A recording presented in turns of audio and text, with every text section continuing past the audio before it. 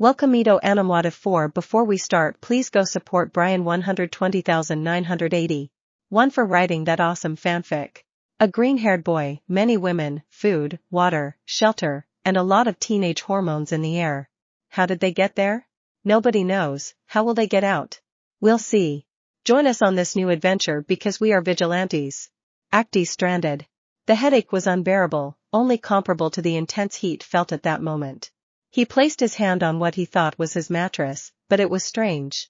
It felt grainy and warm, surprisingly warm. The boy opened his eyes slightly, finding a remarkably large crustacean approaching his face. Midoriya, spider. The boy shouted as he stood up as fast as a breeze. As soon as she turned her head she realized she wasn't in her bedroom. Nor did she even seem to be at the UA, she was on a beach. And to make matters worse, he was completely naked, revealing the boy's body as it was on the day he was born. Midoriya, Wermi, how did I get here? The boy looked around quickly, trying to find some sign of where he might be. But there was nothing but sea and sand. Midoriya, I don't remember anything. The boy saw a nearby forest not far away within the island. Staying on the beach wasn't an option, there was no guarantee that a ship would pass by. He needed to get food and drinking water, so the safest thing to do was to venture into the jungle. Midoriya, okay, the boy said to himself, taking a breath and walking straight into the unknown forest. Some time had passed since the boy entered, his surroundings were curious. The tree trunks were thick but a soft color, their sizes immense, and the air around him grew cooler the further he walked. It wasn't long before he found a large lake where the water came from a large rocky hill. The water was crystal blue and there were some plants nearby. It seemed as if the boy had found Eden, for everything was beautiful, surreal beauty. The boy quickly picked up a nearby apple and was about to take a bite when a stupid thought stopped him. Midoriya, better an orange. The first time someone ate an apple they were expelled. With this thought the boy took the fruit from the opposite side and tasted it. Its flavor was sweet and fresh. He didn't know how long it would last, but he knew he had to ration his food. Midoriya, okay, I've already eaten something, now where can I sleep? The boy looked up at the top of a tree, noticing that it was actually very tall. Even the nearest branch was about 3 meters away from where he stood. Midoriya, okay, the tree, no. He inspected his surroundings, considering sleeping near the lake, but a hunch came to him.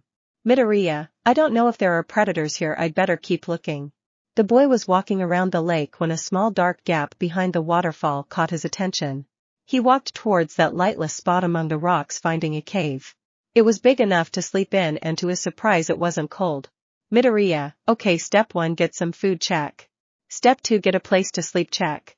Step 3, we'll see what. The sky was getting dark and the boy was gathering some leaves from outside to put on the cave floor and make some mattresses. The boy tried it, but it didn't work at all. Midoriya, I think this is better than nothing. The boy barely managed to sleep for a while when strange sounds woke him up.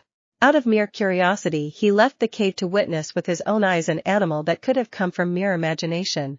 It was a creature with the body of a lion, but its legs were reptilian, its teeth seemed to glow luminous, and its eyes seemed to pierce the darkness of the forest. Midoriya, I think it was a good idea to sleep here. The animal was drinking from the pond in front of the cave and noticed how the water in it shone beautifully like a dream. Midoriya, if I manage to get off this island no one will believe me. A short time later the animal went into the forest and disappeared. Having done this the boy went back to sleep. He would think about what to do during the day. In the mornings the boy continued sleeping uncomfortably, but his sleep did not escape him until the reflection of the sun in his eyes forced him to get up. Midoriya, okay, grown, we have to keep going. The boy left the cave and, taking advantage of the waterfall's water, he took a quick bath, which was unusually refreshing. After getting out of the water the boy headed back to the beach, trying to find more details about how he got there. He arrived at the beach. At first glance there was nothing there. He took a large palm leaf to shield himself from the sun as an umbrella and thus inspect the place. The hot sand on his feet was uncomfortable. It seemed that the coolness of the forest remained only at the edges of the green, because from then on everything seemed to burn. I searched for about an hour but there was nothing, not even his footprints left as evidence of his walk through the place. Dismayed, the boy was already feeling hungry, so he headed back to what he could only call his temporary home. The boy was looking at his home in detail when his stomach growled. Midoriya, I wish I had some bread, at least fruit is good, but it doesn't satisfy my hunger. In his mind the green-haired boy remembered the taste of bread. It seemed as if he hadn't eaten such a food in years. Midoriya, it seems that the rarer it is the better it seems. The boy had to settle for the local fruit and walked for a while. With a palm and a sharp stone the boy made a quick map trying to record the surroundings starting with a possible cave. Midoriya, I should check up above, said the boy looking at some reliefs above the waterfall where he was standing. Circling the cave he encountered a surprise. An 80 degrees inclined climb accompanied by rocks that served both as a staircase and an obstruction. Midoriya, well, I think it's going to hurt tomorrow. The boy step by step and carefully began to climb the hill, which was bigger than it seemed at the foot of the cave. It had been a while since the boy started climbing, so he had to take a breather. Midoriya, well, whatever happens, don't look behind you, don't look behind you. The boy looked and what he saw left him wittied. The island resembled a city covered in vegetation, trees and more rivers and scattered mountains. Midoriya, looks like I'll have to go deeper to explore. Much to the boy's misfortune or curiosity, there seemed to be no one else with him. There were no traces that anyone else had tried to explore the island. As I approached an old tree on the edge of the cliff, I noticed that directly below them all was the lake. Midoriya, I always wanted to know if that video game was true to life. The boy climbed the tree trunk and crouching down reached the top. Midoriya, if I die, well, I'm dead. The boy jumped and quickly began to fall straight into the lake on the hill. With a smile fueled by adrenaline and like an expert swimmer, I bring my hands to the front of my head and enter the water. Midoriya, today was a productive day, he said with a smile. With the help of a stone in her memory, she carved a large map on the cave wall, being as accurate as she could remember. Midoriya, it didn't turn out too bad, did it, guys?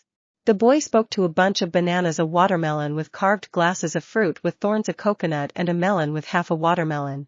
Mimicking his friends Kaminari, Ida, Bakuga, Uraraka, and Todoroki. Midoriya, yep, I'm still saying, well, good night, guys, don't get too close or I might accidentally eat one of you. Clearly none of the fruits did anything, but the boy was calm, remembering his friends. Izawa, alright, today we're going to have a more orthodox class. Lita, what kind of session will it be today? Izawa say. Izawa, we're going to help the support tool students test their inventions. Class AYSSSS. Mina, I want to see what they designed, it'll be great. Uraraka, I'll say. Midoriya, help tutoring, oh no. Izawa, oh yes. The boy woke up after the sun hit his face again. Midoriya, I think it's time. The boy stretched out and with the help of a fallen log began to perform strength exercises. If she was going to stay there, she couldn't let her trained body wither away. Using some wood, I create a practical spear for catching fish. Midoriya, time to fish. The boy went back to the beach feeling that watching those strange survival series had finally been useful. And that he couldn't survive on fruit alone. He needed protein from animal sources. At the end of his time outside, he caught a large amount of fish, but now he had a problem: the fire. Along with 2 wooden sticks and dried leaves, he began rubbing them together, trying to create a flame. Midoriya, it's going to be harder than I thought. Finally, after half an hour, he gave up. Midoriya, I can't believe I'm going to waste so much fish. The boy was discouraged, but he didn't know that something was watching him from the bushes. Midoriya, since he said, disappointed by his ending. The boy picked up the group of fish and was about to take them somewhere before they started to stink. But a large dog stopped him. Midoriya, ohha, stay cute, dog. The boy tried to activate the potential of One for All, but neither the black whip nor the quirk of any of the other wielders reacted. The dog was curiously similar to the lion from a few nights ago. Its teeth were blue and sharp as needles. Its eyes were dark red. Its fur was dry, even covered with some blood, and its claws were black. The boy took the group of fish and threw it away with what little he could gather and use from the OFA. The dog chased them and the boy took the opportunity to get away and grab his makeshift spear. The dog saw this but didn't care in the slightest. It simply took the fish in its mouth and left. Midoriya, size, that was close, I guess fruit will be again. The boy was bored of eating fruit morning, noon, and night, but given his options he had to settle. Midoriya, how many times have I eaten the same thing? The boy thought about this for a few moments, more with frustration than as something serious, but after formulating and analyzing it he looked at the tree in surprise. Midoriya, how did they grow up so fast?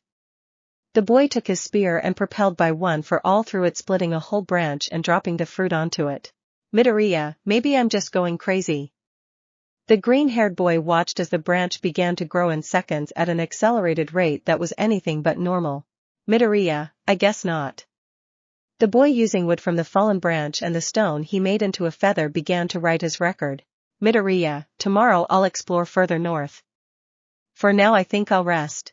This time the boy took some palm leaves and used them as a blanket, which served partially until the itching led him to throw them away so he could sleep. Again the same sound that had woken him the night before. The lion had returned, and as if it were a routine it drank water from the lake, laid down for a while and then left. It didn't cause any further disturbances in the surrounding area. It simply went for water and disappeared. The boy carefully began to draw the beast, its mane, its build and its distinctive features. He didn't know if it was the same creature. He wasn't certain it was the only one of its kind, but he also didn't want to investigate it in its current state. The next morning the boy took some fruit and his branch spear and ventured into the northern part of the island. Despite being a lover of walks, the one he was doing was the longest he could remember doing. He had no idea how far he had walked, but he hadn't found anything. The next half hour passed like this, a walk without a specific destination. His stomach told him it was lunchtime, and taking some pieces of watermelon from a palm leaf he had fashioned into a lunchbox, the boy sat down on a log to eat it. The boy looked at the forest more carefully, noticing that on that side the trunks were smaller and their canopies were less tall. The boy wrote this down in his makeshift notebook while muttering, "Midoriya, it seems the island has an environmental or biological difference. The aesthetics don't even match those of the cave."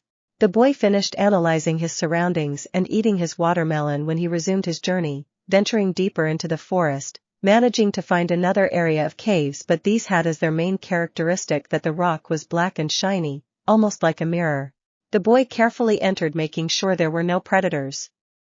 He walked through it for a while. Curiously, it wasn't very obstructed and the hole seemed to expand as he went further. Just as he thought about turning back, a distant glow made him follow it. Little by little the light grew larger, and when he reached the source he found a large field of what appeared to be wheat. "Midoriya, I don't remember seeing this from the mountain." The boy noted down the entire plain, but he couldn't really remember any indication that this large field was there. It seemed to have been created out of nowhere. But she wasn't going to waste that information. Taking note of the place and with the help of the leaves she was carrying, she picked a few wheat plants and took them back to her home. The boy kept thinking about how the island worked. He hadn't even been there a week. He had already seen the island from the air once, but in less than 3 days its formation had changed, including the appearance of trees and vegetation. The boy was thinking this when he got home. He wasn't an expert on vegetation, but he could sense that the wheat plants felt strange, softer than he would have thought. If he wanted to get some bread, he already had one of the materials. He just needed eggs and fire, but he hadn't either. The boy was already starting to feel sleepy and thought it would be best to sleep and explore the rest tomorrow. To their surprise, the night felt colder, as if someone had abruptly lowered the temperature from one night to the next. The strangest thing for him was that he didn't see the animal from the ancient nights go to the lake. Could exploring the island have affected something? Anyway, the boy didn't want to find out and tried to sleep instead. The boy carried his wooden spear and leaves again to carry wheat. He walked with the aim of exploring beyond the wheat fields and on the return journey taking more of it. Before he even reached the cave from before, something sticky attached itself to his foot. "Midoriya, EAWWW, what this?" The boy looked down and saw that it was amber coming out of a tree. The anchor didn't last long when an idea crossed his mind. Using one of the palms he made a hole in it the size of his head, and by manipulating other leaves, he created a hat by hand to protect himself from the sun without needing to use his hands. "Midoriya, well, for being handmade it didn't turn out too bad," the boy said, proud of himself. The boy was coming out the other end of the cave when something in the fields caught his attention. It was a black stain that seemed to move in time with the wheat as the wind blew. "Midoriya, is it a person?" The boy approached cautiously. He didn't know if the island was secretly inhabited or something similar. But the first thing he would do was approach peacefully. The boy was about 100 meters away from the individual, managing to see that he was slightly taller than him. But it was strange. He seemed to be analyzing the place as if he didn't understand what was happening either. The boy approached carefully and when he was only 5 meters away, spoke aloud. "Midoriya hello." The long-haired individual turned around much to the boy's surprise. And he realized it was a woman. He knew her as she was his class vice president Momo Yayarozu. "Momo and my Diarao, Midoriya Yayarozu USAN, Act II Company." The boy was punched in the face by the dark-haired girl in front of him. "Midoriya, I'm sorry. The girl was preparing another rubber ball when it stopped. "Momo, I'd throw another one at you. Yes, it wouldn't be good to actually see you. Midoriya H. The boy didn't dare to look at anything, only feeling the girl's skin pressed against his. Even though he couldn't see anything, he could clearly identify how the girl's breasts were pressed against him. And how she was wrapping her arms around him in a hug. Midoriya went from a nervous state to having such a bright red complexion that a ripe tomato would be envious. Midoriya, Yaoyorozu, it's good to see you too, but do you think you could? The boy tried to do whatever it took to keep his impulses from waking someone else, because then he would truly be dead. The black-haired girl realized what she was doing with the boy and separated from him. Midoriya, do you think you could create some clothes? I don't know what happened to mine, I just woke up like this. Momo, you too. Midoriya, yes, I woke up on the beach and nothing, I don't remember anything. Momo, regarding clothing. The boy tried to look away, not wanting to seem like a pervert and just wanting to listen to his friend. Momo, Midoriya sighs, I think avoiding the obvious will be pointless. The boy understood what she meant, so even with his heartache and his nerves on edge, he turned his head, seeing his rich friend completely naked and not by choice. The boy couldn't help it, but the instant he looked at his friend, her front end caught all his attention. Momo understood that this was going to be his first reaction, so that seconds later he would quickly look at her face. She couldn't accuse him either since every time he looked away she would steal a glance at his crotch and what he was hiding. Momo, well, this is it. The girl extended her hand and from her skin a t-shirt began to form. Everything was going well until, upon being cut from her body, the shirt unraveled in seconds until it was just a group of threads on the floor. Momo, I don't know why, but anything made of clothing falls apart in seconds. I can create things from other materials, but not clothes. Midoriya, and how long have you been here? Momo, I think it's been 3 days. Midoriya, and where have you been? Momo, well, when I woke up I was in the middle of the forest, and when it got dark I slept on whatever I could find. Luckily, pillows and sheets still fall into the no clothes category. Midoriya, and you haven't encountered anything strange? Momo, no, well, I only heard noises coming from deep in the forest, but nothing else. Midoriya, and you were blowing up the rest of the island all this time? Momo, yes, why where were you? Midoriya? Actually, I think you should see it. You'll like it, of course, if you want to come with me. Black Beauty smiled at her friend's suggestion and nodded. The boy took some corn from the field and carried it. The raven-haired girl followed him closely, determined not to lose him along the way.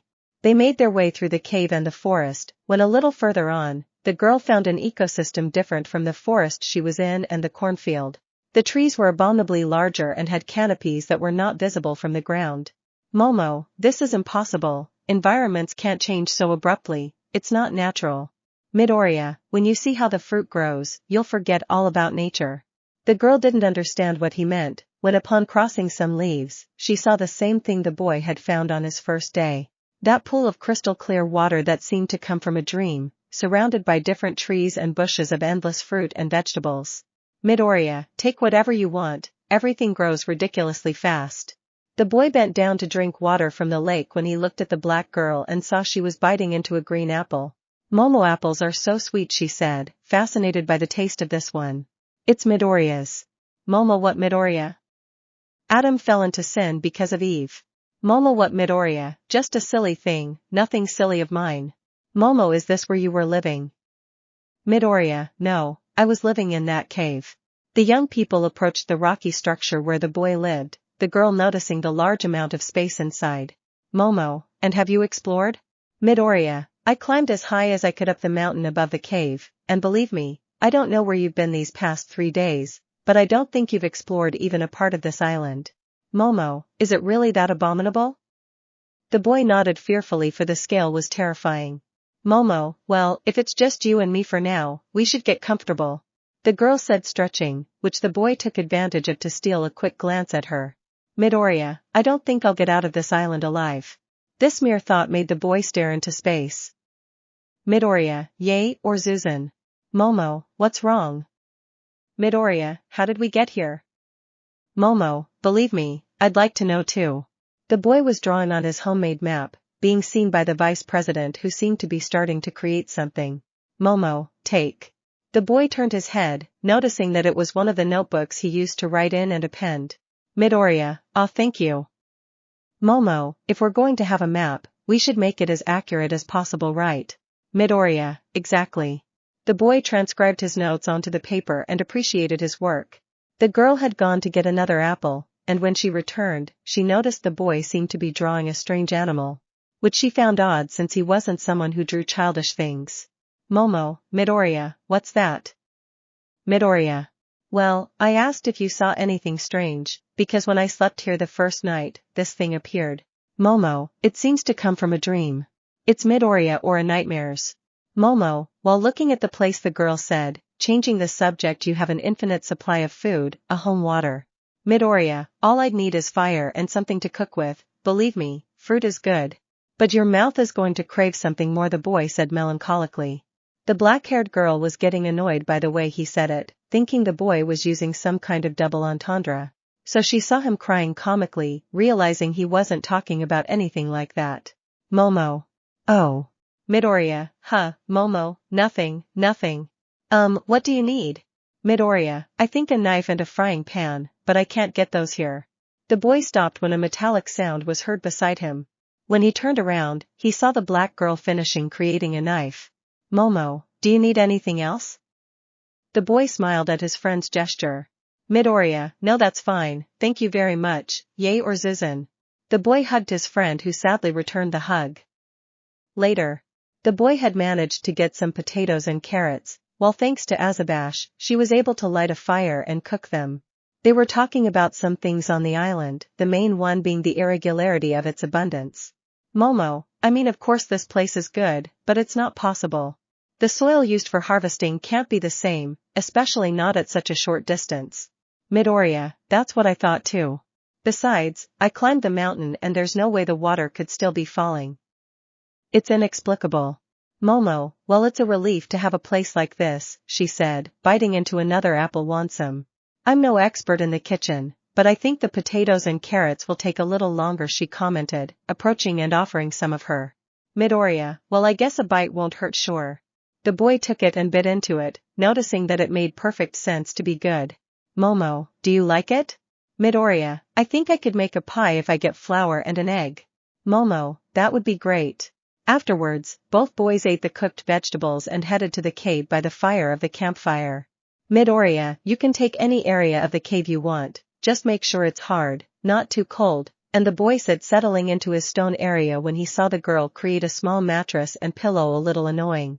Momo, if you want, you can sleep with me, said the raven-haired girl, hitting the side of the mattress where there was an extra pillow.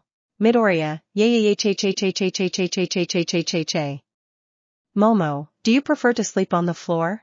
The boy didn't answer as the floor option wasn't the most comfortable. Momo, besides, nobody's going to find out about this. The boy, blushing furiously, approached Shilly and laid down on the mattress, letting his head fall onto the white pillow. Midoriya, sighs. Momo, better, Midoriya, yes. Momo, good night, Midoriya-kuns. Midoriya, good night, Mamamazens. As if under some hypnotic effect, the boy fell asleep in a few seconds, leaving the black-haired girl to think about the last thing. Momo, my name is Momo, hee. How cute. The raven-haired girl gave the boy's physique one last look and then settled down to sleep. Loya? Aizawa, let's all go walk, don't fall behind. Jiro, I can't wait to see what they have to create. Kirishima, I hope to see great things. Bakugo, are there a bunch of nerds? I don't know why that idiot Deku didn't enroll here, then I wouldn't have to see him every day of the year. Midoriya, well, as long as I don't see Hatsum, everything will be fine. Hatsum, hello, Midoriya Awa. Hatsum, you're here, what do you need today? Jet boots, rocket backpacks, anti-gravity shooting laser, you know I'm capable of anything, the girl said, giving the green-haired boy a thumbs. Midoriya, Aizawa, hold on a second, Hatsum, you're not here today to ask for improvements. Hatsum, Momo, yes, we are here to help you. Hatsum, oh, well then, come on, there's a lot to do. The boys walked through the warehouse that was used for engineering, noticing the wide variety of objects that the students created. Hatsum, which of you have strength-enhancing gifts? Lita, Shaoji, Sato, and Kirishima are good at weight. Hatsum, let's see, they'll work as guinea pigs. Sato, Wades, Shaoji, bunnies. Instantly other engineering members placed devices on the arms and ankles of the young heroes who barely felt them. The pink-haired girl in front of them received a device that, when activated, instantly forced the young students to exert force. Kirishima, JH, what is this? Hatsum, these are smart weight bands created by some comrades for heroic exercise. Right now they're holding 30 kilos, very good, everyone else follow me. The classic group left their friends to the mercy of the weightlifting as they continued on. Each one taken to work with different students, leaving Mina, Midoriya, and Tsuyu with the pink-haired girl. Midoriya, and what do you do for a living? Hatsum, Essen. Hatsum, well, I work on something different, appreciate it. The girl pulled back a sheet revealing a machine that covered an entire wall. Mina, what is it? Hatsum, it's an invention under testing, I call it Simulator H, it allows you to create any scenario as long as the coordinates are set on the board. Tsuyu, how does it work? Kairo. Smai, well, the night was going well, it wasn't cold, so covering herself with the sheets was an option. Asabash was calmly staring at the ceiling trying to remember anything when a noise outside startled her. Momo, Midoriya, the raven-haired girl, called to her friend, trying to find support in him but to no avail. She looked at him and he seemed completely asleep. With fear and a little courage, the girl approached the edge of the cave, encountering the animal that the boy had drawn in his notebook. It was exactly like that beast.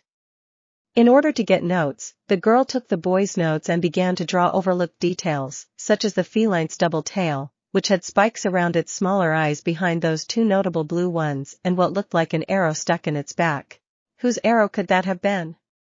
I didn't want to find out, nor its very likely destination. The animal didn't notice the girl's presence, it simply did what it had done before, it approached the lake, drank some water, and left. The girl returned to the mattress where the green-haired boy was lying down on it. Finally, the boy seemed to wake up from the movement. Midoriya, Yayarozusen, what's happening? Momo, I was talking to you and you weren't listening, that thing. The girl could no longer complain when a hellish noise was heard outside. Quickly, the boy got up with his improvised spear and peered out of the cave. The scene was shocking. The beast they had witnessed was face to face with what appeared to be a bear, but it was monstrously larger, possessing 3 pairs of feet and a set of teeth that seemed to cut through bones as if they were in the back of the cave. The boy was hoping to watch the fight, but at the girl's request he had to give up. Momo, Midoriya, come on, we have to go back. Isukun, please. The boy turned to look at her and she was clearly frightened by the appearance of those beasts because it was nothing like what one would think possible. The boy agreed, provided his friend calmed down. They lay down on the bed and by pure instinct the girl hugged the boy from behind. He couldn't refuse because he could feel how through that hug the girl continued to tremble.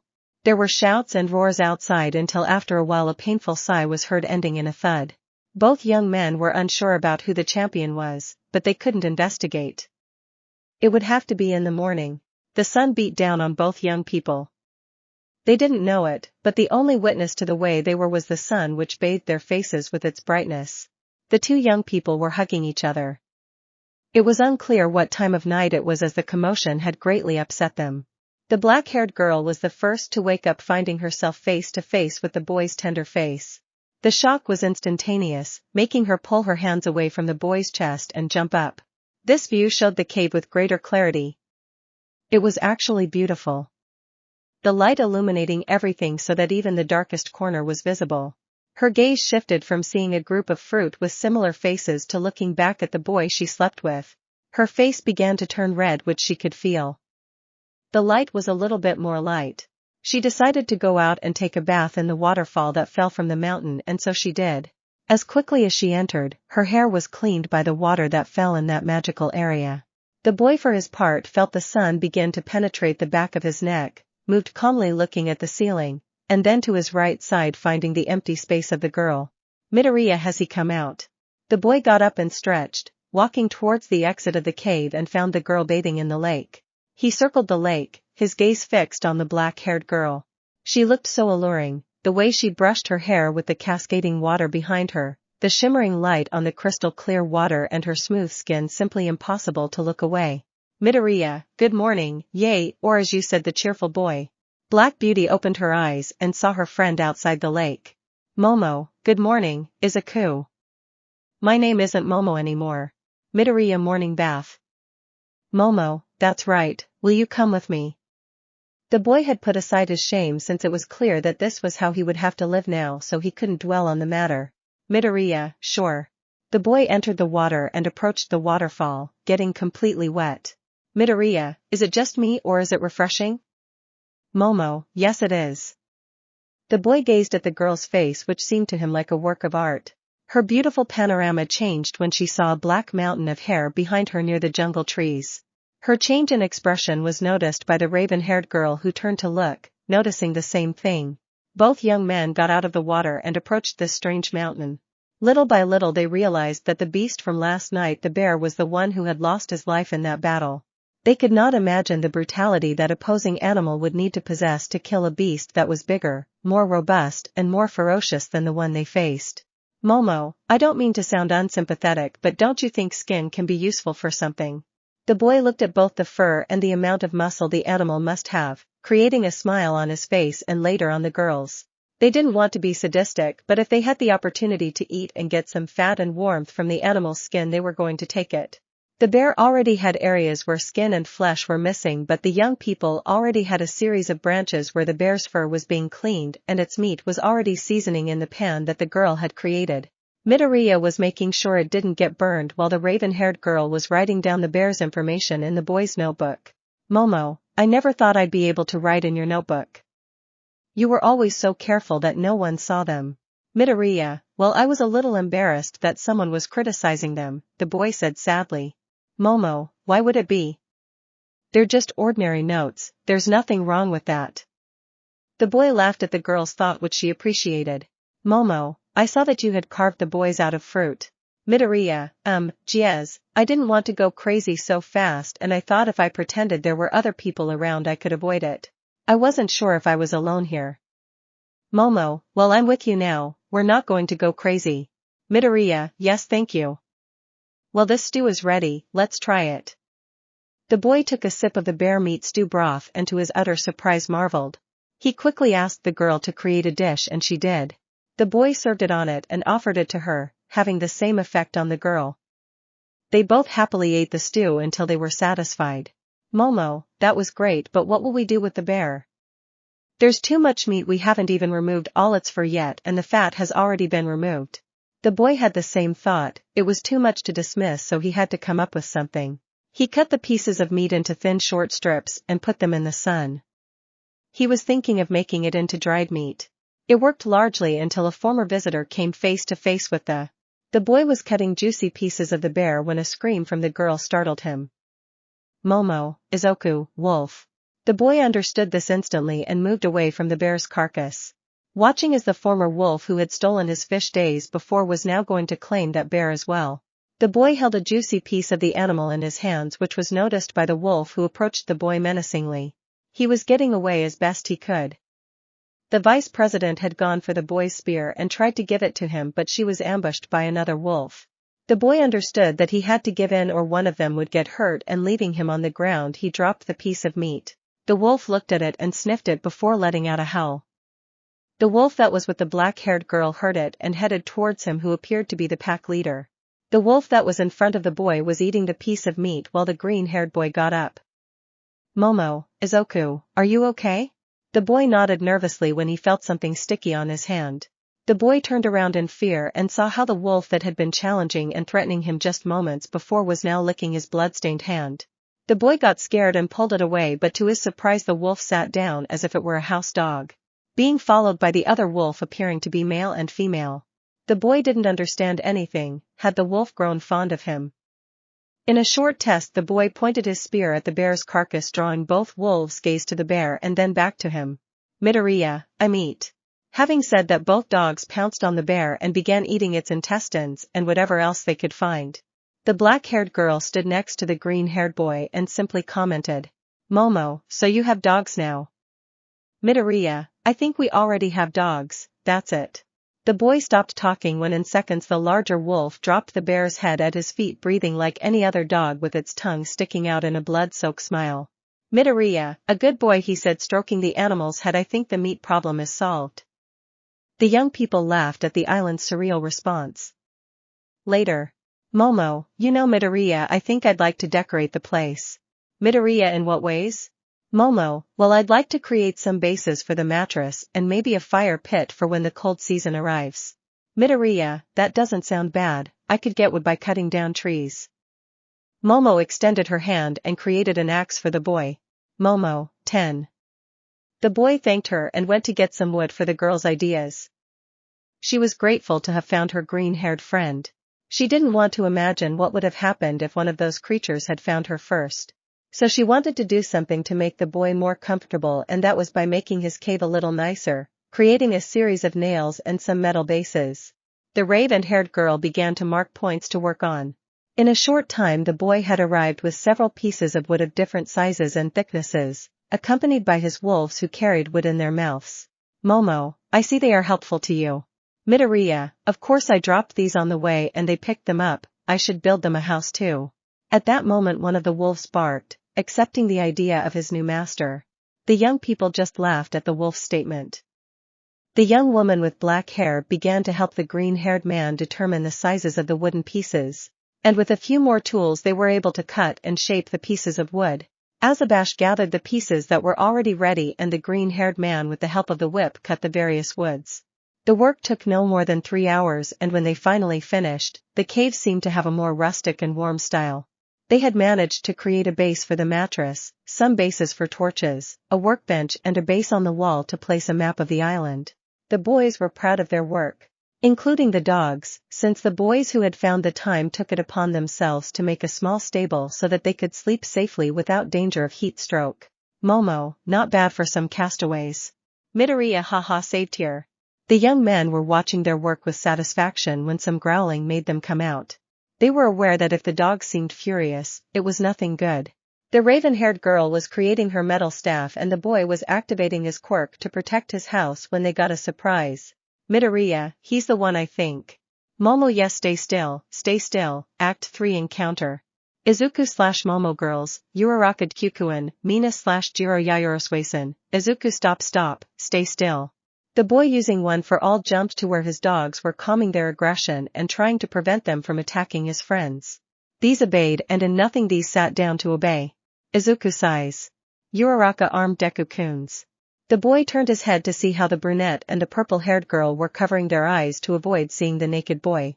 Jiro, you'd better put something on before you regret going out like that, the girl said, pointing her connections at the boy. Izuku, Kyo-kasan, I wish I did, but. Mina, Midori, I thought you were the shyest in the class, but if you've done anything with Yaya Momo. Momo finally intervened to calm the situation.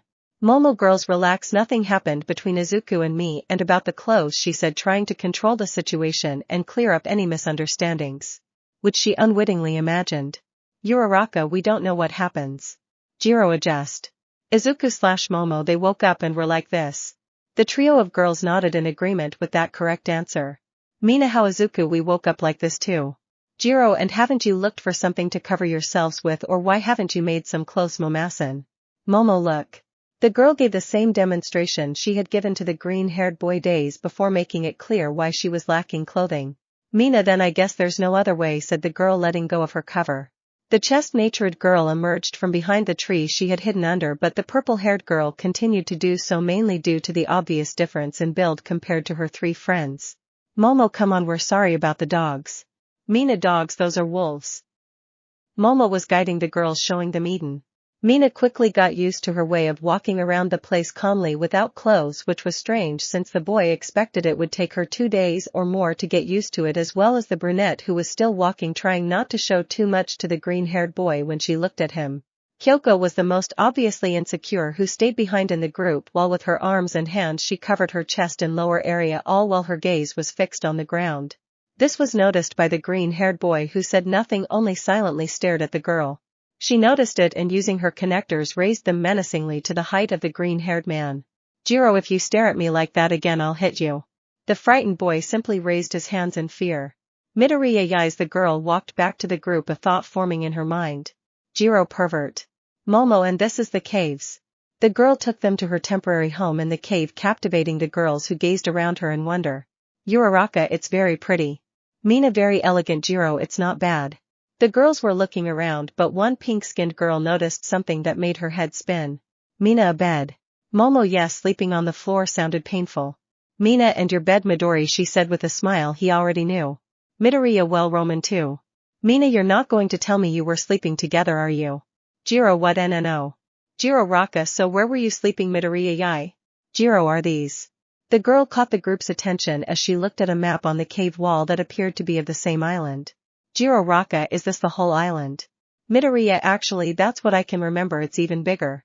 Mina, so we're lost here. Momo, we don't know how we got here, but while we wait for someone to come for us we've settled in this cave. Midoriya, and we decided to make it a little more habitable. Mina, I think we should look for somewhere to sleep. Jiro, yes, do you know if there are more caves nearby? Momo, what do you mean they can live with us in the cave? Jiro, Raka, the girls' reactions were of surprise as they hadn't expected to be invited so easily, but more than anything they couldn't bear the thought of sleeping naked in the boys' house. Midoriya, they can live here, we just need to build some more bases. Momo, or could we make bunk beds? Midoriya, and 2 people. The young people had already entered their minds to create the plans and work. Jiro, Raka, guys, Momo, get comfortable, eat some fruit and we'll install them in a moment. The girls, having no other option, knowing the passion that the green-haired boy and the raven-haired girl put into their work, decided to accept their kindness and went out to eat some fruit. Mina, you know what, this place doesn't look so bad. Jiro, yes, I thought that. Just as quickly as her face changed from happy to disgusted, she saw a bear's head next to her foot. She jumped up and ran after her pink friend, who had a cold look on her face. Jiro, Raka, I don't think it's that sweet. Momo, oh, I'm sorry, I didn't tell you, but it's best if you stay with us because of the dangers of the forest. Mina, I thought your wolves were the danger here. Momo, no, the girl led them back to the cave, explaining what had happened the night before and taking them to their new beds. Mina, time to try them out. The girl threw herself onto the mat, letting out a sigh of pleasure. Mina, I feel like I'm hugging a soft marshmallow. Jiro, they're not bad at all. Mama Chin, Uraraka, soft. The green-haired boy smiled at the approval of his friends for his quick work. Momo, girls, I don't mean to sound mean, but... The girls looked over to where the boy was standing, listening to what he had to say. Momo, we need your help to explore the island or to modernize Eden. Midoriya, have you named it yet? Momo, would you prefer I call it Izuku's house and where the rest of us girls live? Midoriya, you're wrong, it will be called Eden then. Momo, we need your help with some things. The girls smiled at the request, which they saw as a fair and well-deserved favor. Jiroroka, well, if you'll allow us to stay here for as long as it takes. Mina, I think that sounds fair enough. Jiro, what do you need our help with? The green-haired boy and the raven-haired girl smiled at their friend's clear acceptance. Midoriya, tomorrow we'll see what we can start doing, meanwhile we need to rest, the boy said, lying down in a hammock. Momo, when did you do a? Midoriya, when I was building the girls' beds I had some leftover material and created this. Mina, well, good night girls. Good night Muscles, the girl said cheerfully, taking over the top bunk. Momo, good evening Ashidasen. Jiroroka, rest Mina Chin. Gyropiece, Midoriya, hello, wait, and Muscles. Afterwards the rest of the girls settled into their beds and the boy readied his spear for any suspicious movement from outside. Midoriya, and does it work? Well, it has some flaws, but there's no triumph without sacrifice. Mina, and what do you need? Midoriya, I need your help carrying some cryogenic tubes, they're overheating badly, come on. The group had left, but a suspicious duo approached the machine. Manta, did you hear that? Kaminari. The kind of atmosphere you want to imagine, can you believe it? Kaminari, we could make the girls part of our harem and they wouldn't be able to refuse. Manta, make sure no one comes. The blonde boy had stood guard, ensuring that no one would notice his intrusion, while the gray-haired boy had managed to get his hands on the machine's options panel. Training base, uninvited island risks, hell beasts. Manta, I don't know what that means. Specify parameters. Manta, I do know that. The night had come to an end, and to the surprise of some girls the sleep had been pleasant. To the girls' greatest surprise, however, they saw how their friend got up early, and even though the moon hadn't set he was already lifting a bunch of rocks and doing strength exercises. Momo, I hope she'd calm down a bit once I was no longer at UA. You're a rocker, but it seems she only got more motivated. Mina, well, he has to maintain his muscles somehow. Jiro, and what's with you calling him that now? The boy listened to everything his friends were saying, only able to mistake his embarrassment for his shortness of breath from not breathing due to the effort he put into his exercises. After finishing his workout and then feeding his wolves, the boy headed to the lake to take a bath so he wouldn't smell bad for the rest of the day. The group of girls watched their friend take a shower without the willpower to look away. The raven-haired girl didn't look back, not even to see her friends, and simply walked towards the green-haired boy entering the water to take a morning shower with him. The girls couldn't understand how their rich friend could make such an easy decision without panicking. The raven-haired girl approached the green-haired boy who was carving one of his arms. The boy was distracted when he felt something on his head, recognizing that they were fingers which were moving carefully through his hair. "Momo, I thought some help wouldn't hurt." Midoriya smiled at the gesture, having to turn his head away and hide his embarrassment that an attractive girl was helping him in the shower. "Uraraka, say okay." The chestnut tree said this, then descended the cave slope to reach the water's edge. She dipped her hand into the crystal clear liquid, noticing that the water there was just the right temperature for her. It seemed like magic. "Momo, go ahead, acha Kachin." Midoriya, water is refreshing. Step by step he waded into the water until it reached his shoulders. The girl's look of anticipation was indescribable. She herself felt as if she were going to melt in there. "Mina Geronimo." The scream was heard as the pink-haired girl leaped from the mouth of the cave into the water where her friends were. "Mina, would you this feels good," she said, floating in the water. "Momo, let's go Kaya Kachin." Mina comments. "Uraraka, it feels great." The girl, somewhat hesitant, walked to the edge of the lake and tasted the water. The girl watched as her friends enjoyed the oasis and its beauty when her gaze fell on the green-haired boy who was being splashed by the pink-haired girl. Her eyes couldn't help but wander over every inch of him, noticing every tiny detail of the water on his muscles and how it flowed back into the vast liquid environment they were in. The girl could feel her face rising in heat when she only had one option. He plunged violently into the water to cool his fever and came out as quickly as he could when he ran out of air. "Momo/Uraraka/Mina Kyo Kachin." Jiru takes a breath. "I am fine." Midoriya acha hacha. Those present burst into laughter at that action, along with Kaya Kachin, who soon began to laugh at her own embarrassing act. The boy continued what he was doing when a somewhat trembling voice tinged with embarrassment made him turn around. "Uraraka de Deku-kun, could you help me with my back?" The boy, with some effort and praying to whatever deity was watching, approached and with all the respect he could muster helped his best friend, who was breathing as best she could to avoid running away. "Mina, hey muscles, will you help me too?" The boy didn't know when the pink-skinned girl started calling him by that nickname, much less why she was asking him for help with something like that. The boy was already imagining any divine name to ask for help and avoid falling into evil. The girl enjoyed how the boy ran his hands down her back, feeling a sense of relief as if it were a private massage. The only witnesses to that surreal sight were the wolves, who watched them stoically out of the water. Little by little the girls came out and dried themselves with towels that Azabash had made, leaving only the green-haired boy as the last to come out. Midoriya, sorry for the delay girls. Now the division of tasks. Girls, yes, the boy made some notes in his notebook about things that might be missing with help from Momo, who also contributed ideas to the list. "Momo, good." Midoriya, okay, these will be the tasks: secure the cave's boundaries, explore the island, create a place to store materials, identify paths, brainstorm ideas for a second safe zone. Any questions? Momo, I think we should have 3 for today. Midoriya, yeah, I think I overdid it with the homework. Jiru, I can go explore the island. Midoriya, thanks Kyoka, but that should be a 2-person job. Momo, can I accompany Kaya Kachin? Midoriya, okay, here you go. The boy handed the girl a notebook along with the pens. Momo will be back before nightfall. Jiru, if that doesn't work, we'll set fire to a tree or something to get their attention. Midoriya, if anything happens, I'll come for you quickly. The boy smiled at the coordination and with an improvised spear set off to explore the island's territories. Midoriya, okay now. Mina, Achaka-chin, and I can secure the area around Eden. Midoriya, okay now, I'll do the storage with their tasks divided. The young people got to work. The green-haired one, with the help of the tools given to him by Asabash, carved some logs. When it was all over, the boy had managed to make a small hut which he turned into a roof using mud and some palm leaves, and then covered it with more wood to give it more strength. When he finished, the boy saw his work, which turned out quite well. He had used the leftover wood and some stones that could be used for other purposes. The satisfied boy went to check on his friends Mina and Uraraka. Midoriya, hey girls, how's it going? Mina, Midori, well, let's walk around for a while to see the area. Uraraka, and we decided to build at the edge of the fruit trees. Midoriya, hey, that sounds good, so what's the problem? Mina, well, we don't know what to use to build the walls. Uraraka, do you have any ideas? Midoriya, well, we could use wood, but that requires cutting down more trees. Uraraka, what about using stones?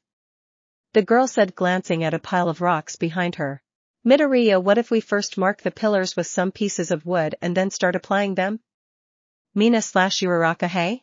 The young men stepped aside and began placing wooden stakes in the ground to mark the points where the boundary angles would meet all the way to Eden. Having done this, the young men went off to collect the stones they would need. Imagine their surprise when upon returning to the boundaries they found several vines already covering the wooden planks along with a large amount of earth and stone that served as fill. Mina. Midoriya, believe me, the island is usually very convenient. Uraraka, bless you. The young people, surprised but grateful for their savings, simply stretched out to return to their paradise oasis. While the boy using the black whip carried the pile of stones they had collected, he headed to the warehouse and placed them there while his friends went back to the cave. The green-haired boy clapped his hands to clean the mud when, after taking a few steps outside the warehouse, he was stopped by two giant hands that lifted him up. Kendo, still the orange-haired girl, said originally with a serious and alert expression, but quickly shifting to one of surprise and finally embarrassment. The green-haired boy also couldn't help but become extremely nervous, as he had several reasons. The girl in front of him, as expected, was naked. The girl in front of him was using her hands to hold him even though he was also naked. And as if that weren't enough for the young man, the redhead wasn't the only one present, since trying to avoid eye contact he found that there were other visitors. These being two green-haired girls, a small brunette, a white-haired girl next to a serene raven-haired girl, and a blonde. Setsuna, hey, isn't that the suicidal boy from class Ibara if it's him? Kendo M. Midoriya, what are you doing here, Setsuna, and also why don't you have any men's clothes? The green-haired man turned his head, looking back at the forest to calm his nerves. Midoriya was a bundle of nerves. The reasons for his lack of clothes were obvious, but the mere fact of seeing a different girl he barely knew completely naked in front of him made it clear that his nervousness was drawn. The redhead was justified. That and the clearly threatening faces demanding an explanation. Kamori Ibara, I thought you'd be more upset about the lack of clothes. Ibara, our original parents were in a place similar to this a long time ago. Now I can't help but understand its beauty. Yui, or you were just an exhibitionist and didn't know what the girl replied, eating a piece of fruit. Ibara, of course not. Pony girls, look what I found. Yeah, the girls turned their heads, watching as the young blonde pointed into a cave. Kendo, see, come on, you'll tell us everything, the girl said with a blush as she simply walked away quickly. Midoriya, breathe, come on, just breathe, damn it, breeze. What? The boy was catching his breath, trying to organize his words and explain the situation when a voice on his shoulder startled him again. Setsuna, wow. The boy turned his face only to see the sharp-toothed girl looking down at the boy's neck. Setsuna, hey, how can you walk around so calmly with that between your legs? She said, teasing the green-haired boy, who became nervous again. The boy was about to turn around when hands on his chest stopped him. Hands that did not hesitate to inspect the boy's body. Setsuna, dude, you're really well built. How come nobody's jumped on you? The green-haired boy was clearly reaching his limit when some vines held the floating head of the toothy creature along with his hands and the rest of his body. Abra, excuse her, she doesn't usually think before she acts. Midoriya, yuck. The girl looked the green-haired boy up and down with no reaction other than a very slight blush before he approached and gave her an apple. Abra, here for the trouble. The boy watched as the two green-haired girls walked away towards the cave while all he could hear was the nun scolding her friend. Midoriya, now how do I explain to them that this place is mine? The boy walked to the mouth of the cave, hearing the commotion of the girls he had just found, only to see that inside the cave some of the girls had already taken over the bunk beds and the beds. The green-haired boy didn't want to sound mean, but he had to make it clear that the place had some rules. Midoriya, yuck. With this mere command of sounds, the girls turned to look at the green-haired boy in the doorway, who instantly forgot everything he was going to say. Kendo, is something wrong, Midoriya? Midoriya, well, it's about this place. Kendo, nobody remembers anything. I woke up near a mud lake. Setsuna, I saw a friendly dinosaur. Haha, that was the best. She said, flexing her arms. Midoriya, ha, real dinosaurs. Setsuna, hahs. Midoriya quickly approached the work table, took out his notebook and pen from a drawer and quickly went over to the green-haired girl sitting there to write everything down. Midoriya, tell me everything in detail. Yui, where did you get that from? Midoriya, from my work table. Kamari, you. The 5-foot-tall girl couldn't finish her question when some figures appeared at the cave entrance. Momo Izuku, we're back, you won't believe what. Act 4 Organizations. Kendo Yaoyorozu. Momo K. Yandere.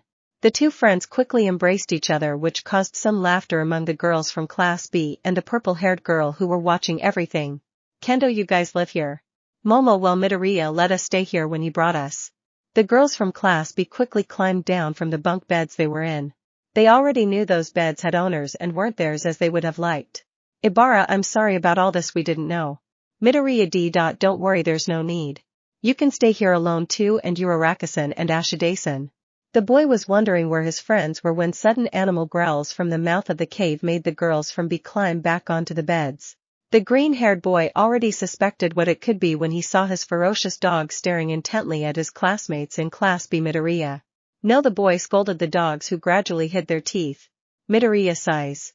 Setsuno, what the hell, pony, holy buck. Kendo, and who are those people?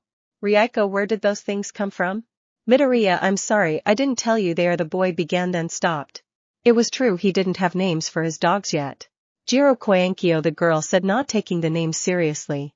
Midoriya, yes, they are the guard dogs of Eden. Jiro, don't make things up, you actually called them that, copyright buddy, he said jokingly. Ibara Eden, Momo, that's what we call this place. Midoriya, and where were you? He said, petting the wolves who only wanted more affection from their master. The boy was yielding to his wolves when the figures of the chest naturite girl and the pink-skinned girl rising in the relief caught his attention. Midoriya, Uraraka-san, Ashide-san, where were you? Uraraka, sorry Deku-kun, it's just. Mina, we stop because of them, she replies pointing at the dogs. Midoriya, did they bother you? Mana, you won't see. About 5 minutes ago. The girls were walking back to the cave when their gaze fell upon a small house a few meters from the lake. Mina, isn't that Izuku's wolf pack? Uraraka, yes, she replied, remembering the fright they caused when they surprised them at their limits. Mina, do you want to go see them, she said with a smile. The pink-skinned girl headed towards the small house accompanied by the brunette, who wasn't so convinced this change when the dogs watched them calmly with the tips of their tongues sticking out, receiving caresses from the alien girl. Mina, all how cute, who are some cute little dogs you are, the girl said with a smile on her face, come on, a Chikachin triad. The girl had doubts, but as soon as one of the wolves touched her hand she forgot all past incidents with them and joined in them. Now Midoriya, so that's why you didn't see the bee girls. Cheaters, he said, grabbing the head of one of his dogs who only barked. Mina, and that's not all, puppy, yes, how cute. Momo, oh yes, we have a surprise to tell you. The green-haired boy left the cave finding an amphibious girl and a girl with hair that changed with the sunlight, both of whom were petting a bunch of small wolf pups. Midoriya Asusan Suyu Kureo, hello Midoriya-kun. Toru, hello Midori. Midoriya, looks like you guys were busy. He said looking at the wolves. Suyu, it seems we weren't the only ones with the clothes dilemma after all, Kureo. Midoriya, nope, and I guess they're all going to stay here. The girls only shed a drop of sweat because of how surreal it all was, while the boy was going to have to go back to work. Kendo, don't worry Midoriya-kun.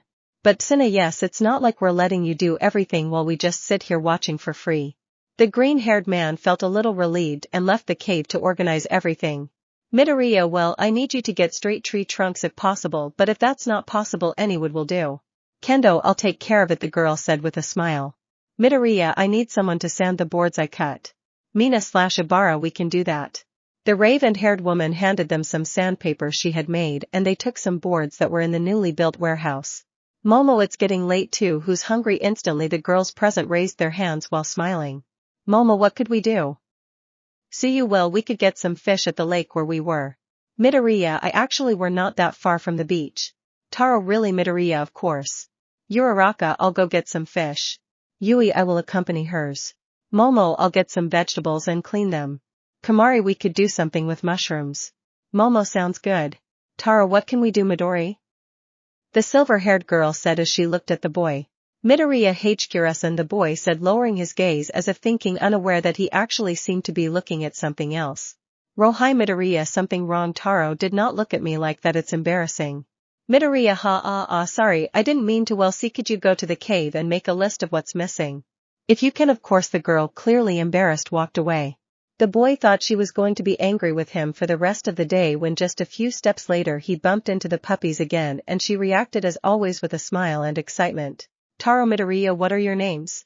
Midoriya, I had no idea, I didn't even know they already had babies. Call them whatever you want. Taro, okay, thanks.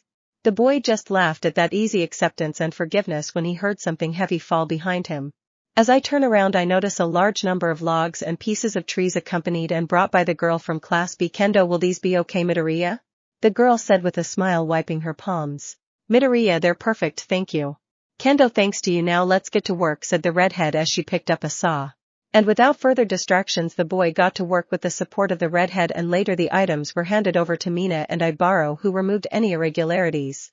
Setsuna began assembling the pieces with a hammer and nails, and Uraraka, who had finished helping Momo, helped them carry the bases to the cave using float. At least 2 hours passed before the young people had finished their work and sat down on the grass in front of the lake. "Kendo, what a day," he said, admiring the sky. "Midoriya, I think I want to sleep," he replied jokingly. "Kendo, you know this place is beautiful, but I'd like to know how we got here." "Midoriya, we'd all like to know, but we're lucky, unlike if we had no food or water source or even our quirks." "Setsuna, friend, don't tempt fate," said the green-haired girl as she laid down next to her orange-haired friend. "Uraraka, do you think anything else is missing?" "Midoriya, Uraraka, I think that's all, now we can rest." "Ibaro, all that's missing are the mattresses." "Midoriya, later on I'll ask Mama-san." The brunette noticed this small word along with the rest of the girls, who instinctively looked at him. "Uraraka, I didn't know they called each other by their names now." "Midoriya, ah well." The boy was barely saved when he saw the raven-haired girl emerge from the cave.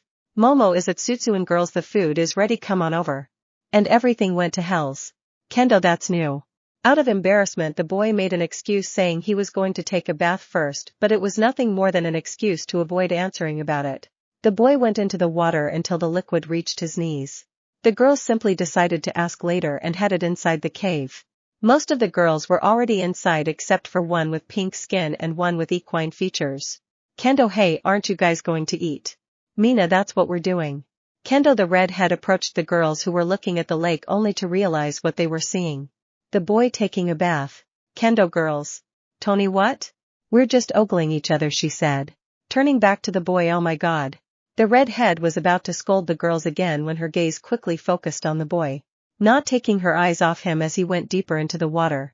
"Kendo, okay," the girl said as she leaned against a nearby rock to focus. Therefore the green-haired boy was just continuing to take his shower when he finally got out of the water and headed towards the cave. The girls noticed this and quickly entered the cave. When the boy arrived he noticed that they were going to be able to get the baby to the house. When the boy arrived he noticed that they were already eating what appeared to be fish skewers. He also noticed that the bases they had made for the beds were already occupied with the same new mattresses and some details on the wood. "Midoriya, it seems they're comfortable now," he said with a smile. "Setsuna, all thanks to a Hishi green-haired guy and his hospitality." The boy decided to skip the Hishi part and simply grabbed a skewer and joined the rest of the girls to eat. Meanwhile the young women who had watched him shower didn't seem to take their eyes off him. Night was falling and all the girls were simply settling in for sleep and chatting about anything and everything. They were discussing topics when the green-haired boy's voice caught their attention. "Midoriya, good night girls, see you tomorrow." "Uraraka, good night Deku-kuns." "Momo, good night Izuku-kuns." "Mina/Setsuna, good night Hishi muscles." "Ibara, sleep with angels." "Kendo girls, good evening friends." Without another word the boy simply settled into his hammock and closed his eyes.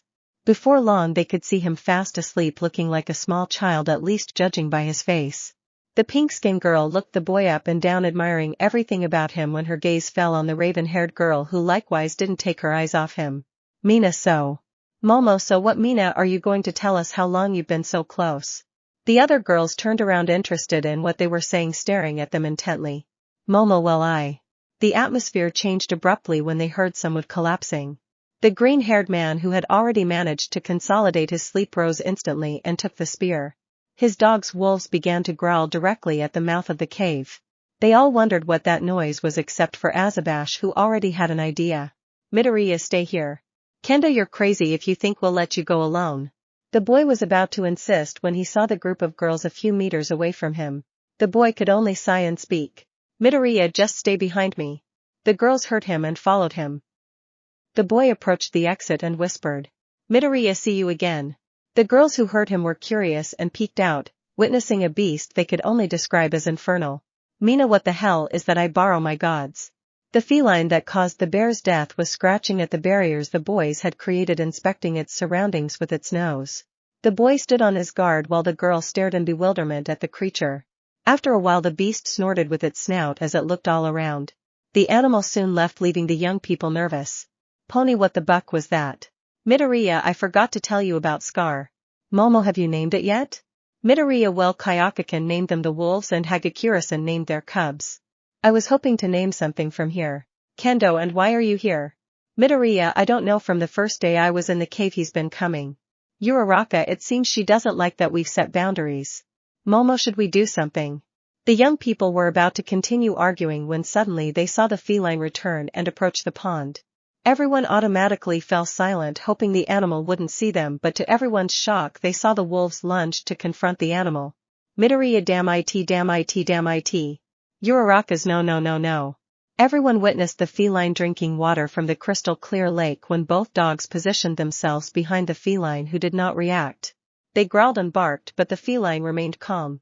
Somehow this terrified the young people, especially the black-haired girl and the green-haired boy who heard about the carnage that animal could cause. Everyone was perplexed to see the feline turn around and look at the dogs. They began to calm down and what seemed like a conversation began. The feline seemed to be letting out roars while moving its head in a peculiar way. The dogs started following him. Somehow it seemed as if the dogs were familiar. Little by little one of the dogs looked at the lake, attentive and beginning to show its teeth, while the larger feline occasionally looked at it with an attentive friend. In an instant his hoarse roars gained power as his spiny tails rose above him. Midoriya, this has to be a joke. As if it were something normal, a beast similar to an iguana came out of the water with its mouth as wide open as it could go, straight to try to devour the feline, who, as fast as the eyes of the young people could see it, dodged the attack and lashed out with its tails while the dogs climbed onto its back and began to bite the reptiles. Setsuna, what kind of damn island are we on? No sooner had they finished speaking than the young men heard an agonizing scream, only to see the reptile again, or rather its deplorable state. The feline was tearing off the last of its neck while the wolves ripped open the animal's stomach, exposing its intestines. Many were terrified by the ferocity of the animals, as they took no time in killing that animal which surpassed them in mass and size. Jiro, I'm grateful those dogs are on our side, I really am, she said, swallowing hard. Mina made too, she said, almost trembling. The green-haired man continued watching as the feline licked the remains of blood and flesh from its snout, then looked in the direction of the dogs, and as if it were in agreement lowered its head slightly and with a simple bite dragged away the lower torso of the dead reptile, while the wolves headed back to the cave with the reptile's head. Some of the girls barely saw them heading towards the mouth of the cave. They went inside to get away while the green-haired boy continued watching them head towards him. As before, they presented him with the head as a sign of victory and expected a reward. Midoriya and nice guys, he said, giving each of them a gentle pat. Suyu, okay, it's official, I prefer hamsters. Momo, with the luck we have I think a hamster would be worse off here. Suyu, don't kill my love for those little things. Kiro. The boy placed his head on the tip of the spear and as best he could tried to ease the tension. Midoriya, so what would you like to do tomorrow, said the boy sitting in the hammock. Kendo, moo, weren't we going to reinforce the barrier? Midoriya, well, we've been working for days now, I guess a day off to relax wouldn't be so bad. Mina, I support the notion of Hishi muscles. Uraraka, we could spend the day walking around the area. Ibara, or we could look for something to have fun with. Jiro, we could explore a little. Pony, they actually sound good. Setsuna, meth, I'm fine with whatever as long as I get to see those muscles in action. I'm in. The boy could only manage a single drop of sweat before lying back down in his hammock. Midoriya, okay, you can think about it and we can do it tomorrow. Good night, girls, good night, Midoriya. The gray-haired boy was clicking on everything that appeared on the screen, understanding some things and others he just clicked on. Why not? The boy was still like that when Kaminari, brother, they're coming. Mina, yes, just let me put our names on. Kaminari, there's no times. The blonde man pulled the boy by the neck, leaving a space on the machine. May, okay, this baby is still in the testing phase, but I need to run a test first. Kaminari, what did you do? Mina, we're going to have a harem. Kaminari, seriously? Manta, yes, and the best part is the machine has options for anything you don't want it to be. I chose an island paradise and more because we'll be able to see the girls in all their glory. Kaminari, you're the best, bro. Manta, cough Hatsum. May, Midoriya, you go first. Both young men were stunned by the girl's quick choice to pick the green-haired boy before them. Kaminari, sorry Hatsum, but we'd like to go first. May, you'll have to put on this suit. Leave your gloves and shoes behind your grate because they're Hatsum brand, but you must wear this baby instead, the girl said, completely ignoring the duel beside her. Mina, don't worry guys, you can go after Midori. Uraraka, and how do you project the simulator fields? May, well, you specify whatever you want on this screen, huh? It already has specifications, I thought I hadn't programmed it.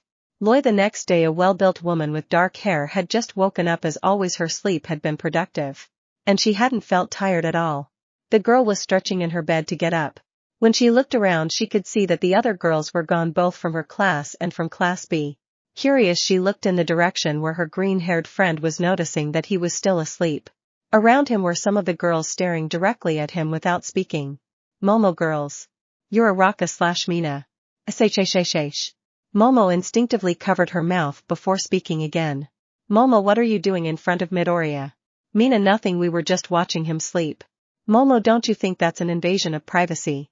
Setsuna, now besides, can you resist this puppy dog face on a man's body? Just looking at him makes me want to. Kendo Setsuna. Mina, I admit that seeing him like this really makes me want to hug him. Momo, I expected that reaction from both of you, but from you two, you're a Kachin and Kendo-san. Uraraka, I'm sorry. Kendo, sorry Momo, but you were still asleep, and I know that without supervision Setsuna can be a bit bold. If I tell her I was planning to come and see him alone, I'm dead. Momo, oh well, thank you. Jiru, what are you doing? The girls jumped at the sound of the voice coming from behind them, causing them to jump a little and wake the boy up. Midoriya, is something wrong? The girls instantly pretended to be doing anything to avoid looking suspicious. Jiru, forget it. Hey Midoriya. Midoriya, yes, Kyle Kachin. He said, getting up from the hammock. Jiru, you have to see this, the girl replied coldly, still covering her body after all. Midoriya, Jansher, I'm coming now. The boy was leaving the cave when he stopped walking. Oh.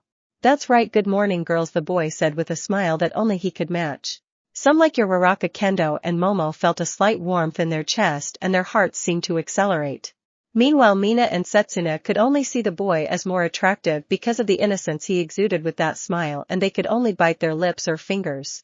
The boy followed the purple-haired girl, who for some reason he didn't understand looked him up and down from time to time. The boy wondered what she saw in him with that look when she interrupted him. Jiru, let me introduce you to our new volleyball court, the girl said calmly, pointing with both hands at the group's new entertainment. Midoriya, awesome, how did you do it? So you, it really was easy. Kiro. Hagakure, we used the piles of bones from last night's animal and made the net with Ibarasen's vines, the girl replied cheerfully. Midoriya, the bones? Jiru, oh yes, about that. The boy wondered what uses they were talking about when he saw the purple-haired girl point behind him, only to see the dogs chewing and gnawing on what had once been the reptile's body. Jiru, the wolves took care of getting rid of our nighttime friend. Midoriya, well, you and we decided to use their bones as posts to try and entertain ourselves for a while. Midoriya, well, did you get a ball yet? Ibara approached, showing how she had managed to form a sphere with a few plants that she thought were plants. Midoriya, how about a game? Jiru, that actually sounds good. Momo, what are you doing? Kendo, something fun seems to be going on. Midoriya, we thought we'd have some fun. Mina, and they don't want to invite us. You're so mean. Muscle said, soon I'm on this guy's team, the girl said, separating her torso to grab the boy by the shoulder. Mina, hey Emmy, to Midoriya, they're so close. WL, organize your teams and we'll begin. Act of the group fun. The boy had waited for his friends to get organized, eventually forming teams of an against B and later mixed teams. Momo, well, I guess everyone here knows the rules. Girls there. Momo, who's drawing? Mina, oh me. The boy was left out acting as referee due to some mistake and thus watched as the girls played even scoring against the opposing group. Mina, Midori, if you support us I could give you a reward, she said, winking at the ball. Midoriya, and ice. Mina, haha, I'm just playing, he'd. The boy noticed this and embarrassed joined in the laughter, at least until he stopped abruptly. The boy opened his eyes and saw her giving him a steady, calm but above all very suspicious look. The boy didn't want to dwell on it, so with a toss in the air he handed over the ball and the second round began. The boy had to participate in the game in one way or another, of course, so as not to stand idly by and watch his friends jump around and run naked. Midoriya, mama, sin, you're out of the go. Momo, oh yes, sorry Midoriya, Ibara, raise the defense. Ibara, right Midoriya. Kyoka, what? The girl asked with a face that seemed to emanate a strange anger. Midoriya didn't notice this and just continued talking to his partner. Midoriya, nice shot, he said, smiling and giving a thumbs. The girl saw it and swore they could see a strange light around it. Ibara, has it always been this pure? What? Gyro, who had reacted violently prematurely thinking the boy was going to say something bad to her, could only manage a slight blush as she played with one of her jacks and thought. Gyro, a beautiful fool. Everything was going well. Wins. Setsuna, Kendo, here it goes. As soon as the green-haired girl threw the vine ball into the air and it hit her palm, everyone felt a slight tremor, then saw a large number of birds flying and a large cloud of smoke rising into the sky. Midoriya, what? The boy couldn't finish speaking when a large smoke-covered object struck him instantly, causing him to fall back to the floor. Girls, izuku, Midoriya, wea Midoriya, aao, the boy groaned in pain. While it seems cornflower is a good explosive haha, some already recognized that voice and others simply turned to look. Momo/Uraraka Hatsu Imiya San Meha Ohai Midoriya House Everything. The girl said, noticing the green-haired boy below her. The green-haired boy, as had become his custom, looked at the girl above him, but he hadn't expected to see her breasts so closely, and although she had gotten close to him twice before, she had never been naked. Midoriya Hha Hatsu Imiya San could you? The girl simply looked the boy up and down to his torso and spoke. May hey, if I'd seen you like this without any clothes on, I would have made you a tighter suit, don't you think? Or wouldn't you like to show off these muscles? The girl said, unabashedly touching the boy's body while she moved on top of him and settled close to his pelvis. Midoriya, calm down, you've already learned to live with them like this, but never with one on top of you. Oh my god, JIOOODI. The girl would not have stopped if it hadn't been for external intervention. Kendo Hatsu Messen, how long have you been here? May HHA, we're here. Momo, really?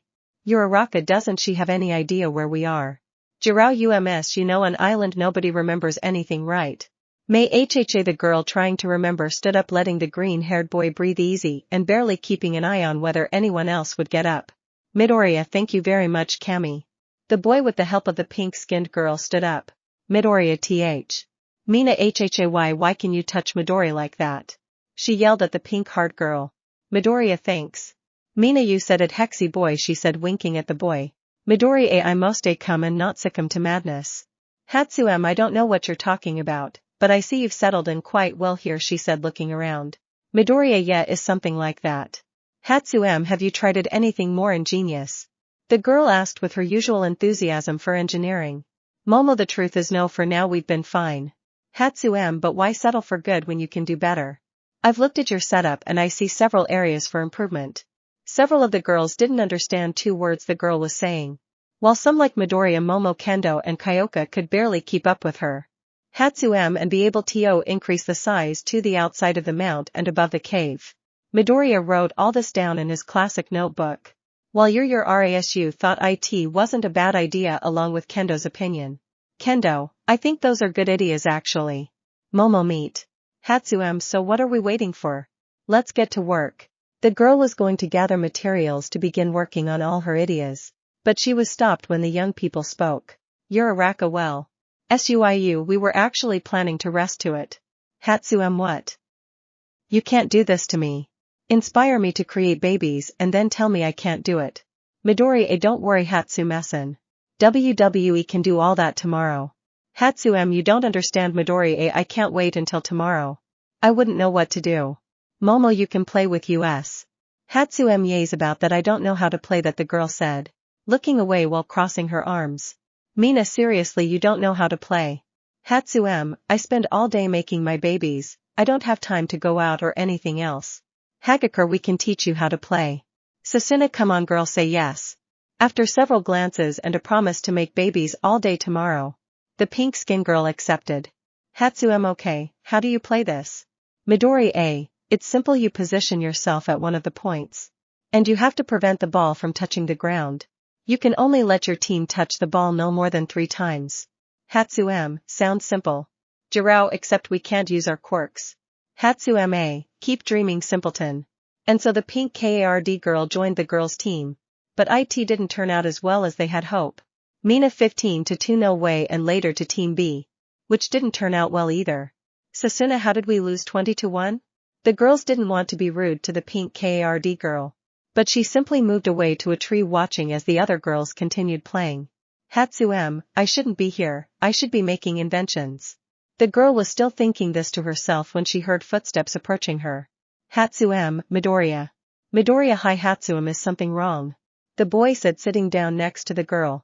Hatsu nothing, it's just I don't think I fit in here. Midoriya, why do you say that? The boy asked, biting into a slice of watermelon. Hatsu isn't it obvious? I can't live like the other girls, I can't even throw a ball, my place is in the repair shop.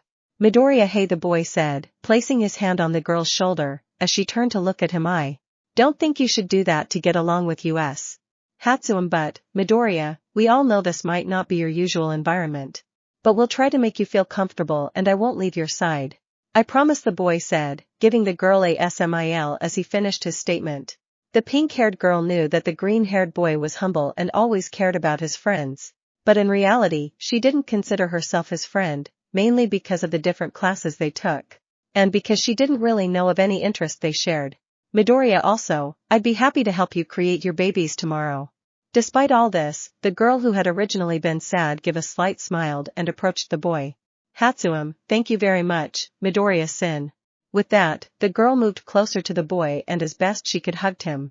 The boy expected any interaction that might invade his privacy, since he knew the girl wasn't exactly considerate. But he didn't expect to receive a hug, much less one that had that warmth and feeling of gratitude. Somehow, this caused any way he had prevented his situation from escalating to go down the drain. As the girl hugged the green-haired boy and snuggled into his muscles, she remembered those times when he would visit her, not because he needed help, but simply to bring her a snack during her afternoon break or while he was resting. She realized that she had always been a friend to him and she was grateful to him. Meanwhile, behind the boy, he tried to distract himself with anything he could imagine. Training sessions, a chat with Almight or time spent in Katsudanathan helped him forget that the girl's breasts were practically pressed against him. Even though he couldn't see her directly, the mental image forming in his head wasn't helping. The girl took a little longer to let go of the boy, who, to avoid any comments or mentions, took her hands and covered his crotch. Hatsuum, thank you for being my friend Midoriya. Midoriya, and don't even mention it Hatsume-san. The girl ignored her partner's nervousness since he always tended to get embarrassed whenever she invaded his space. But someone spoke. Mina, hey, why can only you hug him? The green-haired boy looked to where the scream came from, only to receive another hug that made his head short-circuit after so long. Mina, Midori, the rest of the girls approached to see their unconscious friend, who already looked like a tomato with green hair and his face completely decorated with intense red. They approached to try and wake him up, but within seconds something else seemed to have awakened within the boy. Mina, Midoric, come on, wake up, Momo gulp. Uraraka, this. Jiro Elialeo, chai. The pink-haired girl who was on top of the green-haired boy when he fainted looked back to see her friends, but was surprised to find that the boy's member, unlike the time they had been living with him, was completely erect, causing the girl to get scared and stand up. Some like Momo, Kendo, Ibara, and Kyoka were surprised by the boy's large size. Because based on how he looked the rest of the time, they didn't expect him to look so terrifying.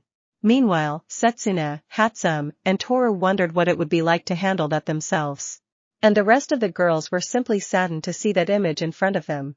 Uraraka, Deku-kun, is.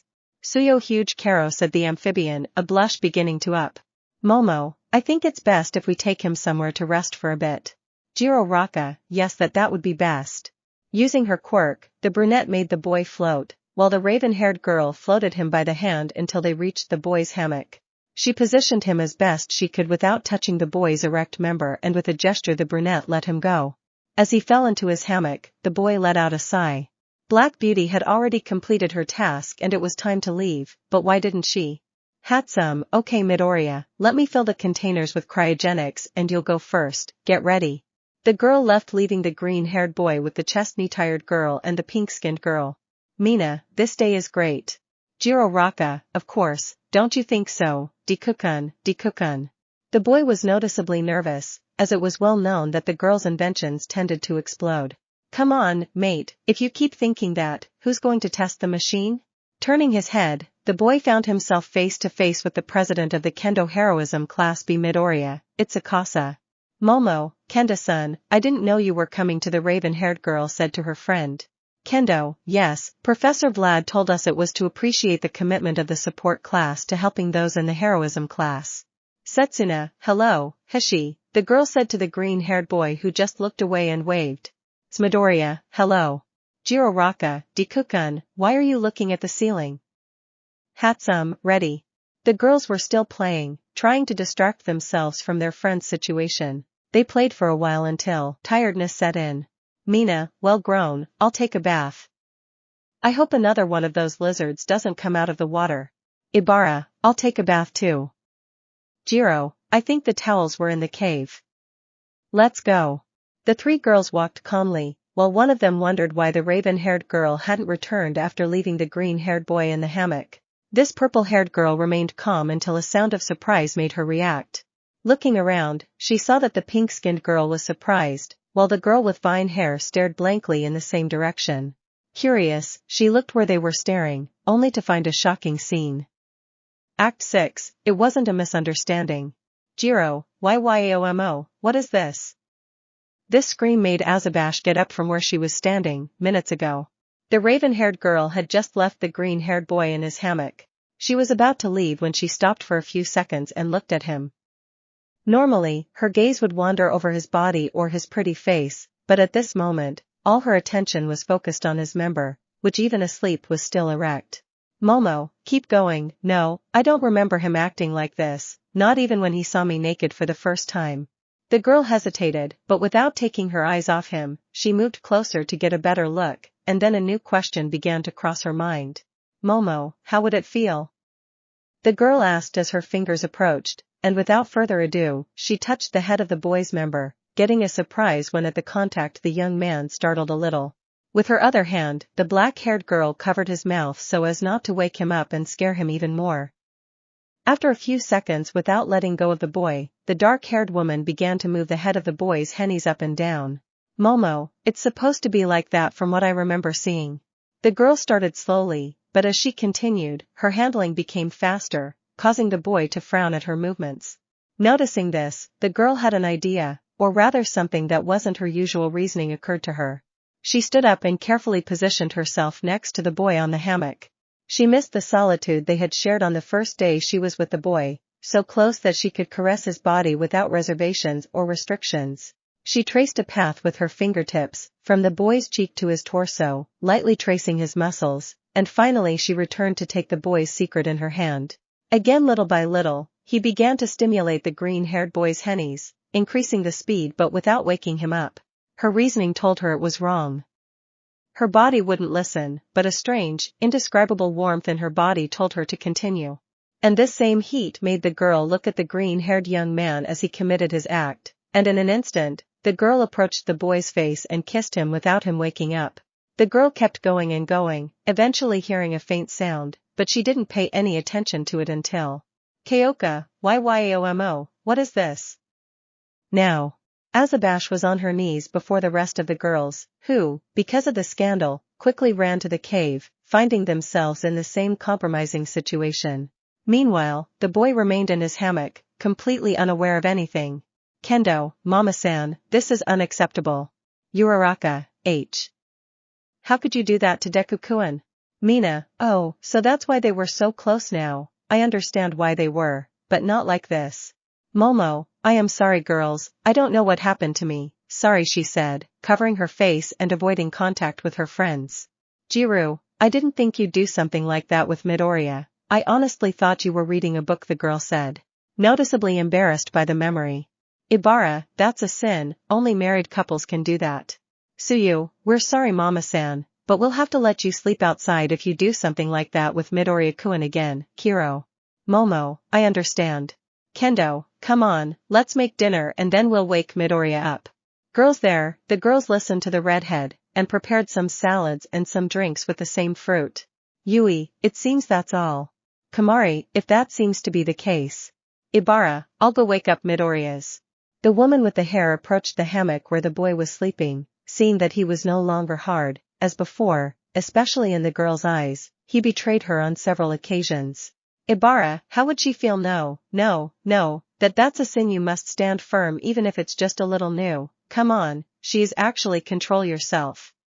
When the green-haired girl realized it, her fingers were already touching one of the boy's pectoral muscles, who was wearing a slight smile. Ibara, I guess I have to make sure she's okay. With this vague excuse, the girl bent down slightly and began to run her hands over the boy's torso, inspecting everything from his shoulders to his hands and abdomen, avoiding his lower body, who, because of the contact her nails were making with his body, let out a slight laugh. She was exploring the green-haired boy's hand, touching the scars he had when she noticed him move. She was about to move away when she felt something holding her wrist, and when she looked, she saw that the green-haired boy was holding her. His grip was firm but not painful. The girl looked at the boy's face, noticing that he seemed comfortable. The girl could only smile, barely remembering the reason she had originally come for the boy. Ibara's Midoriya. The boy partially awoke, still unable to see the girl, but he was still holding her hand. He had only heard a sweet voice speaking to him. Ibara, come on, it's time for dinner. Midoriya, of course.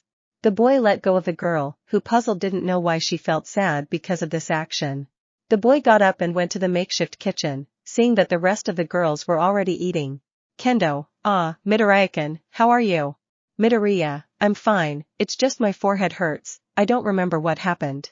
Mina, forgive me, muscles the girl said, taking the arm of the boy next to her with both arms, who was embarrassed by the contact and how he could feel the girl's breasts.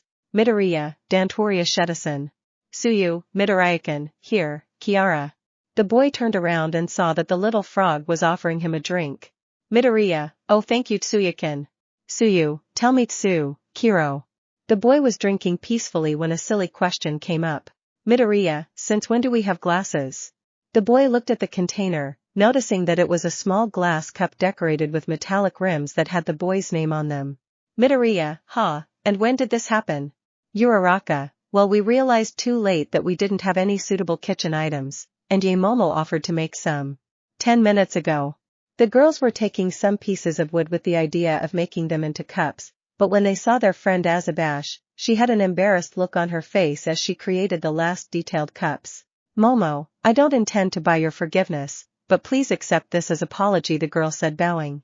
Now, Midoriya, and why what happened? The girls quickly saw Azabash taking a sip from the glass trying to avoid the question. Momo, did you sleep well? Midoriya, actually I'm great. Upon hearing this, the raven-haired woman blushed as the idea was to avoid the subject, but it seems that she simply delved deeper into it. The boy quickly forgot about the matter and accompanied the girls to dinner, noticing that they had made some kebabs with the vegetables provided by Eden.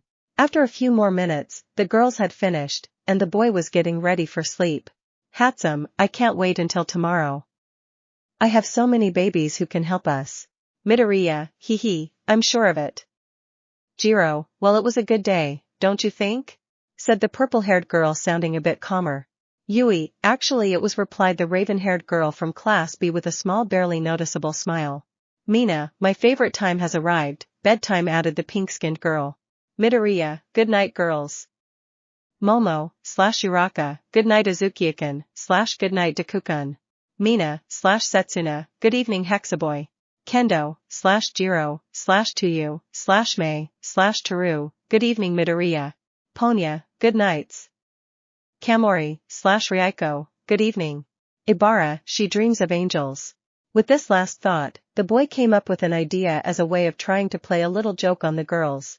Midoriya, but I'm already seeing them, the boy said as he laid down in his hammock, oblivious to what he had caused. This comment caused the girls to stare at the green-haired boy, their blushes growing increasingly intense. Some of them looked around, trying to find something interesting to mask their embarrassment.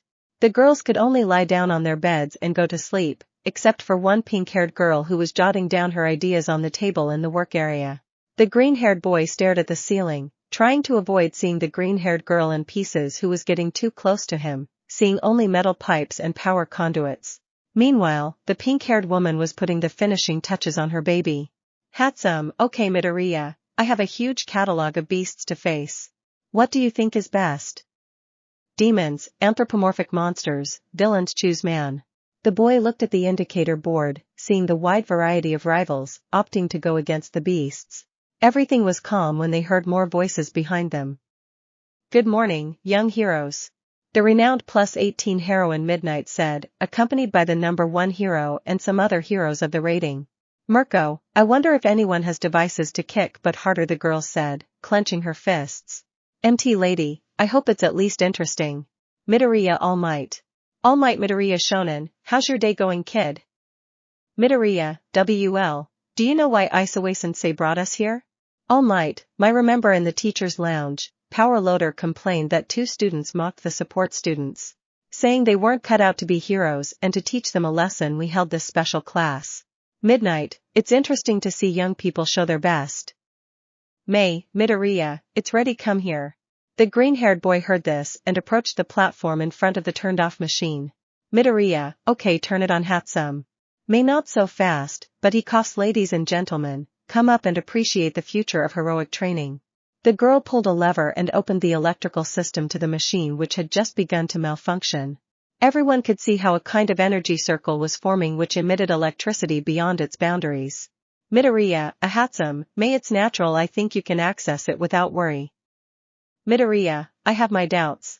Instantly, the green-haired boy was pulled by the electric orb, taking him inside the simulator. But as if it were a turbine, it began to drag only the girls present. First taking the black-haired girl who could not hold on to a bar, then dragging Uraraka, Mina, and Kyoka, who were the closest to the machine. Class B was next, trying to get the girls out of the support class just like Tsuyu and Taro. My baby, the girl screamed as she tried to fix whatever was happening with her creation. Midnight, GOIS. Having said this, Niyamiri broke free to go to where her students were along with the other two heroines. There were more heroes who tried to go, but before they could even enter the danger zone, the machine imploded the energy sphere and flew all over the room. Almight, MYDORIYSHONIN. Loi, the pink-skinned girl, was trying to fall asleep, but she couldn't, because she still remembered that image of the black-haired girl with the green-haired boy in their compromising view. The girl turned her head in the direction where the green-haired boy was sleeping peacefully. She got off the bunk where she was and walked slowly and carefully to where the boy was. On her way, she found it curious how the pink-haired inventor had fallen asleep at the work table, surrounded by several notes, while she seemed to be murmuring something. The girl stood facing the green-haired boy, watching as the moonlight enveloped every part of his body. She stared at him, focusing on the scars on his arms that ran from his shoulders to his fingers, his defined abs and his hair swaying in the breeze. She began to bring her hand closer to the broccoli's face and started to gently stroke it. The boy felt the touch and carefully moved his head. The girl, who had been frightened, waited until he calmed down again and then continued with her curiosity. She traced her face until she reached her lips, which the girl felt soft as she explored them with her fingers. At one point, one of the girl's fingers accidentally slipped into the boy's mouth, but to his surprise, he liked the sensation of that accident. Carefully but steadily, the girl inserted one of her fingers and began to move it around in the boy's mouth, feeling his tongue and the inside of her cheeks. The strange sensation of the boy's saliva on her fingers caused her a mysterious warmth. She never thought she'd ever do something so vulgar with a boy, much less with that boy, but she was grateful that no one saw her and that she had the chance to try. Soon after, she began to bring another of her fingers to the boy's mouth, and she saw the boy's hand on her chest. With a blush on her face, an idea occurred to her. She would make the boy feel good, just as the boy was making her feel good. With her other hand, she took the boy's wrist and began to kiss it, giving quick but tender kisses, which moved towards his fingers. When they reached them, the girl took one of them to her mouth, and as if it were a lollipop, began to suck on them one by one. The sight the girl had was something that could be described as exciting. The pink-skinned girl had two of her fingers in the boy's mouth, while she licked and sucked the fingers of one of the boy's hands. Little by little, she began to notice a blush appearing on the boy's face, but that wasn't all she noticed. Upon closer inspection of the boy's body, she saw that his member was just as it had been when she found her friend Azabash. With curiosity and a slight mocking tone, I whispered near his ear. Mina, let's see why everyone here wants this. With her free hand, she touched the tip of the boy's rifle, who grimaced slightly at the touch. The girl noticed this, and in a flirtatious tone, she approached and kissed him on the cheek, which in the boy's dreams he thought had only been that, a simple dream, but he had no idea. The girl, using some of her saliva to lubricate her hand, took the boy's hennies and began to stimulate him. The boy's uncomfortable expression shifted to a strange smile, which the girl noticed with her own smile. Mina, I'm glad you like it.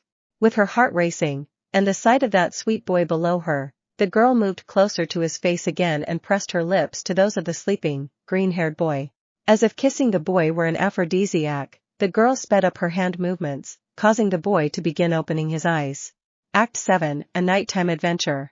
The green-haired boy opened his eyes, feeling a lot of movement around him and constantly agitated. As he became conscious, he could feel his mouth being obstructed on more than one occasion and in a strange way. What a surprise it was when he saw the pink-haired girl kissing him, and not only that, but with her hand moving rapidly on his member and with a blush on her face that gave it a magenta hue. Midoriya, Arashido. That was all he could say to the girl when she stopped her scream with another kiss on the lips. Mina, I'm sorry for waking you up, don't worry, I'll make it up to you. the girl said, blushing and leaning mischievously close to the green-haired boy's ear. The freckled boy didn't understand why he was doing that, since what did he mean by compensating him? This was quickly answered when he saw the girl take his hand and make him touch one of the pink-skinned girl's breasts.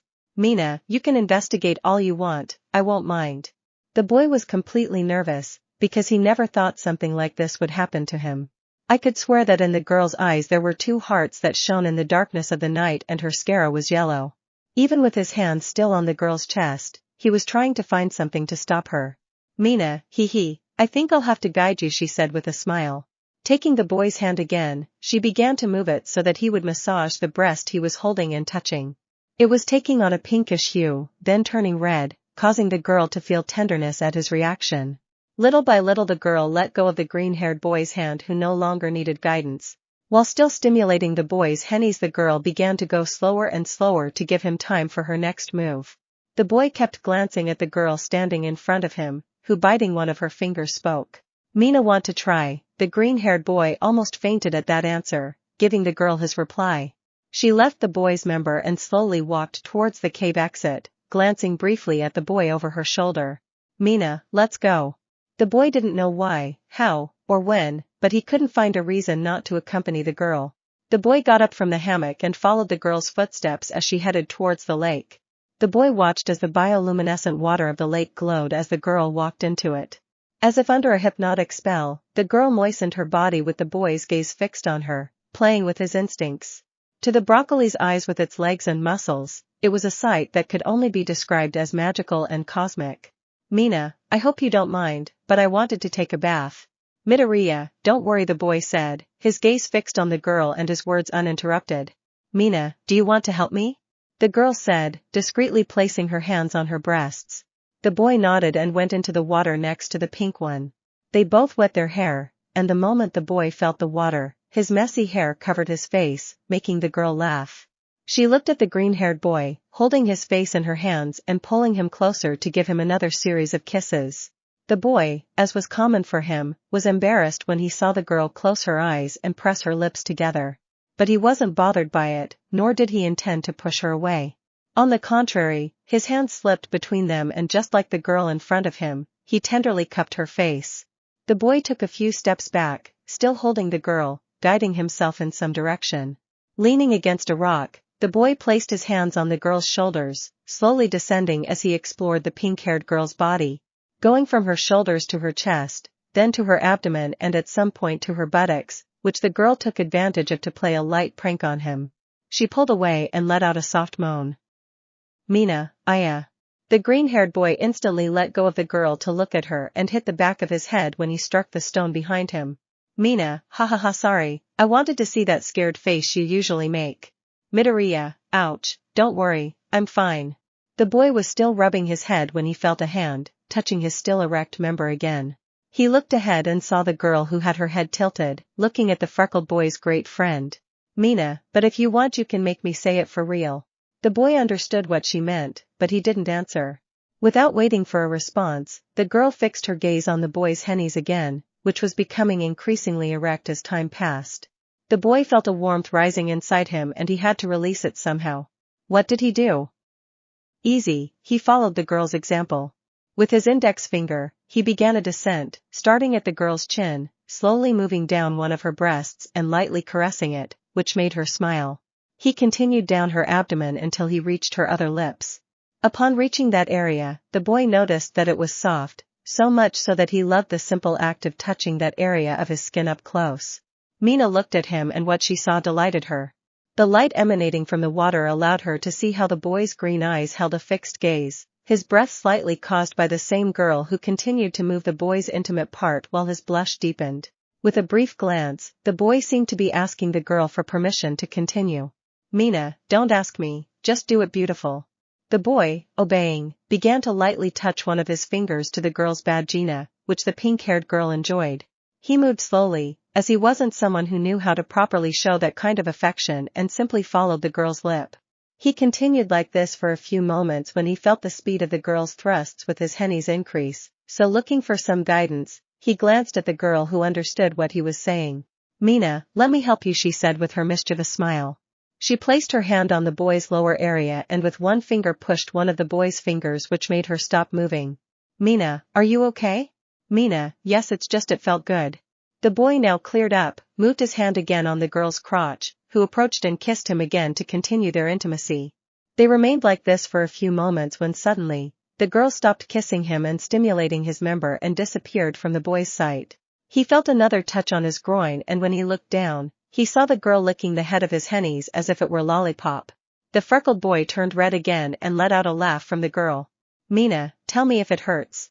Having said that, the girl began to suck the boy's hennies, who was trying to get used to the sensation.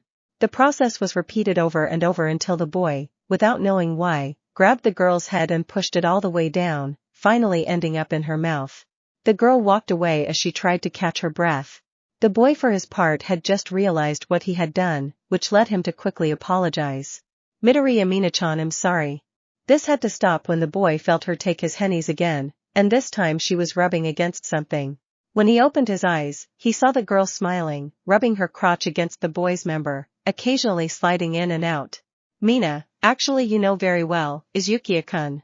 The boy didn't expect her to go back to what she was doing. In fact, he expected a slap or a reprimand. Instead he received a request. Mina, put it in.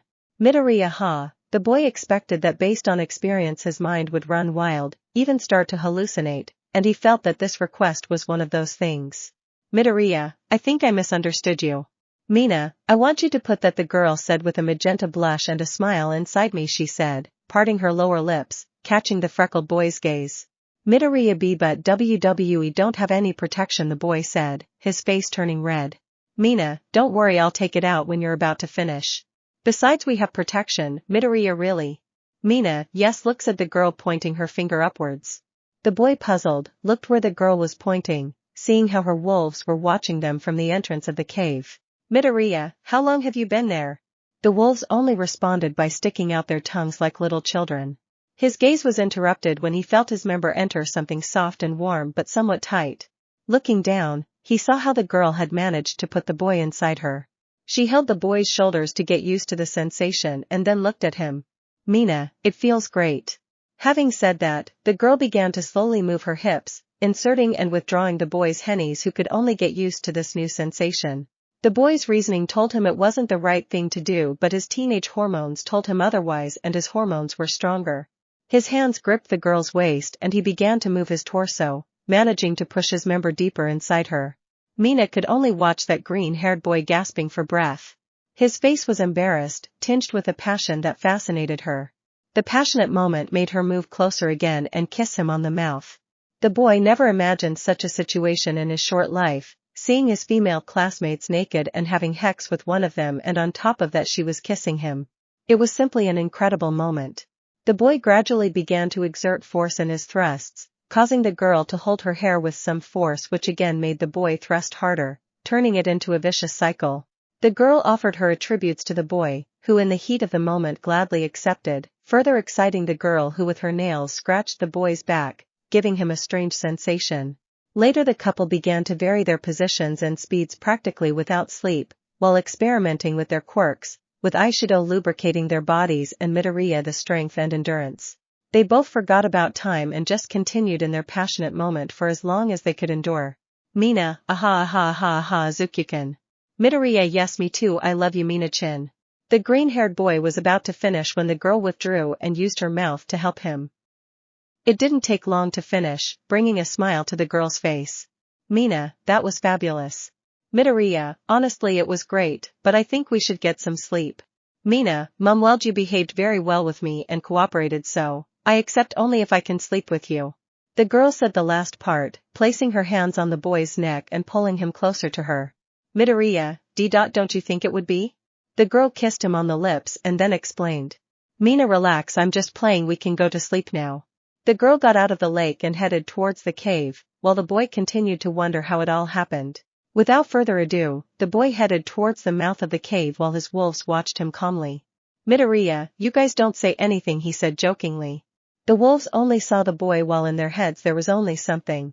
Look at him going back to the others like a total fornicator. While the boy lay down in the hammock, and when he turned around and saw the pink skin girl, he could see how she was looking at him with a calm expression. Then she opened her mouth and with her tongue began to push one of his cheeks while making a movement with her hand, simulating what they had done hours before. The boy would normally have been embarrassed, but now he could only chuckle a little as he waited to go back to sleep. Meanwhile, someone else was just breathing rapidly and nervously at what she had heard for hours at the lake. The teachers were coughing and trying to get back on their feet after the explosion, while a blonde man as quickly as he could stood up and headed towards what had once been a machine. Almight, Midoriyshon. The man shouted as he tried to find a way to reactivate the machine, but it was a waste of time. Almight, power loader, can you repair it? Power loader, I don't think so. Hatsum did this, she didn't let anyone supervise it, not even me. I don't know how she made it work. Aizawa, he said it was for training. Is there any way to see where they are? Power loader, it seems not only she has access to her babies. I like that girl's passion, but sometimes she goes too far. Almight, is there any way you could build something similar? Power loader, I'll try at least something to communicate with. Almight, that machine also took Namuri and other heroines, why only them? The former number one wondered, while a great-paired man and a blonde young man just looked the other way. Minta, this looks bad. Kaminari, of course Midoriya is hanging out with heroines and cute girls instead of us. Minta, and you don't know how I programmed the machine. The night had ended, and a raven-haired girl and a redhead had just woken up. Momo, good morning, Kendo-san. Kendo, hi Momo, did you sleep well? Momo, like a baby. The girls were getting up and heading to the lake for a quick shower when their gazes were lost on the green-haired boy guarding the entrance. They saw how relaxed he was and how happy he looked and was his hair wet. The redhead approached the boy to verify what her eyes were seeing, but a phrase stopped her. Momo, Kendo-san, are you coming? The girl was startled to see how he was practically touching her cheek. Kendo-iya is sorry. Act VII a series of improvements. The girls from classes A and B had already gotten up, except for a pink-skinned girl and the green-haired boy, obviously because of all the action they had the night before. Although the latter did not have the great benefit of continuing to sleep when a pink-haired girl did not allow him to. The boy was sleeping peacefully when he felt a series of excited tappings on his chest and a weight on his abdomen and subsequently felt more weight being exerted on the hammock. The boy, still sleepy, only took one of the hands, thinking it was the girl with black and yellow eyes. This stopped and when I opened my eyes. Hatsum, hey Midoriya, come on, get up, we have a lot of babies to take care of today, said the now well-known Mei Hatsum with a clearly excited smile. The boy took milliseconds to wake up and see that the girl was on his hammock and as expected her breasts were pressing against his torso. And to top it all off, she was jumping excitedly on his body, starting to provoke some excitement in him, something the girl completely ignored. Midoriya H. Hatsum. Hatsum, come on, get up, there are many things to do today. The girl, paying no attention to her green-haired friend and his growing problem, climbed down from the hammock and dragged him out of the cave. Midoriya, W8 Hatsum, I'll go with you, but just let me do something. Hatsum, don't worry Midoriya, anything you need to do you can do in the garden, the girls are already waiting for us. Midoriya, the girls. Upon arriving where they were, the boy could only remain as he had been on the first day he arrived on the island, his hands covering his crotch as best he could and a blush that was more than obvious. The boy looked around, trying to find a way to calm down, but it was impossible. Uraraka, good morning Deku-kun, said the cheerful brunette. Midoriya, good morning Uraraka-san. Momo, is Yuruka, and is something wrong? Kamari, are you hungry? Yui dream, Taro, does something hurt? Midoriya NNO, it's nothing really. Kendo, hey, you know we can help you with anything, you've already done so much for us by leaving us here.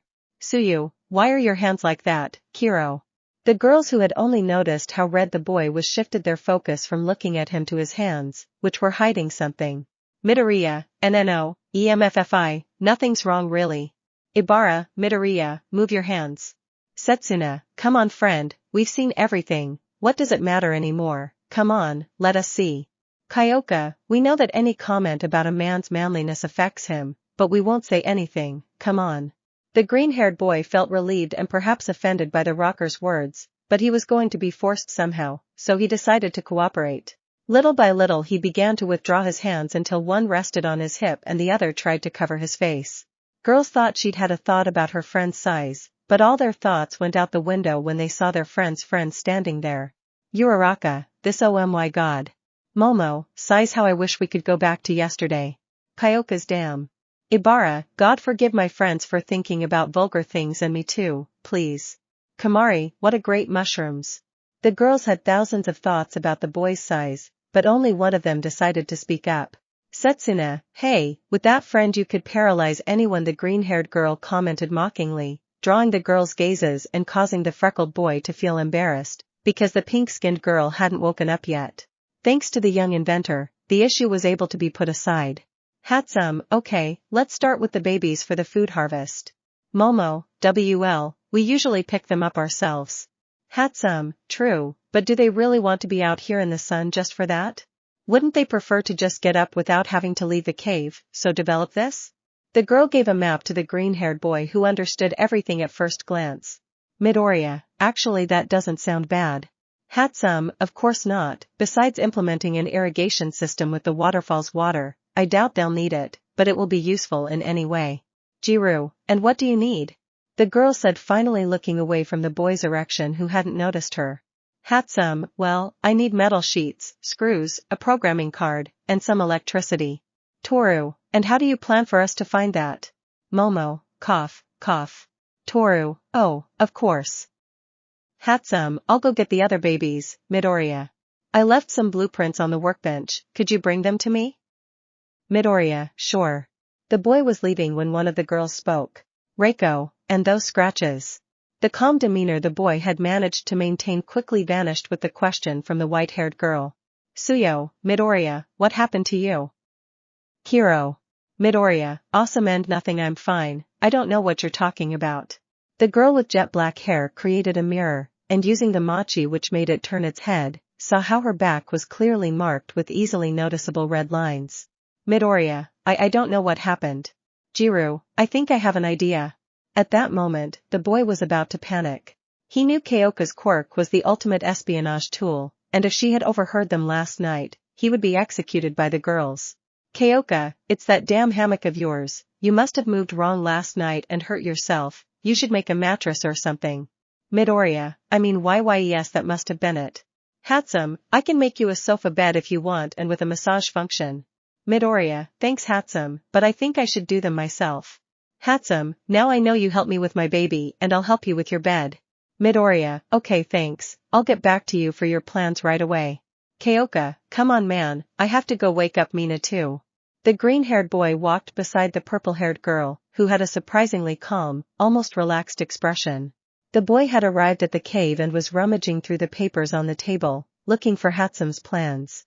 Meanwhile, Kyoka approached the hammock where her friend was sleeping and commented. Kyoka, I don't know how you could sleep peacefully in this thing. Midoriya, well once you get used to it you can sleep anywhere. Kyoka, anywhere. Midoriya nodded calmly, believing he had managed to fool her. Kyoka, and if I suggested you sleep in my bed, would you get used to it too? The boy felt a chill run down his spine. Midoriya, probably I don't know. When he turned around, he saw that the girl was standing directly in front of him, with her hands behind her back and a noticeable blush on her face. Kyoka, well if you want you can sleep with me tonight. Midoriya, be but white. Kyoka, well I don't want you to get hurt again. The boy was entering a stage where he felt his blood boiling with shame coursing through his body until he reached the inevitable. The girl was so close to the green-haired boy that she felt something tap below her navel. And when she looked down she saw that the boy was so close to the green-haired boy that she felt something tap below her navel. And when she looked down she saw that the boy's member was hard again. She looked at him with a face the boy knew perfectly. Midoriya/Kyoka perverted. The boy had already seen Kyoka hit Mina and Kaminari for comments like that, and was already expecting her imminent blow when he felt a soft touch. He opened his eyes and saw that the girl's hand was touching the boy's head. Kyoka, did you get like this because of me? The boy looked away trying to answer with as few stumbles in his words as possible. Midoriya eyes. Kyoka really, rather than an angry tone, the girl seemed to be speaking with surprise and almost hope. Kyoka, and if I did this would you be angry with me? The girl's mind was a jumble of ideas. First she didn't know why he'd suggested sleeping with her. Was she planning to do the same thing Mina had done the night before? And then when the boy got hard because of how she'd spoken to him and moved closer, was he really like this because of her? Now she was losing her mind, as the distance between her and the boy dwindled until it was nothing. The boy could only watch as the rocker girl joined her lips to his somewhat awkwardly but sweetly at the same time. It was clear that this was her first kiss. The girl felt her insides getting hotter and hotter, but a hand on her waist made her open her eyes. Midoriya, Kyoka, I'd like to know, Isoku, am I cute to you? Am I attractive to you? The boy didn't know how to answer her because his mind was giving him thousands of options. Midoriya, yes, you're cute to me. Kyoka, liar, you're just saying that out of pity. And finish off Jiro's jacks by leaving him on the floor. Midoriya, I think you're very attractive. Jiro, you're saying that to sleep with me. And end up with the same result. His mind could only offer him one option, at least in the medium term. Midoriya, you wanted me to sleep with you, didn't you? Kyoka nodded, only to see the boy approach her until he was right next to her ear, which wasn't necessary since she could hear him from 25 meters away, even more. Midoriya, then I'll do it. The boy let go of the girl's waist and took Hatsume's blueprints to head towards her. While the purple-haired girl kept repeating what she had just told him. Everything stopped when a yawn behind her called her. Mina, wow, a good morning, Kyoka and the others. Kyoka, come on, they're waiting for us, let's help Hatsume help us with her inventions. Mina, 5 more minutes. The continuous natural day. Momo created the metals and things that the pink-haired girl needed, while Midoriya assisted her with her orders, along with Ryuko and Yui, who liked Momo's creations, making better use of the material and floating it to arrange it. During the day, they were able to make a great breakthrough, according to the pink-haired girl. May, okay, and now I'll name you Codsword. Codsword, hello, I'm Codsword, I will be your assistant, friend, therapist, and slave 25 hours a day for all eternity. Midoriya, is it normal for him to say that? May, now relax, he's just playing. Codsword, life is meaningless, I'm not even alive and I'll have to work until I'm destroyed or until my core stops functioning and even then I'll revive. Mayhu, maybe it's the voice card, ma, I'll check it later. Momo, guys, I don't mean to be a party pooper, but the sun is setting. May, time to try my other baby. With a whistle, several drones rose up and positioned themselves on platforms that had been installed below and on the rocks of the mountain, illuminating the Eden. May, okay, we have lights. I don't mean to be ungrateful, Hatsune, but wouldn't it affect the beauty of the lake? Some agreed with this as both the water and some natural fireflies gave the place a beautiful appearance. May, and who said this was to keep it lit? With a few claps, the girl turned them off, then brought welding goggles like the ones she used to wear in the workshop closer to them. Then the girl gave one more whistle and instantly the lights began to flash, creating a dazzling flashing effect. Kendo, wow. Uraraka, this was for defense. May, exactly, mobile light towers. She said, turning off the invention. Remember that tiger, what was its name, Midoriya Ska. May, yes, that one, well, in case he becomes aggressive or tries to make us his food. These babies will help distract him and give us time to act. Midoriya, that's fantastic, Hatsume-san. The girl just laughed at her friend's words, who was looking fascinated at the inventions, making her smile and causing her to scratch her head to keep from getting nervous. May, thanks, Midoriya. Well, we should get some rest, it's getting late. The green-haired boy opened his eyes. This wasn't normal for the girl. She was capable of going without sleep to keep working. But remembering the number of times Master Power Loader had asked her to take a break, he decided to let it go. The group of girls and the boy went into the lake to take a shower and wash off the dirt from work. The boy was cleaning his head when he felt something touch his back. Turning her head, she saw the pink-skinned girl who with a mischievous look began to play with the boy's chest, taking finger by finger to the boy's lips without any of the girls noticing. Mina, hey muscles, did you miss me?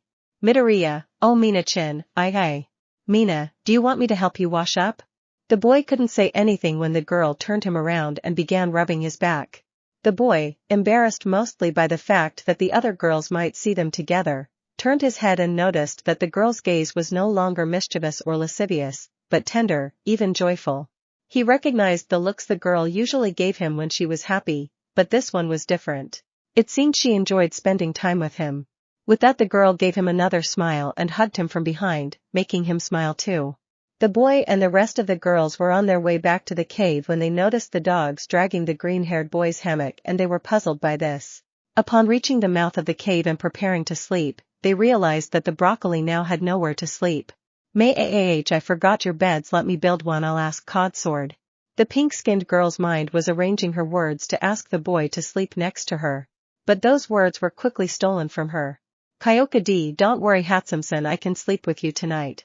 To the surprise of those present, they looked at the girl who maintained a serious and even grumpy expression. Kendo, don't worry, you can sleep on my mattress if you want. Kyoka, my mattress is the closest to the entrance. If you need to do anything or if anything happens, we'll both be on the lookout. The argument was valid for the group because since they arrived, they saw that the girl was the most serious and least distracted by the boy's body, so there wouldn't be a problem. But it was all coldly calculated. For some reason they didn't understand, the pink-haired inventor felt something stir within her in response to the rocker's actions. She wished she could have done something for her friend. Meanwhile, the pink-skinned girl only wished she had proposed her idea sooner. Without protesting or trying to insist, the group snuggled into their sheets and proceeded to sleep. Almight, come on, answers. Hello.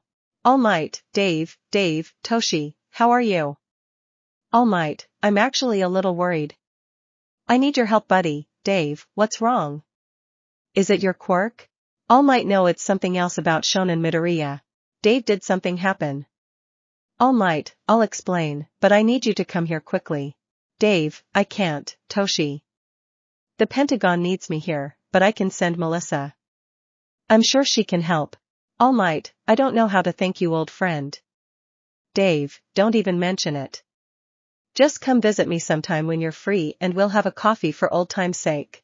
Almight, okay, I'll wait here for little Melissa, thanks Dave. The group was already asleep, except for one boy who was nervous because a purple-haired girl was hugging him. He felt the girl's breath against his chest and how her arms tightened around him. He couldn't remember the moment it happened. He almost swore that as soon as he turned off the cave lights, the girl had grabbed him in her arms. Trying to remember anything else, he felt the girl's jacks tracing his neck as if it were a game, circling and playfully teasing him here and there. The boy, careful not to wake her, began to gently push her away, giving her space and reclaiming his own. Kyoka, no. Act 9, making you feel special. The green-haired boy felt the girl's head move, and when he looked at her, he saw that she was staring directly at him. Midoriya, Kayakazen, too, thought you were already asleep. Kyoka, no, I haven't slept, and why were you pushing me? Midoriya, WL, I wanted you to sleep comfortably. Kyoka, well, the girl said as she moved closer to the boy's face, now just centimeters away again, I'm comfortable hugging you, aren't you? Midoriya.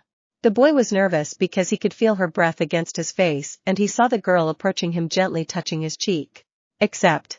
Midoriya, I too. The boy gently held the girl's waist and completed the kiss with the blissful purple-haired girl. She longed to feel the boy again, to kiss him once more, to feel the warmth of his skin and to hear the beating of his heart once more. For her greater comfort, she stopped lying next to him and with the least amount of separation of her lips managed to position herself on his torso. She liked the sensation of his fingers touching her hair. It was something simple and common, but the situation made her feel pleasurable in some strange way. While the boy, on some occasions, managed to catch one of the purple-haired girl's jackfish that floated above her face, and out of curiosity, decided to put one in his mouth, which made the girl shudder, but not from pain or fear but from something warmer. Midoriya, does it bother you? The boy asked, noticing the obvious reaction. I can stop. Kyoka, NNO, you keep going, perverts. With this, the boy smiled and repeated the aforementioned action, only this time with more confidence, while the young woman held his other connector and licked it as well. She never thought doing that with her connectors would be so exciting, but she liked discovering it, and especially that it was the boy who discovered it for her. It began to turn reddish when she felt something in her lower back. She suspected it might be, but it was all confirmed when a look of embarrassment appeared on the boy's face. Midoriya, okay, this is my death. Kyoka only glanced back to see the green-haired boy's great friend, and then spoke. Kyoka, you know, I heard you last night, you and Mina. The green-haired boy felt a chill at that revelation, but he couldn't speak when the girl took over the conversation. Kyoka, and it bothers me that she had you before me. The boy, who was already nervous, opened his eyes at what the rocker said. Midoriya Kyokaken. Kyoka, you know, I always thought you were innocent, but hearing you and her yesterday. Midoriya could see a look where she had control. Midoriya, gulp. Kyoka, I want you to do the same to me as you did to her. The boy could only watch as the girl settled herself on the bed, her face now in front of his member, which she began to lick. Midoriya Kyoka. The boy was going to ask her to stop, but his lips were taken by one of the girl's jacks before she spoke to him. Kyoka, shut up, I don't want them to discover us. The boy felt a guilty pleasure every time the girl licked his hennies, gradually losing his will to stop her and giving in to the pleasure. When he felt the girl stopped licking him, he was going to look at her, but what he felt next made him stop dead in his tracks. The girl had put the boy's head in her mouth and started using her tongue in circles to have a little fun with him. The girl said mockingly while the green-haired boy only gave soft moans.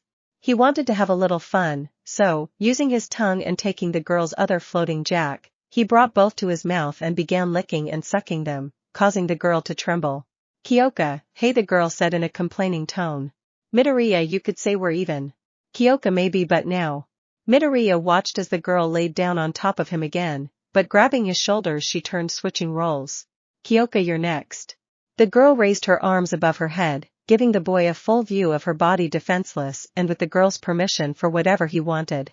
Midoriya, Kyoka, I was jealous when Momo touched you and even more so when Mina had your first time. I won't waste any more time with you, so come on. The boy was about to ask about what she had said first, but his mind went blank when the young woman kissed him again. He gently held her cheek when, with a sudden movement, he felt something on the lower part of his head. He saw how Kyoka was rubbing the head of his member with her crotch while still passionately kissing his neck. Midoriya, you know you don't have to do this if you don't want to. Kyoka, before we even came to this island I knew you'd be the only one I'd give my virginity to. Please do it. The feeling was confusing. I was afraid, but I was also anxious. Carefully and with Kyoka's guidance he slowly inserted his member inside the girl, who held onto the young man's shoulders because of the sensation she was receiving. But he stopped when he saw the girl bleeding. Midoriya, Kyoka-san. The girl simply wrapped her arms around the boy's neck, planting a tender kiss on him. Kyoka, okay. The sight the boy had seemed like a dream. Kyoka was smiling sweetly at him, a pink blush adorning her cheeks and a white light bestowed by the moon bathed her face, making her appear brighter than she had seen before.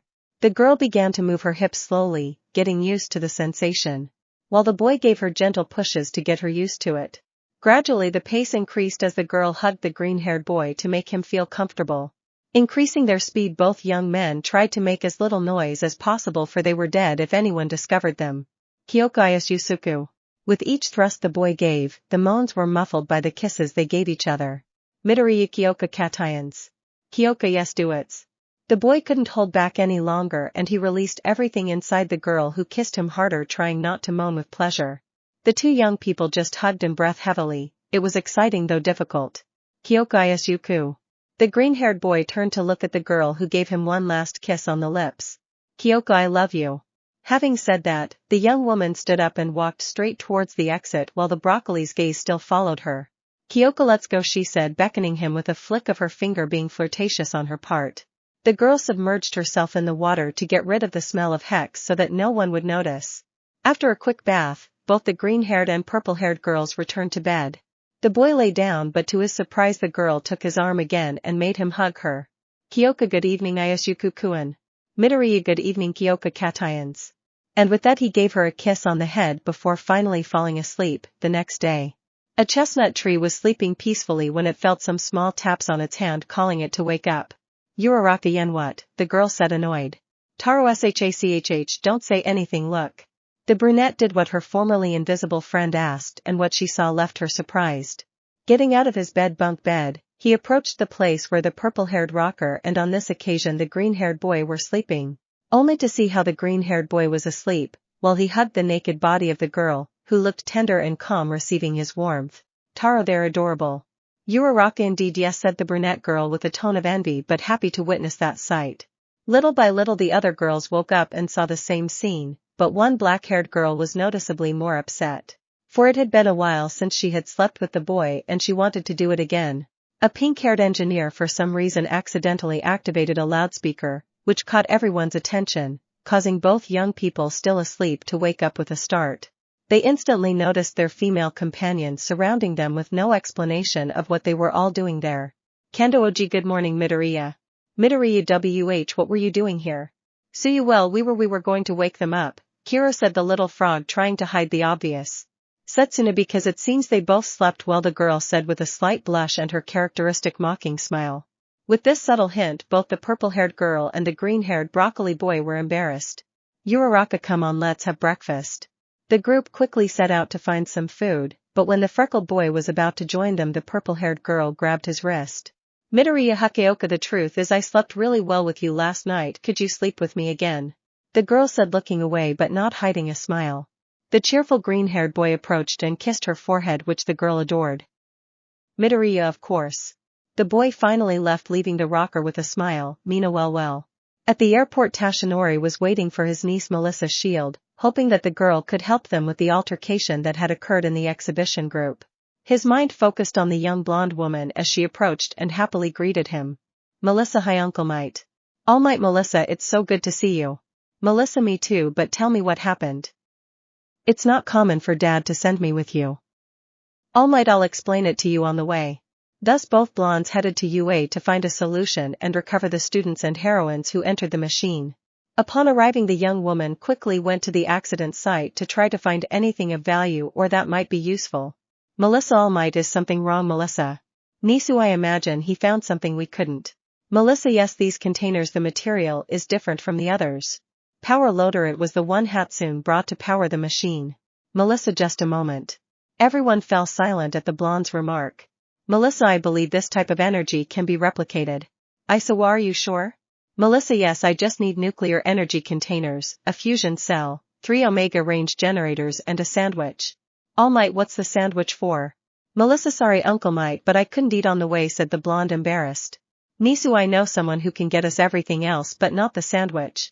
The green-haired boy went out to pick some fruit from a nearby tree when he heard something familiar. Coco, surprised, he approached a bush and to his surprise it was what he thought he heard. A hen.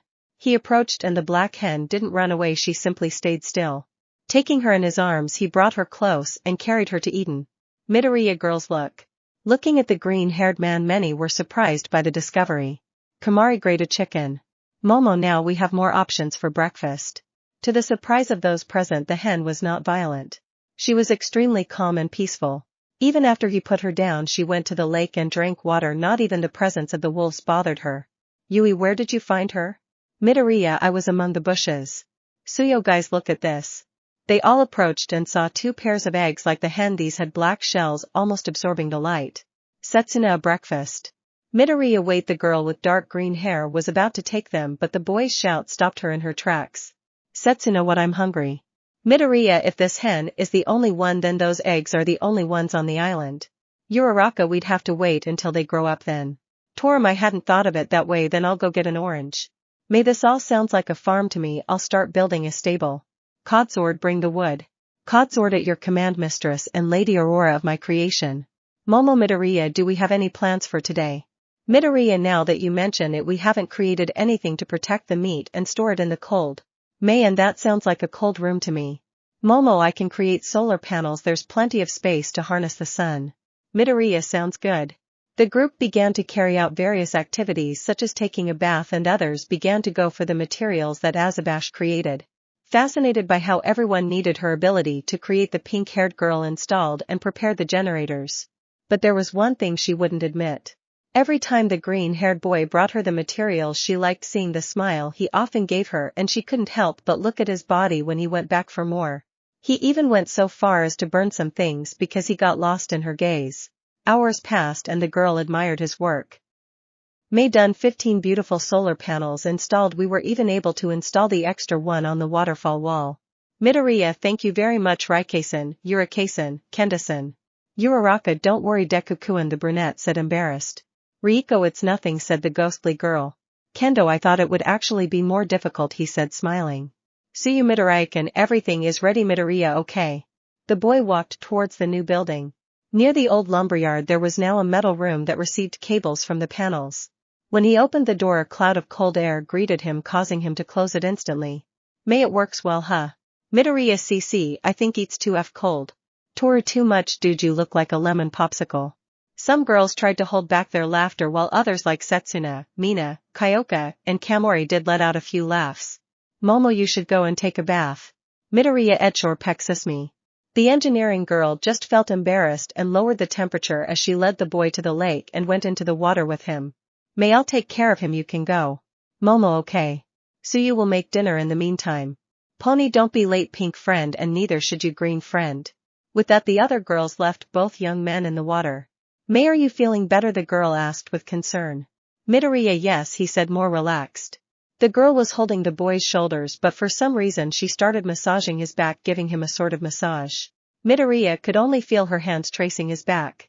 He didn't understand how, even though Hatsum was an engineer, she could have such soft hands.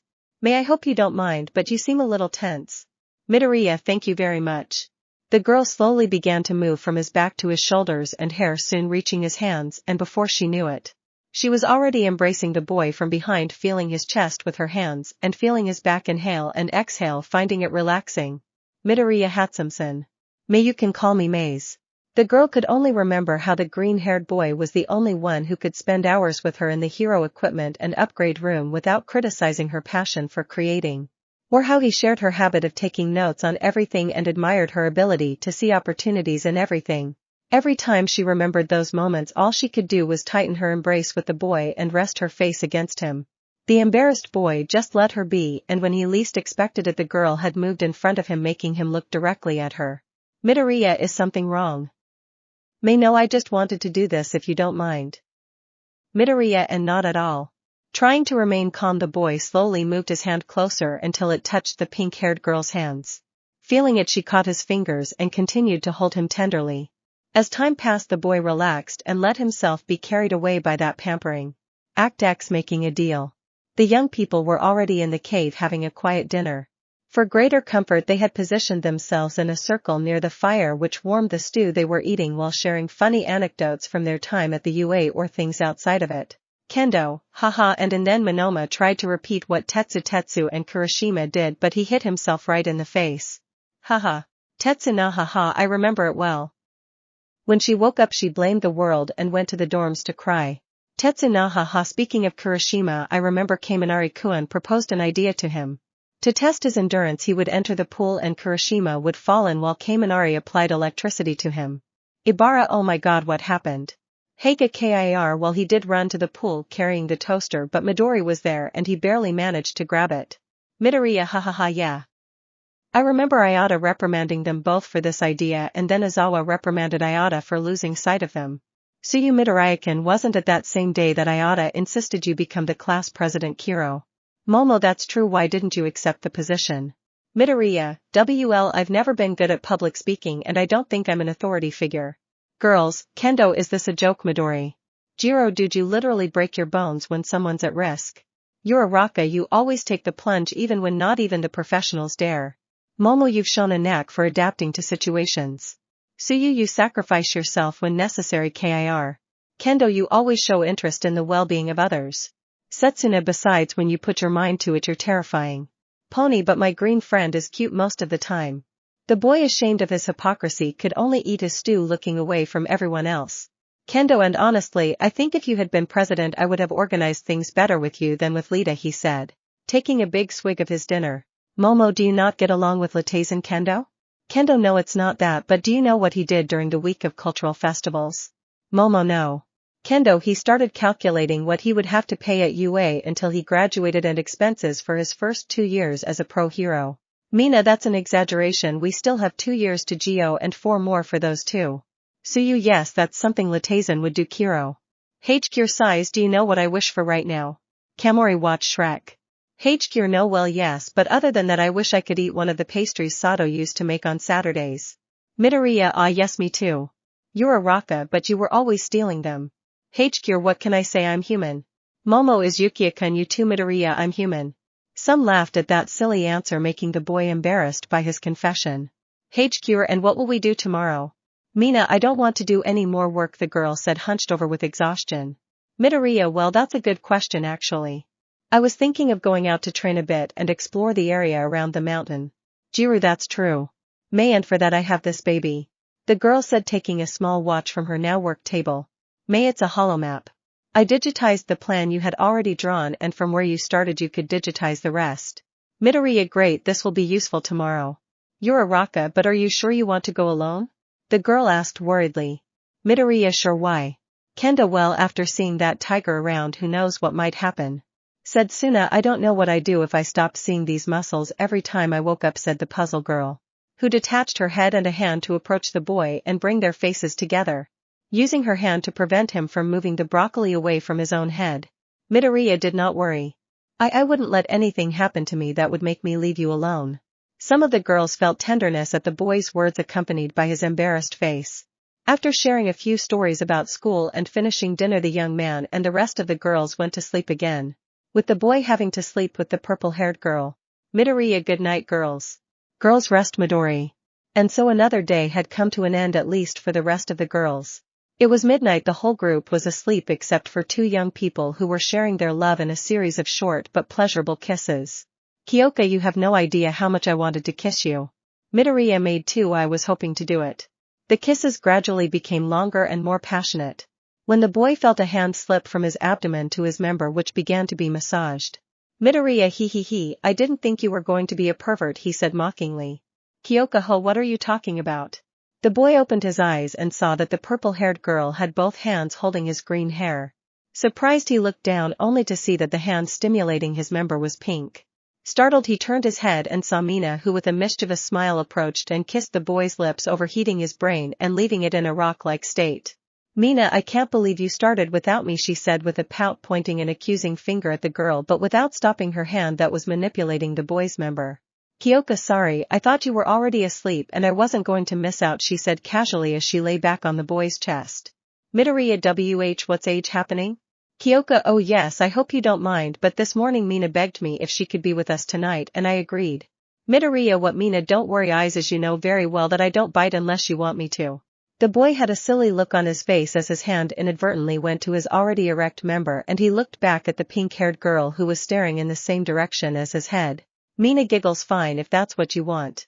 The girl shifted on the mattress until the boy's member was in front of her face and smiled with a perverted look that surprised the purple-haired girl.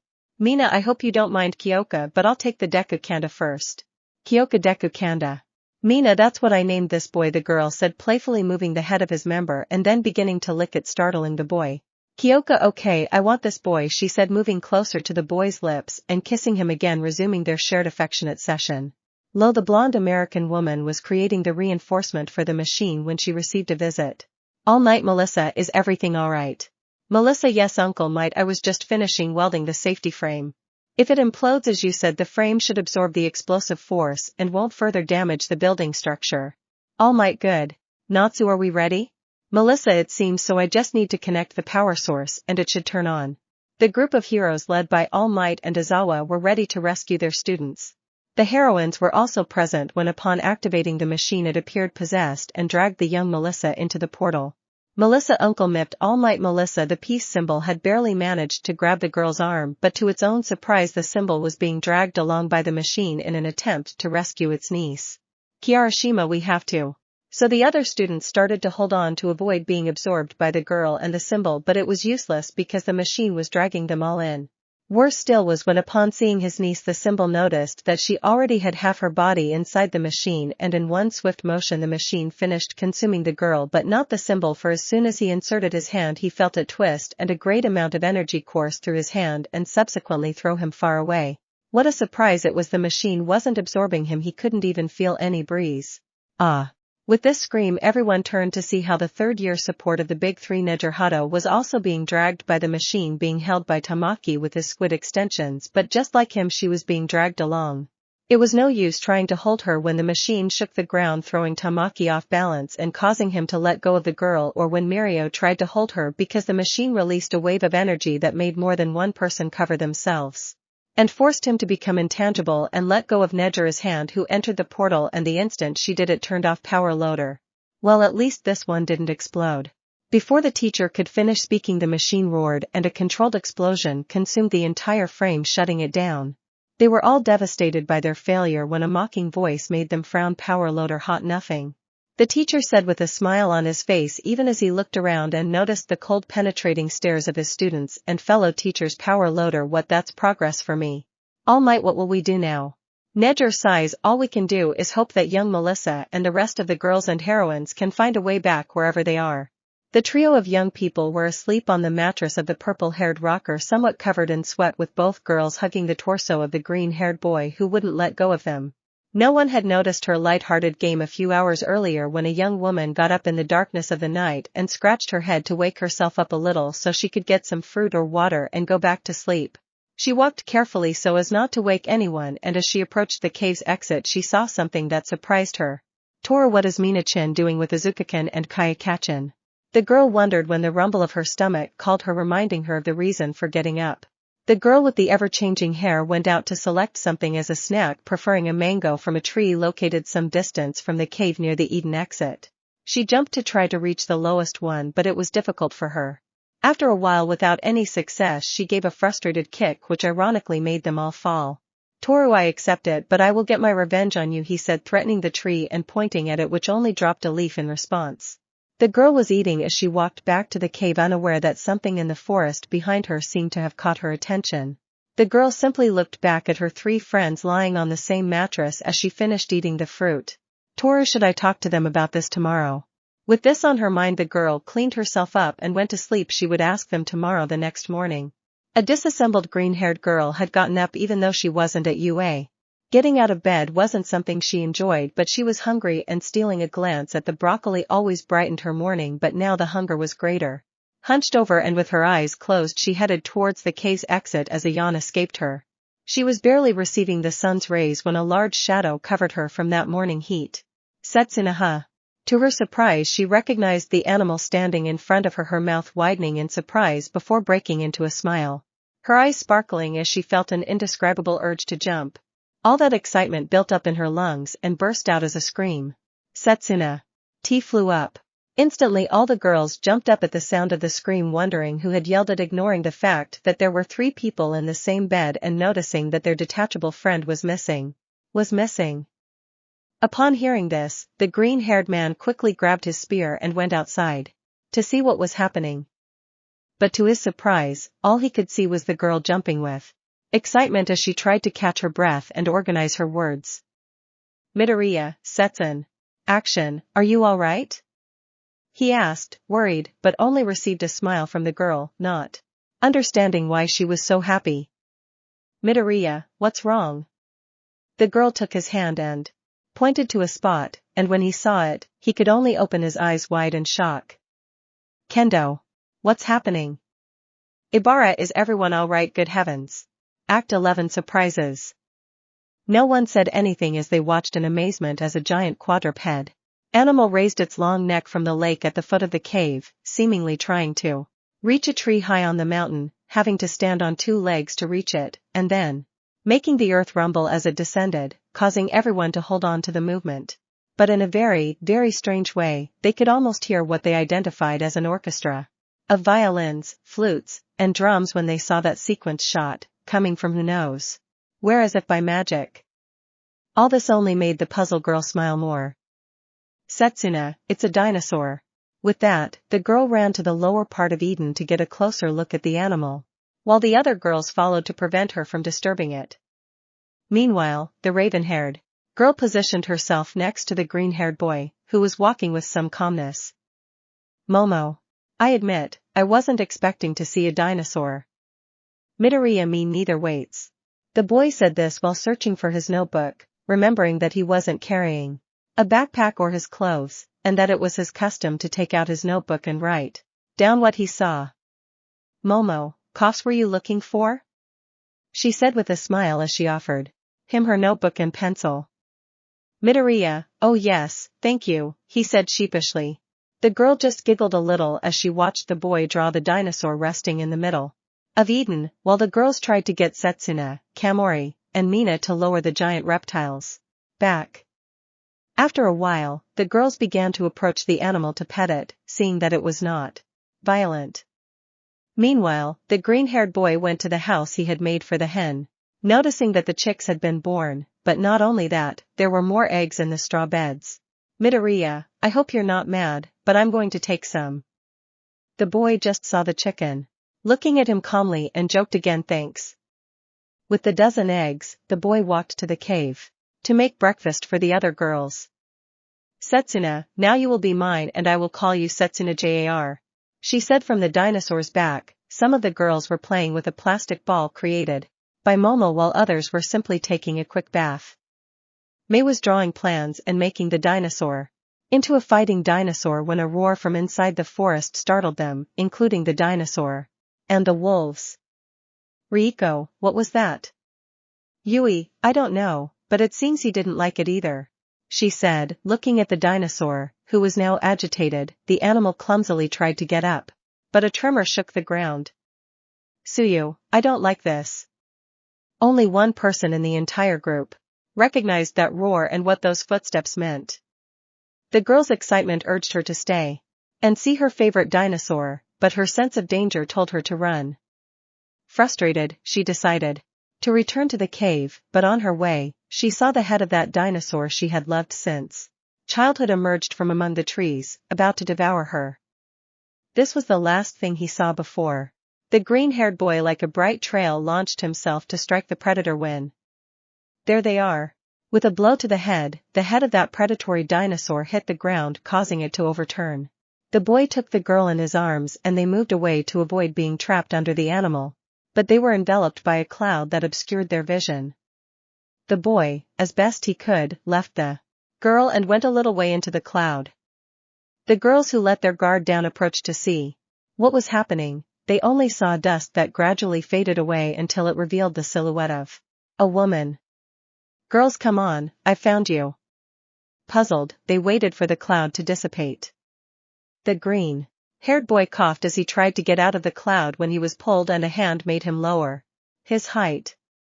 HAHA, and you kid, I don't know if you're braver or more of an idiot for throwing yourself at something like that. Unlike the girls, the young student recognized that voice and strong attitude as a hero.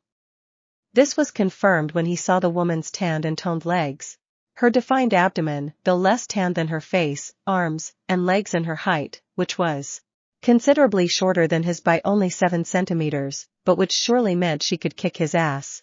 Literally. Midoriya Mmirkosan, Mirko, huh? The heroine looked the boy up and down, noticing, of course, his nakedness, and seeing how the boy blushed, decided to play a little joke on him. Mirko, what's wrong? Did the rabbit get your tongue? She didn't let it show, but putting her arm around the green-haired boy and pulling him closer wasn't her best idea. She didn't want to show her embarrassment by pulling away, but she also didn't feel confident she could stay calm with a naked boy next to her, especially a young one. The rabbit smiled at the boy's embarrassment, but was surprised when she saw 2 girls approach him and get close to him. Satsuna, come on, Midori, is something wrong? Mina, you know you can tell us what's going on with you. Midoriya MMFFI, the boy looked everywhere, but wherever he looked, he couldn't help but notice the woman's breasts, and it was no wonder. On the one hand, if he looked too much, he'd get a kick that, as Pony once said, will be so strong your grandchildren will feel it. While it's on the other hand, if he looked at Satsuna's assets, he was sure she'd tease him about it all week, besides making fun of his shameless feet. And Mina, he knew that with her, the only problem would be satisfying her at night, but the insinuations she'd make during the day would leave him walking around with an erection, and it would be embarrassing to go around like that. His only response was to look at his own feet. This went on until I heard some noise coming from the bushes. The boy was about to approach when he saw more familiar faces coming out of there. Momo/Kendo/Mina/Midoriya and my DNI guides can see I. Kamori/Pony/Ibara/Rico/you empty lady. Uraraka/Drew/DU/me Melissa NEJRS and PAI Midnight G.I.R.LS empty lady, there they are. Do you know how long we've been looking for you? Sighs, never mind. Are you alright? Melissa G. Girls Nedger, who upon seeing the others, the girls rushed over to greet their companions, some crying and others showing how happy they were to see them again. Meanwhile, a green-haired boy was doing breathing exercises, trying to take everything in stride, closing his eyes and breathing calmly for just about 10 seconds. He felt a finger tapping his chest a few times, and when he opened his eyes he saw the rabbit from moments before tapping his pectoral muscles, seemingly admiring his body. Midoriya, it happens when Mirko, how kid, I didn't expect you to be in good shape. Midoriya th. Thank you, relax. It's just a compliment. Mirko, and in such good shape, he said. jokingly looking at the boy's friend who noticing put his hands to his groin to avoid further comments. Midoriya th. Thank you. I think Mirko, come on, take your hands off there, you have nothing to be ashamed of. You're looking at a big group of naked girls, it's natural, man. The rabbit without any shame brought her hands close to the boy's, once again exposing his member and leaving him flustered by the abrupt approach. Midnight Mirko, leave the boy alone already, although I admit that his physical condition isn't bad at all. Them too. Lady, I can't believe there's actually a boy here, she said, while trying to cover her breasts to no avail. Melissa, upon noticing the broccoli, or in this case, the tomato with legs, was only embarrassed, thinking that he might have seen her naked, a fact witnessed by the other girls who approached Uraraka. Are you okay, Melissa? And I know, well, the thing is, no boy had ever seen me like this, and so you, yes, don't worry, Midoriya can isn't a pervert like mine too, or Cam and Ari can. We were embarrassed that he was there too, but give him time, you'll get used to it. Kiro, the girl, still nervous but trying to be confident, stepped out from behind the other girls, hoping the embarrassment would soon pass. The boy noticed her seconds later, but seeing her face looking around, he understood that she was uncomfortable and tried to give her time to adjust, quite the opposite of the girl who grabbed him from behind. Neger, hello, Midoriya, said the light blue-haired girl who had hugged the green-haired boy from behind and wrapped him in a hug so the boy felt her breasts pressing against his back. It felt like the Chernobyl nuclear reactor about to explode. Midoriya, ho, hello, and Nenejire senpai, help. Neger, how, what's wrong? Are you sick? Is something wrong? Why are you so red? The girl moved around the boy, asking left and right about his current condition, who had to resort to someone's help.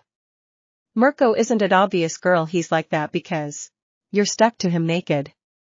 Mina, it looks like a cute shy tomato. Setsuna / Mina / Mirko. All the two girls and the heroine said in unison to play with him a little, being completely effective. And they turned out to be traitors. During a Hilmari, the boy asked a question aloud. Midoriya, and where were you all this time? Midnight, well, we woke up on a mountain in the east. Mirko, we've been here since you came in. Suyu, I guess they've been looking for us ever since. Kiro. MT, lady, I won't lie to you, child, we resumed the search today. This surprised everyone as they seemed to be starting to feel forgotten after that comment. Kamori, but why? Mirko, math, bad weather, lack of food, tiredness, disorientation, geology, astrology. Midnight sighs, I'll tell you everything, but first, will you have any food? After finishing their questioning, the girls along with the green-haired boy pointed around Eden, showing the professional heroines and the two young students the amount of food and water they had available. Kamori, we were just about to have breakfast, will you join us? MT, lady, I don't think we can refuse. Midnight, thank you all so much.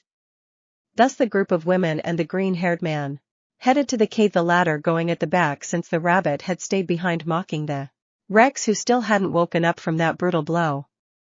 The rabbit stopped teasing and walked in front of the green-haired boy, who to his shock saw the woman quickly run a finger along his collarbone until it ended below his navel, causing the freckled boy to startle and blush, while the woman just laughed at her successful joke. The boy with green hair was at the cooking station finishing up some scrambled eggs with tomatoes, onions and cilantro to serve the second round to the group. Mirko ate as if she had never tasted food before, while Midnight and Empty Lady along with the young Melissa and Neger watched her in surprise. Momo, it seems I was a little hungry. Mirko, and well, yum, does anyone remember what happened here? Setsuna, everything is still confusing. Mina, we just woke up naked and far away. Only on the second or third day here did we find Momo and Midori. Momo, haven't they found the beast? Neger, yes, those dinosaurs were amazing. Setsuna, we're not talking about dinosaurs, but tell me, are there more? Melissa, yes, indeed, a valley full of them. Setsuna, oh, muscles, can we go get one please? The girl begged. Midnight, wait a minute, so they weren't talking about a dinosaur or the beast? Midoriya, Scar, believe me, I think you'll see it tonight. Mirko spits, sorry, look kid, I appreciate the food and water, but I see what's going on here. A group of heroines sleeping in your same space completely naked just for you. Thanks, but no, I'd rather sleep outside and face whatever comes. Before the tone-legged rabbit could continue her denial, they heard a roar from outside. The most interested ones ran off, while the rest already knew who it was. It was morning and it was lunchtime. Act 12 The Red Waste. To the misfortune of a rabbit and a disassembled green-haired girl, they witnessed the now recognized feline with a amalgamated feature standing face to face with the Treks, waiting to see who would attack. In a dirty move, the tiger threw dirt with its claws at the Rex's face, temporarily blinding it. The feline took advantage of this to circle the 5-meter animal in 2 jumps and in a 3rd jump reach its back and begin to peel off its flesh and skin. Mirko, hey, that's my prey. The feline heard this reprimand and with a hunting gaze looked into the rabbit's eyes, who did not yield, and made it clear that she had rightfully won that Rex. The feline grumbled and with one more bite climbed down onto the badly wounded back of the Rex, who lay on the ground in pain, but that was only because he had found another prey that had not been claimed. With a lunge it launched itself fangs out at the long-necked dinosaur, who let out a shriek of pain at the sensation. Setsuna Jr. She cried out in despair upon seeing what was happening to her beloved pet. The girls in the class held the girl down as best they could, because they knew that challenging that animal was suicide. Heartbroken, she could only be held back by her orange-haired friend, who prevented her from watching as the animal disemboweled her dinosaur in front of the cave. Those who now looked on in bewilderment were the professional heroines and the American girl next to the junior student, as the tiger flung open the dino's stomach passage. Everyone knew the outcome of that apparition, but to the boys' surprise this time the tiger didn't take any of the dinosaur's limbs. Only a blood-soaked head stared at him, its eyes a deep dark red that resembled infernal mirrors. It let out a soft roar and walked away, wagging its tails. Frightened by this display of sadistic sport, the boy approached the disassemblable girl and hugged her. Setsuna muscle sobbed. Could it be? The boy nodded, confirming the tragic news to the girl. She just hugged the green-haired boy and started to cry buckets of tears. What might seem like a silly reason to cry to anyone else, the green-haired boy and his friends understood her pain perfectly. It was well known that the girl loved dinosaurs more than anything, having dinosaur-themed items in her room, wearing dinosaur-themed clothing, and of course being a huge fan of movies about these titans. Seeing one of them as serene and friendly as she longed to meet, brutally killed, hearing its cries of pain shattered her dreams. Midoriya then remembered something. Midoriya, hey, calm down, boy initially said, stroking the girl's head. Hey, how about we go get another one? Can I get you another one? The freckled boy said, gently cupping Setsuna's cheeks as he wiped away the tears that continued to fall. She nodded slightly at the boy's suggestion, before bursting into tears again. Can we call him Setsu? Okay, come on, don't cry, it breaks my heart to see you like this. Now somewhat calmer, the girl went back inside, comforted by Ryuko and Yui, while the green-haired boy asked Momo for a shovel to clean up the carnage in the middle of Eden. After 2 hours and with some support, all that remained of that bloody event was the same blood that decorated the grass on the ground, while with pain Izuku asked his wolves to eat the large pieces of meat when the cold storage was full. Returning to the cave, the green-haired boy was greeted by the talking rabbit. Mirko coughs. I accept your offer to live here. On second thought, it's not so bad and it can get cold outside. Midoriya nodded while trying to hide a face that said, I told you so. Midoriya, Codsword, can you create about 4 more beds? Codsword, at your service, my love hums. Midoriya, Miss Mirko. Mirko, just tell me, Mirko, what do you want, kid? Midoriya, I'd like to know in which direction did you find that dinosaur plane I'm talking about? Uraraka Deku-kun, are you planning to go where they came from? Midoriya, it hurts me to see Setsuna like this. I think I'll go get one of them and bring it here. If that comforts her a little, I'll do it. Anyone coming, the mission was risky, but the more of them there were, the greater the chances of success. Jiro, I'll go. Momo, me too. Hatsum, I need more calculations if I want to armor those babies. Midnight, I'll go with you, you're my responsibility after all. Kendo, I'll go to these 2 as well, he said as he rubbed his fists together and bumped them. Midoriya, fabulous, let's go. Mirko, I'll stay. Fighting dinosaurs was torture and resting in a bed sounds very appealing. Empty lady, I agree. With Mirko, we'll be waiting for you here. Midnight, okay, keep an eye on this place in case we don't make it by nightfall, we'll be in the safe zone. The 2 heroines who remained simply entered the cave while giving a thumbs up.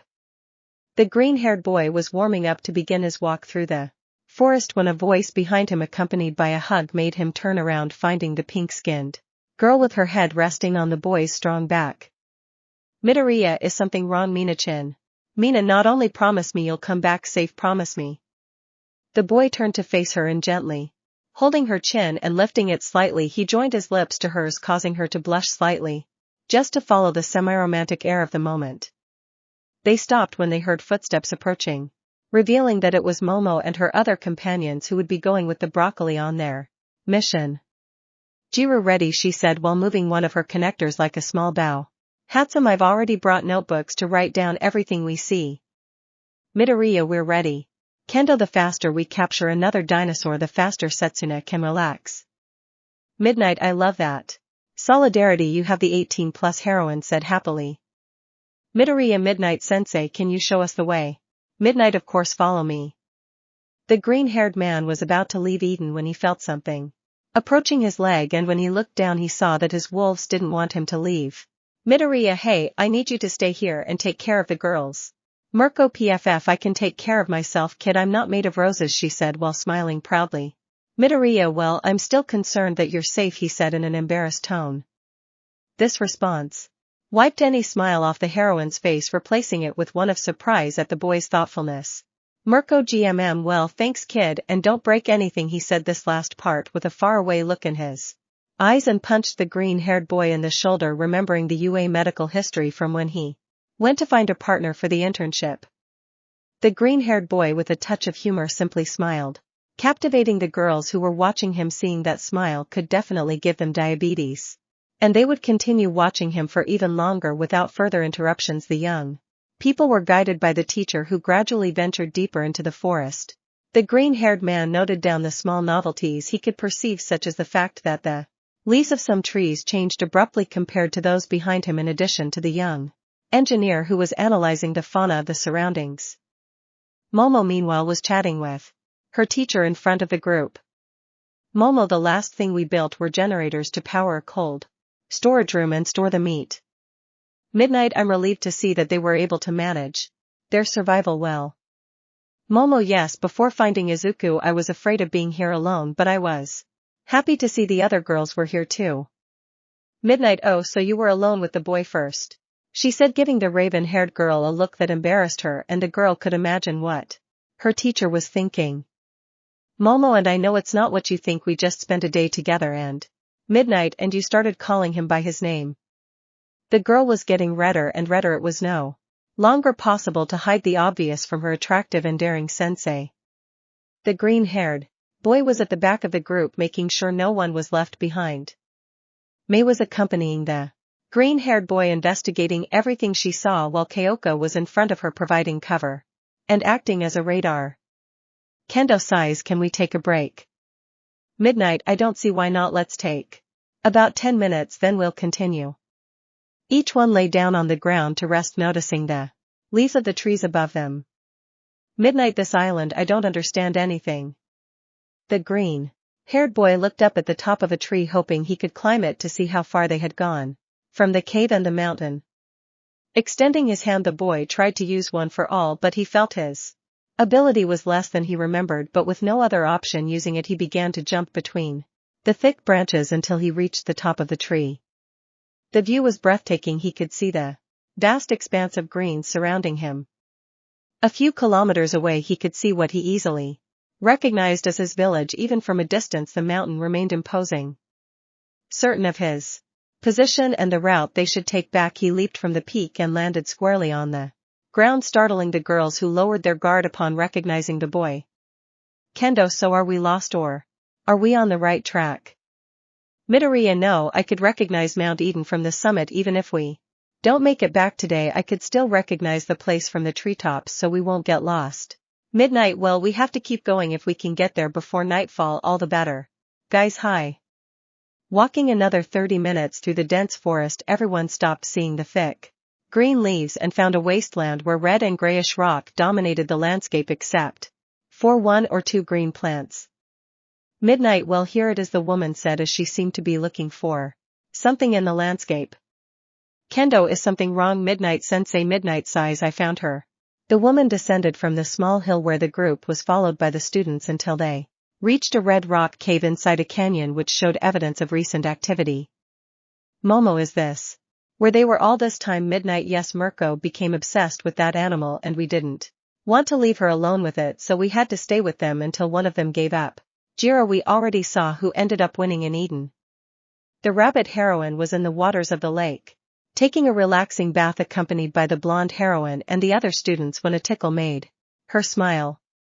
MT lady, are you okay? Mirko, I'm grades with the group. The green-haired boy was looking at the notes May had made in his notebook when he noticed a particular word that caught his eye. Midoriya, the Red Wasteland. Hey, that's a good name, Mason. The woman looked at the green-haired man who had a smile directed at her. May well, I thought it was a suitable name. We can't just name it by terms like Rocky Area or similar. Midnight, it's a good name, more than suitable for this place. Jira, okay, we're here now. Where are the... Before the girl finished speaking they could hear heavy footsteps heading in their direction. Everyone stared intently when they saw an animal's head, with large eyes and legs that made it 3 meters tall. They all remained still until the animal began to run in front of them to follow a route. Kendo sighs, I was scared for a second. And instantly another and more animals of the same species began to run through the narrow canyon corridor, which could only indicate one thing. Midoriya, run, and as if the animals had been waiting for that word, dozens of dinosaurs began to run through the canyon, forcing the young heroes to run in the direction those dinosaurs were going. The green-haired man used one for all, but it had the same result as with the black whip. It was more difficult for him to manipulate the small percentage that he had previously handled well. May was lifted into the arms of the green-haired boy as she was falling behind, and it would only take a short time for her to be crushed by those dinosaurs in their powerful legs. They all felt the earth rumble, but the lack of exits from that cliff prevented them from getting out quickly, so running was their most viable option. The pink-skinned girl and the presidents of classes A and B were looking for a crack among the rocks to hide and take shelter from the onslaught when a hole caught their eye. May/Momo/Kendo there. The green-haired boy looked at the crevice. It was large enough to shelter the girls. Using the whip as best he could, he lifted Jiro and her sensei up to the crevice while Momo and Kendo cut through the animals to enter the narrow space of rock. Kendo and Midoriya wa enter. The green-haired boy was about to take the orange-haired girl's hand, which she'd offered him as a form of protection, when a swift blur of black fur charged at him. Jiro/Momo/May, Izuku, Midnight, Kendo, and Midoriya wa. The man fell rolling into the center of the canyon, seeing that the figure that knocked him down was that bloodthirsty beast from a few hours before. The beast growled menacingly at the boy, then its gaze shifted to the crevice where the girls were. Midoriya, I have to get him away from them. Using the air gun, the boy hit the animal's torso, drawing its attention and earning a display of sharp teeth that excitedly sought him out. The boy started running, not only because of the onslaught of dinosaurs around him but to escape from that predator. The boy tried to fire the black whip to gain some advantage, but the dinosaur's legs got in the way and started causing obstacles hindering his escape. Midoriya, I didn't think this through very well. The green-haired boy was nearly crushed by the dinosaurs on multiple occasions while the girls desperately searched for a way to reach and help him. Midnight, I have an idea. The woman began to activate her quirk and, approaching the exit, released the sleep-inducing gas from her skin, which soon caused the animals to fall to the ground. Kendo, were they the last ones? The rocker plugged in her extension to find out if it was the end of the line, resulting in a success. Jiro, that's everyone, she said, giving a thumbs up. Momo, now we have to catch up with Izuku. Quickly the women left and headed towards the rest of the canyon while the boy desperately tried to dodge the footsteps of the 3-meter dinosaurs and at the same time avoid the claws of the feline. He partially achieved this, since there were several occasions where in dodging one or the other he received scrapes from the runner's skin or scratches from the claws of the dark tiger. The boy kept running when he saw in the distance how the animals seemed to be descending in some direction. When he focused his gaze, he noticed that they weren't descending but falling abruptly. It wasn't until the feline itself stopped following him that, in its attempt to escape the stampede, It was struck by the powerful legs of the runners. The boy took a while to understand why he stopped chasing him and did this action when something spoke to him from inside his head. Cliff, the boy, barely understood this. He felt a lack of ground beneath his feet only to see how he was falling through the air. He barely had time to react before dropping the black whip and pressed himself to the edge of the cliff. The impact against the red wall was hard, but it was better than the long fall of approximately 30 meters to the ground. He looked down and could see the carcasses of the running dinosaurs. Luckily he wasn't too far from the shore, so he began to rise with the whip. Finally grabbing onto the stone edge, I took a breath, which he felt would be the last, when upon opening his eyes he noticed that the bloodthirsty black-furred feline was looking at him with disdain, growling with a speed that denoted its tiredness and annoyance. He was about to activate the whip and hang from another point, but the feline pressed one of its heavy paws against the boy's hand, causing him to let out an audible groan. He couldn't use his other hand to try to escape, as doing so would earn him a bite and surely leave him completely at the mercy of the beast. Midoriya could already imagine what was coming as his eyes offered him no other options. The setting sun shining orange behind the feline made it look like a shadow of death. Its tails dancing, yearning for its inevitable fate, and its red eyes which he could only imagine in nightmares. This was interrupted when a sound wave stunned both the green-haired boy and the feline, who due to the abrupt movement raised its paw, freeing the boy, who took advantage of this and got out of its reach. Upon seeing where it came from, she noticed the purple-haired girl had bracelets on her wrists that seemed to emit sound. Momo meanwhile finished loading a cannon and began firing rubber bullets at the feline, which nearly hit it. Annoyed, the cat lunged to attack, but Kendo enlarged her palms in an attempt to stop and immobilize it, only to be met with swipes from the animal's tails and claws. She recoiled from the sensation and was about to launch another attack, but the green-haired boy's descent from the sky stopped him in seconds. The boy glanced back for a few seconds only to receive a warning from the girls. "Girls, be careful." The green-haired boy looked ahead and barely managed to put his hand in front of him to avoid a bite which landed squarely on his arm. Using all the strength he had at that moment, he kicked to send the animal flying. Growling and ferocious, he looked around. Clearly he was outnumbered, so with obvious annoyance he roared again to climb one of the hills and retreat. "Midnight Kid, are you okay?" Midoriya, sighs. "Yes, breathes great," he said, raising an arm which began to bleed. Upon seeing this, Momo began to make a medical kit while Jiro approached to examine the wound and Kendo supported the boy's arm on his back. Midnight looked up at the sky, beginning to notice some stars and the moonlight peeking out from behind some mountains. "Midnight, we need to find shelter and heal those wounds, boy. We can continue the search tomorrow." Midoriya /Momo/Kendo/Jiro, "That's a good idea." The group remained silent before laughing a little. They walked a little way until they reached a rocky area where they gathered branches and grass to make a campfire, and using Momo's quirk created some mats to rest on. Actixilolide creation. The green-haired boy rested on the makeshift mattress that Momo had created so that he could rest from his chase with Scar. Midoriya, "Ow ow ow," the green-haired boy said as the raven-haired girl treated his wounds with a first aid kit. "Momo, I'm sorry Izuku-kun, but I have to keep disinfecting you." Midoriya, "Yes, I understand." The girl used her palm and created a rubber cylinder for the boy to bite. He was about to take them with his free hand, but he was surprised when the raven-haired girl brought it to his mouth herself, which embarrassed he agreed to. "Momo, now it's going to hurt a little. I have to take out my fang on the count of 3, okay?" Midoriya inhales, "Okay." Momo 1, 2. At the moment she said 2, the girl pulled the fang as hard as she could, startling the boy, who bit the rubber object but managing to remove it, causing the boy to grab her arm. "Midoriya, you said on the count of 3, he said, enduring the pain. Momo 3, that's it, move." Creating a measuring tape, he measured the object previously embedded in the boy as he approached the boy and sat down beside him. "Momo, congratulations Izuku-kun. Now you have an 8-centimeter scar on your arm," she said, handing the machine to the green-haired Midoriya. "Great," he said, holding the measuring tape. The boy stretched the tape a little further, finding a mark on it. Midoriya, why do you have a mark at 14 centimeters? As soon as he asked, the girl's eyes widened and she snatched the machine from the boy's arms. Momo coffee was for a personal investigation. Midoriya, okay.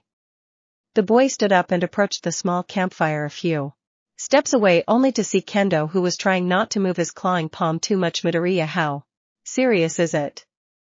Kendo, oh, and no, it's not that bad. They shrink when I return to my normal size, so they won't be that different from cutting me with a kitchen knife. Midoriya, let me see. Kendo. Really, man, it's nothing.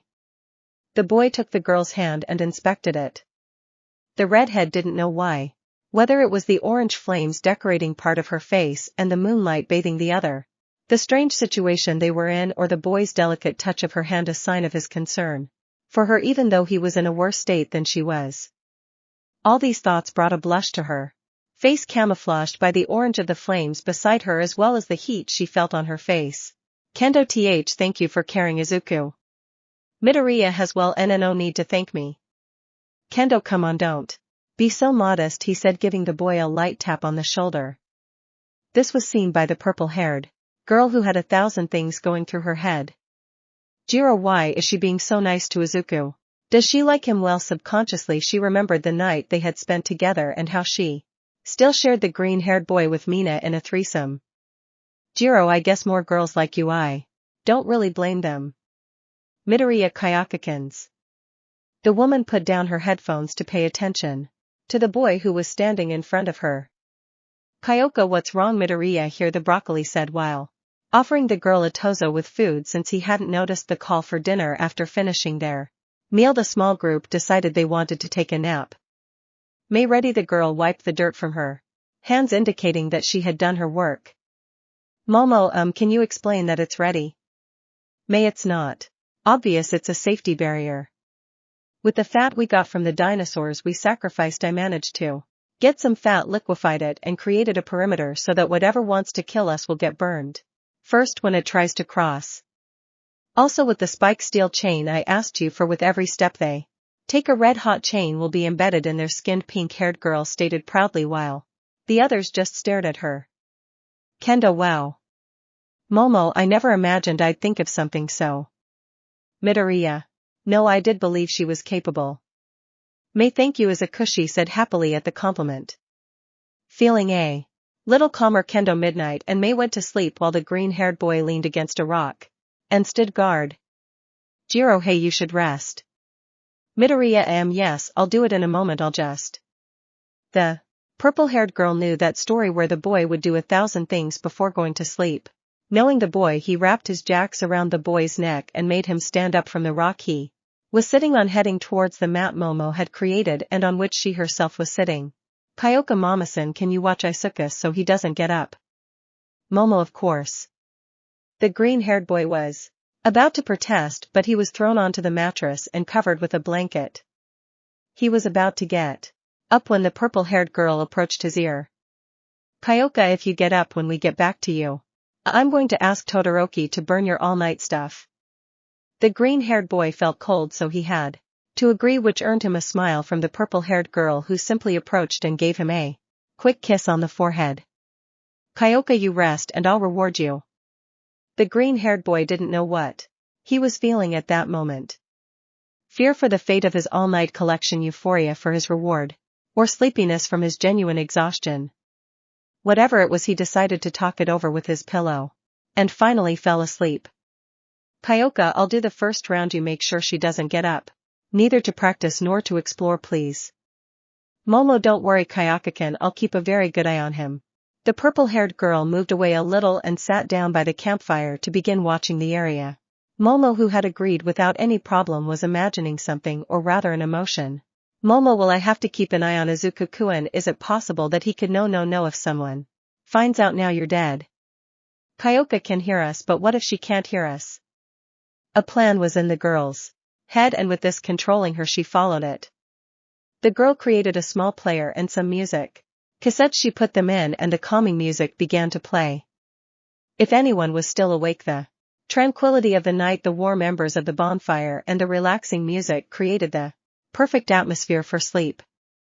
Kyoka moved her head to the calming music and Momo, noticing this, decided to act. The raven-haired girl approached the green-haired boy's face again and carefully began to say his name.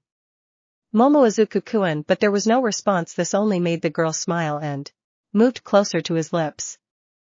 At first it was slow and he was afraid she would wake up, but as the kiss went on there was more excitement and at times his tongue even played a part. The girl felt her heartbeat faster with each kiss she gave the boy while her excitement only made her continue. Momo, I miss this Izuku-kun, you have no idea how much I miss this feeling your lips. I wish I wasn't so shy and could show you how much I love you. That's what the rich girl was screaming in her head as she kissed and stimulated the boy. After separating from the green-haired boy, the raven-haired girl looked back in the direction of her friend, but she was still listening to that music. Momo, very good, she thought with a smile. More carefully than before I lifted the sheets where the green-haired boy was sleeping and laid down beside him, looking at his face, no distance between us, remembering the day they slept together, and I hugged his torso as if it were my safe place.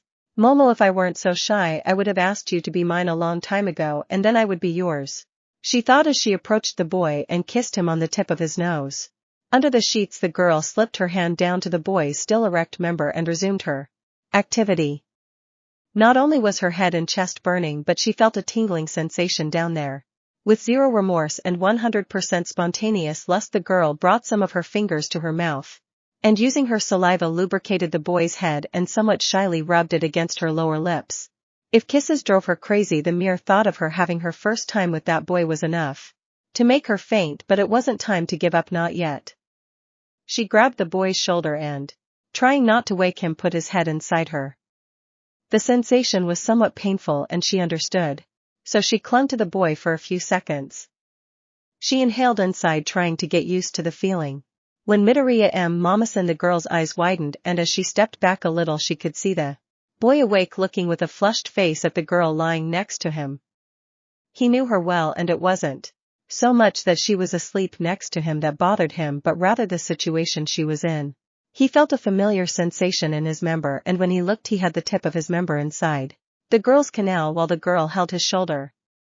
The woman said nothing, and she didn't let the boy say anything either, because she quickly brought her free hand to his mouth. Quickly she glanced at the bonfire and saw that her friend was still tending it. Momo let out a soft sigh and looked back at the boy. Without knowing when, the green-haired boy felt the rest of his member enter the girl, causing her to tremble, and in one swift movement she held him in a hug. The boy had doubts swirling in his head, but his body reacted to the girl's actions, gripping her hips and embracing her. He could feel the girl's breath on his neck and how her heart was racing at 1,000. Midoriya froze, but he could see how the girl seemed to be getting used to it, because even with his hands on her hips, he could feel her slowly moving over her legs, and as he's sliding in and out of her. He stared intently as he entered and exited the girl, his gaze increasing slightly on occasion. He shifted his focus to the girl's face, who appeared to have a single tear escaping her eye, but with a noticeable blush and an attempt at a smock. The boy brought his hand to her face to wipe away that tear, and in his touch his hand remained on the girl's face, which he began to caress as if her face were the softest thing in the world. The girl took the boy's hand, and as she did so bent down to kiss him once more. The boy's heart was pounding like crazy, but that kiss, he swore he could feel tenderness in it. Midoriya Mama-san's Momo is Yukakanai, I love yous. The black-haired girl was about to kiss the boy again when Kyoka, wow, and you weren't going to tell me you were going to do that? Turning her head, Azabash saw her rocker friend less than 2 meters away from them with a smile. Momo, Kayakakan, this isn't what you think, the girl said, waving her hands. Kyoka, of course you're having hex with the boy I love, and it's not what I think, don't worry. Yeah, Momo, I understand and I'll help you. Momo, I wait, what? The raven-haired girl was gently pushed by the rocker, who flirtatiously approached the green-haired boy and kissed him. This would have made the raven-haired girl's head explode at first, but the spontaneity left her speechless. Even more so when, after kissing the boy and leaving a trail of saliva, both the green-haired boy and the purple-haired girl stared intently at the raven-haired girl kneeling beside them. Kyoka, and you. As if the purple-haired girl had pressed a button, the shy green-haired boy from before was replaced by one who fearlessly approached the girl with a look that denoted desire and who did not hesitate to satisfy himself with the rich girl who did not resist. Momo Yayarozusen. That was all she said, before being silenced by Kyoka, who kissed her on the lips.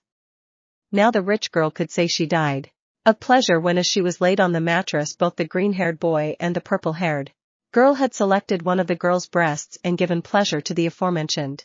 She brought her hands to her mouth to stifle any moans or sounds that might wake someone else. Well, I just wanted to enjoy that moment with those two young men who kept sucking and biting his attributes. The black-haired girl didn't know what was most exciting about that moment.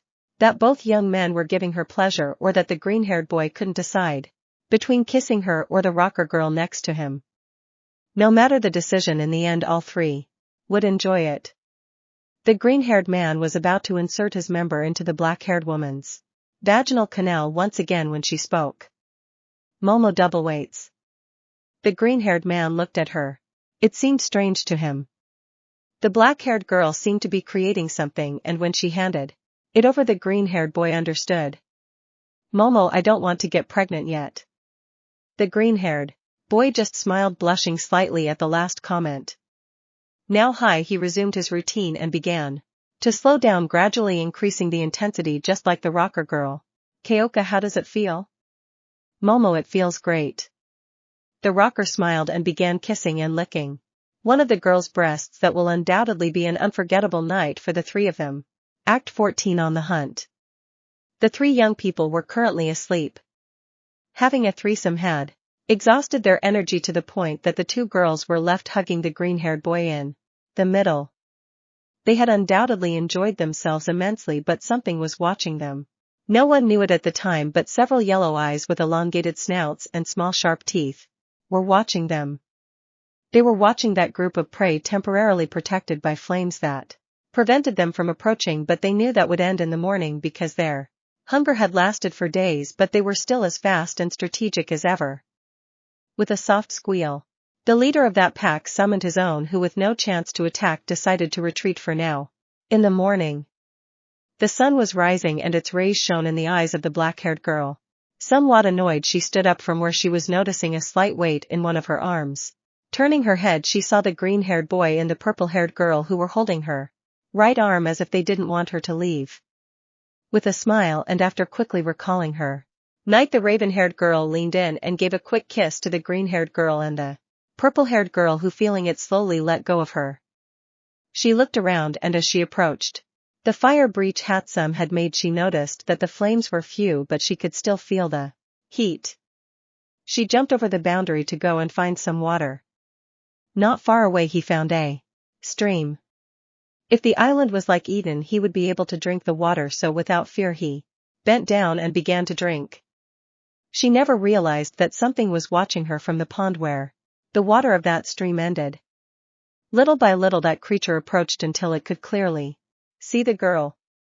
This raven-haired woman opened her eyes and Momo and Axelals. The little animal looked curiously at the dark-haired woman, who took it in her hands and stroked its little head. Momo, what's a little guy like you doing out of the water?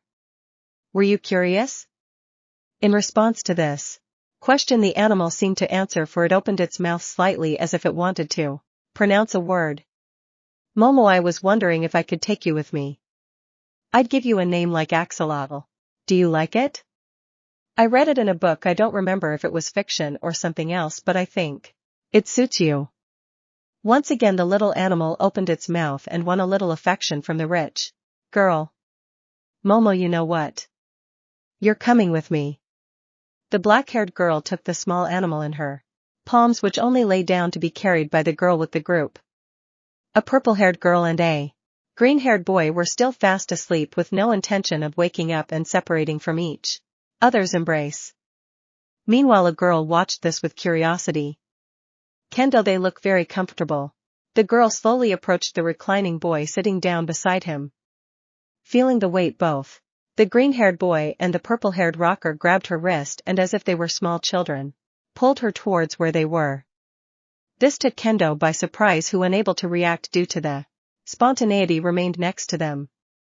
She was about to get up slowly so as not to wake them when a whisper from both of them stopped her. Midoriya/Kyoka soft.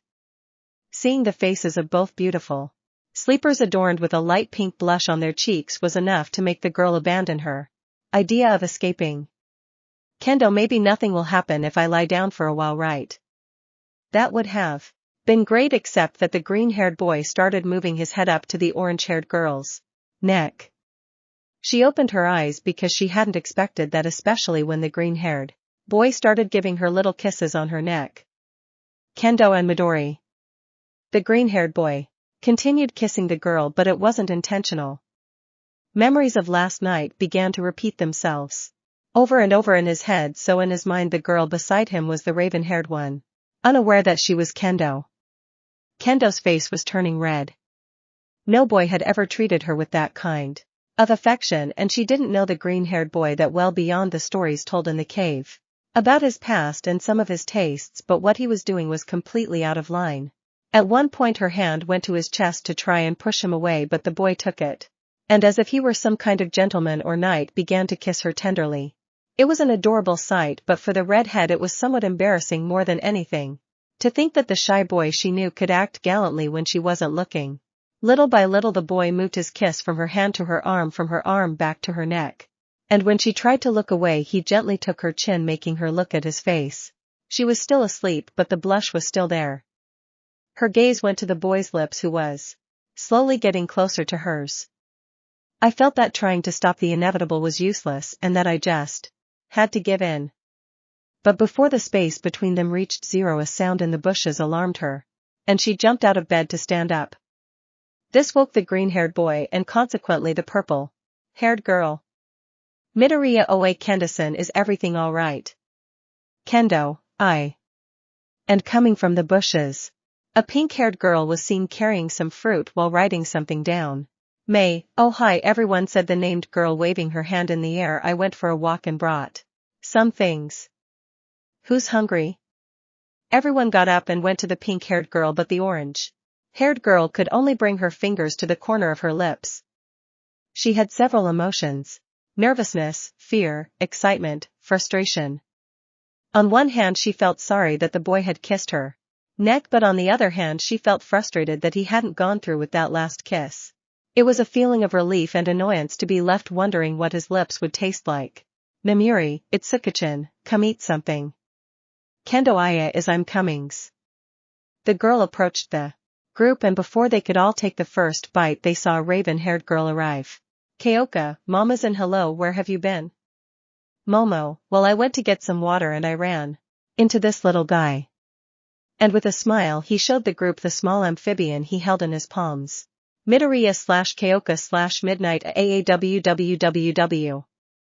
Kendo, is that Momo and Axolotl? I found it and I'm taking it home. Midnight, I don't think that's the best thing to do. Midoriya, well, we're thinking of bringing a dinosaur. I think an axolotl would be the least we could do. Momo, thank you Izuku-kun. Kendo, and have you named it yet? Momo, that's right, axolotl. Midoriya, what would this little guy think? The boy said, stroking the small amphibian's head. Axolotl, I am what I am. I am the present, the past, the future. I am the one who was at the beginning of beginnings, and I am the one who will be at the end of the end. I am the one who is everywhere and nowhere. I am.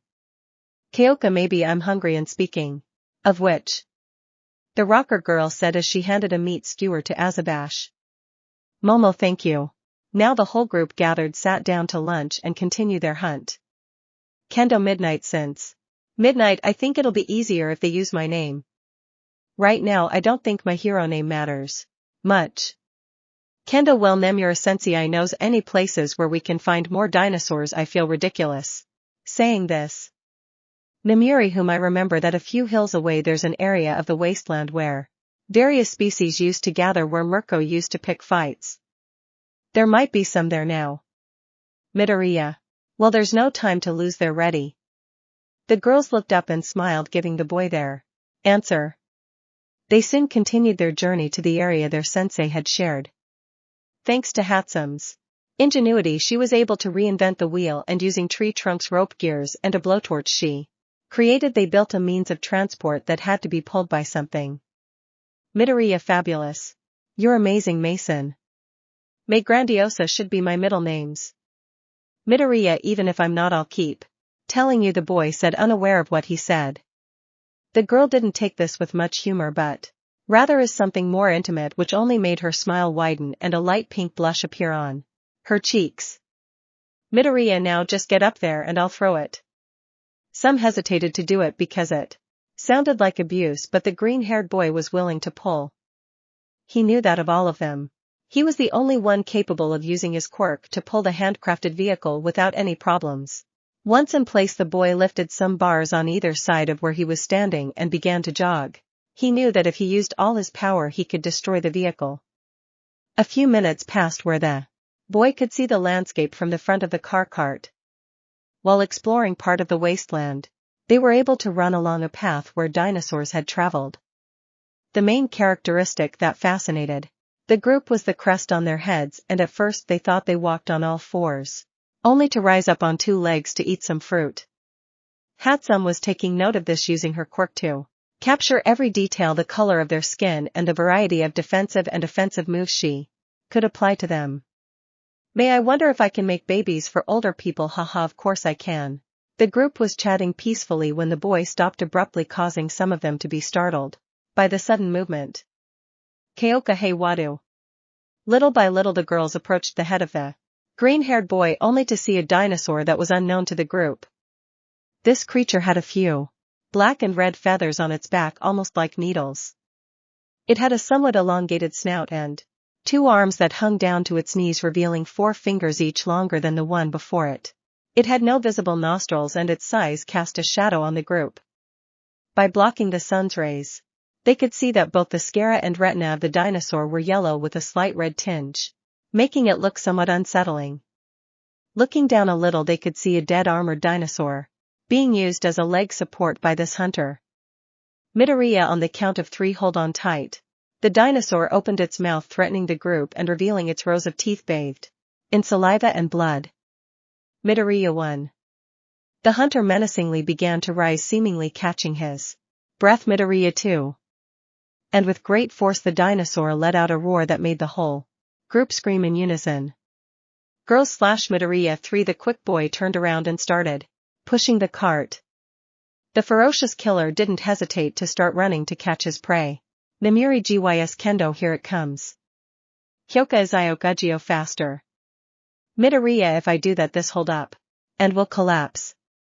Momo Hatsumi Hatsum, don't worry, I have an idea. Momo, I need wood, specifically boards, a saw, a very very strong rubber band, and bolts. Now as the pink-haired girl listed the items, the raven-haired girl created everything requested. The moment things started appearing, the girl would build something while the green-haired boy could only apply more force and flee from the place and the dino. Kendo, can Namiri? I can say Namiri, I don't think so. If I activate my quirk it could affect Midoriya, and from what I can see that thing doesn't have a nose anywhere visible. Those present could only watch as the dinosaur opened its jaws just a few meters away from biting off the boy's leg when May say hello to my baby with that. A wooden stick shot out, hitting the side of the fierce predator's face, which slowed down upon impact. The presidents of classes A and B turned around and saw the pink-haired girl on the head of a gun. Midoriya sizes at what I think it is. May I present to you the continuous firing crossbow by Hatsum. The young woman opened her eyes after her presentation, only to see the dinosaur open its jaws, having a clear rival. May, looks like someone wants more. Everyone turned to look at the annoyed dinosaur, who with a roar entered an area of trees. Kyoka, has she left? Kendo, I don't think so. And they weren't wrong. The giant hunter was hitting branches and trunks like a madman, but this wasn't for nothing, because from the treetops several winged animals fluttered around his face to show with an authoritarian roar who was the alpha at that moment. The little winged creatures didn't think twice about arguing with that being, who could only be considered a demon, and flew off towards the vehicle. Kendo, I wish I was wrong more often. Momo quickly created a staff and with one blow struck the face of an apparent giant crow with dark feathers and yellow teeth. Kendo would whip some of them with his palms and knock them back into the trees. They could barely keep the vehicle in one piece, even more so when the winged predators went after someone against a green-haired boy. The boy kept pushing when he felt claws scratching his back. They were fast and cut like butter. The girls heard some of his moans and watched as not only was the boy being attacked but the great predator moved the treetops, indicating that it was leaving the forest and heading in their direction. Izuku. The girl fired bursts of arrows at the winged creatures which began to leave the boy, but not before leaving some marks on him. The boy was breathing heavily because of those scars as he continued pushing the vehicle. Momo, Hatsum, can you fix the vehicle? Hatsum, sure, but someone take the gun. The purple-haired woman approached the shooter's head, aiming at the violently swaying trees while the young mechanic received materials to repair and reinforce the vehicle. Namuri, we have to get out of here quickly. The young men were following the path they had taken earlier, arriving at the quarry where they had been hunted by the feline. The girls were worried about the large amount of blood the boy lost on his way because they could see his red footprints on the ground. The group was leaving the vehicle when Asabash was leaving something inside it. Namuri, Yaoyorozu, Momo, I'm coming right away. I'll leave this as a gift. The girl was walking quickly away from the vehicle when a series of roars made her turn around. The dinosaur was charging at the girl, approaching the vehicle. Kyoka Momo pressed a small button and the wooden vehicle that was in the wasteland territories flew away, sending splinters and wood flying everywhere, most of it becoming embedded in the black demon's leg. He stopped walking and fell to the ground, letting out groans of pain. The young people approached the president of Class A to see their results. May that will leave a mark or two. Kendo, I'm glad Monoma never messed with you. Kyoka Dantavir scare me gain. The girl said while giving the other girl light taps on the shoulder, as well as threatening her with her connectors. Namuri, for her part, held the green-haired boy, who was leaning against a tree due to blood loss combined with exhaustion. Remembering the boy's situation, Momo created some bandages and medicine to alleviate his pain. But without further ado, the boy collapsed until he felt his head hit the ground. Momo/Kyoka/Kendo/me, Izuku Namuri, we have to take Harem away now. Axolotl, the young ones don't know it yet, but this land is no place for humans. At least not for those from the outside world. If they want to survive, they'll have to give 1000%. Act XB Stalkers. The green-haired boy was lying on the floor. He could see the flames of a bonfire in front of him and feel its warmth. I blinked slowly until I regained my senses. He placed his hand in front of him and was thinking of getting up when a pain throughout his entire back made him stop. He was about to turn his head when footsteps beside him stopped him. And when he turned, he saw the redhead approaching him with a container of water. Kendo, you're awake, he said, with a tone of relief.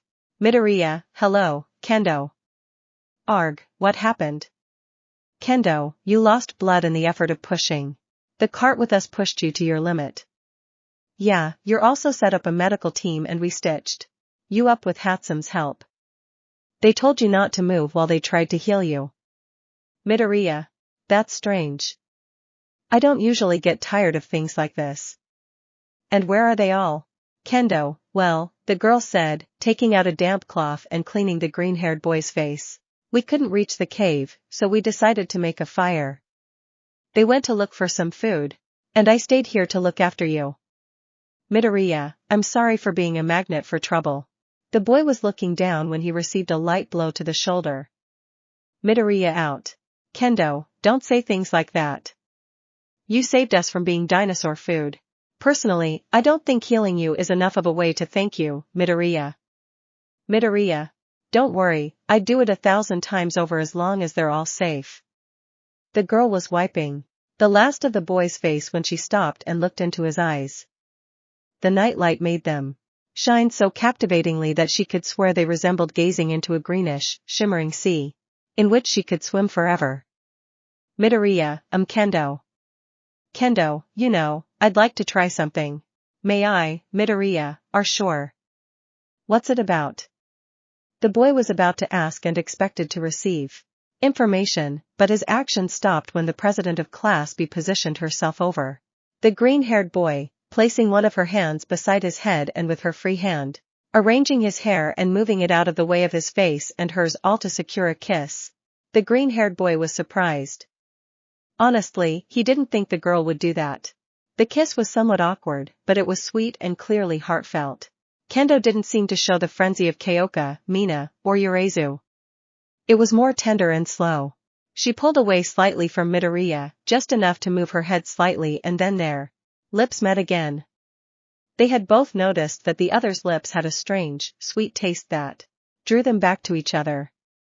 This had to stop when in a wrong move the green-haired boy hurt one of his wounds, causing Kendo to back away scared and somewhat worried. Kendo, are you okay? Midoriya, Yaoyorozu, I'm fine hat. A silence fell between the two boys, but laughter at the spontaneity soon dispelled it. But one question made the boy stop laughing. Midoriya, hate-sized. Kendo. Kendo, yes, Midoriya, why was that? The girl sat down next to the green-haired boy and looked up at the sky partially hidden by the leaves of the trees. Kendo, I was just curious about how it felt. Midoriya, I hope it wasn't awkward, the boy said looking away. Kendo, don't worries. The boy heard movement in the direction of Kendo, but embarrassed he didn't turn around until he felt a soft touch on his cheek, identifying it as her lips. When he turned around, the girl was now standing, giving him a tender smile. Kendo, the truth is I liked it. The girl took the bottle of water and left. With this response the boy couldn't help but smile foolishly and look up at the sky. Turning around he could only see Momo's pet who was looking at him curiously.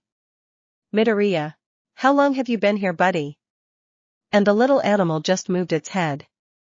It wasn't long before Momo, accompanied by Kyoka Hatsum and their teacher, returned from the shadows of the forest, carrying a lamp. Momo, Izuku. Midoriya, hi girls. May, how are you feeling? Midoriya, grown I'm still alive, which is a bonus. Mimuri, we brought some food, you should have something to eat. The boy with the help of Kyoka, Momo, and Kendo ate some berries they had found. They spent time with a small deck of cards that Momo had created, specifically they were playing Uno, where Kendo played on behalf of Midoriya while showing him the cards on the floor. They stayed like that for a while until sleep overcame them. Momo, Johns, is the Hatsum security trap ready yet? May almost just now. The girl released a pair of pliers and a copper fence was now running through it, electrified by a generator Momo had created, giving them a secure perimeter, but there was nothing that could protect them in the darkness of the night. A few hours had passed since the young people went to sleep. They were dreaming peacefully, for the certainty that Hatsum's barrier would protect them was a relief that assured them tranquility. But again none of them knew that a pair of silver eyes were watching them while a throat gurgle sounded in the darkness of the night and the cold of the forest. A purple-haired girl who was sleeping huddled with the green-haired boy's arm got up weakly due to hearing this muffled sound. I looked around for a few moments, searching for anything unusual, but the light from the campfire near them only made the gaps in the forest darker. Momo, is something wrong, Kyoka? She said weakly while rubbing her eyes. Kyoka. No, Yan, I thought I heard something. It must have been nothing, let's go back to sleep. The girl was taking the green-haired boy's arm again when a sound from the bushes made her turn her head. Now it wasn't just a guess, there was definitely something there, and both the purple-haired girl and the raven-haired girl heard it. Azabash took the lamp they had used minutes before and pointed it at the area where they heard the slight commotion. To their annoyance it was just a type of deer with crests that shone blue under the lamp, whitish fur, and 4 eyes. Upon seeing the light, he simply ran away from the place. Kyoka, sighs, I lose sleep over this. Momo, do you want something to help you sleep? Kyoka, just one pillow. The girl believed her friend's request and laid back down.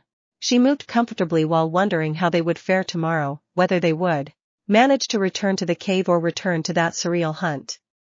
1 hour later, the sound of rustling bushes could be heard again. The purple-haired girl frowned once more as it seemed to be an attempt to annoy her. Taking Momo's flashlight, she was aiming it while she had a thought.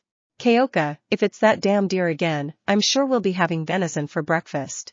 She turned on the light and what she saw couldn't have frightened her more, an animal with fan-like Crest on the sides of its face was hiding behind a bush. Sensing the faint warmth of the lamp, the animal turned its gaze toward its source.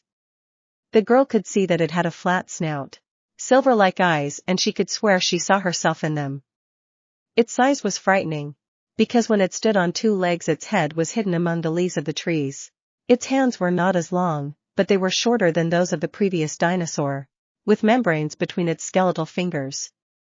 The shock of the moment had prevented him from noticing that the animal's snout was full of blood, revealing its short but bleeding teeth. Kyoka couldn't stand it any longer, and approaching Mei, she nudged her to wake her up. Kyoka, Hatsume, wake up. Mei, hush, she said, still half asleep. Kyoka, the fence, how much could it possibly hold? Mei, my makeshift baby, it could fry a grown bear. Why? Kyoka, open your eyes and don't scream. Surprised by the request, the young engineer opened one eye and glimpsed that eerie figure. Hatsume did her best not to let out a scream of fright, and using a notebook she wrote down every detail she saw of the creature. The purple-haired girl had found a small comfort in the fact that the engineer was awake beside her. But, Momo Yayarozusen. With this scream from the black-haired one, everyone in the group woke up, startled, but worse was when they saw that creature slowly open its jaw and begin to emit a soft moan that gradually increased, until they had to cover their ears to try to endure the deafening roar. Those who did not close their eyes saw the aberration release a black viscous liquid from its mouth, while a nauseating smell reached their noses, making them move away from its reach. Midnight didn't hesitate any longer, activating his quirk, and with his kendo palms enlarged, he sent the sleeping potion to that beast, which not only shook its head and made a gurgling noise. Namuri, I must make a note of how many things on this island do not react to my sleeping.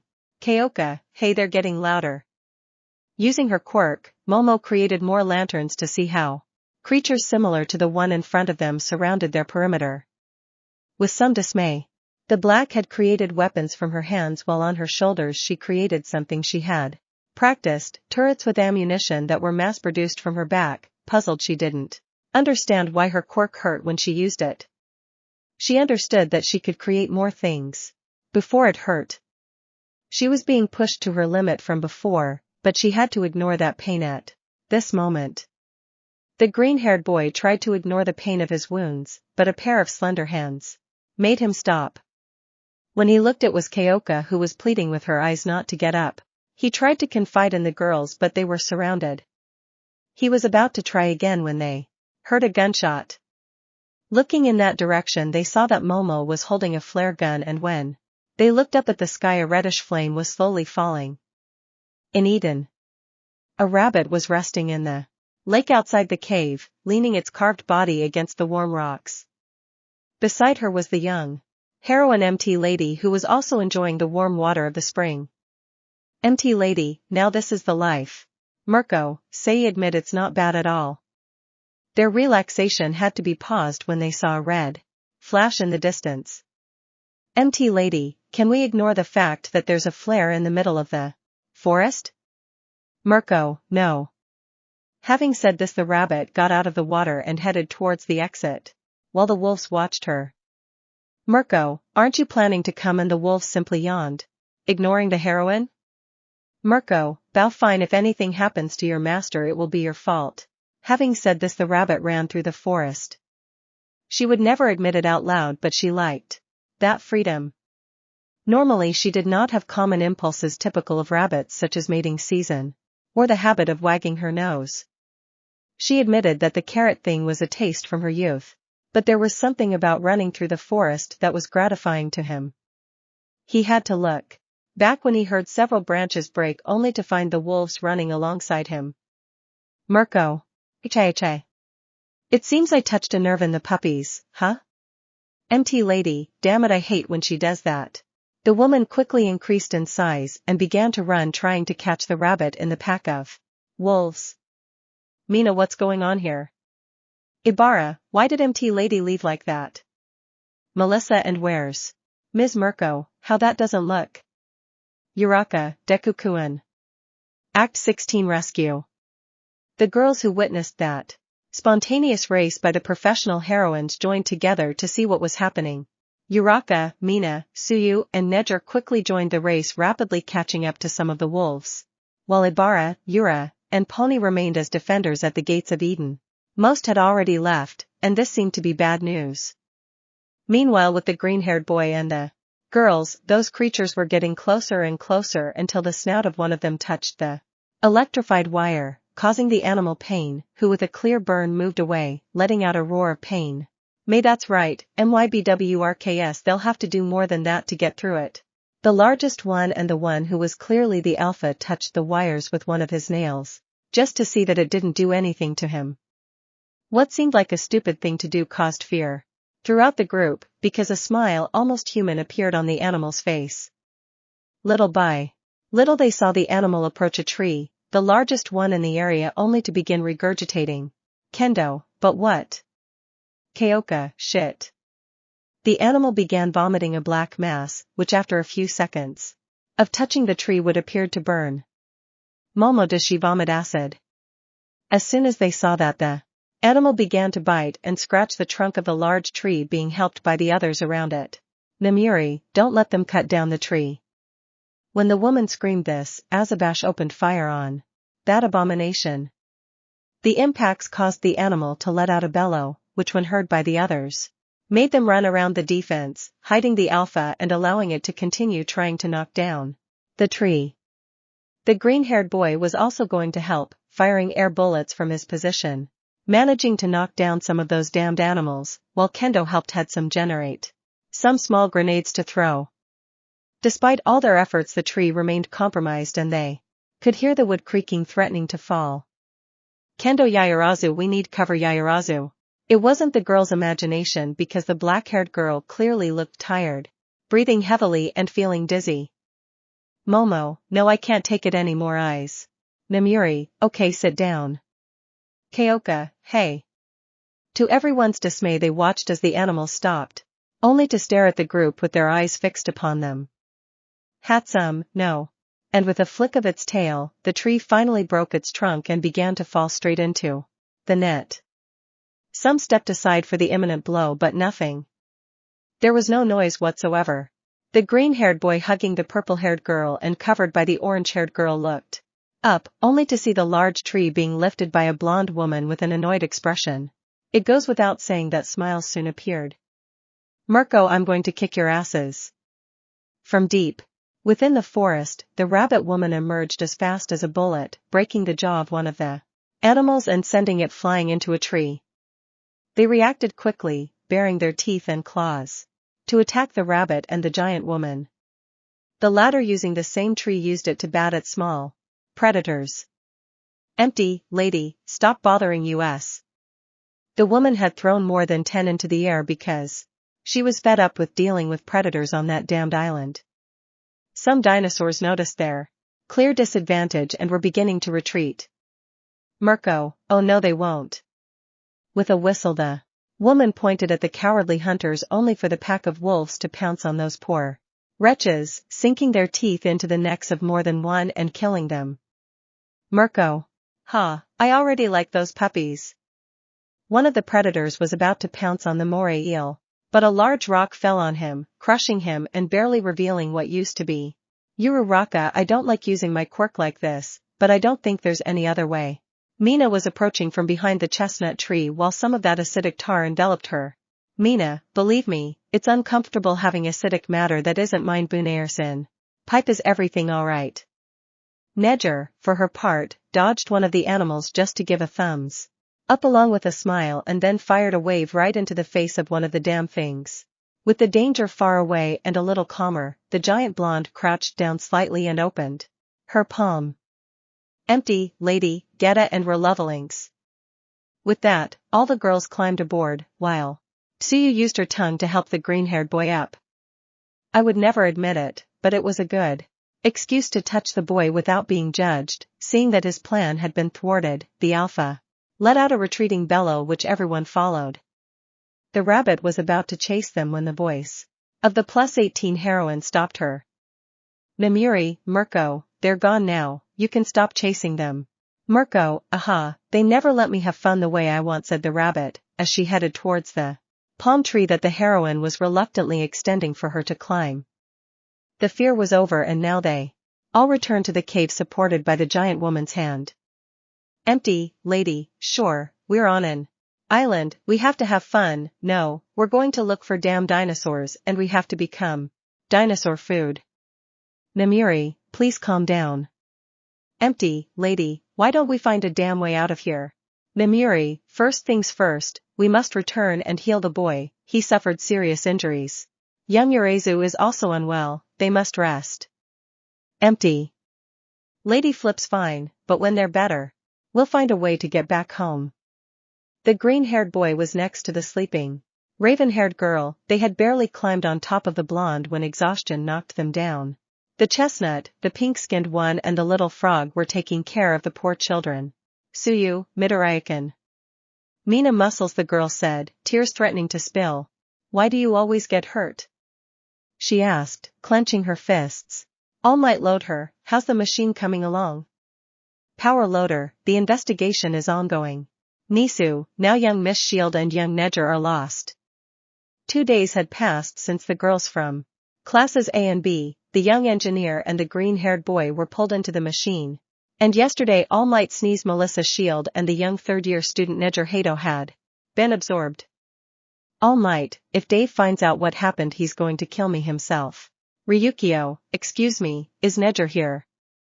Everyone looked at the heroine dragon who was outside the engineering warehouse in her hero costume. Aizawa, excuse me. Ryukio, yes, they told me yesterday that they needed her for something, but she didn't show up to their practice with me yesterday or today. They told me that you would know. Nisu, well, Almight, she the young fairy. Aizawa, the power loader, I entered a portal yesterday and now it's lost. Ryukio went blank. Her best girl, the best student she'd ever had as an intern, had disappeared. All the teachers looked at Loader with a face that made him go back to the machine. Ryukio, what? They were all waking up and their first reaction was to see the green-haired boy who was still asleep while some bandages covered his chest, some stained with blood that had come out of his wounds, while teacher Nemuri was by his side activating her gift. Taro, it was a good idea for the teacher to keep him sleeping. Suyu, yeah, knowing Midoriyakan, he wouldn't admit he needed to rest and would insist everything was fine. Kiro. Meanwhile, a girl with vine-like hair was praying for the speedy recovery of her classmate from Class A, but her friend, Setsuna Takage, was annoyed with herself as she looked at her friend sleeping in the distance. Setsuna, he did all that looking for a dinosaur to make me happy and now it's badly injured. Kendo Setsuna, Hawa. Yui Itsukasa said it's lunchtime, are you coming? Setsuna, out of course. The girl got out of bed and went over to the small group which was already eating. Raiko, how are you feeling now? Yaoyorozu. Momo, I feel fine, it's just that I don't know why I feel weaker when using my quirk. I could usually create more things before getting tired. Kyoka, don't overdo it, come on eat. Uraraka Deku-kun. Mina, she'll recover soon as long as she doesn't wake up and reopen her wounds. All Might was thinking about how to rescue his successor and a group of students and heroines who entered that portal. Power Loader had assigned the entire engineering wing to recreate the machine, or at least to analyze what his #1 student had created. Power Loader, does anyone have anything? Student 1, no sensei. Student, nothing here. Power Loader, say sometimes I don't know why I feel proud of that girl. Student, I have something. The boy's scream drew worldwide attention, especially when he obtained information from the same tablet. Power Loader, play it fast when pressed the inventor. Girl's broken tablet played a hologram. Hatsum, hello everyone, I see you're interested in my baby. The H simulator. How does it work? A large part of it is classified, but what it does is if conventional training is no longer conventional and no longer presents any challenge, the simulator creates the most ferocious environment and enemies you'll ever see. I'm punching air, you might say, but thanks to the amount of energy generated and reused by the machine, you'll feel like you're punching steel. This will force you to push yourself from 100% to 1000%. The simulation ends when the assigned objective is completed, and no, there's no quit button, that's all. The hologram ended leaving everyone with zero hope of rescuing their friends. Power loader, can you search for the plans on that tablet? Student, I'll check it. The student showed you some things on the device, but a screen appeared, along with a recording. Hatsum, Noah, you didn't say the magic word. Noah, you didn't say the magic word. Powerloader HAATSUOME Act 17 Bodyguard. 3 days had passed since the young people returned to Eden. Midnight had kept the green-haired boy asleep during this time, as it was known throughout the group that he would put aside his injuries to continue investigating. Momo, for her part, had recovered on the first day, still leaving this girl with doubts about her performance, according to her quirk. But their attention was focused on the boy's health. Kyoka and Mina had spent nights hugging the green-haired boy, trying to give him love and hoping he would get better. Momo wasn't far behind creating medicine for the freckled boy. Uraraka, for her part, stayed to take care of him during the day. His wounds no longer seemed as life-threatening as they had initially appeared, so it was time for the green-haired boy to wake up, and this time the girls would make sure nothing happened to the broccoli. Namiri slowly began to move away from the green-haired boy, while ceasing to use his quirk in full view of everyone who were waiting to see the boy do something, and this didn't take long when they began to see the boy making some faces before opening his eyes. Midoriya, gee girls, grown, how long was I asleep? Uraraka, this. Mina, it wasn't much. Kendo, just a nidr/may/ue 3 days. Midoriya was scratching his hair when, upon hearing the statement, he opened his eyes as wide as he could. She noticed the other girls looking at the inventor and the third-year student with some annoyance. Meanwhile, Kendo was embarrassed by Yui's honesty. Midoriya groaned. They all turned their gaze back to the green-haired boy, who seemed to be getting up from that mattress which belonged to the purple-haired rocker girl. Suyu, what are you going to do? Midoriya. Hiro. Midoriya. I have to yawn trains. As soon as he stood up, he felt like his legs weren't responding, and like a sack of potatoes he was heading for the ground. Midoriya deja vu. This is what he thought until he only saw how he was left in the air, although he recognized the sensation around him being Uraraka's gift. Uraraka deja vu. The brunette took the boy's foot and began to pull him back to the softness of the bed, embarrassed when one of her hands touched his chest, instantly pushing her away. Setsuna, you need to rest, bro, you've done too much. Midoriya and Ano groan, I have to go back, I can't lose my rhythm. The boy was about to get up again when he felt a hand on his chest. He looked and noticed it was Setsuna's hand, which, despite not exerting any force, prevented him from moving. Setsuna, please. The boy remained like that for a few seconds, noticing the worried looks not only on the dinosaur-obsessed girl's face but also on the faces of the other girls who were looking at him with the same concern, except for a woman with a rabbit-like presence who seemed to be looking out of the cave and a blonde girl who was trying to change the subject. Midoriya Sayokai. Setsuna. Good. She was simply pleased that the boy didn't resist anymore and let her. Yui, come on, let's have breakfast. The girls approached the campfire where they settled down to eat, while one of them approached the freckled boy with an extra plate. Ibara, Midoriya, here, this is for you. Midoriya, oh thank you, the boy said, still trying to get used to the brightness outside the cave. Hey, this is Ibara Catwood, and Midoriya has, he's my favorite. He took a bite and was amazed by the flavor. Midoriya, it's really good, he said while feeling like he wanted to cry. Ibara, we're glad you like it, she said, offering a slight smile. Momo, we remembered it was your favorite and decided to make it. Mirko Mass, I've tried better. MT lady, if you don't want it, why do you keep eating it?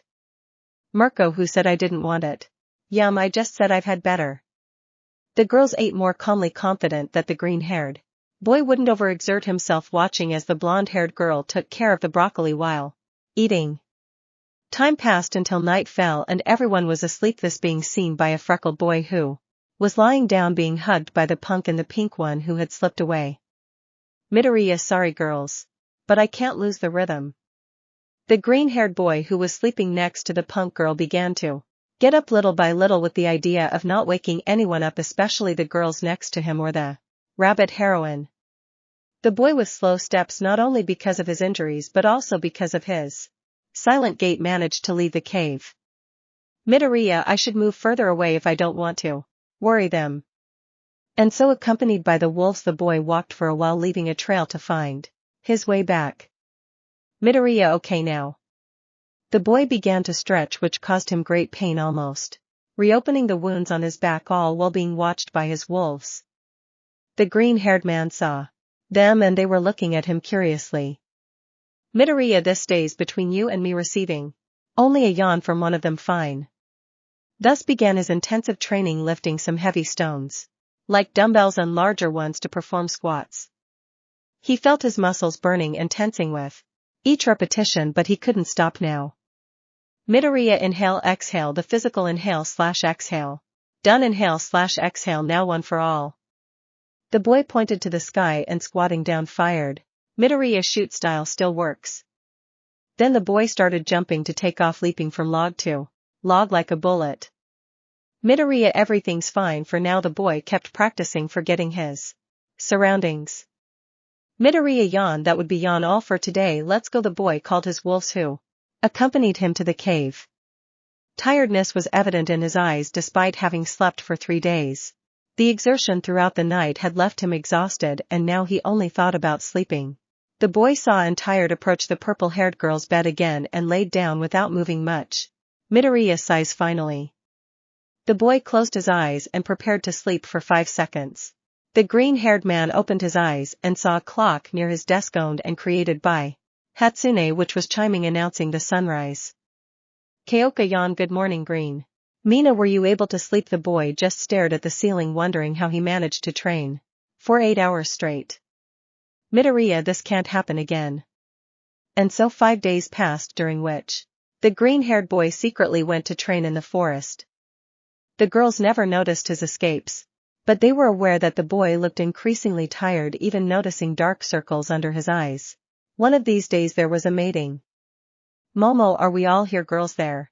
Uraraka, Kayakakin, do you hear something? The punk girl buried one of her earbuds in the floor and listened to her surroundings, checking if the green-haired boy was nearby. Kyoka. Kendo, okay. We've all seen it, haven't we? Yui, are you referring to Midoriya's condition these past few days? I think it's pretty obvious, the raven-haired girl from Class B said directly.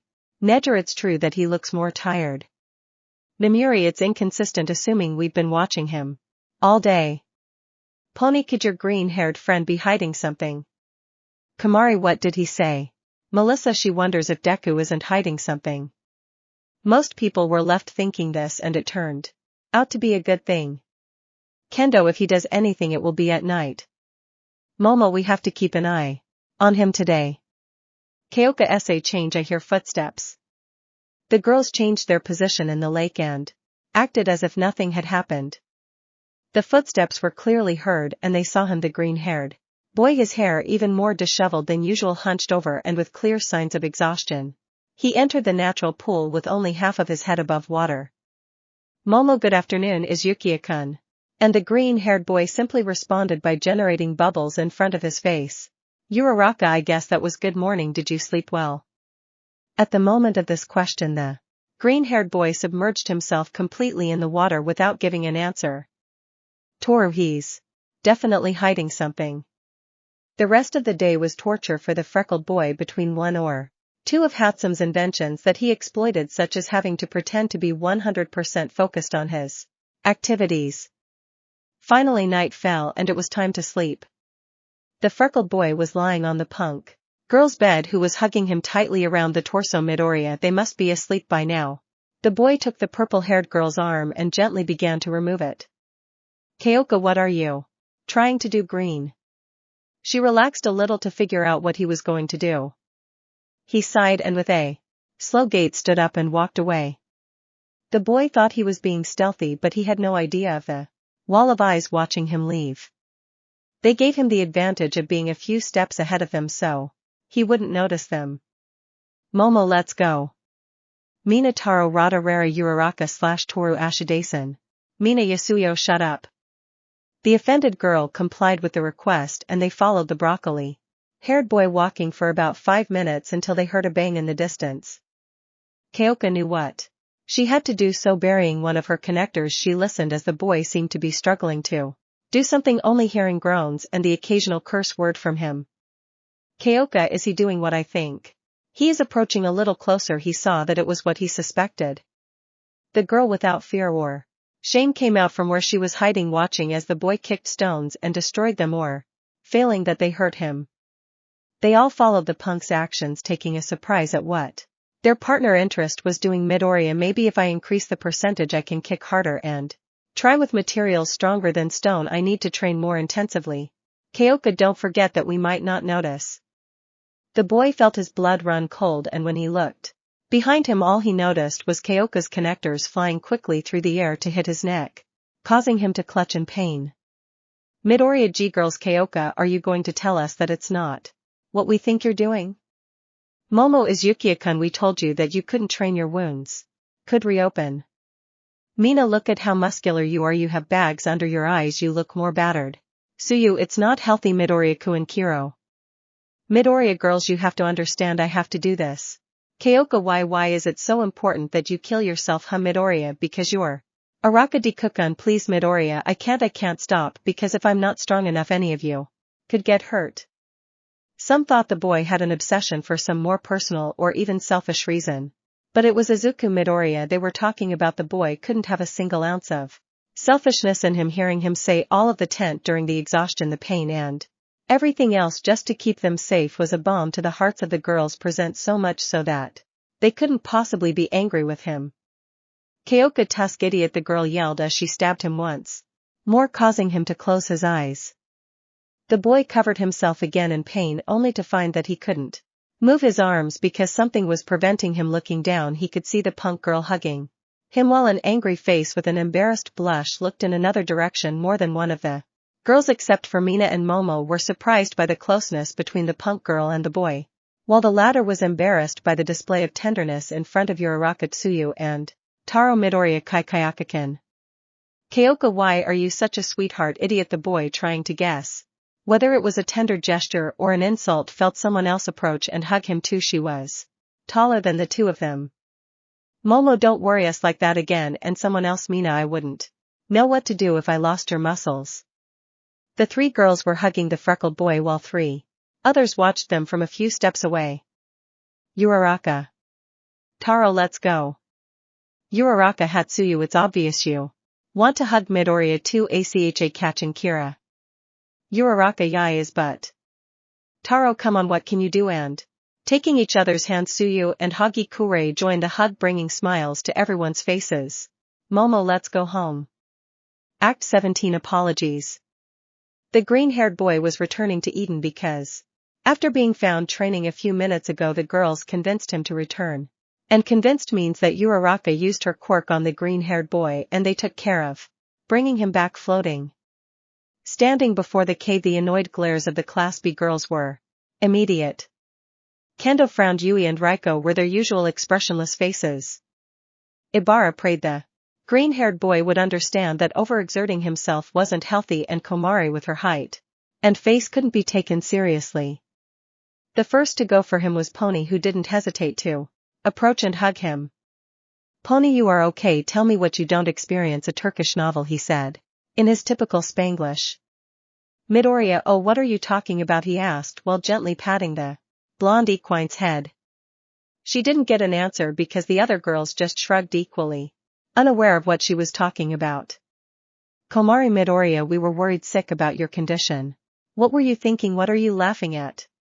The little brunette said, watching as her companion tried to calm his laughter. Komari, if you keep laughing I'm going to get angry. Stop laughing already. Midoriya, haha, shut up. Izuku, shut up. That's what the boy thought, unable to stop himself from laughing. While the little girl had to lift her head to see the green-haired boy's face, even though he was 166 tall and the brunette was only 152, which was funny to those present. The girls couldn't have been angrier at that scene in front of them. Komari could only cross her arm and look away, her face clearly showing her annoyance.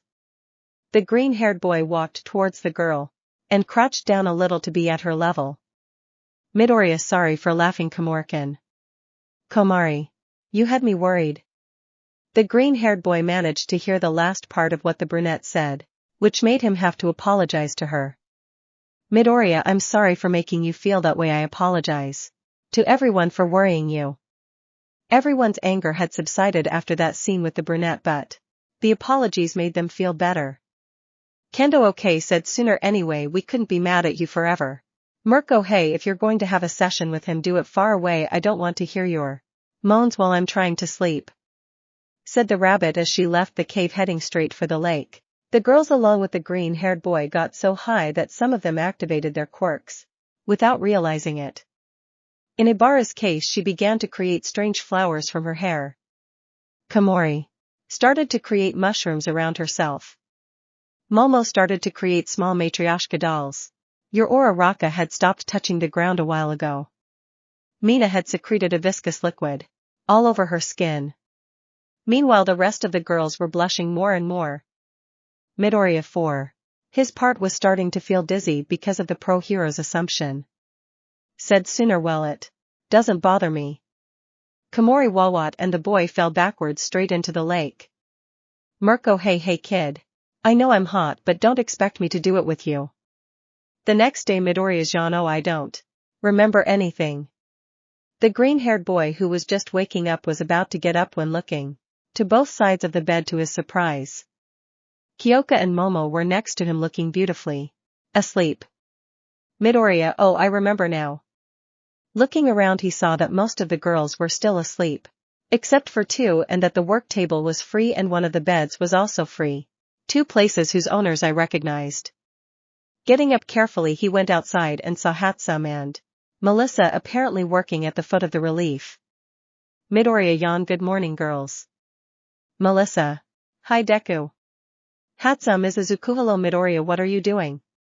Melissa, well, these past few days we noticed that not everyone was aware of some of the tasks here, and we thought Hatsum conduct a brainstorming session. Midoriya, hey, that's Mirko nonsense. As the 3 young men looked at the heroine, they noticed that she seemed active. Midoriya, Miss Mirko.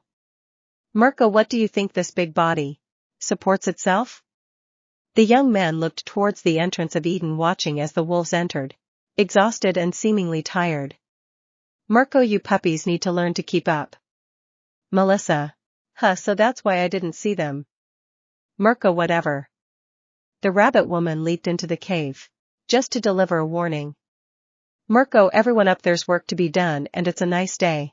The complaints came quickly, with some pleading for 5 more minutes and others cough empty lady asking the rabbit if she would be so kind as to shut up.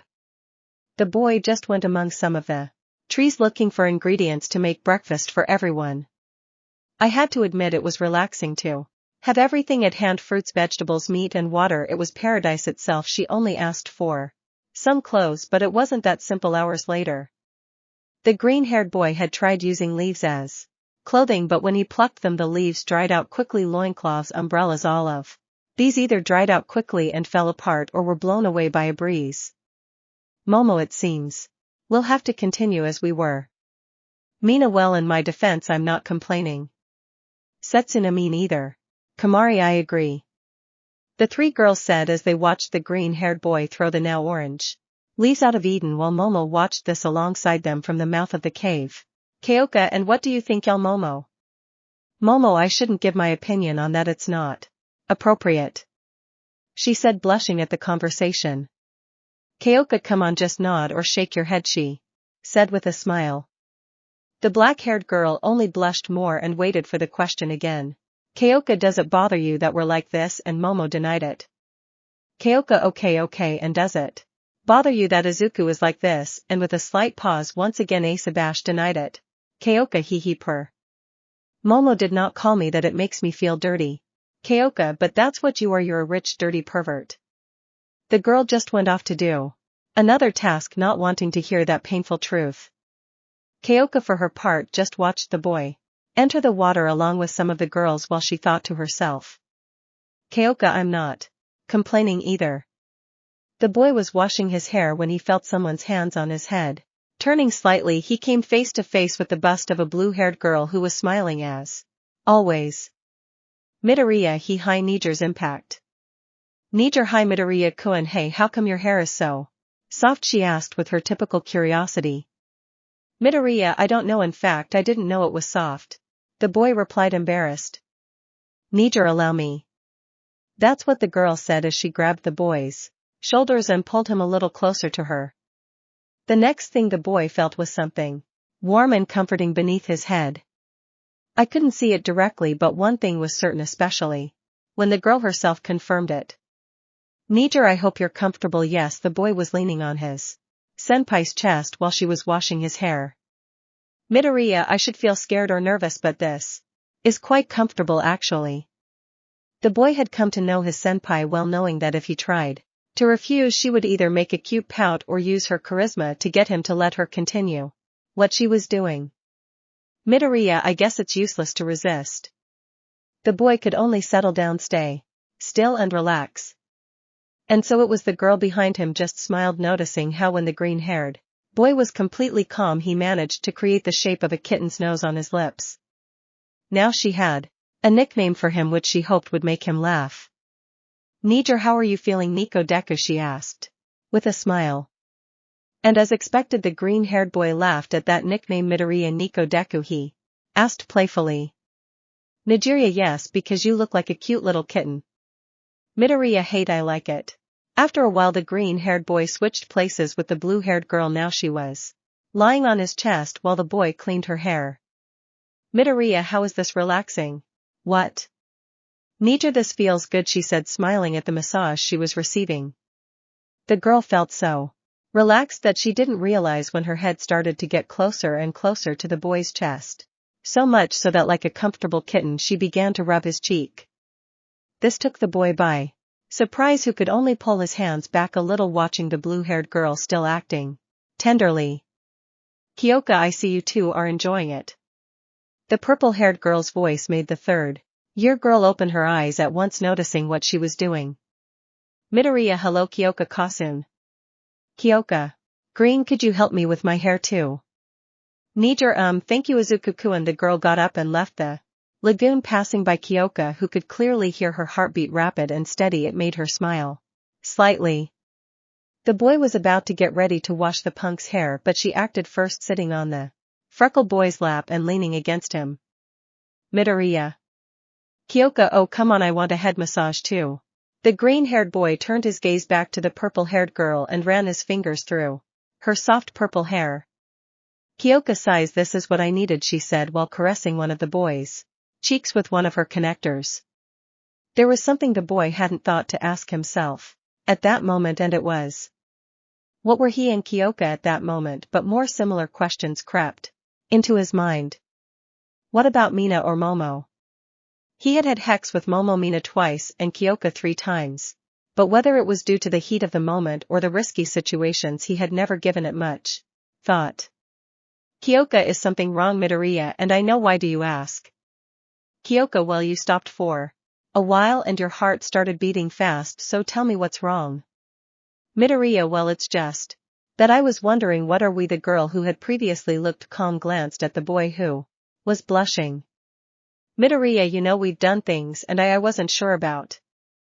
The boy was stopped dead in his tracks when he felt his lips sealed with those of the girl, who gently used her hand to hold his chin, making him stay next to her.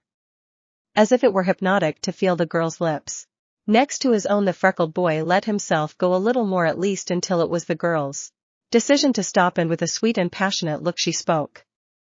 Kyoka, what do you think we are? Midoriya Andai.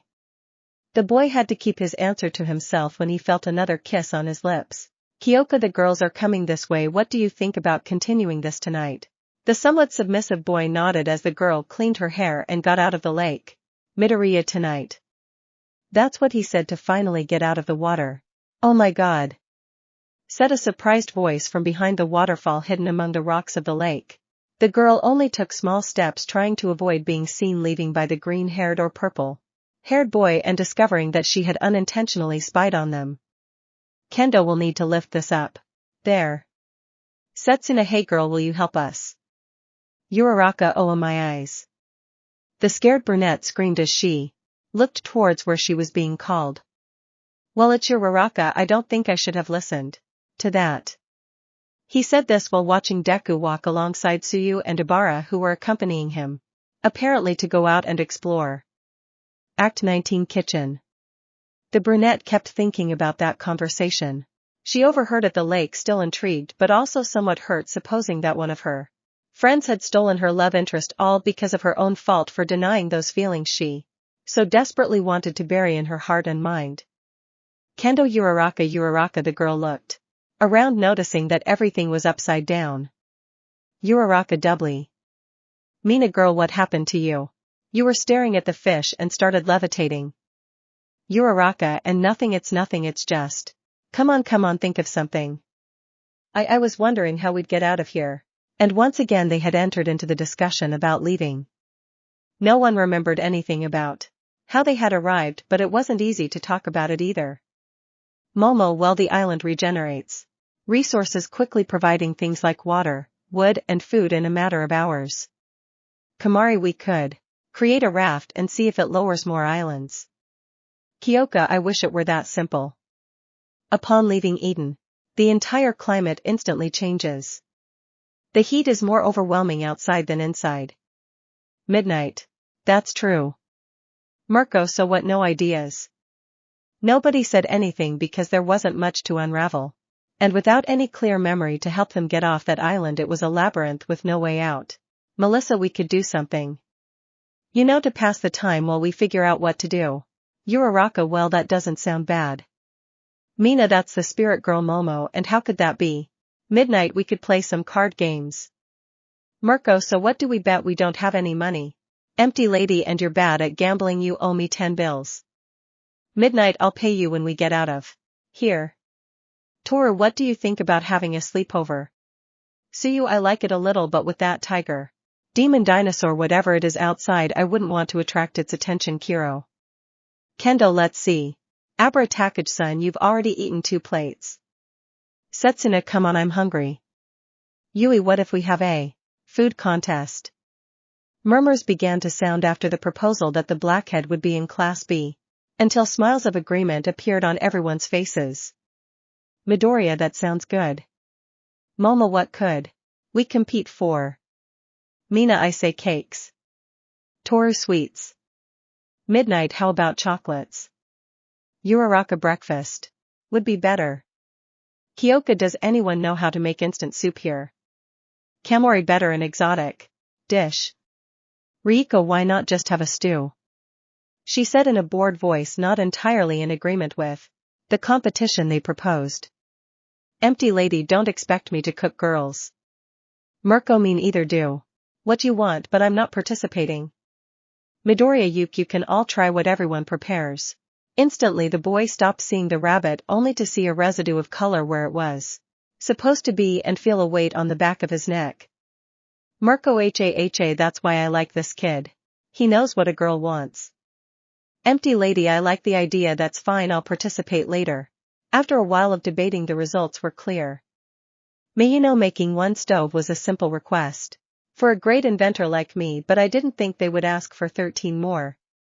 Midoriya, thanks again, May. He said, feeling embarrassed for entrusting so many items to the girl in such a short time. May, don't even mention it. Muse, the girl stopped abruptly when she realized the name she was about to say to the boy, I mean Midori Roman to mean Isuku. The girl felt her face burning and only had one answer to escape the embarrassment, I have to update Kotsurku later. This struck the freckled boy as odd, and he didn't understand anything, but in the distance a brunette was watching, and she could have sworn at that very moment that the pink-skinned engineer was also interested in the boy, because that was exactly how she acted when she was with him. She wasn't proud of her pathetic excuses for running away at that moment, but they served to help her recognize the obvious. Uraraka, so she too. Deku and the Maki girl shouted, catching the boy's attention. Midori. Uraraka, is something wrong? Uraraka, can we talk for a moment, please? Midori, I. The boy was about to answer when he saw the black-haired girl from his class approach and interrupt. Momo, excuse me Midori, but I need your help with the cutlery we'll be using. Midori. Oh sure, I'm sorry Uraraka, I can't right now, but we can chat later, okay? Uraraka, I understand. That's fine, we can talk later. Maki could only watch the freckled boy walk away a little while. She chatted with her president as she didn't want to cause a scene in the group or embarrass him in front of the other girls, so she moved away and got ready with the other girls in her place. Midori. Cough cough, well, welcome everyone to. The boy said, seemingly acting in one of those reality TV shows. About to show a cooking episode strangely on par with a naked survival series. Midoriya eyed. Better not think about that, make up a name. Today we have 3 dishes to prepare: an appetizer, a main course and a dessert, with 45 minutes of time for each dish, as we see Eden provides us with everything we need. Some felt strange at the boy's voiceover narration, but that changed because seeing him act so calm and somewhat excited was contagious. Paying attention to what he said. There was no grand prize for some, they just wanted to pass the time, while others, no longer so saintly, imagined that they would collect their prize at night. Midoriya, meanwhile, over here we have the judges. They will taste each of your dishes at the end of the allotted time. Mirko, they better be good looking. Girls, empty. Lady, this will be interesting. Midnight, I can't wait to see how it all unfolds. Midoriya, the winners will advance to the next round, and those who don't will get to taste the dishes alongside the judges, so give it your all and plus ultra. The last words the boy said made the girls imagine they were dedicated to each of them in a special way, as if it were a more personal and affectionate gesture, but the thoughts of the 13 girls stopped like a shock when the bell rang. Thanks to the rabbit heroine's intervention. Mirko, begin. Instantly they all ran to the various food trees and plants scattered throughout Eden, gathering what they needed as quickly as possible. Midoriya, the first step in this competition is to develop an appetizer dish with the ingredients you managed to collect in the first 10 minutes. Eden provides a wide variety of food, but once it runs out, it requires at least 2 minutes to regenerate it to its peak quality. Mirko, kid, what are you doing? The green-haired man turned to look at the heroine, who was looking at him with one eyebrow raised along with the blonde professional. Midoriya, I just wanted to make the moment more dramatic, he said, apologetic that he had bothered the woman with his murmur. Mirko, who go on, he said, unable to hide a smile as he settled back into his seat, watching the others fight over the last tomatoes in the great kitchen. Kendo, I plan to make some potato croquettes. They are easy to make. And add a salad to accompany it. I have the cucumbers, but I need the tomatoes to complete it. Kamari, let them go. I took the tomatoes first. Kamari, I'm planning to make mushroom paste and tomato puree sauce. I can make as many mushrooms as I want, but the tomatoes will take up too much time. I need them more. You make something else, she said in a poor attempt to pull the bowl with the coveted tomatoes. And they weren't the only ones. If they weren't fighting over certain products, they were fighting over meat or space in the jury. Midoriya has our inventory doing. Melissa, well, the girls have used more vegetables. Our fruit stock has decreased by 35% and the meat in the storeroom is almost gone. Nedra, the girls are really putting in a lot of effort, she said while floating and resting on the green-haired boy's head. Midoriya, how about we check on your dishes? Melissa/Nedra, hey. The 3 young men went across the large table that doubled as a large bar, giving them room to work. Midoriya, hello mama. Son, Momo, hello, is you cook? And Nedra, what are you cooking? It smells delicious. Momo, well, I'm making an omelette. I saw a recipe when I went on vacation abroad with my parents and I was thinking of replicating it. Melissa, great. Midoriya, I hope to try it out. We'll go see the others. Good luck mama. Son, Momo, thank you. Is you cook? And he really wants to try my dish. If so, I'll have to try 3 times as hard. The young people looked at the other dishes, marveling as they progressed, wondering which dish would qualify first, it being their own challenge. Mina, hey cute boy, said the alien, catching the attention of the green-haired boy and in turn that of the blonde girl and her senpai. Midoriya, hello Mina-chan, how's everything? Nedra, yes, tell us what you're preparing. Mina, well, I was thinking of starting with dessert first. But one of the rules is to go in order, so I made something that I'm sure you'll love. Melissa, I'm intrigued. Mina, Taran loves salad. Nedra, Midoriya, I've never heard of this salad recipe before. Melissa, mean either. Mina, it's a spinach, carrot, strawberry, honey, and purple cabbage, but it's delicious. Midoriya, well, I think that's true. The blue-haired girl floated away as a saucer caught her attention while the blonde followed her, leaving the boy a few steps behind them. Mina, are you saying that to be nice or because you're after something more? She asked mockingly, while placing one of her hands on his chest and giving it a light squeeze, making the boy have to look away before another day and to greet her. Mina, the girl wasn't stupid and noticed the boy's behavior, only able to mock what he had just done. I think we'll talk about that later. Now go, I have to get back to work. Midoriya, why yes, and I know you can't wake someone up and leave them like that. I'm a pig. The dishes were varied and eye-catching, some having to be altered.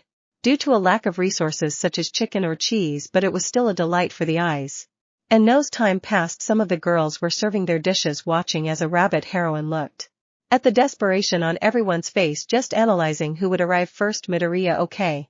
Everyone plates on the table. Upon hearing this they all obeyed and instinctively took a step back. Midoriya, now the judges will proceed to taste the dishes and write everything down in a table.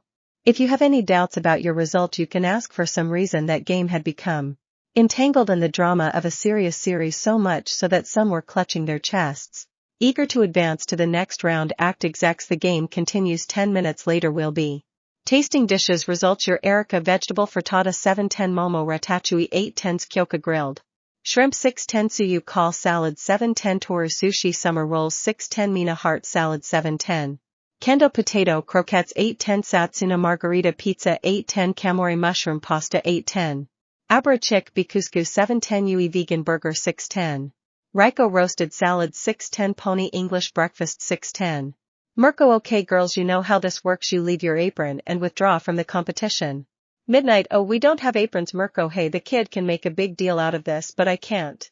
Some like Kyoka, Pony, Raiko, Toru and Yui withdrew from the competition because some of their dishes either failed to convince the judges or simply burned out. Pony, it's not my fault, I've never cooked before, the girl said sadly, for having lost so quickly. Kyoka, I can't believe I burned my plate, the girl whispered, embarrassed by how her plate ended up. Momo, don't feel bad, it was a good first attempt. Kendo, exactly. Midnight, and those who were unable to continue in the competition can help us taste the other dishes. The discouragement of the disqualified girls' lesson when they learned that they would not actually be left out of the competition without objecting to the result. The girls went to the judges' table and took their seats. Mirko, welcome girls, said the rabbit, leaning back in her chair to relax. Midoriya, all right, take 10 minutes and then we'll get back to the competition. Some of the girls took the opportunity to try each other's dishes, only being able to ask for the recipe to recreate them in the future. Kendo, you know Kamori had been mad at you if this dish wasn't delicious, said the president just as she took another bite of the pasta. Kamori, now you see why I needed the tomatoes. Momo, your potato croquettes aren't bad at all. Kendasan, said the raven-haired girl, marveling at the delicious taste of the food. Midoriya, for his part, was happy to do a different activity with the group and stay active, as well as not feeling the fear that they would never leave that place again. Kyoka, hey green, the boy turned around only to see the punk behind him. Kyoka, can we talk? Midoriya, why yes. The boy moved a little away from the group while the brunette watched this. Uraraka, should I? The girl couldn't think straight when a quick approach from her frog friend startled her. So you a Kikichin, try this Kiro. Uraraka, ha, oh sure thanks. Meanwhile the freckled boy approached the cave entrance along with the purple-haired girl, who stopped a few steps ahead of him. Midoriya, hey Kyoka. Kyoka, is something wrong? Kyoka, it's nothing important, but don't you think something's missing? Midoriya, what do you mean? Kyoka, well I don't know if the others will agree, but you know, do you think it would be a good idea to Midoriya ambient music?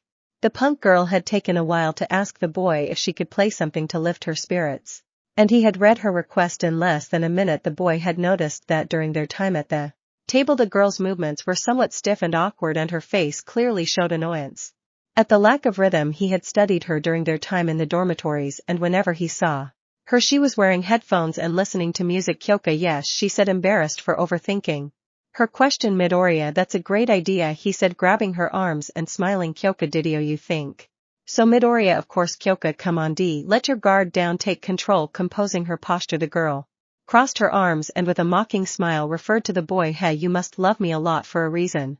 And when the boy heard this he blushed, which calmed the girl down because she always found it funny to make the boy nervous. Kyoka, heck, come on, we have to ask Mama-san for something. Midoriya, haha.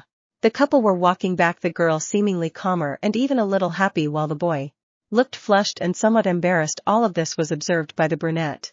Uraraka felt she had clearly lost the battle and with it her chance of having anything with the boy in the future, but her damned heart still beat faster and faster whenever she saw the freckled boy. She knew the only way to make it stop was to ask him face to face, even if it hurt. Her curiosity increased when she saw them approaching Asabash and seeming to ask her something. Midoriya, Mama-san.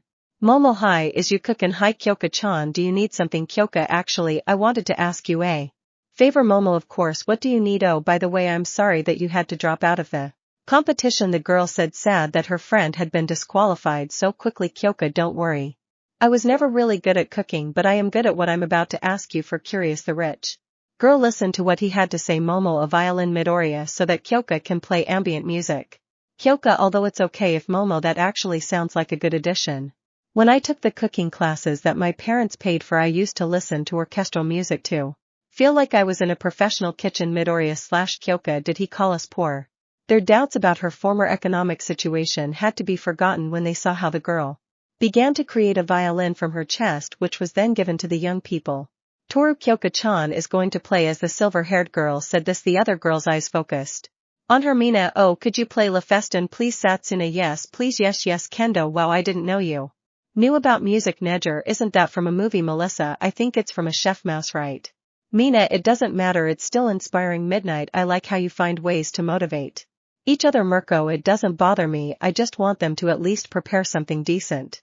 MT Lady, the last time I heard good music was because I ate at a restaurant. It was because a man wanted to be my manager, but in the end I put him in his place, although I am glad that he paid the bill first. Kyoka, yes I can play that song some. Hug the girl who just laughed at such a cloying gesture. Nagier hug, said the third-year girl just to join in the gesture and for the others to follow suit. They didn't know if it was because of her innocent nature or because of the happy atmosphere, but everyone except two professional heroines accepted the proposal and enveloped the girl in a big hug. Kyoka, hey, you're going to break the violin, she said, embarrassed as she was practically enveloped from all sides. Midnight, let yourself be loved, little one. Kyoka, okay, this got weird. After pleading a little more, the girl just coughed to pick up the violin and sit near the judges table. Midoriya, are you ready? Kyoka, yes, now you go and be dramatic. Midoriya, hey Mirko. Kyoka. The young man turned around and looked at the rabbit with a bored expression, wanting them both to stop playing and continue with the show. Midoriya, I'm sorry Mirko, kid, you'll really make me kick you if you waste time. Midoriya, cough cough. All right. As soon as the boy spoke, the purple-haired girl started playing the piano, drawing the attention of the others and creating the desired drama. Midoriya, for the next 45 minutes you will be able to develop the dessert, and by unanimous decision. Not unanimous at all, you will make a drink instead of a dish. Needless to say, the girls who were listening smiled when they heard the news. It meant they wouldn't have to overthink another dish that someone else might choose. Midoriya, prepare your desserts and be careful while cooking. On your marks, get set, Geo. The girls quickly dashed out of their places to grab the food they would need for their desserts. Momo/Mina, it must be something Izu Kyoka loves. That's what the two girls were thinking, wanting to do something special for the freckled boy who had stolen their hearts. Meanwhile, the boy watched with intrigue as they searched through Eden for something they could use. Pony, fascinating. Raiko, I didn't think I'd ever see a live cooking channel. Yui, I hope Kendo or Satsuna do better than me, she said with her typical seriousness. Toru, Midori, who are you supporting? The girl asked with a smile, wanting to know what her friend thought. Midoriya, I support them all. Raiko, that's a very quick answer. Yui, and somewhat anticlimactic. Midoriya, B, but it's true, I support all of you, you give your best. And that fascinates me, he said, embarrassed by the cold and expressionless looks of the girls who were staring at him. Raiko and Yui didn't know the freckled boy very well. They were in different classes and had never bothered to get to know him, but hearing how he spoke about everyone, including them, was pleasant, and they even wanted him to repeat it. Toru, the girl said, only to throw herself at the boy and hug his face. You're so sweet. Midori. Pony, hug, said the American pony, and likewise she hugged the boy. Midoriya, NN, and oh, it's nothing. B, but the boy stuttered as he felt the girl's breasts bumping against his face and arm. Meanwhile, in the distance, a chestnut tree was watching this, thinking something. Uraraka chose the boy was looking around, trying to control his natural impulses when he came across the brunette who was staring at him. I missed this a lot since he seemed to have a sad look.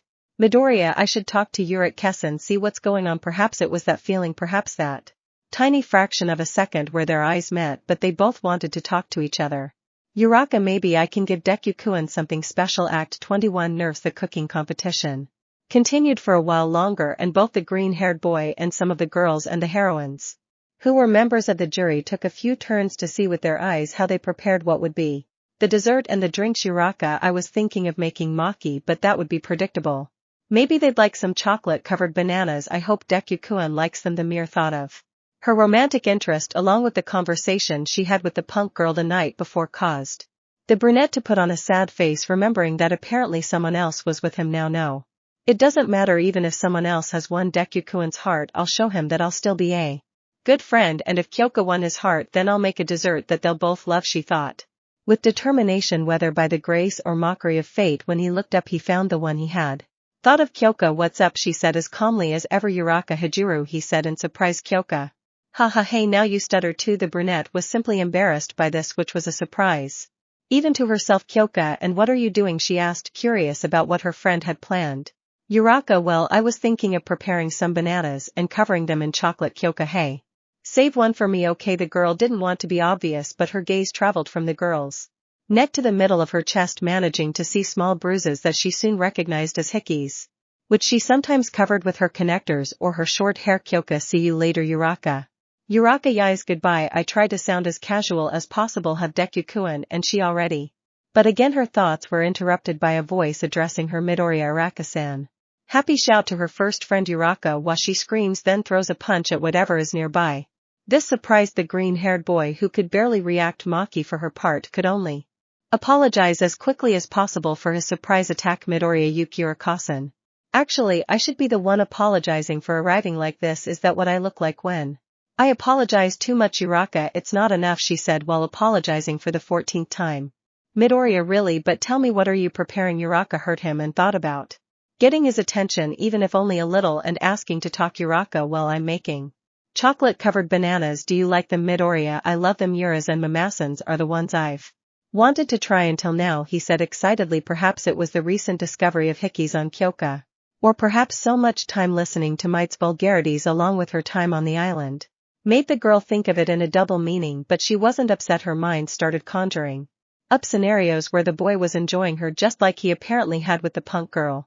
There was no annoyance, only resentment, perhaps because she hadn't been his first time. This made the girl's mind imagine the situation both with the punk and because of that comment with the class president. Assuming this, the heat in his face increased and he felt a strange tingling in his body, only able to shake his head. Midoriya, I'm sure it will be delicious. See you later, Uraraka-san. Good luck, the boy said, waving goodbye. Uraraka, I lost in my chance. No way. Oh well, maybe later then. The boy continued admiring the dishes when he arrived with one of his classmates with whom, to tell the truth, he did not interact much even though she was from his own class. Toru, hello Midoriya-kun. Midoriya, oh hello Hagakure-san. Yes, the boy had had Hex at least 4 times. But he still found it difficult to get used to the invisible girl's appearance because he had never seen her with his own eyes, and it was difficult because she was incredibly beautiful. Midoriya. Hagakure-san, what are you doing here? I thought, well, you had been disqualified. Toru, yes, but I still wanted to make a dessert. If I'm disqualified, at least I'll have completed the order. No problem, right? Midoriya, no problem Hagakure-san. Toru, come on dude, we've practically seen each other naked for months. You can call me by my name Midoriya, but we've only been here a few weeks. Hagakure. Toru, I never said that on the island. Midoriya, excuse me, the boy said, not quite understanding what the girl murmured. Toru, well, you called me by my last name again, she said with a pout playing the victim. Say my name, Midoriya, she demanded. Midoriya, sorry ha to Toru-chan. This made the boy blush and caused a quick change of attitude in the girl, who smiling pounced on him and buried him in her chest. Toru, you're so cute Midori, he said while squeezing him. Midoriya only had 2 options.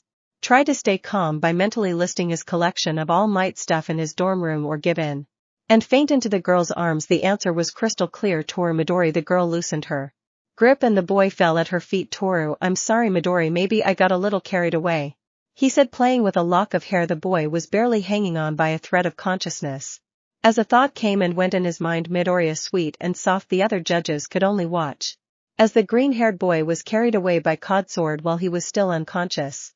Nedger, what are you doing to Chint? Melissa, yes, I heard you were still going to make your dessert. Pony wants to try the Secret Santa dessert. Toru, well, I was thinking of making strawberries with shredded coconut and some cream. Melissa/Nedger/Pony. Toru, even though I was disqualified, I still want to do it. Would you like a plate? The 3 young girls nodded happily as the iridescent girl smiled. Kendo and Momo, for their part, were engaged in a silent war as they had both had the same idea. Momo, Kendo, Lemon, Charlotte, they were great friends both as class presidents and outside of class, but the fact that they both chose the same dish ignited a flame of war within them because they both wanted something, and that was to get the attention of the green-haired boy. Momo, Kendo-san could have chosen the same dessert as me. That's fine, I'm not trying to win this competition, but at least I'll make something icy you can will.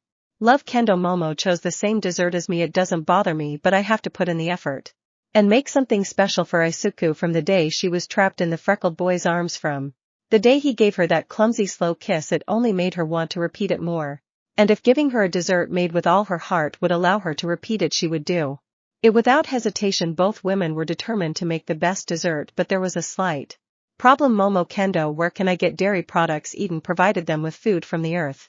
Literally every day eternally. The waterfall's water was so pure it was impossible to contaminate. The meat was useful to them, having hunted native animals of the island, and refrigeration preserved its quality, but they hadn't obtained any dairy products. Meanwhile the green-haired boy was beginning to wake up from his faint. He felt a breeze on his face, but he also felt a slight touch on his abdomen. On certain occasions when he looked up a little, he noticed that it was the pink-haired engineer who was touching him again and again, while the robot he had made blew air at him with its small arms and a small towel. I could say it was normal, except that for the first time in all the time I had known Hatsum, she didn't seem to be doing one of her classic tests, because the time she ran her hands over her body from head to toe, she didn't limit herself to scanning. And she always made a note of something, but now she had all her attention on a single point and seemed more curious than on any other occasion. He could feel that she had something he never thought he'd see in her gentleness with him. She felt his fingers inspecting her abdomen from top to bottom, causing her some tickling, which was responsible for making it noticeable. Midoriya, ha ha ha. Hearing the boy's voice was a warning to her, and as quickly as she heard it she withdrew her hand, ceasing to touch his body. May H, hello, you're awake, Codsword. That's a relief. I was afraid I'd have to dig a hole to bury it, the robot humbly remarked. Midoriya, this may ignore it. It still has flaws. Midoriya, sure, it's just what were you doing, Mason? The question caused the girl to become flustered for the first time, while a slight blush became noticeable. May Emi ha and an thing, it's just, you were getting a weird color and too, Codsword. My mistress was curious.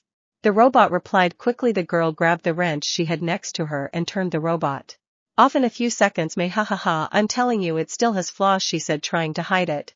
Midoriya, Hatsum, you were curious about me, he said, still not believing what had just happened.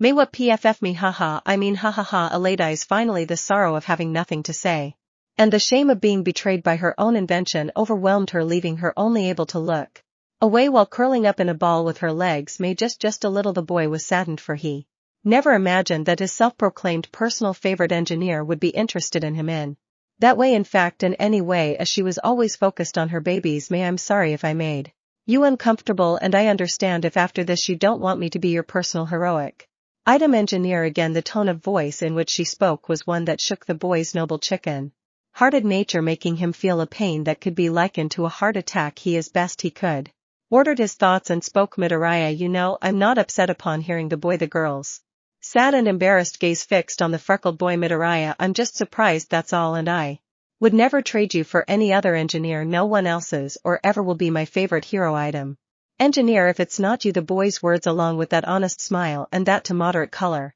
in his cheeks, stirred an unfamiliar warmth in the supporting heroine, who was simply trying to look away and control a smile that made her look silly in her opinion. May th, thank you, Isuku, although I'm still very sorry about that. Midoriya, don't worry, just next time just make sure you ask me for something like that in advance. The boy never analyzed her last words, but the girl didn't hesitate to ask me, Isuku. Midoriya, yes, May, can I touch your abdomen? The boy felt like lightning had shot through his head and hit the ground, realizing that it was wrong to speak without considering what he said. The faint reddish color intensified in a few seconds, followed by a nonsensical stutter. Midoriya, you'll see, but looking at May, who was hiding behind his legs, her gaze barely peeking over his knees before disappearing completely, made him give in. May, please. Finally the boy's heart gave in completely. Midoriya, I guess as long as you don't do anything weird, it's fine. The girl looked at him as she began to settle herself against the cave wall while her blush was still visible. May said nothing more, and carefully, like a wary kitten, she slowly approached. Standing practically next to him, the girl began to bring her hand closer to the boy's well-formed abdomen and with a light touch began to inspect it again. While I was there, I was simply looking for some point to stare at until it was all over. I take in the whole cave, the bunk beds, the work station, the island map. May's yellow eyes. The boy could only berate himself for choosing to focus solely on the pink-haired girl's fixed gaze, although he hadn't noticed how beautiful her eyes were. I had always been curious about how the girl used her quirk in her inventions, finding it strange how exactly she would use it or why she would require those strange magnifying glasses when she had natural magnification. His doubts lingered in the air as he watched the girl's hand move up a little further from his abdomen towards his chest before looking at him again, their eyes meeting. May, can I? She asked, pointing her finger at the boy's upper body. He was at a loss for words but his head nodded in agreement, so getting more comfortable the girl climbed on top of the boy, leaving her legs on either side of him, embarrassing them both. May then took both hands directly to the boy's body, curiously exploring part of his shoulders and neck until she reached his chest. She had to be honest and admit that on more than one occasion, she asked the boy to put on a shirt with micro receivers for monitoring and data collection, which was just a tight-fitting shirt, and asked him to carry heavy objects that he didn't need. From here to there, just wanting to see him in action. She didn't receive the same training as the students in the heroic course, and that wasn't a problem, except that the green-haired boy caught her eye at the sports festival. At first he thought it was just another student trying to gain popularity at the festival, but seeing his ingenuity in propelling himself with those minds, he knew there was potential in him, and when I introduced her to her first babies she was able to confirm it. She didn't ignore me like her other classmates or look at me like I was crazy when I talked about my creations. I felt that maybe it was going to be a one-time thing, but it wasn't like that.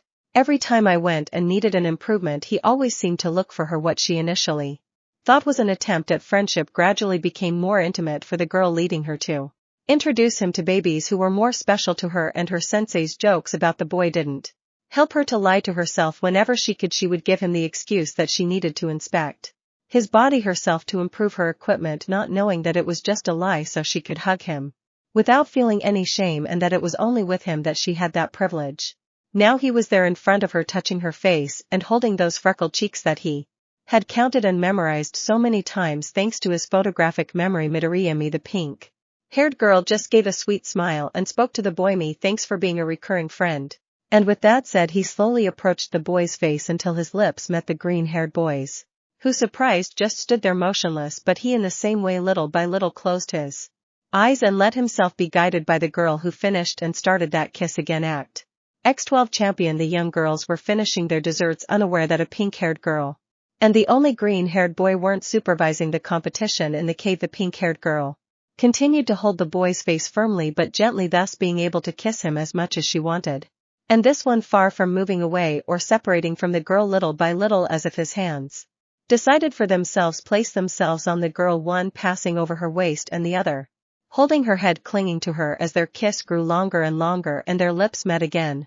A burning heat consumed the two young students. With a caress here and there, they both sought to explore more of each other. The girl wanted to explore the boy more intimately, seeking to fully satisfy her fascination with him. The boy, however, had to admit that he wanted the same thing, to know the girl's body as well as she knew his. With slight movements, the green-haired boy began to move his hand to the girl's seductive bust, while she on the contrary went lower and lower, but before touching each other and giving in to anything more. With a mutual look, they both stared at each other, seeking each other's approval. Midoriya, you may, and you, and thinking about it for a few seconds before deciding if they wanted to do that. They gave each other a slight smile before adding Midoriya / may you can. Having agreed to the other's request, the girl began to lower her hand further and further until it reached his waist. Meanwhile, the boy held one of the pink-haired girl's breasts. May a moan, a sound he never thought he'd hear from the engineer girl. It was adorable, tender, exciting.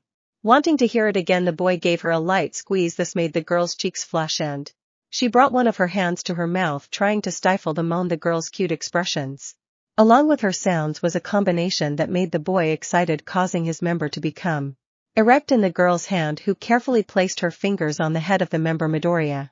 And then it was the pink-haired girl's turn to see and hear the boy's soft sounds. She'd found him adorable before, but in this situation it was quite arousing hearing him moan at her. Touch was something she adored. From the depths of her chest she longed to hear him more and more, as he too gave her pleasure. Watching their own actions was hot, but seeing their faces so red and breathing heavily at their display of mutual love, with their hearts beating rapidly, and the heat of the moment, they both moved closer again and kissed. They both would have gone further were it not for the sound of a bell being struck, along with a series of unintelligible shouts like a balloon being popped. That blow killed all the passion that existed between the two young people, who out of fear separated. They remained silent for a few seconds while the heat between them subsided and allowed them to speak. May I think we should go with the others. Don't you think? Midoriya eased. As soon as the boy had gotten back on his feet, the pink-haired girl took advantage of his distraction and gave him a quick kiss before leaving the cave. The boy said nothing, but he hoped to understand what had happened between the two of them outside. One rabbit had tapped a metal plate, signaling to the others that time was up and it was time for everyone to present their desserts. Momo lemon charlotte, Kendo lemon charlotte, Uraraka chocolate covered Banana suyu brownies, Mina strawberry and chocolate cake, Satsuna milkshakes, Kamori fruit popsicles, Ibra Maki. The other women's eyes were immediately drawn to the tables laden with different desserts, eager to try them all. Mirko, very good girls, I hope you've outdone yourselves.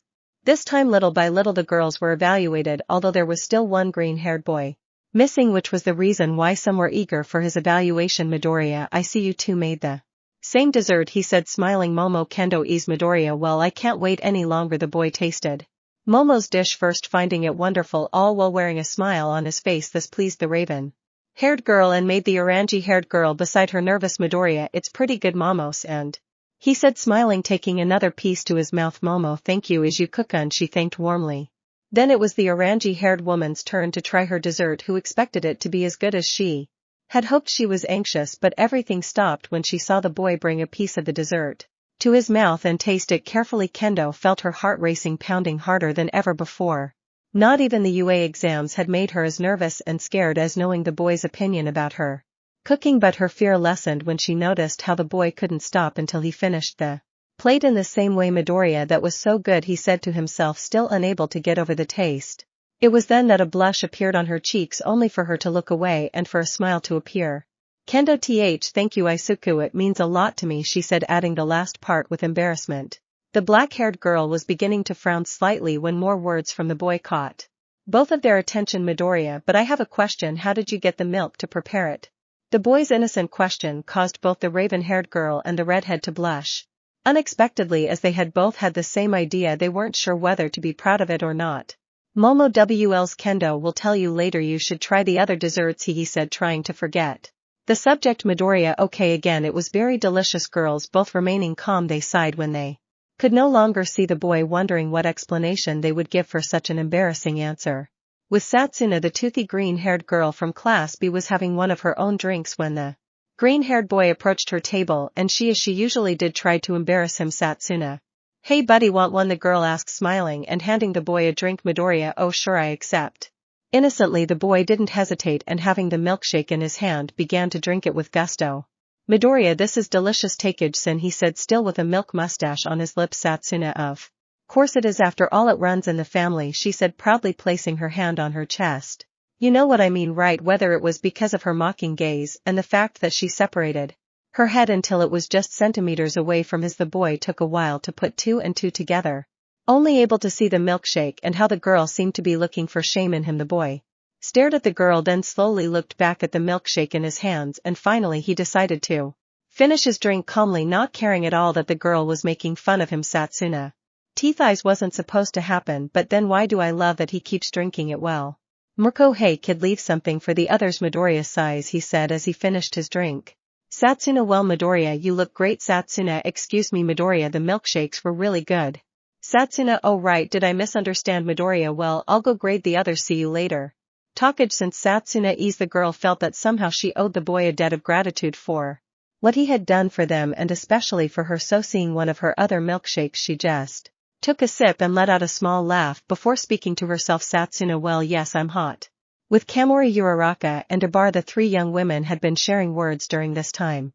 Especially two brunettes who were chatting happily. Kamori, to tell you the truth, I hadn't thought about doing what you did. Uraraka, madame, neither, it was something spontaneous. Ibra, I saw that you hadn't done anything for Makis, and I thought it would be a good idea to try. I hope there's no problem with that, she said, bowing her head apologetically. Uraraka, no, calm down, and not the owner of the Makis to get angry or not, it's a competition and you decided to make them. Midoriya, hi. Girls listening to the boy made them all turn their attention to him with a smile. Uraraka, hello. Deku and Kamori, hello Ibra, hello Midoriya, I see you two get along well. Kamori, sippy, you've come to evaluate us, haven't you? Midoriya, that's right Kamori, great. The little chestnut said as she climbed onto a small stool and showed some skewers with various fruits in her hands. Uraraka, for her part, showed up with a couple of chocolate-covered bananas. And Ibra with a plate of makis. The three of them placed their desserts in front of the green-haired boy, who after a while finished them, and the three of them waited for his verdict. Midoriya, well, they're definitely good at making desserts. The three of them smiled at his sweet compliment. Uraraka blushed slightly, acknowledging that even if her crush was with someone else, she would always fall for his sweet words. Kamori just smiled happily, and Ibra felt satisfied that the Boy praised her cooking. Midoriya, could I try another fruit skewer? Kamori smiled and spoke. Happily Kamori, of course, she said, handing him another one. Midoriya, thank you very much. The combination of fruits you chose is quite good. They are refreshing and complement each other well. The little girl could only feel her heart pounding as the boy praised her. It was a pleasant and sweet feeling that she was enjoying, and she could only react in the best way she could, and that was by being somewhat flirtatious with him. Kamori, I'm glad you like it. I really tried hard to make you like it. There anyone could die of cuteness, because whether it was her sweet tone of voice, her blushing face added to her short stature, she looked adorable. Uraraka, I guess if she was that open. Cute a bit, but Midoriya, Uraraka and your chocolate-covered fruits are also amazing. I didn't expect you to use a variety of fruits and cover them all in chocolate. Uraraka, WL, thank you very much. Deku-kun, I hope you like them. Midoriya, I love them. Uraraka, who had already gained some confidence, spoke. Uraraka, Deku-kun, can we talk later? Midoriya, sure. Perhaps after that she could bring up the subject. She just hoped her heart could bear the boy's truth. He was finishing evaluating everyone with only 2 more girls left. Suyu, hello. Midoriya, kun kir minor, hey, is Yuka-kun's. Midoriya, hey girls, what's up? Suyu, I didn't know you two were so close now. Kiro, Mina, hee, let's say something like that. Suyu, then you can call me Suchin. Then Kiro, Midoriya, Klaser Suchin Su. So Midoriya Suchin. Upon hearing the nickname, the boy noticed the green-haired amphibian smiling while a faint frog-like sound emanated from her. This made her wonder why didn't he call her that before. It wasn't the first time he'd asked her to use that nickname. Midoriya, and what did you prepare? Mina, you know my specialty, a delicious cake, she said cheerfully, showing off her creation. Suyu, I thought about making some chocolate brownies. Kiro, after pestering the boy to try what he would taste first from a plate, the girls waited for him to finish chewing so they could hear what he had to say. Midoriya, well, they were delicious. The chocolate in both was pretty good. I'm still wondering how you got the whipped cream. Mina-chin, but it wasn't bad at all. Mina, thank you, she said, happy that the boy liked her cake. Midoriya, and your brownies were delicious. Suchin, I really loved them, he said happily. Suyu, I'm glad it turned out that way. Kiro, later, after everyone had tasted the desserts, it was time to choose a winner. Nimori, I hope everyone had fun. Remember, no matter what happens, everyone was good, the woman said, trying to ease any nerves that might have been present. Mirko, okay girls, the moment you've all been waiting for has arrived. Remember, don't fight, don't shout, and I don't want any complaints. They all listened to the heroine, who had a speech direct and very uninspiring. Nimori, okay, the first prize will be for best main course. Mirko, yeah, whatever the winner for best main course is, the rich girl empty lady, I think it's Yaoyorozu. Mirko, whatever. Meanwhile, Momo was happy to have won while receiving some pats on the back for her victory from Kendo, who looked at her with joy and camaraderie. Nimori, congratulations Miss Yaoyorozu, now the award for best dessert goes to Mirko. Enough with the drama, it's for you, girl. The rabbit woman pointed at the girl, who then drew the attention of everyone else. They could only react. Girls, what? Act 22, let's talk. The two of us. The iridescent girl was enjoying her delicious dessert, grateful that she had taken that cooking course in high school, marveling at the result and ignoring her surroundings at least. When the green-haired boy approached her, Midoriya, hello again. Hagakure-san, hearing the boy speak made her happy, but hearing him call her by her last name again, that made her frown once more. The boy didn't have to be a genius to know the reason for this, and before the girl could scold him again, the boy fixed his mistake. Midoriya too would have said that before if you hadn't scolded me to Toration, the boy said, trying poorly to keep the girl from getting upset, and it worked, because the frustrated look on the girl's face changed, trying not to laugh at the boy's rigid and static pose and his ridiculous but funny joke of acting casual. Hagakure, well, after that I can't be mad at you. Midori, she said, defeated. Midoriya, I see you finally finished your dessert. Hagakure, that's right, do you want to try it? Midoriya, sure. The girl turned to get a plate with her dessert, but was surprised to find the table empty. Hagakure, oh, only his own dessert remained, which gave him only one option, taking the small container of fruit and cream along with the utensil she was carrying. She approached the boy until she was standing in front of him and spoke as normally as possible. Hagakure, now open your mouth and say Midoriya too, don't think it's necessary. Hagakure, come on Midori, it's the only one left and I don't intend to leave you wanting to try it. Perhaps it was her tender gaze, her gentle voice, and kind intentions, but the boy slowly opened his mouth, allowing the girl to feed him Hagakure while she asked, eagerly awaiting her opinion. Her smile grew wider as she watched the boy slowly smile while chewing the dessert. Midoriya, can I? The boy asked, wanting another taste of the dessert the girl had made.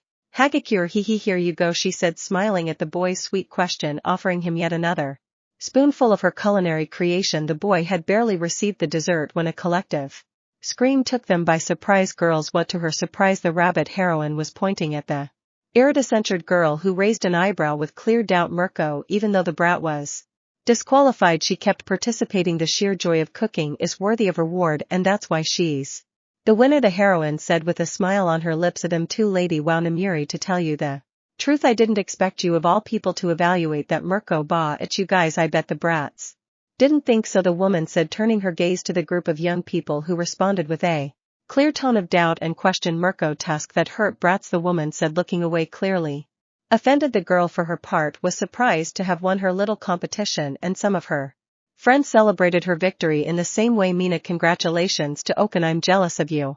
But I'm still happy, the alien girl said while hugging her friend Uraraka. You did well, Hagakure. And she shared the maki with a smile. Hagakure, thanks. Hey, do you still have chocolate-covered fruit?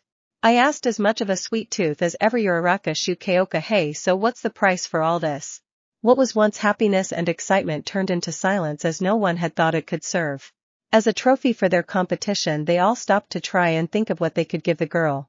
When empty, lady, it's easier and more obvious than you think, the woman said, placing one hand on her chest and walking toward the celebrating group. What could be better after a hot and fiery culinary victory than for the sweet girl to receive a tender kiss from a handsome prince, the woman said, taking the boy by the shoulders while holding one of his strands of hair. The proposal itself sounded bad. It's a shame that it had the full support of her teacher Namiri. That sounds like a fairy tale.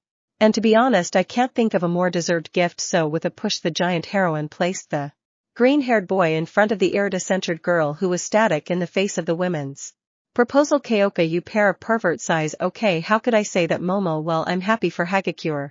Although I would have liked to have a kiss from Isu Kuka and Uraraka. I should have tried harder at least to get a kiss from Deku-kun. May not. Hagakure, how lucky is Suyu? It looks like it will be your first kiss, Hagakure-san. Kura. These were some of the thoughts of the girls who watched the duo in front of them. Meanwhile, both the girl and the green-haired boy stood rigidly in front of each other. Hagakure, then Midoriya, am sorry if all this makes you uncomfortable. Hagakure inhales and exhales. Well, I've been naked in combat. I don't think a kiss is anything out of the ordinary.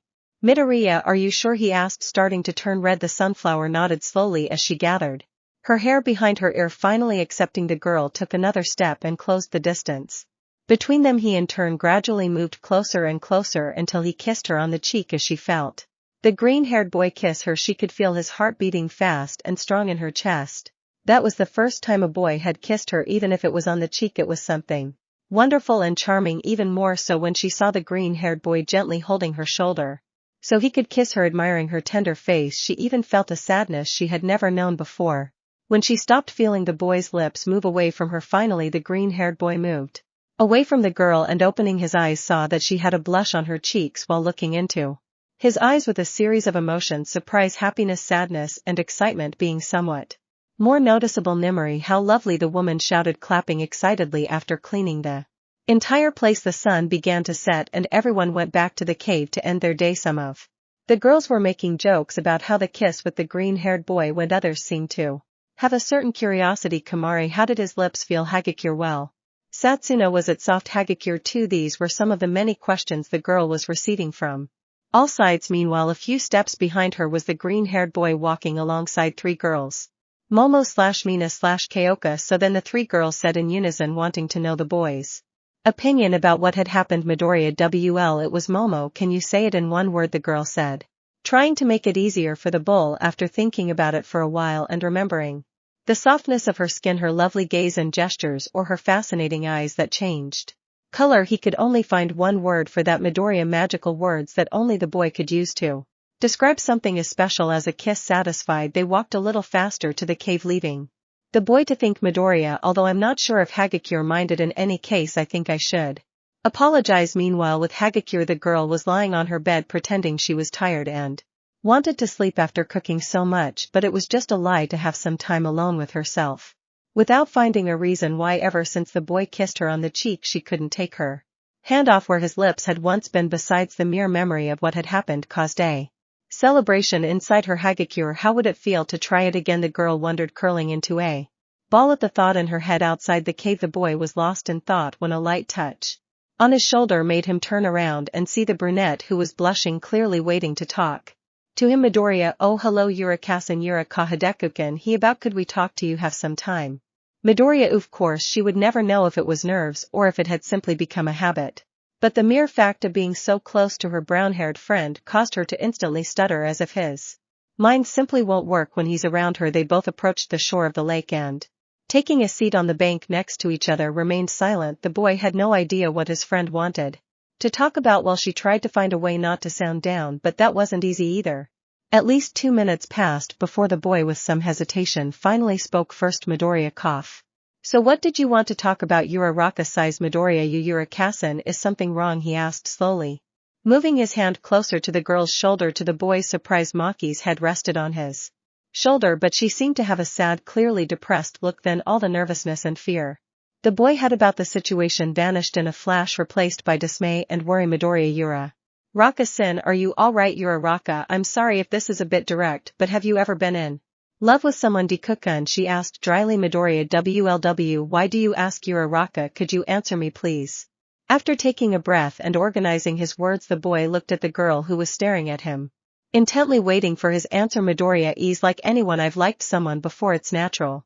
Uraraka, so it's true. Midoriya, what did you say? Uraraka, you like Kyokasan, the girl said in a subdued tone of voice. Okay, I just wanted to know. Midoriya didn't know what to say. It wasn't natural to see his friend so sad, and the fact that he knew something had happened to the punk girl had taken him completely by surprise. Midoriya, WLT, what's between Kyokasan and me?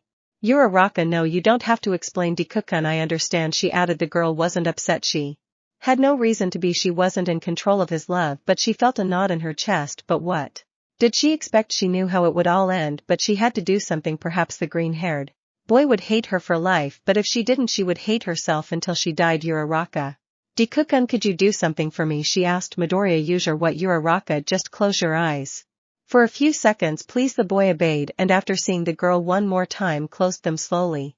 And gradually the girl approached the boy, feeling her heartbeat faster as her face drew closer to his. She could feel his breath against her cheeks, which turned red as she imagined what was about to happen. Placing her hand on his cheek, she closed the last of the distance between them, their foreheads touching. Finally, what she had long desired was there, just a few centimeters away, practically touching her lips to each other. It seemed as if time had stopped for the girl, granting her that gift, just the two of them on the shore of a lake, practically and literally in the middle of paradise at sunset with the boy she loved. Uraraka, do it a chalk. Finally she joined her lips with the boy's, shedding a few tears of happiness. She was living a dream, but she knew it could end up being a nightmare, but she wanted to live in the moment, however fleeting it might be. She expected that in a short time the boy would push her away or simply hate her, but what she received was a bigger surprise to which she didn't know how to react, because the boy, far from pushing her away in the same way as he had done, placed one of his hands on her cheek and hugged her by the waist, bringing her body closer to his. Being both completely united, Uraraka stopped kissing the boy to appreciate his action, and out of breath she looked at the boy. Uraraka, inhale and exhale. Deku, and Midoriya inhales and exhales. Uraraka-san, seeing his adorable green curls, his flushed face with those freckles, and his emerald eyes were just one example of the many reasons why she fell in love with the boy in the first place. With a sweet smile, and after placing her arms on his shoulders, I speak. Uraraka, I love you, he whispered, his words so clear to the boy only to see him approach once more and kiss him again, allowing himself to be swept away by the boy's lips.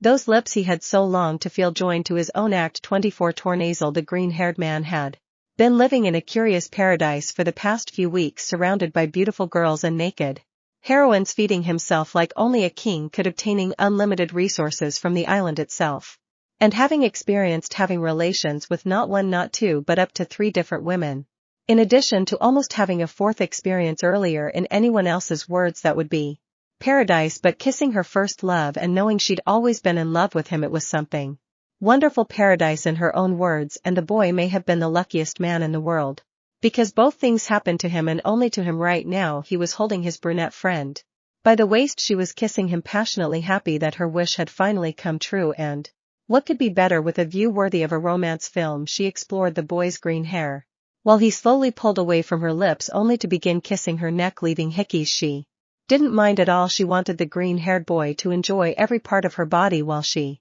desired the same, perhaps wanting that made her dirty, but the green-haired man's actions didn't help her maintain her sanity. Uraraka sighed. Kokon, the girl could barely manage a word between sighs of Pleasure Midoriya. Yes, Uraraka son Uraraka, please call me by my name. If she wanted to be more intimate with the boy, the first thing she had to do was change the way the boy referred to her. Midoriya understood Acha Kachin as soon as the boy said her name. The girl's body acted without thinking and she kissed him again, something the boy didn't bother to stop. He never imagined that the brunette's lips would have a flavor he could become addicted to, seeking to satiate his hunger for her with every kiss he gave her. Uraraka Deku-kan sai Midoriya, I guess we should be fair, the boy said tenderly, kissing her lips again. Don't you think so? Acha Coke. The brunette quickly understood what he meant and holding the boy's cheeks in her hands she smiled to answer him. Uraraka, I agree, is Yuka-kan, and once again they were about to give each other another kiss. But a couple of footsteps made them turn their heads, afraid of having been discovered. But all they found was the pair of wolves watching them curiously. Uraraka sigh, that was scary.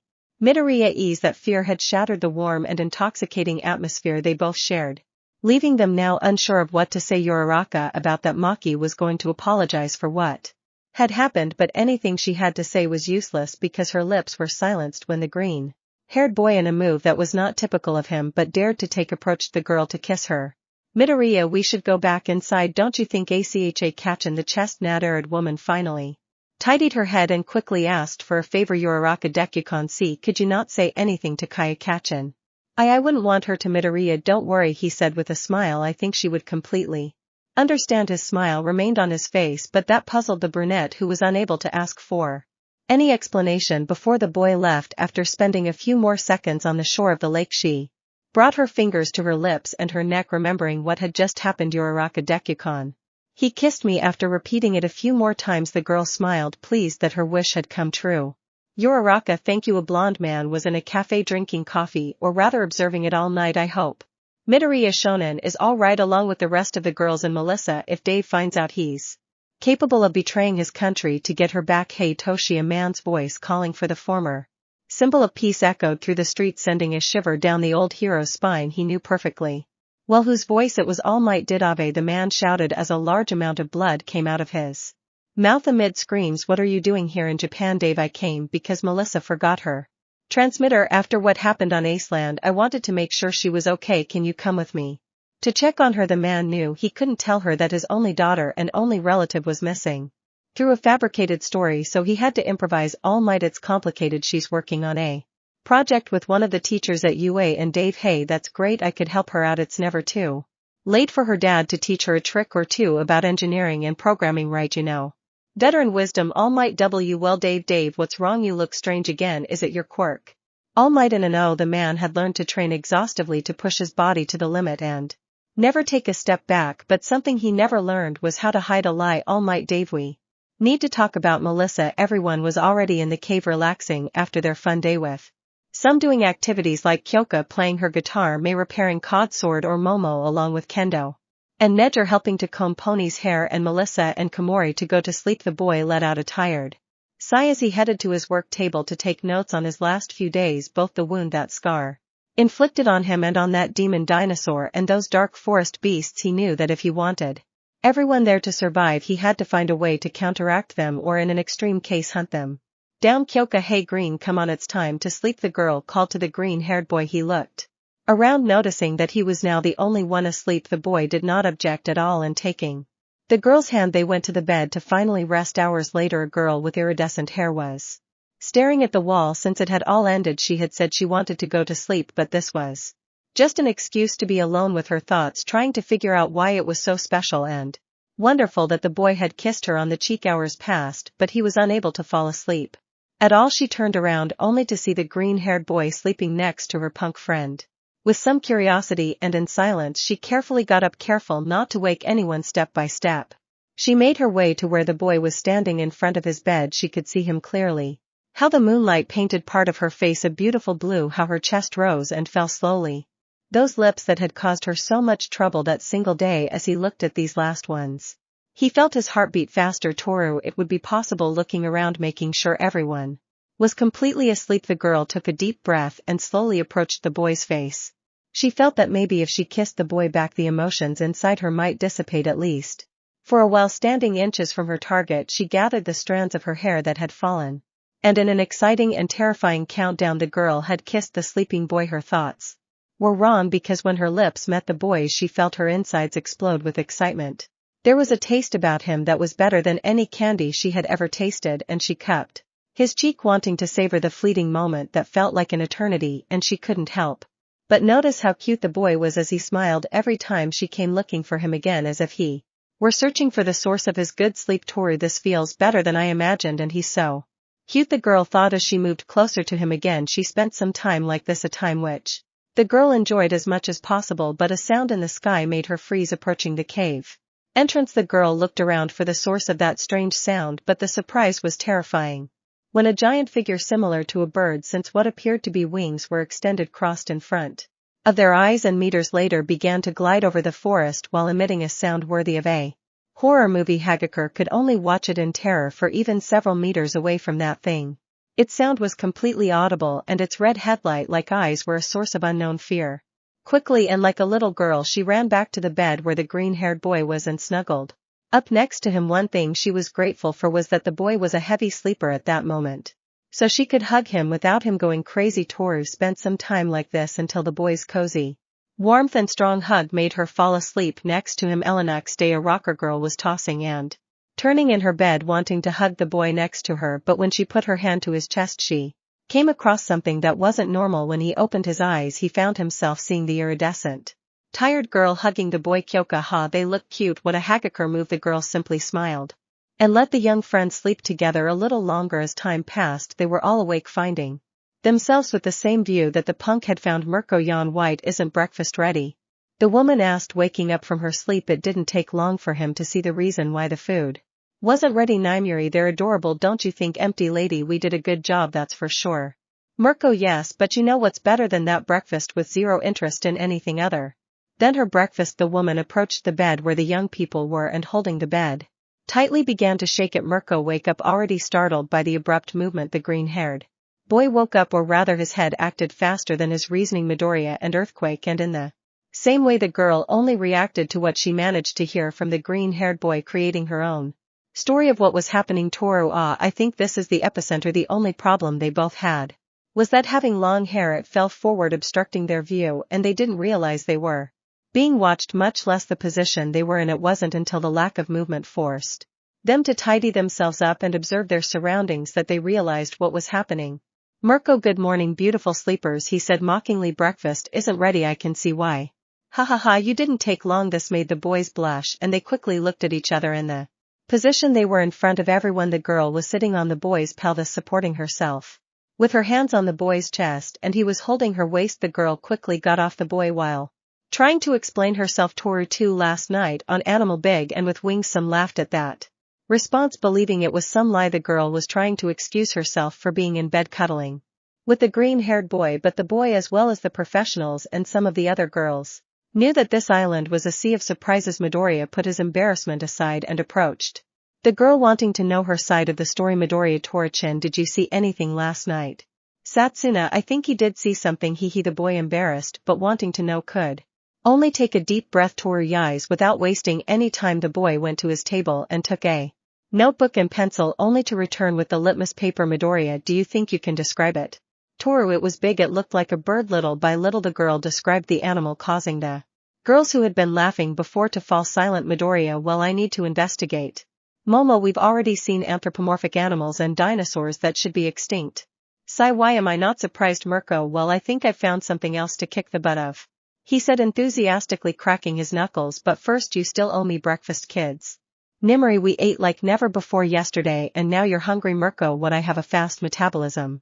Do you think these things support themselves? The woman replied, proud of her body. Midoriya, oh, it'll go prepare breakfast right away. Kendo, okay, we'll go take a bath in the meantime. Without further ado the girls grabbed their towels and headed to the lake, leaving the boy alone. Midoriya, let's see roasted vegetables with some chicken, that should be fine, the boy muttered as he prepared breakfast. Now he understood his companion Sato preparing breakfast for 18 people when there were still 2 more people needed to compare to his friend, but his thoughts were interrupted when he felt something around his torso. Turning my head slightly, I can see the iridescent hair that had grown on him that morning. Midoriya, is something wrong? Torichin, Toru, and no, I just wanted to ask you something, the girl said in a timid voice. Midoriya, sure, what is it? Toru, could you? Murmurs Midoriya, could you say it a little louder? Toru just tightened her hug a little to speak louder.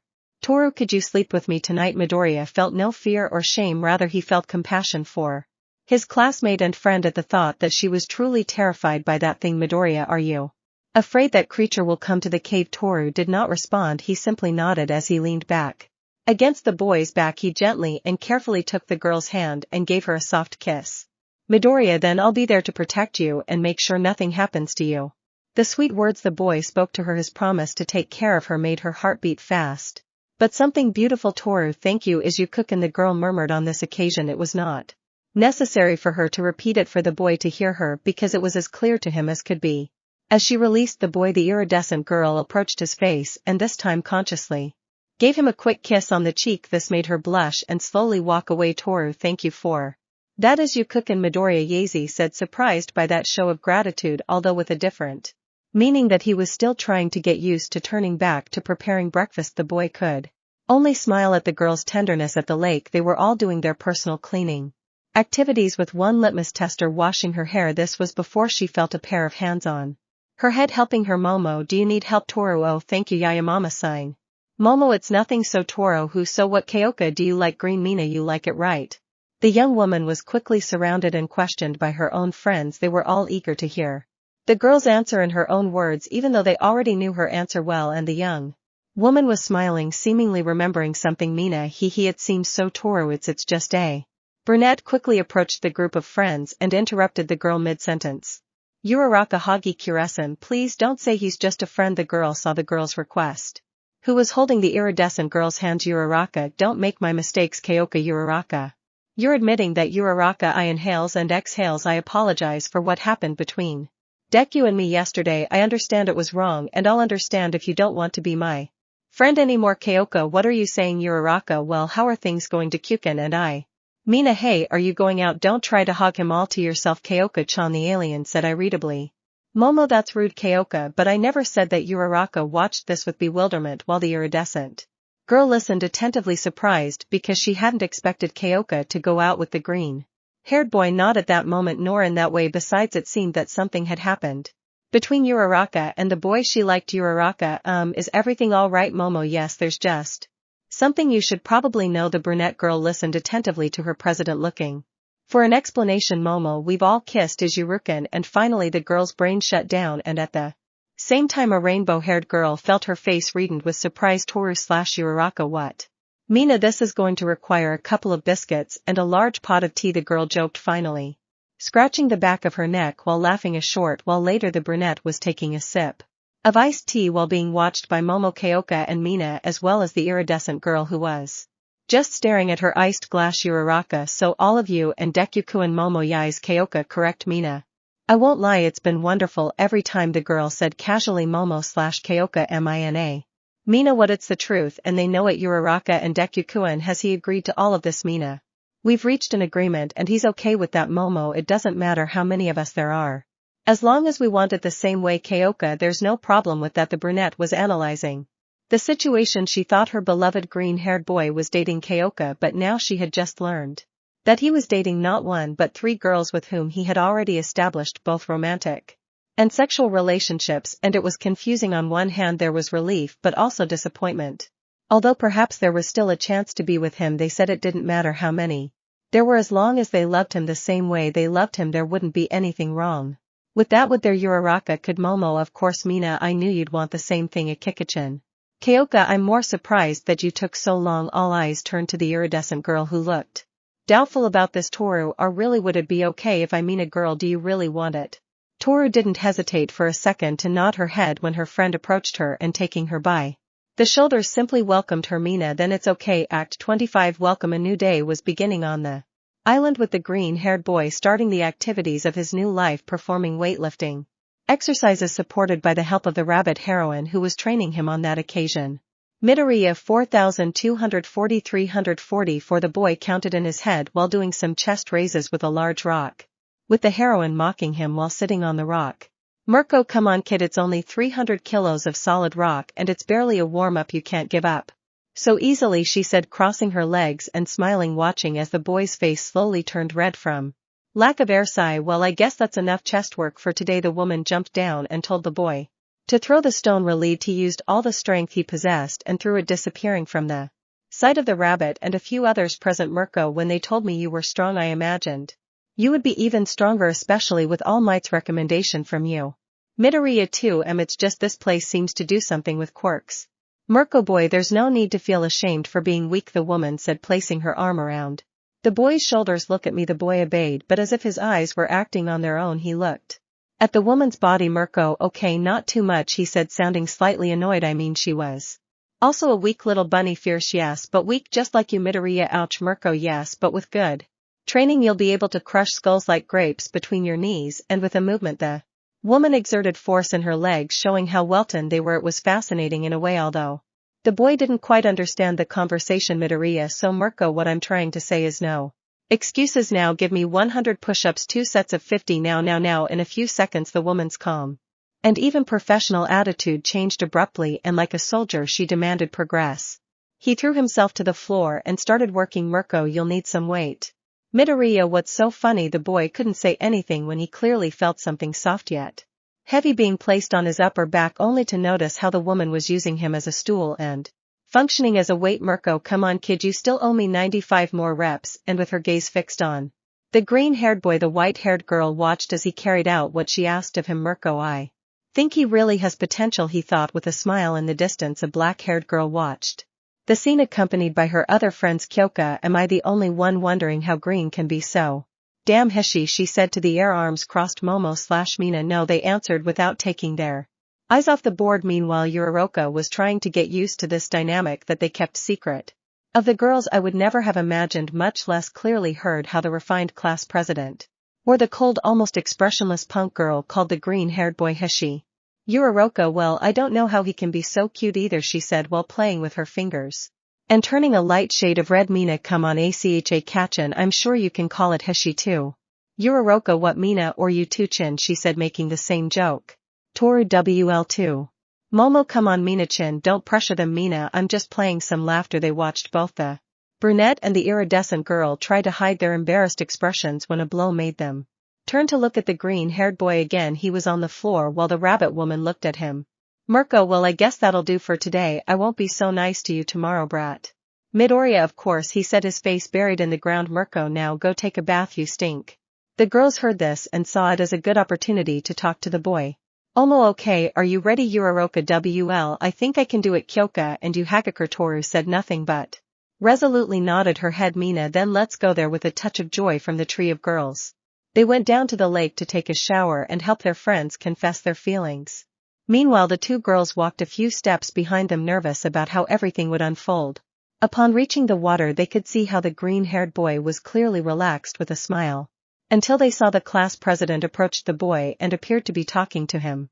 Toru, what do you think Momo is doing? Uraraka, I don't know. With hesitation they both watched as the boy approached them. Their hearts beat faster than ever before as they watched the boy get closer and closer to them. Midoriya, hi girls. Toru, hello, is Yuku-kun, come on, just breathe, the girl thought as she felt her cheeks burn, wishing she could be invisible at that moment. Uraraka, hey dead Yuku-kun, is something wrong? Midoriya, well, Momo told me they wanted me to help them wash them. Am I wrong? They expected that kind of help from Mina, even from Kyoka, knowing how she apparently acted with him, but it was a surprise that the idea came from their president, although well, it wasn't that they minded or that they were going to pass up that help. Uraraka, WL wheeled. Appreciated, she replied while her friend beside her nodded. Midoriya, of course. The first was the brunette, who felt the boy running the small bar of soap down her back, starting from her shoulders to her neck, feeling a pleasant tickle. Then she felt the boy slowly moved down her back with soapy hands. The sensation of the boy's softness was tempting, making her feel as if she were back in that paradise of the day before. It was a pleasure to feel the boy's hands cleaning every corner of his being, and even though it was somewhat lascivious, he wished that the boy would not stop, but quite the opposite, that he would continue more and more. Unconsciously the boy gradually leaned back further and further. Midoriya, your back is done. Uraraka, now could you help me with my arms? Midoriya, oh sure, he said hesitantly but still with feelings. From the previous day the boy gently took the hand of the brunette who was lying on top of him and carefully began to clean it. Her skin was like touching a petal, so soft and precious that it would be a sin to mistreat it. After finishing with his hand it went down his forearm and then his arm. Midoriya ready Uraraka felt her heart beating fast, joyful and lively, and turning her head she looked at the boy and whispered to him in a sweet voice, Uraraka, thank you Izutsutsu. Then she gave him a long kiss. The boy was surprised and fascinated by the reward, but he had to watch the litmus test. Approach him and listen to her. Taro Kiju smiling at how cute the girl looked with her cheeks flushed when she asked for help, just like the brunette Midoriya. Of course the girl stood in front of the green-haired boy, who, surprising the girl on this occasion, put his hands to her hair. Midoriya, I was thinking, well, I don't know if I'm bothering you, the boy said, moving his hands away. A little thinking he was bothering the girl. Taro, no, he answered quickly, holding the boy's hands above his head. Actually, it's nice seeing that the girl was looking away. The green-haired boy returned to his position and began to massage the girl's head. It was a lovely and relaxing feeling for her, even leaning on the boy's body while he continued performing that task. He treated her like a princess. He was careful in everything he did with her, how he held her hands delicately, how his movements were slow and gentle, and how he caressed her. She wanted to turn around and forget about the bathroom, wanting only to fill him with tender kisses. Right there, she had never felt anything like that in her life. Midoriya, done, he said, finishing the girl's bath before the silver-haired girl knew it. Some time had passed and she was completely clean. Taro, thank you Izutsutsu and Midoriya. It's nothing, he said with a smile. Both the brunette and she looked at each other for a few moments, and as if they were speaking with their eyes, they both took a breath. Uraraka, Deku and Midoriya. Yes, is something wrong? Taro, can we do the same thing you do with the girls? Stunned by what he had just heard, the boy was speechless. Uraraka, well, we talked to the girls.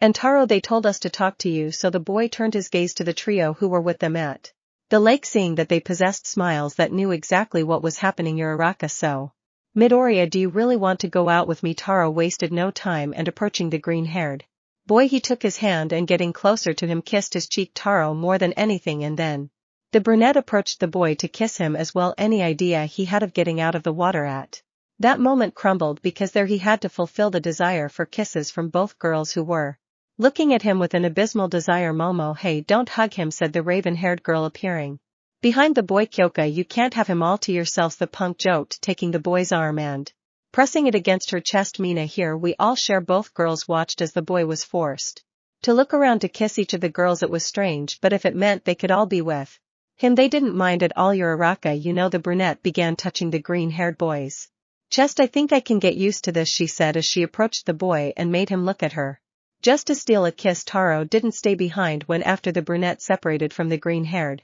boy, she approached and without saying anything carefully took the boy's face and kissed him on the lips. Mina, something tells me tonight will be fun, she commented gracefully, a blush rising in her cheeks and a smile spreading across her face. This comment caused both the green-haired boy and the two new members of his harem to instantly feel embarrassed. Kyoka, I'd say that's a bit early.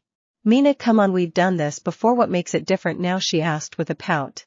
Momo, not everything we do has to be based exclusively on hex. Mina-chan, Kyoka, yes, it can be great, but it has to be deeper than that. Uraraka, aren't they ashamed to talk so easily about those topics? But Taro, this is kind of embarrassing. Midoriya, Lee wouldn't say it bothers me, but I already promised Torken that I would spend the night with her, as just to be sure that that thing wouldn't reappear during the night. Mina groaned. Fine, she said dejectedly. Midoriya only let out a small laugh at the pink skin girl's reaction, and approaching her he kissed her forehead, minimizing her pout a little. Midoriya, maybe later. The instant she said this, the pink one jumped on him and began kissing his face completely. Mina, you're a sweetheart. Midoriya, yais tea, that's just how I am. Some laughed. No matter how much time passed, it was easy to embarrass the boy. That night, after another day in paradise and everyone having already eaten dinner, they were getting ready for bed with a green-haired boy holding a pillow while the iridescent girl was preparing the bed. Toru, well, choose whichever side you want. Midoriya, fine, you make yourself comfortable and I'll get comfortable as best I can. Having agreed, the girl allowed the boy to enter the bunk first, his back against the cave's rocky wall. Then in the same manner she settled herself beside him, allowing him to easily get out and stand up. Namiri, rest everyone. Girls, a rest. Midnight Sensei, girls, be good evening. Nejer, Gujon, evening Melissa, see you tomorrow. After turning off the torch that illuminated the interior, everyone went to sleep except for the iridescent girl and the green-haired boy, who stared at the top of the bunk unable to fall asleep. The green-haired boy was surprised by the surprise. Now he seemed to be dating 5 girls from his own class. It was a real shock. He didn't know exactly how his mother would react if she found out, whether she would cry tears of joy or scold him for having several girls chasing after Him meanwhile the sunflower was more worried and scared of seeing that animal again. Toru is. Yuku-kun whispered. The green-haired boy tilted his head to look at the girl who was observing him. Without any particular expressive feature. Midoriya, yes. Toru-kan. Toru, could you hug me? The girl didn't say anything else, but it was clear to the green-haired boy that the iridescent girl was afraid, so carefully and trying not to overwhelm her he approached and rolled her up. There was some distance if it made her uncomfortable, but this was unnecessary as Torna saw herself wrapped her arms around the boy's chest, hiding her face and his pecs. A few minutes passed like this, when another request from the girl was heard. Toru, can you give me a little kiss? He asked while lightly squeezing the boy. He couldn't simply say no, and accepting the favor the boy tenderly kissed the girl's forehead, who finally smiled. Toru, thank you, and they both finally went to sleep for a few hours. Act 26. New Dominion. Night flooded the island, illuminated only as it could not be by the light of the moon in the sky. On this island there was a cave under a mountain where there was a rainbow-haired girl being hugged and protected by a green-haired boy who was surrounded by a wide variety of naked women, all completely asleep and under the influence of the dream realm. At least that was the case until a mysterious roar sounded across the sky, alerting birds and some other animals on Earth. This sound woke the sunflower, who, wishing it had been a nightmare, remained silent for a few seconds just to hear that roar again. I carefully turned in place to see the cave entrance and a view of its exterior. In the distance he could see a large tree. It was curious. In all the time they had been there he didn't recall ever having seen that tree before. Its branches seemingly cut off. After observing it for a few minutes I seemed to start noticing something. It looked like some kind of nest on top of it. He had planned to get up, but once again the enormous silhouette appeared quickly crossing the entrance of the cave. This caused the girl to tremble with fright and in turn the boy behind her to wake up. Midoriya, a touch and yawn. Is something wrong? The girl said nothing. She simply pointed with her finger to the cave entrance, drawing the boy's attention to that place. Midoriya quickly understood, and looking at the litmus test he asked, Midoriya, is that thing? Once again the sky was filled with that roar, fully waking the boy and causing him to get up from the mattress, and he wasn't the only one, because two women also seemed to wake up because of that sound. Mirko, damn it, what is it now? I swear when she finds out she woke me up she'll regret making such a fuss. The rabbit woman said, her face showing the frustration of sleepiness. Kyoka, so it was real? The girl asked, starting to stand up and go to where her friend was. The green-haired man headed straight for the entrance, wary of any surprise attack, accompanied by the rabbit heroine, who still had annoyance in her gaze, standing at the entrance. The green-haired boy surveyed the landscape, trying to spot anything out of the ordinary. Midoriya, is it just me, or is that tree new? Mirko, it seems so, and once again the sound echoed through the sky. Quickly the woman, using her rabbit-like senses, located the source of the sound, managing to make out a figure against the dark sky. Mirko, I've got it, he said with a smile. The boy directed his gaze to where the woman seemed to be looking, managing to see the same thing. Midoriya, giant lizards, demon bears, anthropomorphic tigers, dinosaurs, greetings from hell. A flying demon was a must-right. They did not lose sight of the flying creature, managing to follow its trail until it reached that mysterious tree in the distance. Mirko, ha, I already have your number. You idiot, he said with a dark tone in his voice, slowly making his way back to bed. The green-haired boy considered exploring the new tree that seemed to be the creature's home. Perhaps he could investigate it this time instead of going to fight it directly. Taro, did you see it? She asked fearfully. Midoriya, yes, I saw it. The purple-haired girl was petting and calming her friend, giving the green-haired boy his place to sit and get comfortable. Kyoka, so what's the plan, boss? Midoriya, I'm going to sleep right now. Tomorrow I'll go see that tree that thing went to. Taro, isn't that dangerous? Midoriya, don't worry, we'll just investigate and we'll be back soon. Okay, the boy said to finish speaking, and to calm the girl down he gave her a kiss. Kyoka, hey, isn't there a good night kiss for me? She said jokingly to the green-haired boy. With a small laugh he stood up again and tenderly holding the girl's face made her lower her head and kissed her forehead. Kyoka, come on, she said, taking the boy's hands and as best she could kissing him on the lips. Half that's better. Finally having gotten what she wanted, the purple-haired girl went to her bed, and like the green-haired boy they went to sleep. Dave, what do you mean you don't know where my daughter to SA is? The man shouted, and then immediately started breathing into a paper bag. Almight, calm down, Dave, it's not that we don't know where she is, it's more like we don't know how to bring her back. The blonde man said, not so proud of his explanation. Dave, that should be better, he shouted, somewhat annoyed. Almight, we are doing the best we can, but we're having some problems. Dave, take me with them. Almight, Dave, Tashi, I'm asking you to take me to them. Toshinori knew Dave was worried, and understandably so. It was his daughter he was talking about. He'd be worried too if he were a father. So with a quiet Sigh. He accompanied his colleague to the scene of the accident at the UA. Professor Nizu was having a small cup of tea on Professor Cemento's shoulder, supervising and occasionally helping Power Loader, or one of his engineering students, to decrypt his best student's tablet. Nizu, any progress or anything related? Professor Power Loader, not yet sir. Cemento size 357 different passwords and it's always the same result now. Haha, you didn't say the magic word. Nizu, I like references, but this one is starting to test my patience. Just then a loud bang on the front door caught everyone's attention. They saw a brown-haired man with a look of utter despair, and behind him a skeleton that seemed to be gasping for breath as it tried to keep up with the man. Dave, where is that damn machine?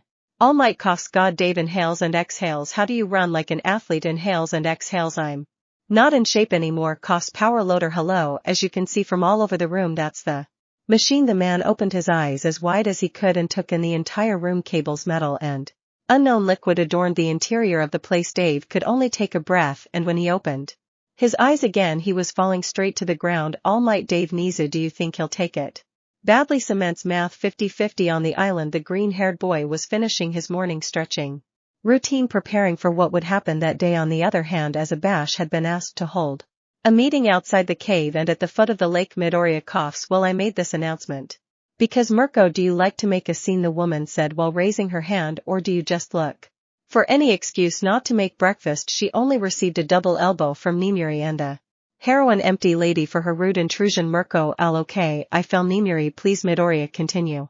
Midoriya, thank you. Well, this meeting is to talk about what Hagakure mentioned about that strange animal which she saw and which Murkison and I saw yesterday. Mina, wait, was that real? Satsuna, and what do you plan to do? Midoriya, we assume that animal lives in the tree that appeared. Abara, I already thought it was strange to see it there this morning. I think it makes sense. It must be using it as a nesting place. Midoriya, it's not just that. After he said that, the girls turned to look at him, waiting for some explanation for his opinion. Midoriya, Torukan, can you share with us? The woman stood up and walked slowly, standing in front of the group to speak. Toru, the first time I saw that thing it flew swooping past the cave, then it started gliding as it took off again. Midoriya, I guess there must be something up there, some kind of secondary nest. We need to see what's attracting that thing, or it might start harassing Eden soon. Suyu, we already had problems with demon animals, Uraraka, and dinosaurs, now also dragons or winged monsters. Midoriya, that's what I want to avoid. If we can get rid of him, that would be perfect. It's not necessary, but if anyone wants to come with me to investigate that distant nest, they're welcome. Satsuna, I'll go, man. If it's a matter of climbing, it's an easy task, the toothy girl said with a SMU. Kyoka, I'll go too. I might not know how to climb trees, but if that thing gets close or we need to find our way around the woods, I'm good at it. That's what the punk said as she raised one of her connectors, joining the group. Mirko, don't think I'm going to stay here. I saw that thing clearly, and I'm itching to kick some ass. It won't be ask, but that should be enough, the woman said resigningly. Abara, I think I'll go to the nun shared. I've been reading some books about medicinal plants. I hope I don't have to use them, and the area is lush with my quirk. The environment favors us. Pony will come with you too, the pony added enthusiastically. Midoriya, all right, let's go then. Momo, we'll do what we can here. We'll try to climb the mountain and find out why it seems to be there. Jumping area. Midoriya, okay, just be careful. Asabash and the rest of the girls smiled at the boys' concern, and after a few minutes they left. Mirko, so kid genius, what's your plan? Midoriya, first I'd like to check out the surroundings and make sure if he's nearby or if it's clear. Abara, that's the most accurate thing to say, pony, and then Midoriya, after that I'll try to climb the tree and see what makes him come back here every night. Kyoka, let's suppose it's a nest. What would you do? How could you take down the entire nest, and where would you relocate it? Midoriya, well, for that the boy was going to continue sharing his ideas, but both the ears of the white-haired heroine and the purple-haired punk seemed to have picked up on something. Mirko/Kyoka silence. They both ordered at the same time. Quickly everyone prepared their quirks for whatever might happen, but from within a large thicket what appeared to be a deer emerged. First, similar and almost identical to tree leaves crest that looked like branches with some shine at their tips. The most terrifying, or perhaps truly fascinating thing about them was their Isto pairs of eyes on each side of their heads. They gazed at the small group with curiosity. Ibara, it's beautiful. Mirko, if he tries anything tough I'll kick him.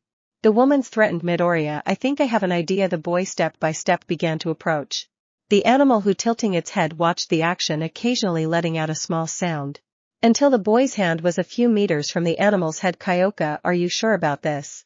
Midoriya, the truth is no, but any insecurity turned into total confidence when he not only saw, but also felt the animal's tongue licking his hand and seeking some caress, giving small taps.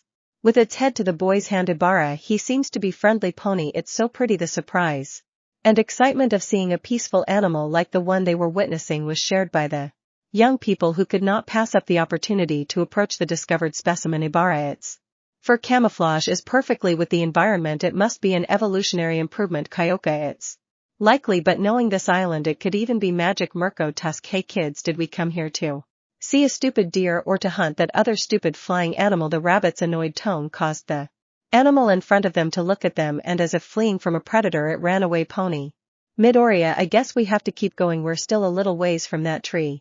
Some of the girls nodded, somewhat sad to miss out on this unique research opportunity.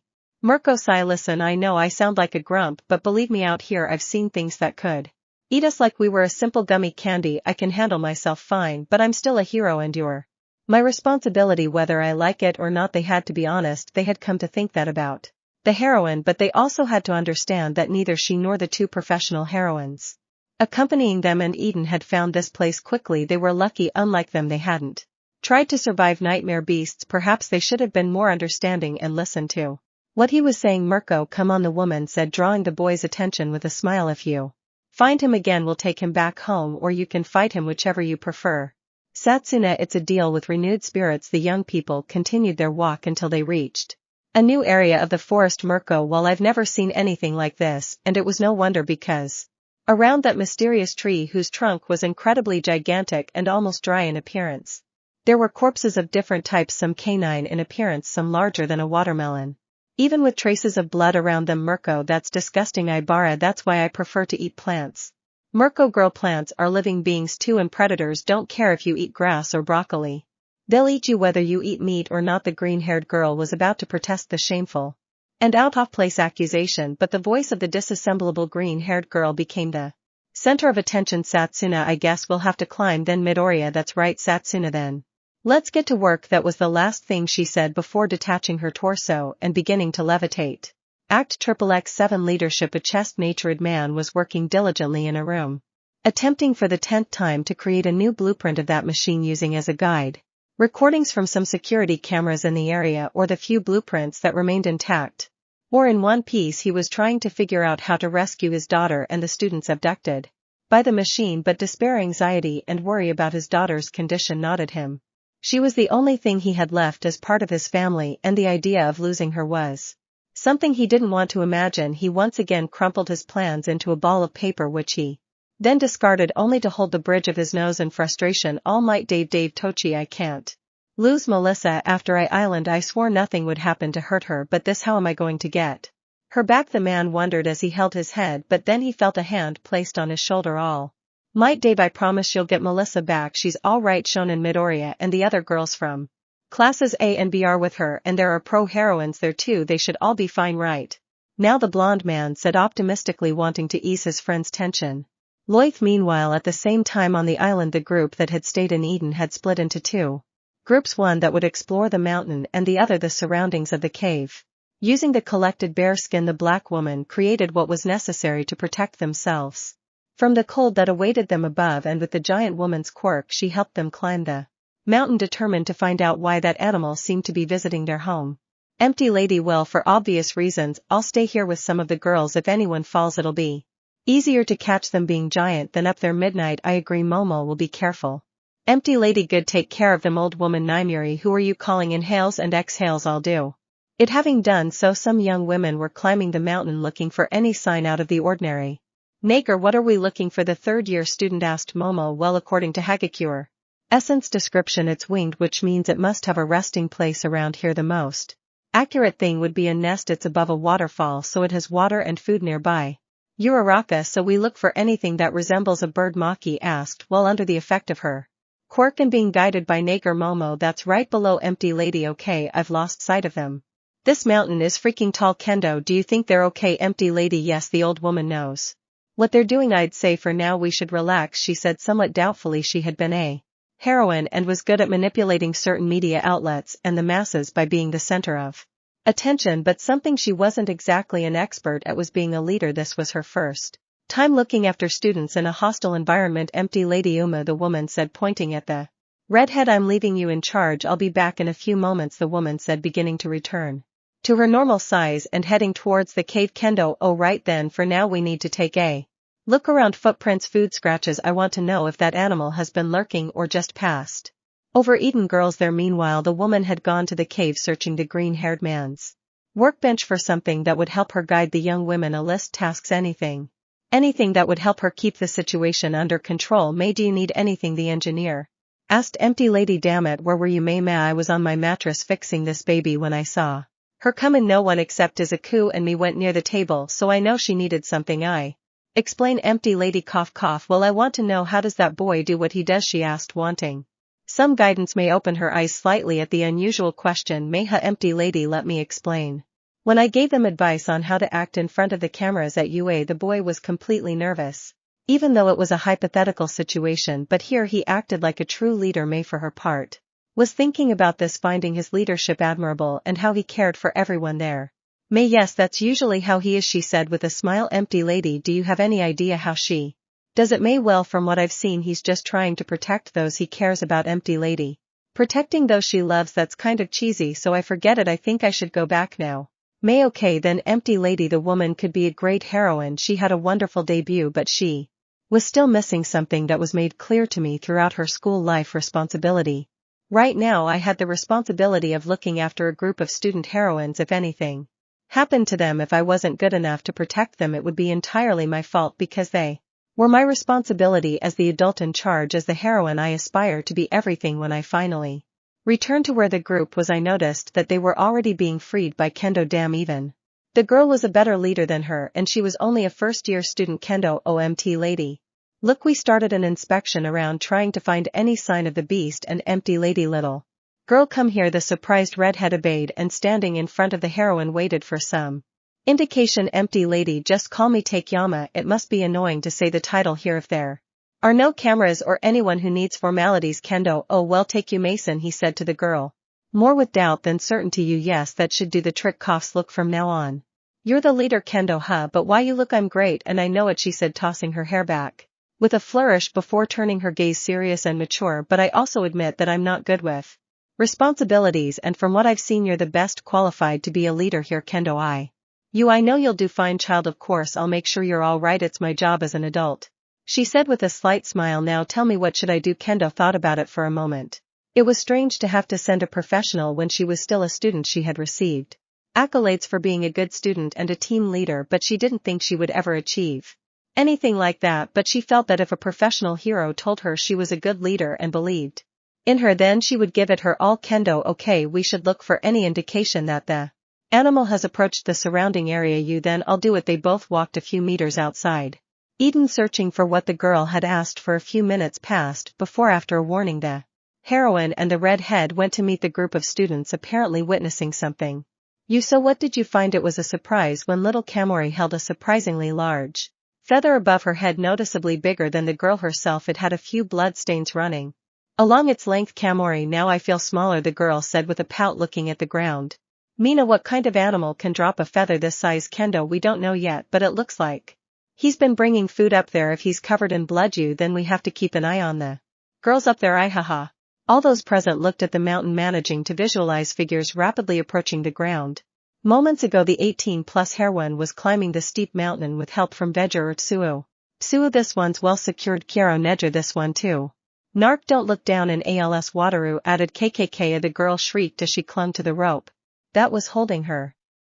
Momo sized too late. It was difficult and terrifying, but little by little they were able to reach terrain where it was more possible and less complicated to stand up. Uraraka, wa. Tsuyu, you shouldn't have used your quirk for so long, Uraraka-san. Kiro, the frog girl said, offering support while holding her hair. Uraraka, I thought I could handle more now. Regurgles. Nejer, well. They all looked at the blue-haired girl and where she was looking, understanding her reaction. Namuri, is it me or is it the island of Miov? And it was true, as if the Earth's tectonic plates were moving faster and more noticeably, the island's geography changed shape almost instantly. Areas that had been clearly drought-stricken were now a sea, where there had been snow, there was now vegetation. What was once a great canyon had now become a river. Momo, this is terrifying and beautiful at the same time. Tsuyu, it looks like a living island. Yui, with everything we've seen it wouldn't surprise me. Namiri, we can observe the landscape. Later now we have to look for that thing's nest. Momo, oh right, costs everyone form groups of 2. If anyone sees anything reported and will come immediately, girls yes, then they all split up. To cover as much of the mountain as they could. Group 1. Namiri, I must admit that although this place is somewhat terrifying, it has beautiful scenery. Momo, that's true. Taking advantage of the discretion of her surroundings and the fact that her student was with her, the woman decided to resume an unfinished matter she had at the UA with her. Namiri, so how have you felt about guiding your friends? Momo, well I don't know if guide would be the right word, I just helped them. Namiri, sounds like you're still having a little trouble. Blackhead just looked away, embarrassed that she had been so obvious.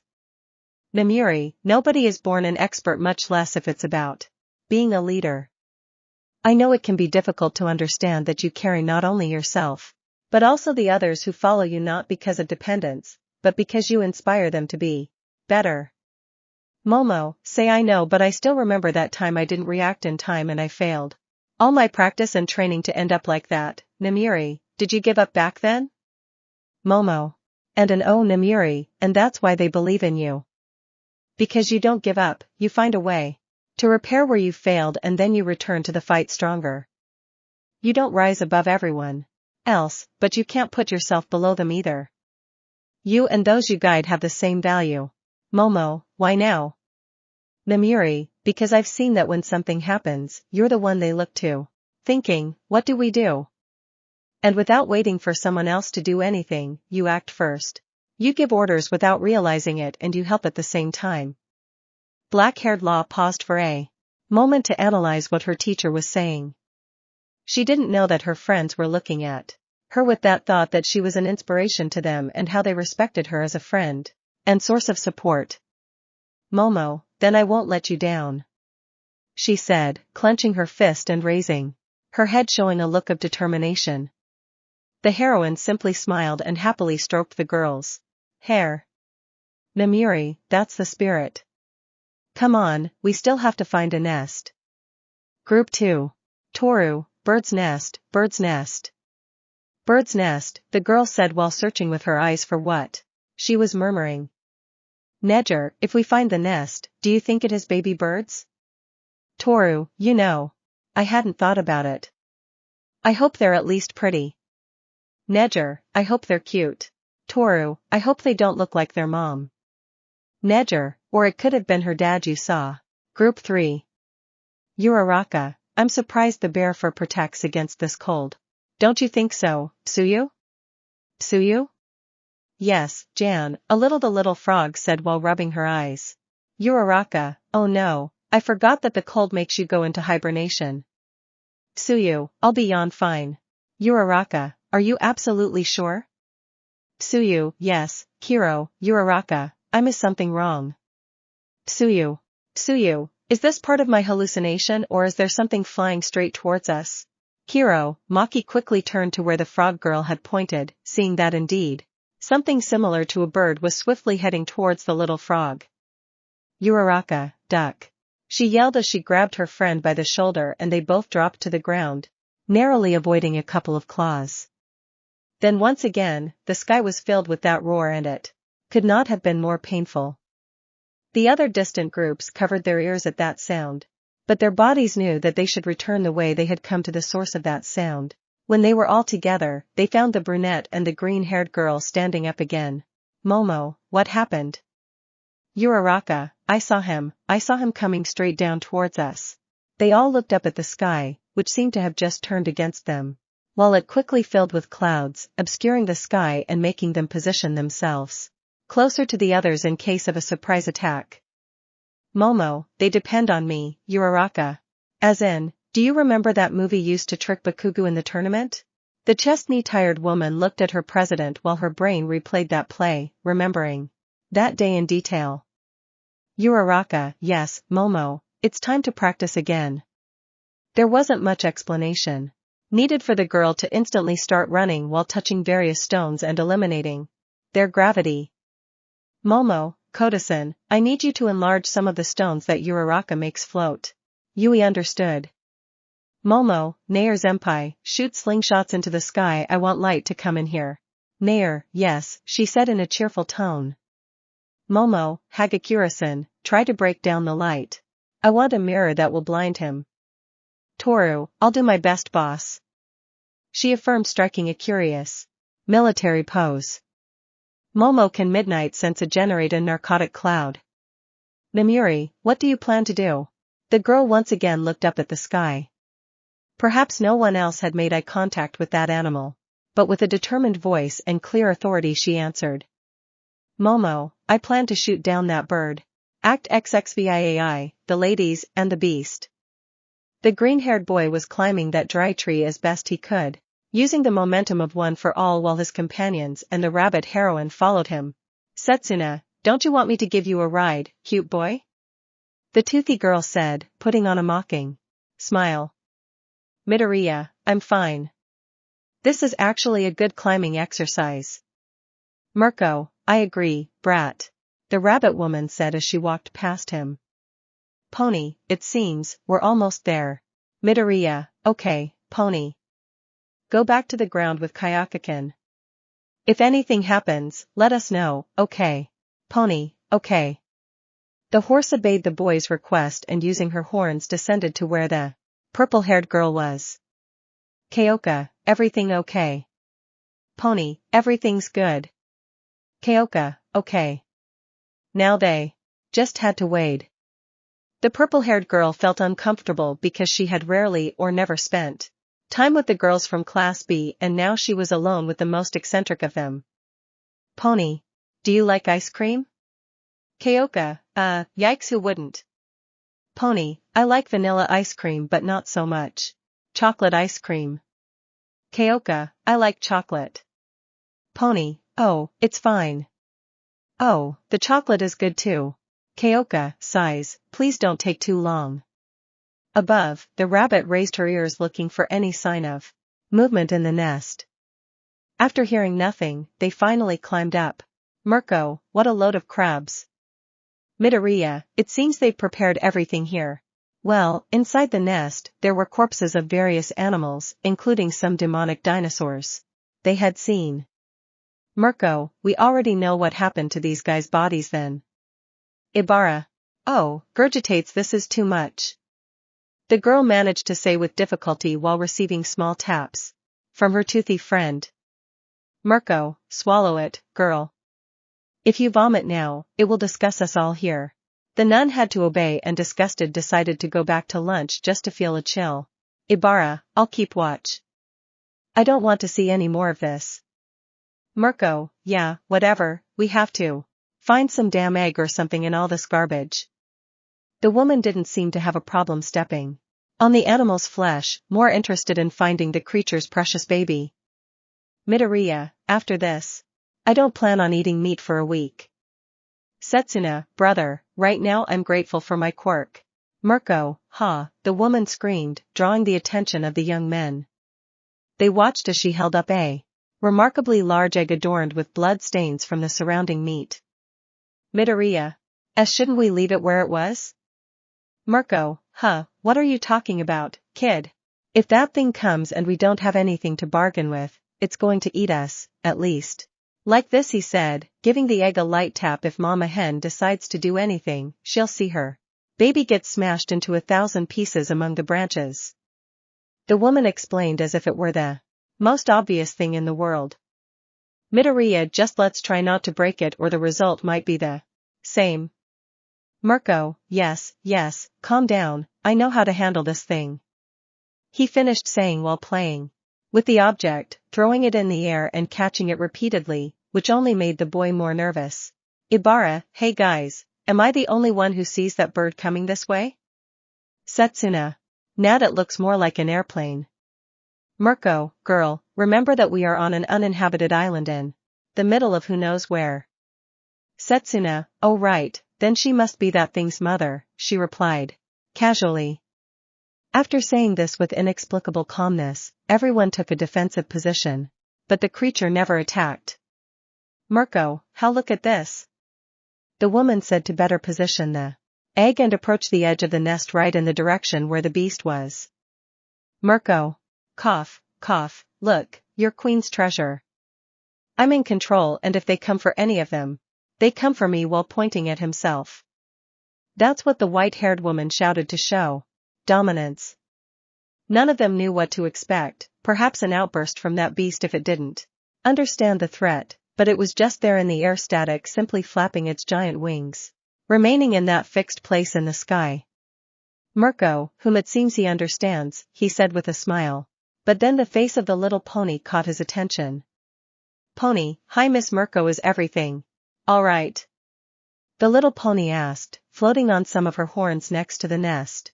Mirko, of course, but what are you doing here? The broccoli boy asked you to be with the other girl. Pony, well, it was kind of boring, so I wanted to come and see what's up. Look out. The woman opened her eyes wide, and after a slight movement of her bunny ear reaffirming her raised guard, the woman stepped back as a scream of attack echoed from behind her. He barely managed to dodge it as he watched the perpetrator of that dirty but cunning trick, who, like his partner, appeared to be a griffin. The typical eagle's head, but the body of a lion and the tail of a viper. When his surprise attack failed, he moved a little further away, making the size comparison easily visible. If the one he thought was the male was actually the female, then the real male was a true colossus. He seemed almost twice as big as the female, who let out some bellows, communicating with her partner. The boys were already getting nervous, but the rabbit, couldn't have a more satisfied smile. Mirko, he looks like someone already messed up your bucking face, I said mockingly, noticing a scar running from the animal's head to its chin. Quite recent, as fresh blood was still oozing out. The griffin only showed an angry face before lunging at the woman again. Mirko, you brats, you'd better get down here. I'm going to distract this idiot, he said as he threw the egg he was carrying at them. Midoriya, I'll get them all down and then I'll be right back to help. Mirko, I said, everyone get down. Crack, I can handle this guy. Midoriya, are you sure? Mirko, come on kid, I'm not a delicate flower. The boy hesitated, but accepting the request, the boy led the retreat. Mirko, now we have to break some bones. The woman fixed her gaze on the tap, who was already approaching at great speed, and the rabbit, far from moving away or retreating from the fight, ran determinedly straight towards the animal.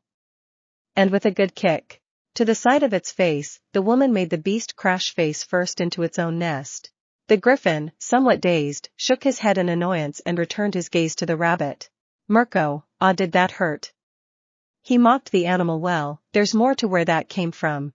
The animal didn't need to understand what he was saying, just seeing his smug smile and how he clenched his fists was enough to understand what he was saying.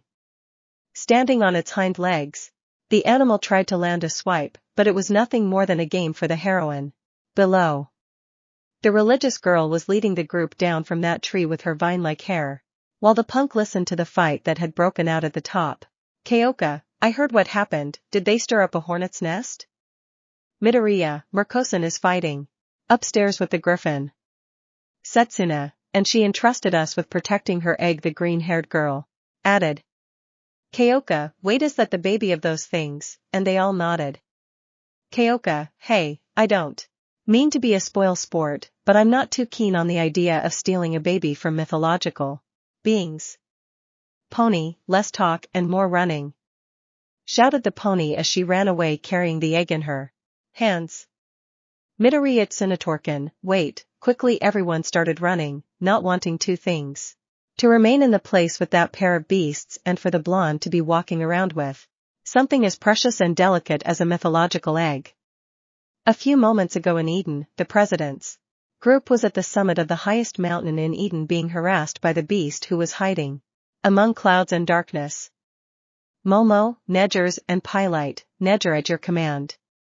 And no sooner had she said this than the blue-haired girl began to fire slingshots into the sky, leaving gaps through which the light entered, allowing for greater visibility. Momo Yayarozusen.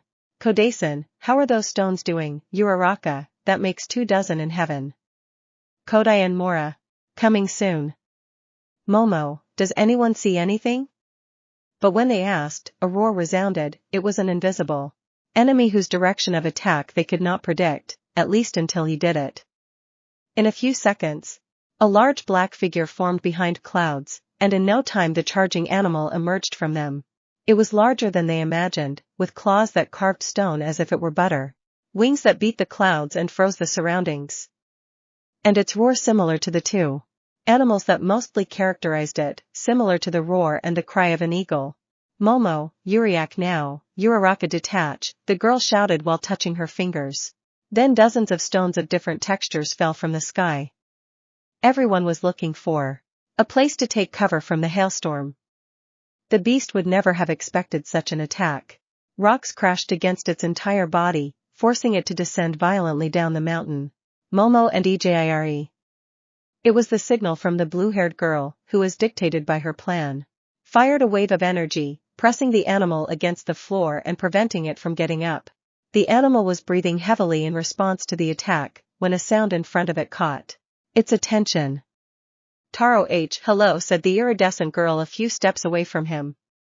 All the girl received was a roar, and in response she answered with a flash so powerful that all the griffin could see were different colors simultaneously and nothing at the same time.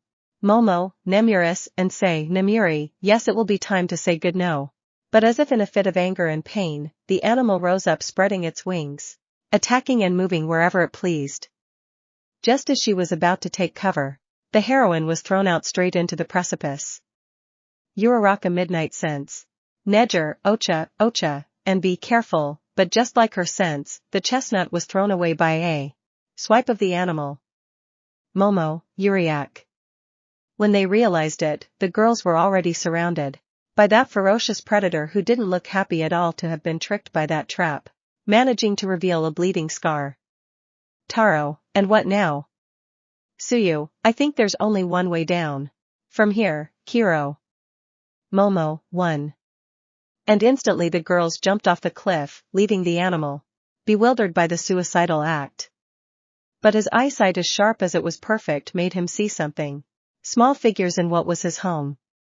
Letting out a slight sound of annoyance, the animal positioned itself on the shore, managing to see more figures at the foot of the mountain, in addition to a curiously gigantic one, and once again it roared, making part of the mountain shake as it extended its wings, demonstrating its ferocity and dominance. He then went to his home and confronted the invaders a few moments later in Eden. MT Lady along with Kendo, Neger, and Uraraka were ensuring the sudden descent was safer. Meanwhile, the blonde heroine reprimanded them for their actions.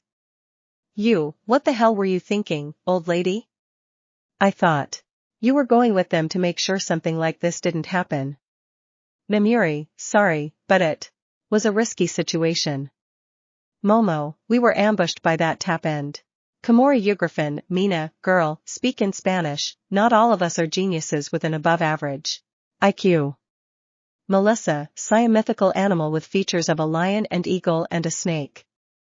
The blonde said, explaining the meaning. The pink-skinned girl looked at the girl for a few moments before turning back to the raven-haired one. Mina, as I was saying, she continues speaking in a language with an above average IQ. Yui, it was terrifying. Everyone looked at the dark-haired woman. It was somewhat unbelievable due to her lack of expressiveness. Yui, anyway, did you find anything that tells us why that thing flies away from here? Nemuri, nothing. Did you find anything? You just feathers. But nothing else. Wow. It sounded in conjunction with the wolves who began to bark at the forest.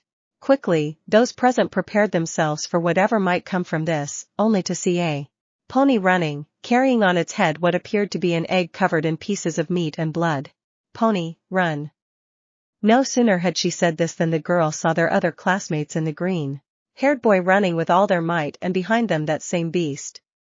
Empty Lady was preparing her way to drive the animal away, but once again the rabbit heroine showed her passion for fighting, where with a punch she made the griffin crash into a tree, breaking it from the force of its impact. The animal shook its head at the woman, who far from being angry or frustrated had a huge smile on her face with blood that wasn't hers covering part of her body. "Mirko, come back here, you're the monster, you don't run away," he shouted while maintaining that smile. As if witnessing a representation of fury, the animal took flight before the rabbit could strike it again.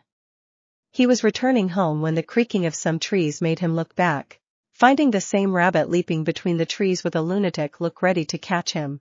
"Mirko, turn around and scare me." Everyone just watched the scene as they witnessed it slowly moving away until its trail was lost among the treetops. "Nimiri, well, I see that you all settled. And well down here and that everyone is doing well." Yes, are you all okay?" "Nimiri, of course." "Uraraka, hey Nimiri-sensei." The woman looked at the brunette who seemed to be pointing at her torso, and upon lowering her gaze she found that she had a horizontal scar in the belly area which was drawing some blood. "Nimiri, oh, so that was I could swear that twinge was just a muscle adjusting." "You come on, old lady, we need to disinfect that thing." "Momo, I'll prepare some first aid." "Midoriya, I'll help them later." The woman was being looked after by the green-haired boy on the shore of the lake, who was carefully finishing cleaning the wounds on his sensei's arms, trying not to hurt her or lose sight of her for a second. "Nimiri, thank you very much, Midoriya." "Midoriya. And nothing, Roman too was told that you took care of my health when I had that incident." "I suppose it's only fair that I return the thanks." "Nimiri, oh, it's not necessary, it's my responsibility to be in charge of you." "Midoriya, and we love you." The woman looked at the boy for a few moments. It was interesting to see how he could go from a saddened and fearful face to affirming what he dictated as true with such determination, leaving fear behind. "Midoriya, don't misunderstand me. It's not that you might be irresponsible or anything like that, it's just Roman too." "Nimiri, okay kid, I understand." "Mirko, sigh."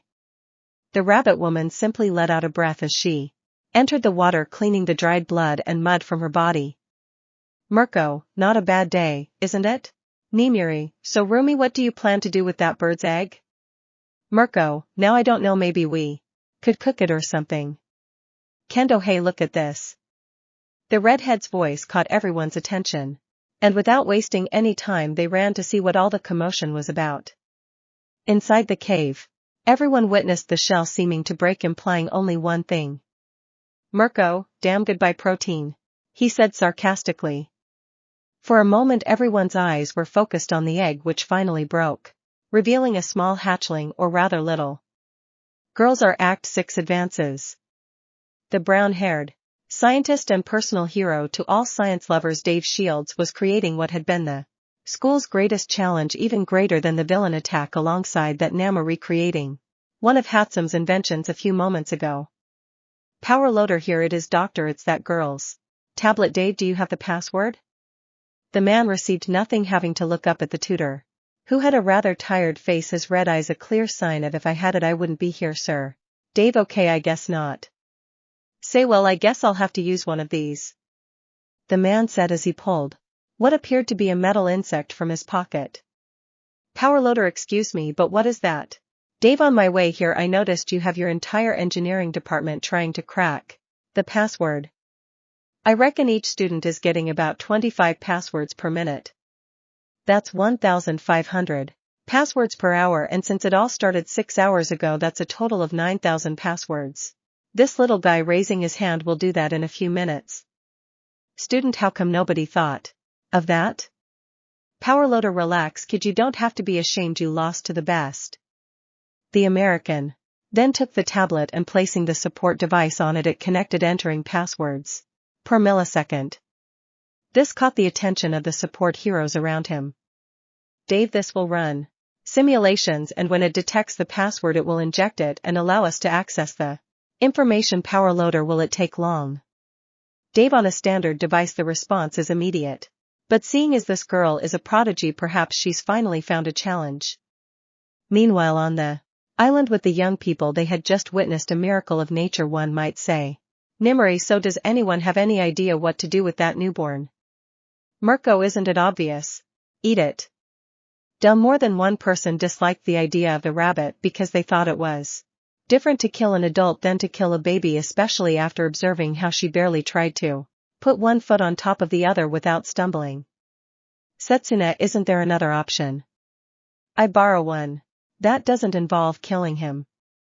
Mirko, listen, one thing is taming dogs, but quite another is having to care for and feed a mythological creature. Mina, come on, it's just one. Mirko, girl, it's a dangerous animal. Mina, a small one. Some others just watched as the girls begged the heroine to take care of the little animal while the rest just watched the puppy yawn and look around. It was curiously adorable. Mirko, girls, do what you want, but you won't change my mind. Several attempts later. Mirko, okay, shit, keep it, but if it rips off one of your hands, it's not in my fault, understood? Mina says Satsuna's posh yes. Mirko, just remember that keeping him here means getting more meat. I highly doubt he wants fruits or vegetables. Like we do. Namiri, she's right, girls. Mirko, don't play innocent, you also supported them in keeping that thing. You're right, old woman in the cave. Midoriya meanwhile was in the cave noting down his discoveries and sketching the griffins they had just found in a notebook, both their adult form and their young. Midoriya, his wings extended to 3 times his size, just like a bird, to support his weight. His temperament was aggressive and he was cunning enough to let his partner set a trap for us, the boy whispered. Uraraka, I see you're already taking notes, Deku, the girl said, speaking behind the boy's back. Midoriya, you are Raksan, the boy shouted, startled by the sudden appearance. Uraraka, he'd sorry for scaring you, she said, hiding a smile at the funny reaction. Midoriya, okay, so what are you doing here? Have you decided what to do about the griffin yet? Uraraka, well, she said, heading to her bed, Miss Mirko is still insisting we let him go. But the girls, then quick footsteps were heard heading towards the cave, only to see the group made up of the pink-skinned girl, the toothy green-haired girl, and the equine girl entering the cave with the cub. Mina, izuku, and say hello to the newest member of the family, she shouted, as cheerful as ever while trying to hold the animal in her arms. Uraraka, did you really convince Mirko? Momo, convince, I don't think that's the right word, said the raven-haired girl entering the cave in the same way. Kendo, how do we say it without it sounding bad? Hyuka, to insist until we're fed up. Suyu-yan, I think that's the right thing to do, Kuro the amphibian said, waking up from the sleep she had been forced to take a few hours ago. Toru Tasuken, you're already awake. Suyu, yes, is there any news I might have missed? Kuro. Mina, there's a new member in the familiar, she said, once again introducing the baby griffin. Suyu, isn't it dangerous to have that thing in the house? Kuro. Mirko, that's exactly what I've been saying for the last half hour. The woman shouted, entering the cave in the same way. Setsuna, come on, I wouldn't be able to hurt a fly. Midoriya, they all looked where the boy was pointing, observing how the wolves were in a clear position to attack, and the cub, despite being just a baby, seemed to understand the concept of survival. They only stopped their little fight when the small amphibian that also lived with them walked between them. They just saw it and sat down. Setsuna, do you see it? Ryako, I still have doubts about this, the gray-haired girl commented. Abra, I trust that with good training we can tame it, and that way it won't want to eat us. Yui, besides, it's still just a kid. If something happens, we can handle it better than if it were an adult. The dark-haired girl said, drawing the attention of the others. Midoriya, I suppose it's possible. That was the last thing he said on the subject, only to refocus his attention on the notebook on his desk. Mei, what are you doing there? Midoriya, the engineer, spoke after a long time repairing one of her primitive babies. Midoriya. I was just noting down the most recent events and the new topography of the island on the map. As soon as I heard the boy, the +18 heroine approached the green-haired boy to see what he was saying and comment. Namiri, this island is truly curious. The green-haired boy then turned his head and quickly raised it, for he had come face to face with a treasure that was quite tempting for any other teenager. Midoriya, why do you say that? Breathe Shisa teacher. Namiri, when we climbed the mountain we could see how the whole earth was moving, not as abruptly as an earthquake, but more uniformly, as if the island knew what to do. May, like its programmed gasp. Everyone stared at the engineer in fear, because if something managed to elicit a sound of surprise from her, it was only because the reason must be extraordinary. Midoriya, it happens when. May I know what happened? Remember my baby, the simulator H. I think we're inside it. This is fascinating, of course, also somewhat terrifying, but it's fascinating. And why baby works wonderfully. Everyone was stunned by the vast amount of information they were receiving, the result of the inventor's work, and as if a treasure chest had been collectively opened in their minds, they all began to remember. Melissa, I remember now. Uncle Mike called me to help them repair HATSUMES machine, but Momo, should I drag you along too? And the American woman nodded. Kendo, but why did he do it? May. I'm sure I configured the controls and specifications correctly. Kamorian Island with monsters isn't exactly good, the little brunette shouted, waving her hands in protest. Pony, true, the pony shouted, also imitating her little friend. Midoriya, anyway, May, do you have any idea how to get us out of here? May, of course. This caused those present to put a smile on their faces, only to have it demolished by the girl's clarifications. May, but I'll need lots of lead, an energy source equivalent to plutonium or more powerful. Mina, that's easy, you can create them, right? Mo. She was about to name her friend, but far from agreeing, she was terrified. If she tried to create any of those elements, she would have to manually create the atoms, degrading her own cells just to create the plutonium and lead rods. It would be suicide. Mina, oh right, radiation and toxicity. Sorry. She said, embarrassed that she had suggested her friend create such materials. May, it would probably just be a random means of escape. We could get out of here if we completed the main training mission. Kendo, and what is it? May, well, the last thing I remember introducing was the combat mode that Midoriya was going to practice as my first volunteer. Midoriya, what difficulty level did you use? May, Ultra Nightmare. In response, several people simply dropped their jaws. Momo, our quirks. Is that why they're harder to use? Midoriya, that explains why it's not as easy as it used to be to use my whips. Mirko, do you guys feel a difference? Ha, looks like we'll have to train more than you. And what's the objective? To fight every being on this island? May, I'm not completely sure, but it's likely. Kyoka, so how much longer will we be here? May, well, fortunately or unfortunately, the machine had a power supply that could last up to 100 years of continuous use, so we're not racing against the clock. This was a relief to some extent, since they weren't going to die inside the machine from lack of energy, but on the other hand it was worrying for everyone how long they would be in there, because the idea of being there for years wasn't so appealing. Namiri, come on, we need to rest. Maybe tomorrow we can think better about what we're going to do. Mirko, I agree. Yes, that's right. They all soon noticed that the sun was setting and everyone went to sleep, each to their own bed. Girls, good evening. Midoriya, good evening. Girls, Namiri, good evening. Everyone. Mirko, rest well, children, with only a pink-haired girl who seemed to be thinking about something else. May, even though I put the simulator on Ultra Nightmare, it doesn't explain why it only drags Izuku and the rest of us. Math, it must be some kind of glitch. Beep, beep, beep, beep. The gadget on the table beeped, catching the inventor's attention. Dave, password obtained. Yes, the man shouted happily. Out of a pile of objects, the teacher jumped straight to the table power loader.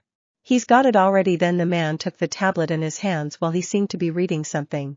Seriously, this is that girl's password. I don't know whether to feel happy or angry with her. Dave then picked up the tablet again, and whether out of curiosity or mere carelessness, he paid attention to the device and what was written on it.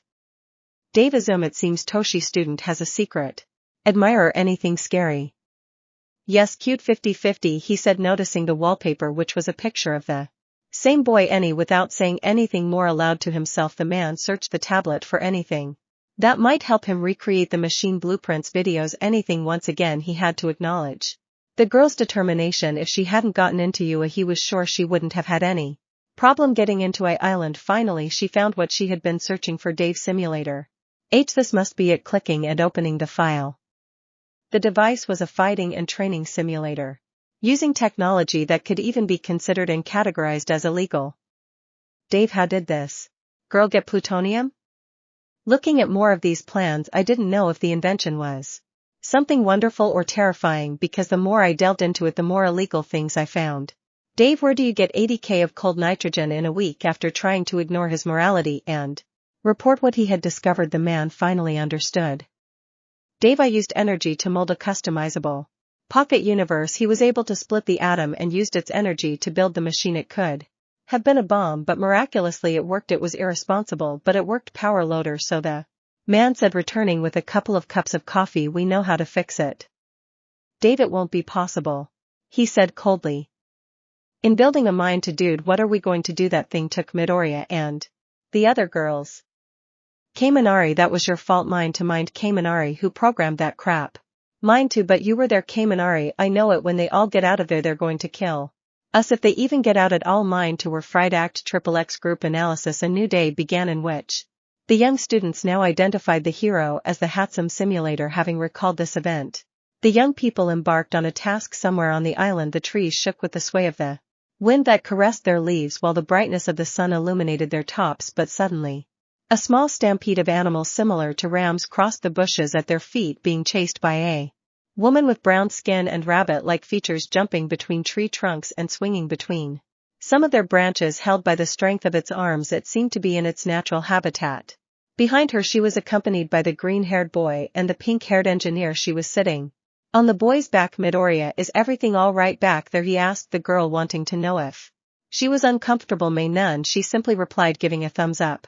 Mirko, come on, run. I'm not tired of this yet, the woman shouted threateningly to the pack of animals who were still trying to leave her and her pursuers behind. May Mirko's heart rate seemed stable, not far from what used to happen outside the simulator. She said to the air, more specifically hoping the boy would hear her. Midoriya, with how frenetic and passionate she is, I have no doubt she won't feel any difference. And at one point, one of the rams separated from its group, reaching in its desperation a cave which it entered. Mirko, haha, he looks like the little one has no escape, she said mockingly, having thought she had won that hunt. It wasn't long before the green-haired boy and the pink-haired girl stood beside her to watch the smiling woman cracking her knuckles. But before they could say anything, they saw the little deer running out of the cave where it had gone for protection. Mirko, what the hell is wrong with him? He asked. His response was immediately answered by a roar from inside the cave, revealing the reason for the escape. Looking from afar, they saw a bear appear to angrily emerge from the rock cave, glaring at those responsible for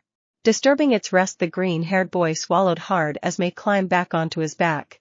Mirko meanwhile smiled, seeing that his morning wouldn't be as boring as he had originally thought. Mirko, come and get me, he said to the animal as he squatted down to evade any attack.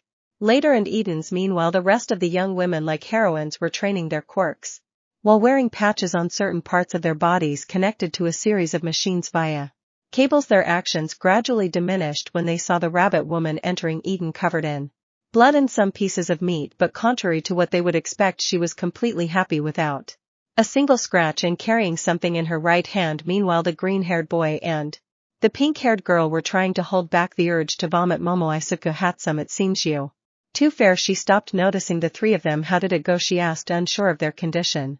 Mirko, it was a bucking marvel, he said with a smile. Midoriya, at least for us, good. Melissa, cough cough. Well, Mirko's condition is exceptional, said the blonde American while checking the data printed by the machine. Mirko, did you doubt it? I'm a bucking beauty, she said, striking a pose and flexing her muscles, which was rather strange given the amount of blood covering her body. Besides, I got this, displaying a large cape made from the bear's fur. More than one was disgusted and a few were confused by that trophy. Mina, how do I manage to do that? Midoriya simply walked slowly up to the pink-skinned girl, took her by the shoulders, and with a look she recognized as the thousand-year stare, Midoriya, you don't want to know how I managed to make it. Mina felt a chill as she imagined what she had to do to achieve that. Only being able to see the woman watching him for a few seconds and then placing him on her back like a cape. Mirko, this definitely stays with me. Midoriya, well, how have you all been? Mina, who was the closest to the green-haired boy, answered the question. Mina, Hatsum was right. The island's challenge level is quite advanced, she explained while preparing some acid in her hand and shooting a few jets of the mixture into the distance. I can perform at least 15 shots of potent acid. I can double the capacity if it's diluted. But Ark, the girl screamed, clutching her hand. revealing how it was turning redder and one of her eyes changed color from its black scare to white. That happens when I overuse my quirk handsome. Who curious, the girl said as she walked over to the machine and read the other data it was displaying. Mirko, alright you brats, I'm going to take a bath and clean this cloak. While I'm at it I don't want any flies coming to have a snack on this, he said as he headed towards the lake. Midoriya, I'll go write down the new information in the logbook. Having said this, the green-haired boy set off towards the cave, crossing the courtyard that was now temporarily functioning as a training ground for all those present. Ochako constantly touched a series of rocks and then dislodged them. Kyoka used her connectors to listen carefully to the movement around her, managing to hear and feel the earth beneath them moving as if it were an extremely extensive living being. So you extended her tongue and lifted some weight to maintain strength in it, in addition to hitting a wall forcefully. Lacking an easy answer, Toru had to train physically so as not to fall behind. Momo created rocks and objects of varying sizes to test her creative abilities. She was quite skilled, but it was as if she had never trained them. She even felt dizzy at times. Kodai altered the size of the objects Momo created, making them quite useful to both her and the others, because Kendo would take advantage of this to crush the rocks with his hands or try to keep the weight in his palms before they doubled back to their usual size. Raiko altered the course of small floating stones as quickly as she could until exhaustion or pain overcame her. Whichever came first. Pony worked with his floating horns, trying to surpass the number of pairs he could detach and manipulate remotely. Satsuna detached small parts of her body and made them fly at high speed while trying to separate her limbs as much as possible before almost losing sensation in them. Kamori tried to form as many mushrooms as she could before the feeling of nausea overcame her, forcing her to stop. Ibara, for her part, had grown her thorny hair along the ground while saying some prayers to help her overcome the growth limit, lessening the sensation of pain in her head and extending her reach a little further, as well as trying to manipulate each piece of vine in some way. Nor could he forget his senpai Neger floated here and there, charging waves of energy in her arms until they could hold no more than unleash them in a blast into the air. Her last sensation was a burning sensation in her hands, extending halfway up her arms before she began charging another blast. And for the professionals it was no different. Midnight was releasing her classic sleep-inducing concoction all over her body, lasting at least 5 minutes if she used a potent blend. However, using too much made her stagger and to her own surprise succumb to its effects. She could also use it for longer, like the acid girl, by reducing its potency, reaching a duration of 10 minutes, but with a lesser effect. An empty lady was activating and deactivating her quirk, becoming gigantic and then returning to her normal size repeatedly. This totaled 9 transformations before dizziness and a slight pain in her body forced her to reduce her height when transforming. And he could lift more weight thanks to Mirko's training, being able to use the black whip while carrying 3 people and use the air shot approximately 7 times at 15% power. Before feeling pain in his finger, it was frustrating not being able to use more, but remember, he was the first one. Had some suggested to use the machine, he was surprisingly grateful to whether the girl chose him as a guinea pig or as a way to make him better. He was happy to try. Of course, I didn't expect the events of the last few days to have happened, but I knew that it hadn't been intentional. The boy then turned his head to the pink-haired girl, who to his surprise was staring at him, only to become embarrassed when she realized it and turned her gaze back to the data sheet she was holding. This was sweet and adorable, so much so that the boy would be the one to take the lead this time in order to do something later. All the girls were extremely exhausted, so much so that some lay down in the places where they had been practicing all morning and didn't get up. Mina groaned. Does anyone feel anything? Satsuna, girl, I can't feel my leg, she said while they were still 2 meters away from her, separated by her quirk. Kendo, it's understandable from you, but I can't feel my hands, said the mother of Class B, also lying on the grass looking at the sky. Midoriya, it looks like they'll need help, the boy said, arriving and observing everyone's condition. Uraraka, please Deku-kun, he asked for the Maki. Then more and more cries for help sounded, including 1 or 2 from the professionals. Midoriya, okay, I'll help you. Laughing a little, the boy approached the first girl he would help. Ochako was the closest, taking her by the legs and her back. The boy lifted her up like a princess, almost embarrassing her with his unusual manner, but she was as surprised as could be. And that's how I take her to the cave and gently lay her on her bed's mattress, only to return for the others. Thus one by one the girls were taken away, including Neger, who at that moment was already asleep and unconsciously crossed her arms around the boy's neck, which made it a little difficult for him to let go when he placed her on his bed. It was adorable, though somewhat embarrassing, especially when I called him Mr. Marshmallow in my sleep and he snuggled comfortably against my chest. In Midnight's case, the boy was clearly more embarrassed because it wouldn't be one of his friends who would be carrying him this time but his sensei, and not just anyone but Miss Namiri. From the moment he placed his first hand on her, she looked away, seemingly ashamed. I couldn't quite explain whether that was a sound of embarrassment or if he was simply playing with it like on past occasions, but not wanting to be indifferent. The boy simply replied, "Midoriya, if she feels uncomfortable, I never relax, I'm just teasing you," she replied, looking at the boy with a smile and playfully touching the tip of his nose. The boy then turned red and began to walk to the cave with the woman in his arms. You watch this. She didn't like the idea of being carried around like a typical princess by a boy, but the pain in her body was such that the idea of trying to stand up was torture. "Midoriya, it'll take you to your bed, Miss MT lady, only if you're okay with me, carrying you," the boy said, trying not to make a misunderstanding with his words. "You damn it, they're fine, but if you let go of me and I fall to the floor, I swear I'll sue you when we get out of here," I threatened. The boy swallowed hard to bend down and repeated the same procedure, placing one of the heroine's hands behind her head, holding her neck. The boy lifted her slightly and carefully enough to place one of his hands on her back and the other behind her legs, and with the same care raised her so that both she and he were in a comfortable position. The woman honestly expected something more clumsy from him ahead, but maybe he would accidentally let go of her or simply couldn't handle her, but no, there he was carrying her as if she were no burden at all to him. Even after the perverted little gray-haired boy's internship at his agency, he expected him to do something similar, like stare at his body or try to take advantage of the situation to do something more and justify himself, but no, the boy tried to be as respectful as possible and stared intently at the road. She felt like, damn, she really felt like a princess, not just because of the position but because of how the boy was treating her at that moment. There wasn't a single look the boy gave her that was morbid or full of desire, but rather one of concern. "Midoriya, does it still hurt?" The woman then raised her eyebrows slightly at the question. "You mean just a little? I'll be fine," she replied, looking at the cave and how they were entering it. The boy quickly placed her on her bed in the same way he had lifted her outside, with care and utmost gentleness, but contrary to what she had expected, she felt strange now that she was in the comfort of the mattress. It was sad having come down from the boy's arms. "You, what the hell are you thinking?" And the boy went for the last two girls who were missing. "May, any ideas?" "Melissa, perhaps we could ask Yaoyorozu to make some machine parts, maybe that would help boost her physical performance." "May, that's right, I know some assembly plans and maybe I can adapt them for Quirk use." "Midoriya, hey girls, any updates?" "May, of course." "Melissa, are they all in the cave yet?"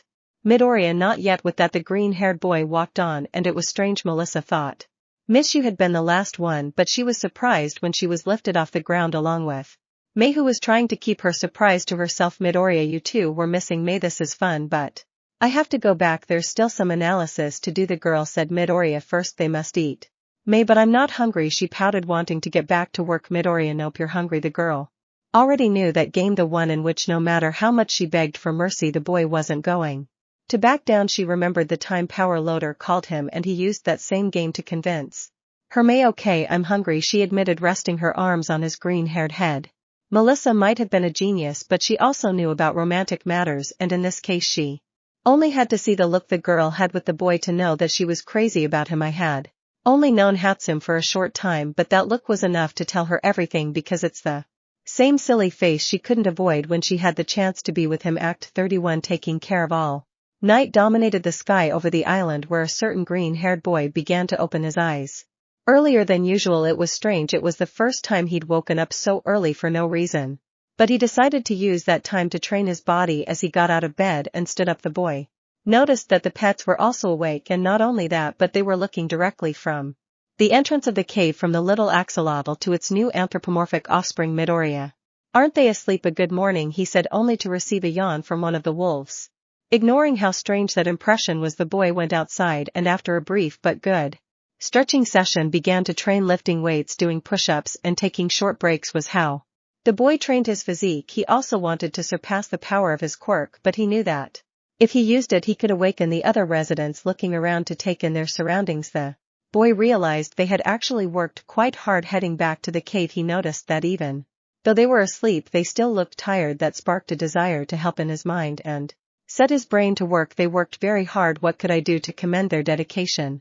Then his brain thought of something, and heading back to the common area of Eden, the boy began to look for various things. A short time later, a pink-haired girl was sleeping peacefully, dreaming of receiving a Nobel Prize and thanking herself and her parents for such an achievement, but to her unpleasant surprise a strange smell outside the dream forced her to wake up. Upon opening his eyes and rubbing them slightly, he could make out some food. Getting up from his seat and looking more closely, he could detect a faint smell similar to cooked vegetables as well as some meat and what seemed clearly to be orange juice and freshly baked bread, and she wasn't the only one who woke up thanks to this, as at the same time more and more of the girls were getting up after smelling that blessed scent, and after turning their gaze to the source of it all they could observe how the green-haired man was serving the last plate of breakfast, and with the help of the black whip tidying everything up. After turning around he could see how the young engineer along with some of the girls seemed to be waking up. Midoriya: "Oh, good morning girls. Momo, is Yuka-kun are yous?"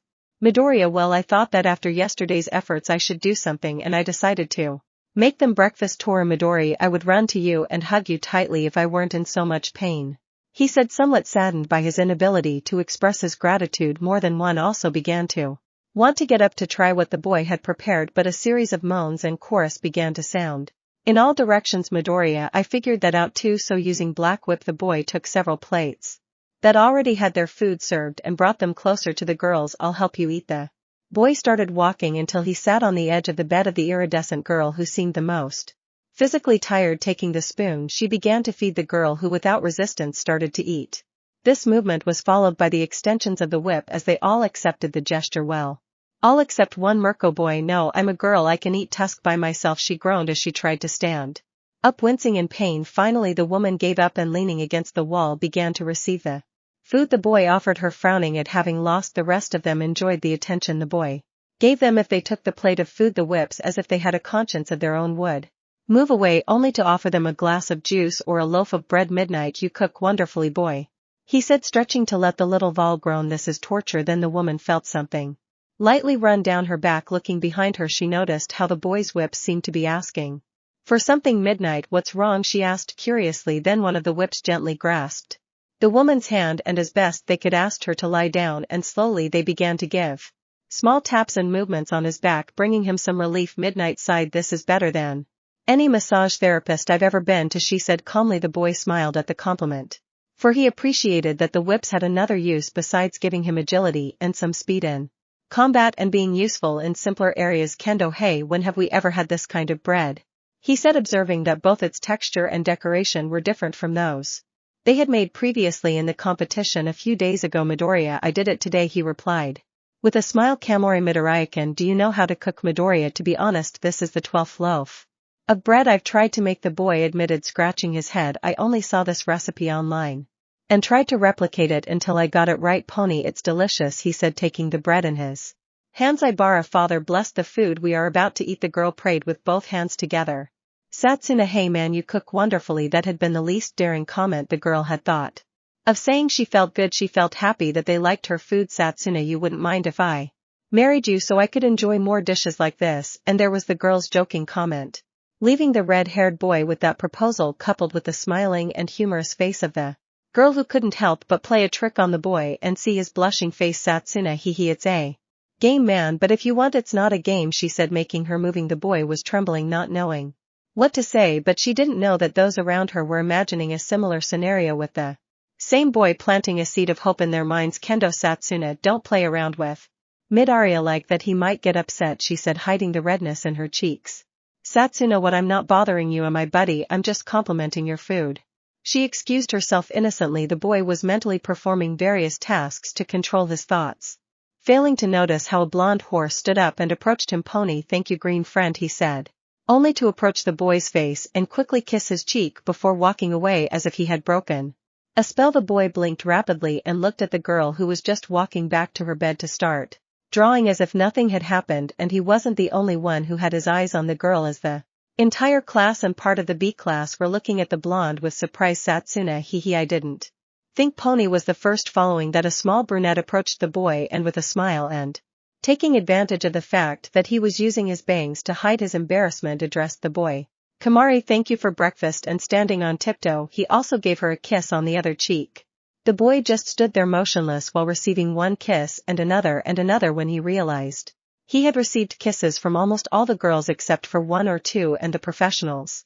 A little later the green-haired boy was submerged in the lake with half his face underwater trying to soothe the embarrassment of having been the object of kisses for the past half hour. Meanwhile, some of the girls spent their time enjoying some activities, playing with the wolves, having an oil painting session using the little axolotl, or trying to tame the griffin. May hello is Yuka-kun. I greet the pink-haired girl as she stood up in the water. Midoriya, oh hi May, he replied. Was strange to see the passionate engineer in the water. She usually spent more time in the workshop than doing anything else. May, do you mind if I stay with you for a while? The boy shook his head as he moved from his spot, giving the girl some space. She walked over to where the boy was and stood completely beside him. He had a calmer expression, at least that was the case, until she let her head fall onto the boy's shoulder and remained like that for a few minutes. May, thank you for breakfast today. Midoriya, no problem May, I promise I'm going to do something. Midoriya, oh don't worry, it's not necessary May. No, but I want to do it. Midoriya, really it's not. Niece, the girl simply responded, reaching for the boy's hand and entwining her fingers with his hand.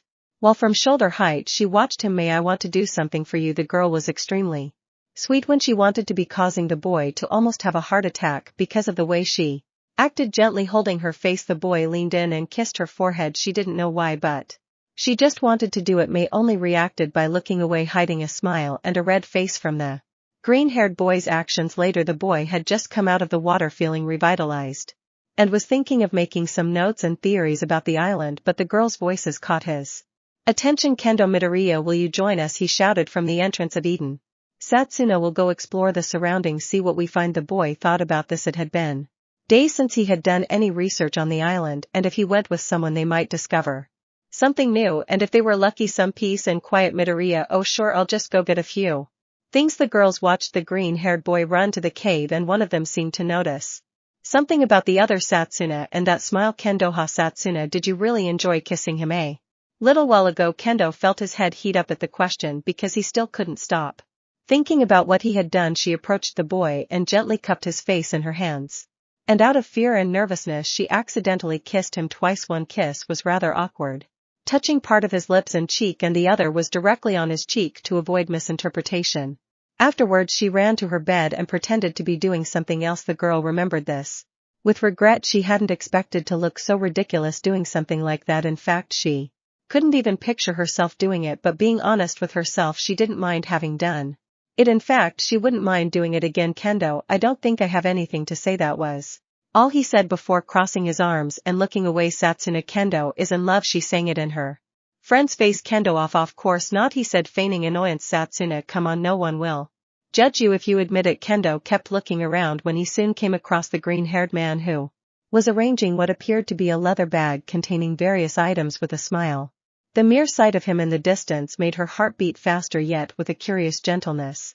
She felt a warmth rising within her as she gazed at his lips, remembering how he had almost kissed her and how she had stolen a small part of the moments before. Kendo, nothing is more intrusive than the dilemmas of the heart, he thought while still keeping his gaze on the boy. Act 31. Getting to know them better. A trio of young people were walking through the forest, conducting an analysis of the surroundings of their home. Well, it had been a while since they had given him a little glimpse, and besides, a certain demonic feline had not made an appearance in recent days. Therefore, given their recent streak of luck, they decided to take advantage of it and explore. Satsuna, dude, these trees are ridiculously big, he said, lifting his head from his body and trying to look at the top of one of them. Kendo, now that we know we're in a simulator, I think it makes a little sense why this island is like this. Midoriya, I agree. The boy had tried to learn how to look girls in the eyes, and it wasn't difficult, but it was still difficult to control the direction of his gaze.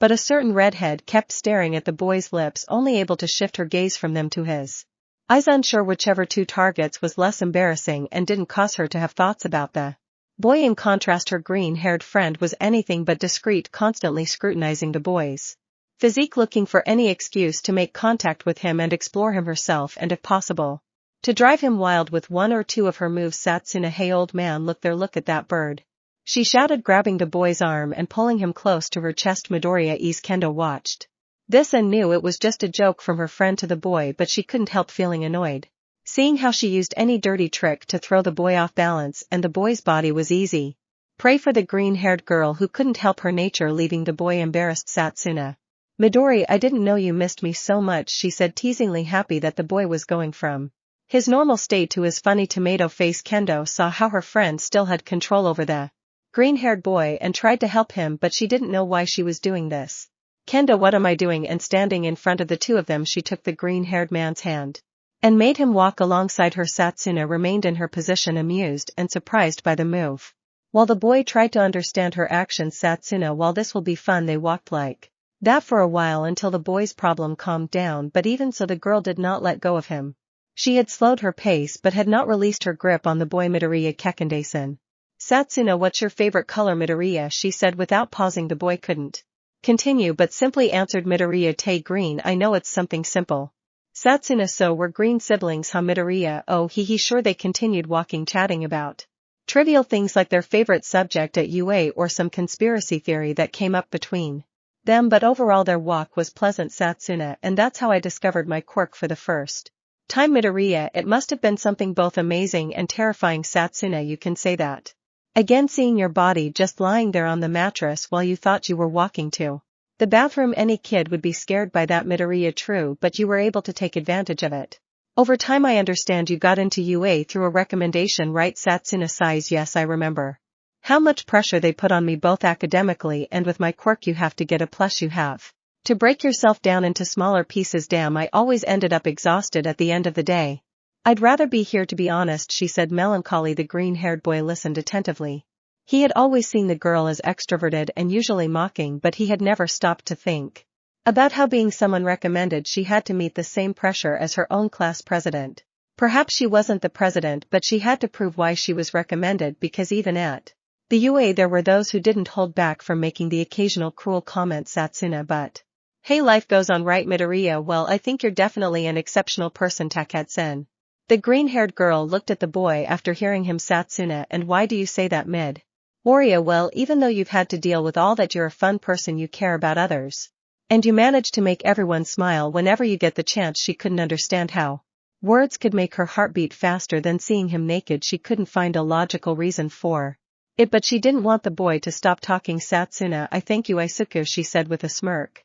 The boy closed his eyes and likewise smiled at the girl, but he was surprised when he felt something take his face. Recognizing it as a hand and turning it around a little, he received a small kiss on the cheek. Looking around, he could see the girl's head return to her neck, and she continued walking. Kendo saw all this, only able to feel his heart stop. Kendo, she just. Satsuna, hey, look at this, the girl said, raising her voice. None of them said anything, and they simply went where the girl's voice was calling them. At the UA, a blonde man sat on the sofa staring blankly while his friend with grape-colored hair looked annoyed. Kurashima, hey guys, what's wrong with you? Kaminari and nothing.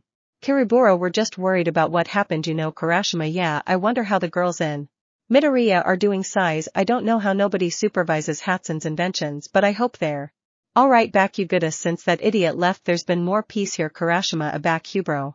They left less than a week ago. Bakugo, and look how peaceful it is. Todoroki, won't you miss Midoriya? The bicolored boy asked. Both the blonde and the gray-haired one jumped in fright because they didn't know how long he had been there. Bakugo, of course not Todoroki, but Midoriya was your rival, and he won't be here anymore. Who are you going to want to surpass? Then the ash-haired man was about to make a hurtful comment, but no matter how much he wanted to deny it, it was true. Perhaps the idiot was irritating, annoying, pathetic, weak, a nuisance, and a stumbling block in his path.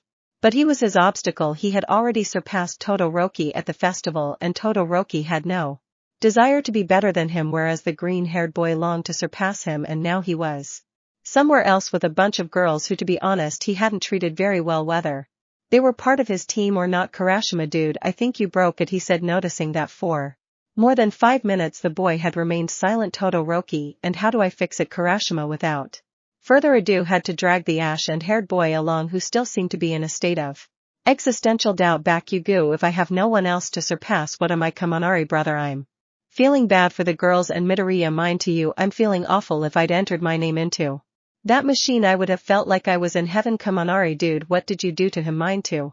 It was going to be paradise from beginning to end. Kaminari, hey, that's right, that thing was a simulator. What objective did you put in the machine? Mine too, said nothing, but the mere memory made a thread of saliva run down his side. On the island, moving among the bushes, the young people found what for two of them was a treasure. Midoriya, pimples. Kendo, they're not just beans, it's a coffee plant. Satsuna, thank you, she said longingly to the sky. Midoriya, really, how do you know? Satsuna, I Baro had one of these in the greenhouse, so we got free coffee beans instead of buying instant Coffee kendo, I'm sure this will make you happy, help me get it out and take it back, she asked her friends, happy to have found something new. Satsuna/Midoriya. Yes. A little later the girls in class were doing some new activities like trying new hairstyles, maybe gardening or making dinner. Life wasn't bad in Eden, but without food, water or a home life became more boring. Momo, does anyone have a 3 Uraraka go fishing? They were really bored until someone's voice outside caught their attention. Satsuna were back quickly. Everyone turned their gaze to the source of the sound, only to find the 3 young men carrying the tree. Momo, what are they carrying? Their kendo coffee. Remembering the somewhat bitter yet sweet taste of coffee made more than one of the girls smile. At such good news, I borrow, let me see, she asked in a kind and gentle tone as she lowered the plant to the ground. The girls seemed to be observing it with great care. I borrow, yes, it just needs fresh. Midoriya, will you come with me to plant it? Midoriya, of course. Girls, you go have breakfast, I'll help. Ibarasan. Both girls nodded and thanked the boy for his request, who taking the tree accompanied the girl using her hair. The nun made a hole in her side and with the same care they buried the root of the plant. I borrow, now all he needs is water. Midoriya, perfect, now I can make you a better breakfast, he said smiling. I borrow had noticed that almost every day on all those occasions it was the boy who prepared them. Feeling curious, he asks I borrow, why do you like making breakfast so much? Midoriya, well, I always like to see your smiles, and if my dishes contribute to that I'm always willing to do it. The girl felt she was in front of a pure being of light, for both his smile and his intentions were the noblest and most tender she had ever known. Feeling her heart begin to beat more warmly, I borrow, I thank you. Midoriya, honestly your dishes are truly special, she replied, while adjusting her hair, and after a few seconds of smiling at each other they both stood up. I borrow, you should have breakfast too, we made it today so I hope you like it. Midoriya, really well, thank you very much, Shiozaki-san, he said, giving the girl his hand and helping her to her feet. She accepted the gesture, but once she was standing the girl had never wondered or imagined it, but it was a pleasant and curious surprise to discover how soft the boy's hand was. So much so that she no longer wanted to let go of it. It gave her a sense of security and attention that she couldn't imagine feeling with the boy, as if her body were responding for her. She intertwined her fingers with the boy's, finding it more comfortable for her. Midoriya, Ozaki-san, I borrow, yes, she asked without loosening her grip. Midoriya, Psychogel, me your hand please, he said humorously, raising it slightly. The girl opened her eyes at this request and looking down at her hand the nun noticed, quickly releasing the boy and placing both hands behind her back. She then looked away from the boy at this action. I borrow, sorry Midoriya, it's okay, no problem, come on, I want to try what you guys did, he said, starting to walk towards the cave. The nun with vine-like hair stood there gently rubbing her hand as she recalled the smile from moments before, his actions, his sense of duty, his kind gestures and feelings. I felt that the boy only needed a halo above his head and a pair of wings, and he would be a true angel on earth. This caused a slight smile to form on her lips while a small thought formed in her mind. Abara Shizaki, what are you thinking? In the cave a green-haired boy was finishing the last thing he had served on his plate while a few girls were eager to hear his opinion. Midoriya, sight was delicious, he said to the air as it seemed that some stars were shining around him. More than one of them felt something pierced their heart at such a reaction. Momo are really Kamari, did you like it? Midoriya, can I eat a little more? None of them understood how he could be practically a beast when fighting but as adorable as a little puppy when he was calm, but they were grateful to whoever it was for giving them such a nice and sweet boy as him. Act 33. What did they do? Professor Isawa was entering the classroom ready to teach the rest of his class to the other students present, but upon entering he could feel a clear sense of discomfort upon seeing 7 empty tables, 6 tables belonging to the girls and 1 more being the table of the problem boy. Perhaps he had to get Asquito's attention when she started chatting with Toru in the middle of class, calming the murmurs of the green-haired boy every time he spoke about heroic strategies. But he had grown accustomed to it, so the silence now unsettled him. Isawa sighs, take out your books and turn to page 23. And he wasn't the only one, because in class B something similar was happening with Professor Vlad. Looking at the empty tables, Vlad, okay boys, take out your homework, we're going to explain your answer. Monoma of Vlad Sensei. Vlad, yes Monoma, WWE didn't do our homework. Vlad, what and why? Shishida Kendasan sends a message to the group to remind us of the pending task. Vlad sighs, okay then get out your notebooks, we'll do the work now in the support workshop. Several students were damned, they were happy they didn't have to share tools with anyone. They weren't used as guinea pigs for testing on babies, they weren't greeted with a cloud of smoke every time they entered. In their own way they had peace, well, everyone except Sensei himself. He was just watching everyone's work. Some were progressing, some were promising, but each one was progressing at its own pace. He found it strange that he hadn't received 3 different inventions in less than 2 hours from the same person, and that these inventions hadn't failed. When tested, those who took him to present a project usually became enraged or frustrated by the result. Now he was surprised by how optimistic the young pink-haired engineer was. He hadn't noticed, but she had become his favorite student. She had her flaws, yes, but her optimism and passion for her work put her above everyone else. Now he could only look at his workplace, where his many so-called babies were piled up untouched, silent, just there, accumulating some dust. Power loader. Damn it, Hatsum, what kind of machine did you make this time? Later that day in the dormitories, the young students of Class A had arrived at their dormitory. Some went only to do their homework, others to eat or pass the time, except for 2 young people who, as soon as they entered, locked themselves in a room. Kaminari, okay, if we don't say anything no one can accuse us of anything. Right, mind to do you think anyone found out? Kaminari, I don't think so, otherwise they'd be banging on the door right now. Knock knock knock. Manta WH, they're knocking on the door, the little gray-haired boy shouted, jumping towards his friend, who startled hugged the 2. Kaminari WH, who is Shoto? Either expressionless boy said, answering in the way that seemed most logical to him. Kaminari, me Shoto, not you. Me mind to. Oh dude, open up, it's just Todoroki, he said, recognizing the subdued voice and the stupid response. As they turned the knob, they saw their young companion with 2-toned hair, who simply waved at them. Kaminari, Todoroki, the boy greeted, trying to appear normal. Mind to, it's great to see you, but what are you doing here? And the question was not without reason. They were all classmates of Endeavor's young son, of course, but only 2 of the class were his closest friends. Furthermore, they had never spoken to the boy as a first option. Shoto, I just wanted to talk, may I come in? The boys felt nervous, but still they wouldn't admit to tampering with the machine, so they tried to simulate as much normalcy as possible. Mind to step aside, letting the boy enter the blonde's room. Kaminari, and what can I get you? Would you like a soda? A glass of water, he said, trying to calm himself and not sweat, making his guilt even more obvious. Shoto, I'm fine. Even knowing his limited choice of words, hearing him say practically nothing was quite unsettling. Shoto, what happened in the support course workshop there? It was the topic the boys were so terrified of discussing. Kaminari, what's up with that? Shoto, what happened was a tragedy, don't you think? Kaminari, oh right, that's a real shame. Mind to, I think Midoriya and the girls must be fine, he said, shrugging and forcing a smile. Shoto, you seem pretty sure. Mind to cut. Instantly the boy froze at the other boy's opinion, wanting to correct his words. Mind to, or maybe they're in mortal danger, who knows? It was Hatsum's machine after all. Shoto, that's right, he said, as expressionless as ever. They could swear that the loudest sound in the room was the buzzing of a fly, making it an extremely awkward moment for the perverted duo.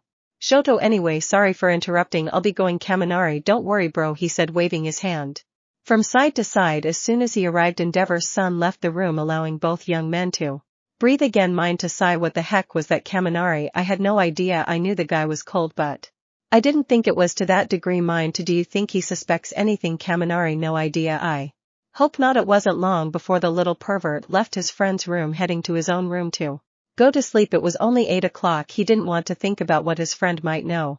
He was lying down trying to fall asleep, but in the end it wasn't possible, while a series of footsteps coming from the hallway made it fall silent. Slowly the boy turned to the door, observing how a shadow could be seen under the light of the door. Mind to, who's there? The boy wondered, trying to guess whose footprints they were. Then a familiar chill invaded his room, and he began to tremble slightly.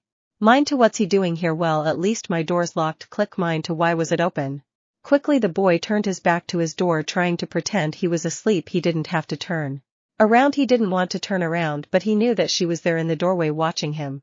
He would try to pretend he was already asleep, trying to control his breathing as best he could, and trying not to tremble. Shoto, hey, mind to cut, I see you went to bed early, the boy whispered in his voice. The gray-haired boy didn't answer, but he felt the cold gradually increasing, even with several blankets, while he heard footsteps getting closer and closer to his place. Shoto, all right, it's important to sleep 8 hours a day, he said as he stopped in front of the boys bed. Good night, buddy, sleep well. That was the last thing he said before touching the little gray-haired boy's head and kissing him, which made the boy uncomfortable, not only because of the initial awkwardness but also because of the fear, because in other circumstances it would be considered extremely gay. But I felt that action was like that Italian movement better known as the kiss of death. He could only hear his friend's footsteps receding until his door closed and the cold dissipated. Mind to, you guys need to stop showing Todoroki mafia movies, the boy finally managed to turned to his door noticing a small note on the floor. Curious but scared, he stood up, still holding the blanket over his tiny body, and picked up the note. Mine too, I don't remember this being here. Did Todoroki leave it? As he unfolded the small note, the boy felt that cold again, for he had written something he hoped was only part of a complicated nightmare. I know what they did that day in the common room. The bicolored-haired boy was crossing the common room, heading straight to the kitchen for a midnight snack, but to his surprise a dim light shone through the darkness of the place. Todoroki, that's strange, I don't remember there being any night lights here. He continued along this path without changing his gaze until he found a curious scene. A young and tired Bakugo sat at the table pouring what appeared to be a glass of orange juice and eating a slice of cake that Sato had prepared that week. Todoroki, good evening, Bakugo, the boy greeted casually, not expecting anything in return as usual, and walked past Bakugo. Half and half, he replied. He had been surprised by his father countless times.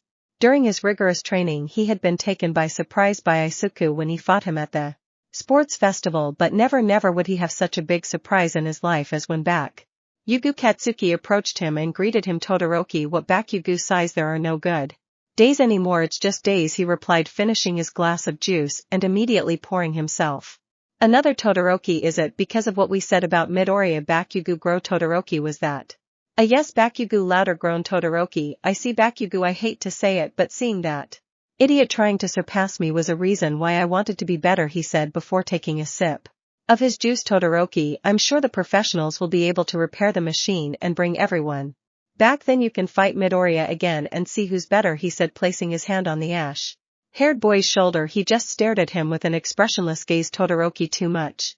He asked, withdrawing his hand. Well, I'm going back to sleep. Try to rest. Drinking so much juice is affecting your health too. Bakugo, what do I care about my health if I have no one to compete against, he said to the he knew he had broken the Ashen One, but he didn't think it was to the point of seeing him depressed by the absence of his friend or not friend. Leaving the boy, the bicolored-haired man walked to his room to rest, waiting for news about the machine and his friends' location. The next day the blonde boy was in class paying as much attention as he could, but he was constantly distracted by seeing his gray-haired friend nodding off and seemingly sleeping, at times being abruptly awakened by a shout from Ida or a blow from his sensei's bandages. As soon as class ended the boy approached his friend to check on him. Kaminari, dude, are you okay?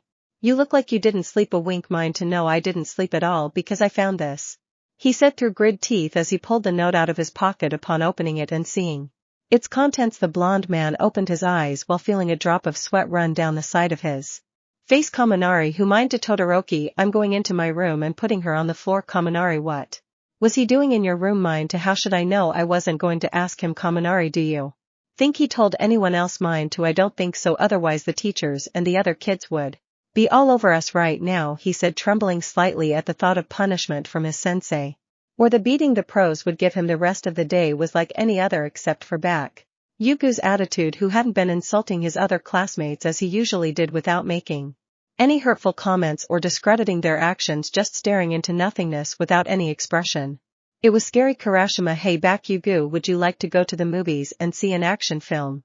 I bought tickets for Mina and me, but well, you know, because of what happened. Bakugo, yeah, why not? Kurashima, well, maybe for her. Wait a minute, did you say yes? The boy questioned, expecting the classic no from the ash-haired boy. Bakugo, yes, or did you change your mind? Kurashima, no. Great, let's go, man. Reluctantly the boy stood up and was about to leave. Bakugo, wait a minute, I forgot my phone. The boy returned and to his intrigue found a note attached to his screen. He picked it up and examined it briefly before reading its contents. Meet me behind the building. Bakugo, what the hell is this? She tried to decipher the handwriting, but there was a small problem. She had absolutely no idea how the other students in the class wrote, so if it was a game or a bad joke she wouldn't hesitate to blow up the joker. However, if she had something to say, she decided later. The ash-haired man was behind the main building waiting for whoever had asked him to be there. It wasn't long before a light breeze behind him made him shiver with a clear idea. The boy spoke to the air. Bakugo, what do you want? Half and half. And when he turned around there was the bicolored-haired boy with his serious gaze and maintaining a fixed contact with the boy. Shoto, how was your day? Bakugo, that doesn't matter. Why did you summon me here? Shoto, okay, let's get to the point. I think I know who caused the accident with Hatsume's machine, he said bluntly. The words caused a small frustration inside the boy to erupt. Bakugo, who showed? Oh, first of all, you can't kill them, only they know what they did and how they programmed the machine. If the professionals manage to repair it, they'll need to know where and how to get everyone out of there. Bakugo saw it was two idiots. He deduced, Shoto, I need your word that you won't do anything. Okay Bakugo, do you really want me to calm down? Shoto, that's right. Bakugo hoped that this micro threat would scare the boy, but he forgot that he was stupidly honest about what he wanted. Which didn't work. Bakugo tusk, fine, I won't kill them. Shoto, good. Bakugo, for now. Shoto, that's fine by me. You see, days ago the young people were in the support course workshop, viewing the various support projects of their fellow heroes. Young Todoroki was looking at a suit inspired by his quirk, which used tools to channel his power and imbue them with fire or ice, respectively. As his gaze explored the place, he noticed how both the little gray-haired boy and the blonde boy were typing one of the inventions with big smiles and some murmurs between them. Shoto, is it right for them to do that? He wondered, but upon seeing his delegate he noticed how he was being surrounded by several members wanting to test their creations on the brother of the great speedster hero Ingenium. Shoto, it seems so. Then I noticed the pink-haired girl activate her machine and it typically began to malfunction, starting to drag all the women along who tried to resist the machine's grip. Members of Class A and B and a few other exceptions were forcibly pulled into the machine before it malfunctioned and exploded, leaving everyone bewildered.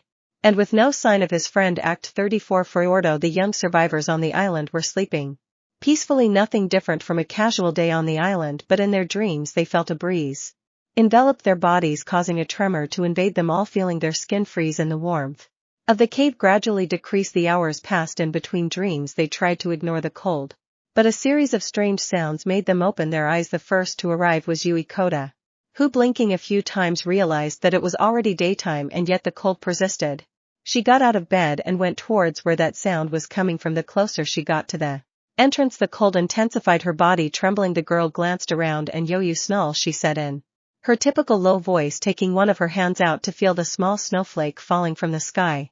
Looking around Eden, the girl realized that it wasn't just Eden, but everywhere she looked there was a thick layer of snow covering the ground. As he continued to observe the place, he saw something he recognized as brown fur moving through the snow, taking a stand. The girl prepared for an attack or a sudden movement. Ouch, I heard it. It was unexpected, but upon closer inspection and recognizing the voice, the girl calmed down. Yui Midoriya, the aforementioned, turned to see the entrance of the cave and notice Asabash. Midoriya, oh hi Kodasan, I'm sorry for waking you up, he said, putting on an apologetic smile.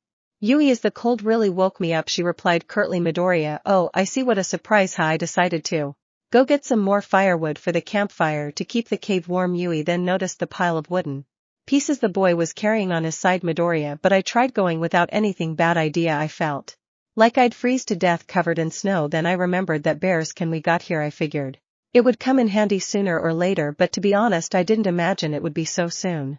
The boy was going to pick up some pieces of firewood he had dropped, but they were taken by the girl who had come over to help the boy. Yui, let me help you with this. Midoriya, oh thank you, I appreciate it. Yui taking the rest of the wood, the boy returned to the cave where he soon fed the fire and warmed that small home. Looking at the other women, the boy focused his gaze on one. Suya was worried that it was going into hibernation. Assuming that it hadn't yet taken the blanket from his own bed, the boy placed it over the girl, trying to give her more warmth. Uraraka, yawn, good brr, the girl said, waking up in her bed only to quickly feel the cold and pull the covers back over her head. Midoriya, good morning Ichako. Uraraka, why is it so cold, she asked, covering half of her face. Midoriya, well, it's snowing, he replied. The girl opened her eyes and, covering herself with her blanket, got up and approached the entrance. Seeing that same view, Uraraka, how, but he only received a shrug. Uraraka, of course, magical island Mina, hey, can you turn off the air conditioning, she said in a tone that made it clear she was still a little sleepy. Taro Ichu. As time passed, the girls woke up only to share that same feeling of cold that even with the campfire affected them all. It wasn't until Asabash woke up that they were able to alleviate the feeling a little using her quirk. The black-haired girl created a series of thicker, more thermal blankets capable of reducing the cold. Meanwhile, the green-haired boy had to go back out and get some food for breakfast. Kendo had placed a kettle on the fire to heat while Momo looked after those who appeared to have fallen ill. Momo, how are you feeling? Taro Bada Chu, he answered wearily. Momo just frowned in concern, only able to tuck the iridescent girl in better and turned to her friend Punk, who was still in bed. Kyoka, just what we needed. Sniff, a snowfall that makes us sick. Sniff, Momo, the tea will be ready soon, please cover yourself or you could get worse, she asked, creating another blanket to be placed on her friend's shoulders. Kyoka and green Momo, she went out to look for breakfast. Just seconds after the president of class said this, I saw the punk girl trying to stand up looking somewhat tired. Momo Kyoka Kyoka, what are you doing? Kyoka sniff, I'm going to help Green look for something. Momo Kyoka Kyoka Kyoka, no, I'm really fine, it's not a true anything. Momo watched as the girl tried to calm her constant sneezing while trying to remain standing, only placing her hands on her friend's shoulders and making her sit down and later laying her down on her bed. Momo, rest. Kyoka, no, she said defeated, but Green, Momo is Yuku-kun will be fine, he'd want you to stay and rest, trust me. Outside, the green-haired boy wandered around Eden, desperately searching for food, for the cold on his feet was unbearable, feeling as if they were begging him to return to the cave and its comforting warmth, but also because a problem had arisen when he tried to collect the typical fruits and vegetables. He was surprised to find that there was nothing just like that snowfall. It seemed that from one day to the next the place that had provided them with so much food had stopped doing so. Perhaps that snowstorm was the reason, or perhaps something else, but it was bad news. So looking around, her gaze fell upon the exit of her home. He knew it was dangerous. With that storm and the intense cold, he was only likely to die of hypothermia, but he had to take the risk. The girls trusted him and needed him, so taking his bearskin cloak, the boy went deep into the snowy forest. As I moved forward, I felt the cold increasing. I looked in all directions, hoping to find something useful for him and the girls, until he found something. Footprints. He leaned forward slightly to get a better look at them. They were small and somewhat elongated. I didn't know what kind of animal they could be, but I had no choice but to follow them with each trembling step he took.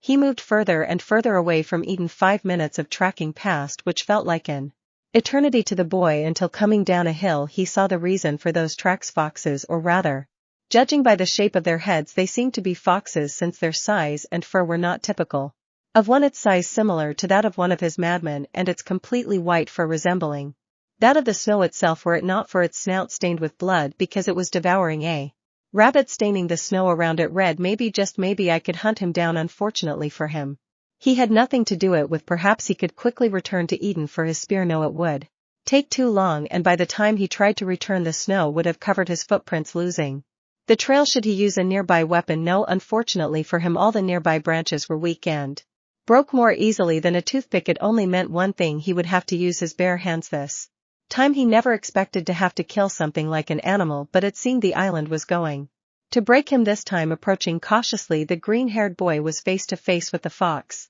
who finally stopped eating the rabbit and looked at the green-haired boy covered by that layer of bear fur. He let out a growl as he walked away from his previous trophy. Midoriya H, hello, look, I don't want to do this, but I guess there's no other option, so whatever happens, believe me, I'm really sorry, the boy said, trying to convince himself of what he was about to do. He didn't know what was happening to the creatures on that island, but all of them seemed to have a human way of expressing themselves, which disturbed him every time one of these animals displayed what appeared to be smiles. In that case, the fox, who at the end of speaking seemed to show his teeth, not as a threat but as if it amused him. The boy was activating one for all, not much, just 5%, which he believed would be enough to finish off the fox and be merciful. The fox never took his eyes off him, nor did he lose that smile, and just as the boy was about to pounce, the fox sank into the snow. In just the blink of an eye, the animal dug into place and like a mole disappeared from its rival's sight. Unbeknownst to him, he had just entered the territory of an invisible enemy. She remained in place in a panic, having no idea which direction the animal would attack from. Preparing the black whips, the boy waited in silence, listening only to the whisper of the breeze. But a sharp sensation in his ankle made him turn his head to the ground, only for it to intensify painfully and cause him to lose his balance. When I looked at his foot, the boy could see with partial clarity how from among the snow the fox's snout was sticking out, holding his ankle between its teeth, and with supernatural strength he was being dragged away. The boy tried to bury the whips in the ground, but the layer of snow made them slip and only hindered the predator's task, who in an attempt to pull him repeatedly bit the boy's foot, causing wounds and some deep cuts.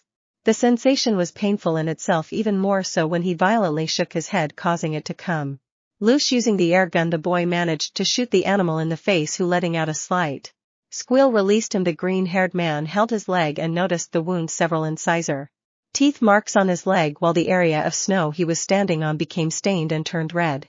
Using one end of the whip, the boy made a tourniquet around his leg, preventing excessive bleeding.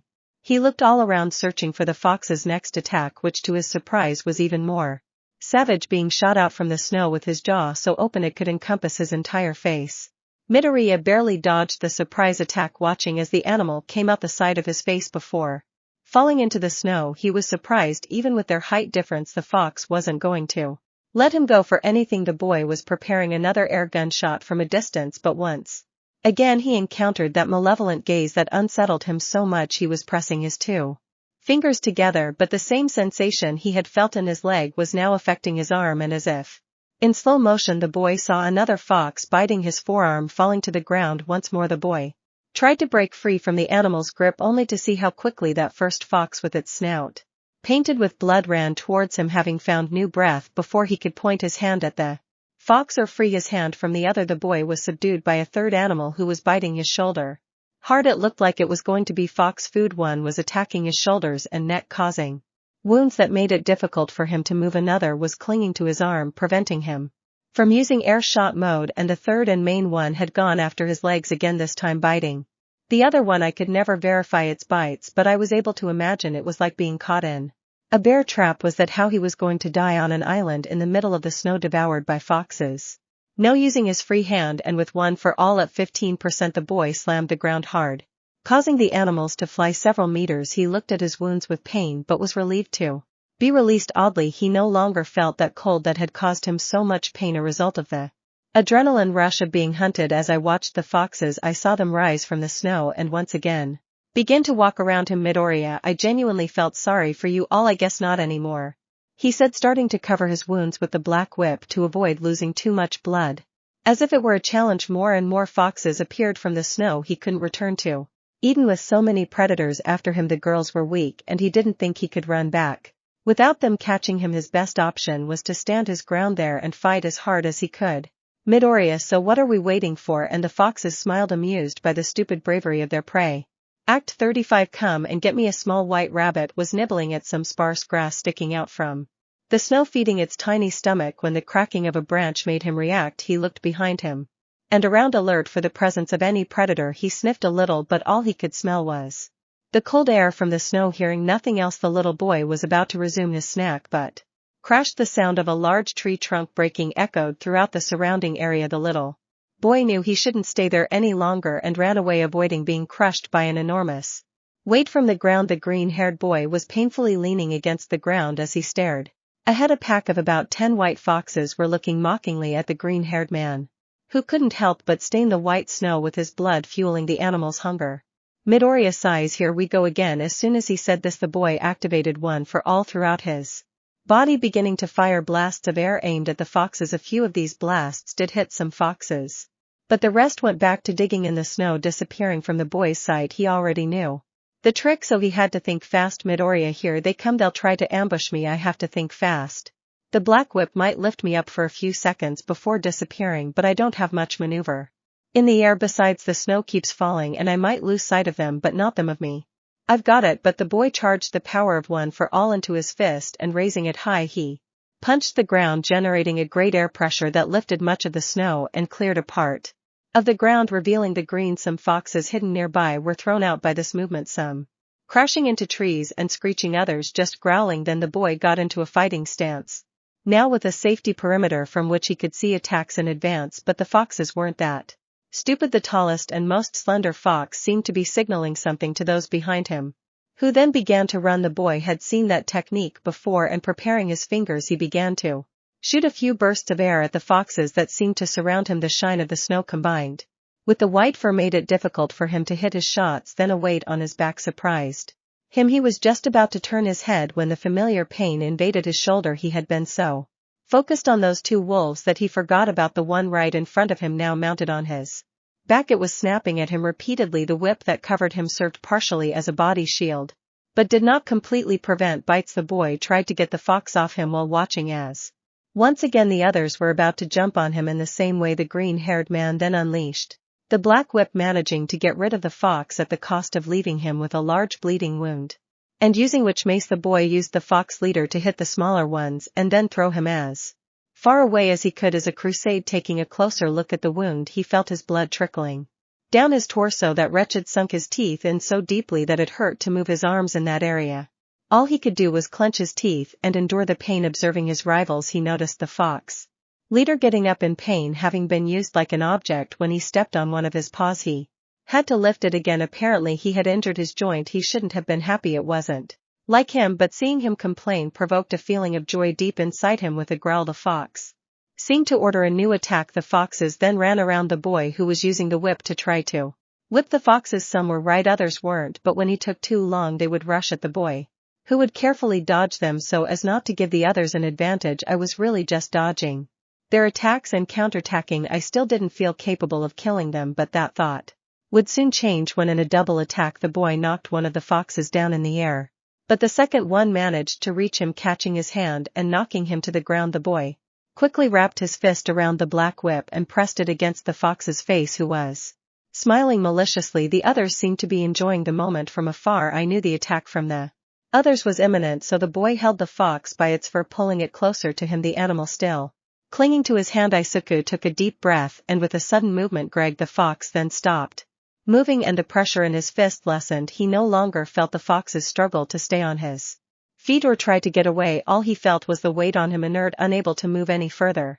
At that moment Izuku realized what he had done. He had just broken the animal's neck. The other foxes watched this as they took a few steps back, baring their teeth in fury. He for his part didn't know how to experience that, and he didn't have enough time to do so because another fox charged at him, trying to knock him down. The boy only reacted by throwing a punch at the animal's face, which crashed to the ground, leaving it there. Now she felt that she didn't have to control herself. He could simply use the speed and strength of One for All and finish them off once and for all. And he looked at the foxes with a serious expression, letting them know that this time he meant business. In Eden, Momo and Kendo were watching their companion still lying down. Yui seemed to be especially concerned about her friend Pony, who was trembling considerably. They were impatient. The green-haired boy had gone out for food a few minutes ago and still hadn't returned. They were worried both about the health of their companions and about the green-haired boy who had left alone, wondering if perhaps something had happened to him and they didn't know about it. Kendo, I'll go take a look, he said, clenching his fists and looking towards the exit. Momo, are you sure we could wait a little longer? Kendo, Izuku-kun is taking too long. This isn't normal, she said with a look of clear concern. Momo, if I can't make you change your mind here, she said, creating a blanket and placing it around her body, I'll stay and take care of the others. Kendo simply nodded. She knew Momo was the right person for the job. The red had then left the cave, instantly feeling the drastic change in temperature compared to the previous days.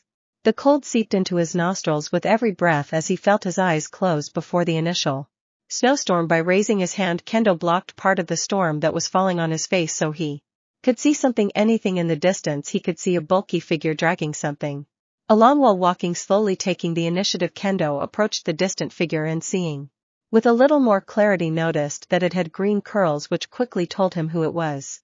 Kendo, Izuku-kun, but his surprise could not have been further interrupted when he saw him in front of him. His entire torso was covered in blood and cuts. His hands and part of his legs also showed clear signs of bites, and beneath all that blood a clear pale skin tone indicating how much cold the boy had been subjected to, and behind him the corpses of at least 8 white foxes, whose snouts were stained with blood. Quickly piecing together the visible evidence, the girl got an idea of what had happened, only able to look at the boy with surprise and concern. Midoriya just stared at the orange-haired girl and with weariness in his voice spoke. Midoriya, hello, it's Tsukasa.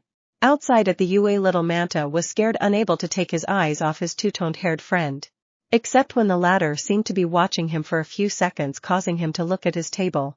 Kaminari was aware of this, but unlike his little friend, he wasn't even able to look at the boy.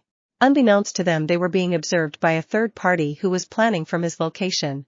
Bakuga half said not to kill them, but he never said anything about making their lives a living hell. Later it was lunchtime. Everyone was heading to the cafeteria while a dark-haired man watched his short friend Zero. Hey Manta, but as if he had seen a ghost, Manta ran away, surprising some of his classmates. Zero, what's wrong with him? Kurashima, when there's a need, there's a need. Must be the call of nature. Common bro, we'll find him in the cafeteria. We have to get a table. And why had he run? Well, in that hallway. He turned his gaze to a corridor where, like something out of a horror movie, stood young Todoroki, staring intently at the boy in the middle of that deserted hallway, exuding a chilling aura. Without blinking, without moving from his spot, simply standing there looking at him accusingly, the boy felt his legs moving on their own and moving away from the boy. Quickly I went into the boy's bathroom, where for a moment I let out a long sigh, imagining that I would be safe there, but he didn't expect that someone would grab his head, and kicking open the door of one of the restrooms, someone unknown to him would put his head inside. The toilet. It was humiliating and unpleasant. Not even in high school had anyone done that to him. He couldn't resist at all. His hands were too short and his legs were a joke as they frantically moved through the air, but he was terrified by the size of his attacker's hand, who was exerting force on his head, pushing him into the cup. He desperately tried to get his head out due to lack of air. When finally he stopped feeling the pressure and heard the door being slammed, the boy was able to take a breath while coughing up the toilet water. She could only hear her own gasps as she caught her breath while her head tried to understand what or who did that to her. Had he rightfully gained a new stalker? The boy could only look around the cubicle while trembling. It took him a few seconds before he stood up and went to the sink to clean his face. He was grateful that the toilet bowl was at least clean, but even so he didn't want to leave those bathrooms yet. If before I had even the slightest hint of hunger, now I felt like I wouldn't be able to eat for the rest of the week. He had no idea what awaited him, while a gray-haired man smiled, imagining what awaited the little pervert. Act XXX6. All the heroic women were gathered around the campfire, staying close to the warmth, which mitigated the fierce cold emanating from outside. Even the optimistic engineer was unable to keep her head focused on her babies in the face of the intense frost outside. Kendo was tending to her other companions, who were clutching their stomachs in discomfort from hunger. "Pony, I'm so hungry," the blonde said with a restless tone in her voice while her stomach growled. "Rika, we all are, Pony, but don't despair. I'm sure Midoriya already has something." At that moment everyone saw the president of Class B Russian from outside, desperately trying to create space while her hands held was that blood. Melissa Kendawson. It happened when the American asked, unable to finish speaking when they saw the green-haired young man enter again from outside, clearly wounded and bleeding, only his whips preventing the massive spilling of his blood. "Girls and my Diori Ikwin," they shouted, jumping to their feet upon seeing the boy's critical condition. "Midoriya, good morning everyone." "Tusk, sorry I'm late, I went hunting for breakfast," he said, lifting a piece of the whip and revealing the foxes he had killed to take home. No sooner had he finished saying this than, as if someone had flipped the switch on the boy, then he fell to the ground while the black whip dissipated from his wounds, leaving them visible to all of them. Quickly Momo, Melissa, and Kendo approached the boy, lifting him up as best they could with the help of the professional heroines. "Nimari, quick girls, we need to lay him down and take care of him," the heroine said, arranging one of the nearby mattresses in a hurry. The girls approached. Before they could be astonished, he had been seen injured countless times from the sports festival until now on the island, but never in such a serious condition as that. Some could only stare in stunned silence at the unconscious boy. "Nimari, Mama Chin, I need some bandages, gauze, thread and a needle. Could you make them?" "Momo, ssi Nimari, I need some water and a cloth." "Melissa, right away." He needed to keep the girls busy so they wouldn't panic or act out of desperation about the boy's situation. Soon the black-haired girl had handed over what her sensei had requested, and he began to examine the boy's wounds more closely. "Nimari, what the hell happened to you, boy?" "Mirko, damn it." The 18-plus heroine looked to where her professional colleague was speaking, noticing how she seemed to be observing what the boy had brought with him. "Mirko, breakfast didn't kill the bull." Some were curious about what she was saying, only for the rabbit to take one of the foxes and, opening its mouth, reveal its rows of teeth as big as a pen and claws that were the same size as a pocket knife, although much sharper, these being a shiny black color covered by a thin layer of fresh blood around them. Soon the medical team was handed over to the woman who would soon heal the boy's wounds. The boy had barely touched the outside of one of his wounds with the damp handkerchief when he squirmed in place. "Nimari, girls, I need you to hold him," the woman requested. Quickly some of the girls approached and held the green-haired boy by his legs, arms and torso, trying to prevent him from moving and hurting himself further. It was difficult for the young women to watch the boy grimace and writhe while his sensei cleaned his wounds. Some of them seemed nervous and others frightened by the green-haired boy's condition. Nimari was carefully stitching the boy's cuts while Satsuna used her quirk to wipe away some drops of sweat from the woman's forehead. "Nimari, and done," she said before cutting part of the thread and ending it. The girls let out a collective sigh before seeing the boy. He looked exhausted and in pain, and with good reason. He had just fought to the death to bring 7 foxes into the cave, who left his body in such a wounded state that the mere thought of imagining his pain was overwhelming. The closest of the girls at that moment positioned herself at the edge of the bed just to touch one of her curls. "Nimari, we should let him rest, he's had a bad day." "Nejer, oh yes," she said, moving away from the boy and letting her hair fall loose. "Kendo, I'll go prepare lunch." "Kamori, I'll go with you." They all looked dull. It wasn't easy to see a friend like the green-haired boy return looking like that.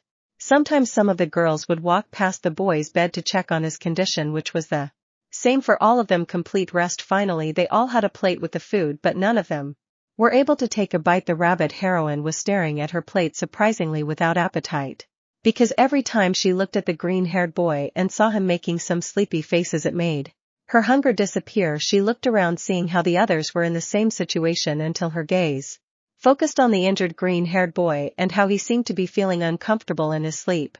Mirko sighed. Damn, he said softly. After saying this, the woman put the plate down next to her bed and walked over to where the boy was, drawing the attention of some of those present until they saw her sit down next to the boy only to remain still for a few seconds. Mirko, am I really going to do this? Oh, heavy saw. And so the woman carefully took the green-haired man's head and gently lifted it, only to lay him down on her thighs, and with a face full of shame for what she was doing began to stroke his hair. Mirko, sleep, sleep, motherly gesture, he thought, trying to make the situation less awkward for her. Nobody believed what they saw. Rumi being kind, it was something unusual and something that professional heroines wouldn't expect from her. Rumi simply ignored the surprised looks as much as possible, spontaneously focusing on the boy. He had seen the claws of those animals and the wounds they caused, but not so close up. She had been injured in the past by the occasional criminal who managed to take her by surprise, but she never received more than a cut or a blow at worst. But that boy, he almost died. Mirko, damn kid, how messed up is your desire to hurt yourself, he said in an annoyed but worried as if the boy could hear her. He only seemed to murmur in his sleep, Midoriya, I'm sorry. Rumi partially raised her eyebrows upon hearing this, only letting out a sigh as she patted the boy's head lightly. Rumi, okay, it's nothing, she replied, not wanting the boy to wake up. At least you didn't come empty-handed, and those bastards didn't get away with it, I comment, observing the fox furs now functioning as rugs. Then I went to see the boy. It was clear that he would now have more scars, quite a few in fact. I had to admit it, the boy had courage and determination, quite a lot for a boy his age, and I would be lying if I said I didn't feel bad seeing her condition, only able to frown at having allowed something like that to happen. His train of thought had to stop when he saw that the boy was now calm, seemingly having calmed down. Rumi, rest, brat, you need rest if you want to heal quickly, or who else am I going to train? She said, the last part being a small joke, trying to cheer the boy up even though he was asleep. The boy could only manage a slight smile, which in turn provoked a smile from the woman. Kamari, and what will we do now? The others looked at the little girl who was observing the outside of the cave. Kamari, it seems this storm isn't going to stop. Momo, Hatsum, it seems the weather system works well. It shouldn't change so abruptly, nor should it be so intense outside. The American inventor was looking at his table, reviewing the machine's blueprints for the 100th time. He knew that the materials the young inventor used for that machine were difficult to obtain, and above all illegal. The man sighed as he took a seat at a table beside him, observing the wreckage of said invention. Taking what looked like an old toy, the man shook it while thinking to himself, Dave, come on Dave, what can you do? Well, after a slip of his hands the object fell to the ground. He got up to pick it up when he read something inside. Seabass. The man was surprised by this sentence. Was the desperation and worry for her little girl starting to get to her? Dave, steal them? No, I'm not a criminal, he said, turning his back on the object. He had to be honest, because he had truly considered it. It wasn't morally right, but she was his daughter. Hesitating slightly, the man looked over his shoulder only to pick up the object and shake it again. Dave, that's right, it would be a crime if I did nothing. So the man left the object on the table while he took out his phone and made some calls. Dave, Sam, hey, I need a favor. Back on the islands, the young residents of the cave were trying to pass the time with some game or momentarily tending to the injured green-haired boy, the last of them so far being Raiko, who was cleaning the cloth of the boy's blood. She admitted that she had never spoken to him even while on the island. She could count on her fingers the number of times they had spoken and still have fingers left over, but that doesn't mean he wouldn't care about his current situation. I watched his face closely. He still looked pained. Even as he lay in that bed, I stared at her face, her expressions, her chest covered in bandages, rising and falling slowly as she birthed. She was never someone who liked physical contact, being more pragmatic and cool, but that boy, I felt a neat and inexplicable desire to touch him. So much so that without knowing it at the time he had placed his hand on her chest, making one or two light caresses. It was soft and warm like a pillow. I had never tried before. With this comparison running through his head, he looked at where his other companions were, noticing how distracted they seemed and taking advantage of this. The girl rested her head on him, receiving the warmth of his chest. She didn't understand what was happening to her. She had never done anything like that before, and now she was doing it with the boy in such an abrupt way it didn't make sense, just like what was happening on the island. But just like with the island, I wasn't supposed to find an answer. Or was I? It was just a few seconds, barely a minute, when the girl felt someone move her shoulder. She frowned in annoyance. It was too comfortable to be in that position with the boy to have to separate and see what it was about. Opening one of her eyes, the white-haired girl looked to her side, seeing her third-year senpai Nejer. Hey, is it comfortable? The girl then looked back at the boy only to quickly walk away and stand up as her face began to turn reddish. Nejer, hey, why are you so red? Raiko, it's nothing, she answered softly, crossing her arms and looking away. Why had she done that? What gave her so much confidence to approach the boy and lie down on him? If Nejer's senpai hadn't interrupted her, what would have happened? These were questions that only worsened the girl's blushing and embarrassment. Her only response was to cover her face. Then the sound of something moving beside her made her open one of her eyes only to see the same blue-haired girl now in the same position she had been in just a few seconds ago. Nejer, hey, it's really comfortable, she replied cheerfully, rubbing her face against the boy's chest. The pragmatic girl could only stare at this, her blush lingering on her face, imagining how she must have looked at that moment. Shaking her head, the quiet girl walked away, trying to clear her mind of the thoughts while leaving the blue-haired girl in the boy's care. Nejer, everything will be all right. Thanks for lighting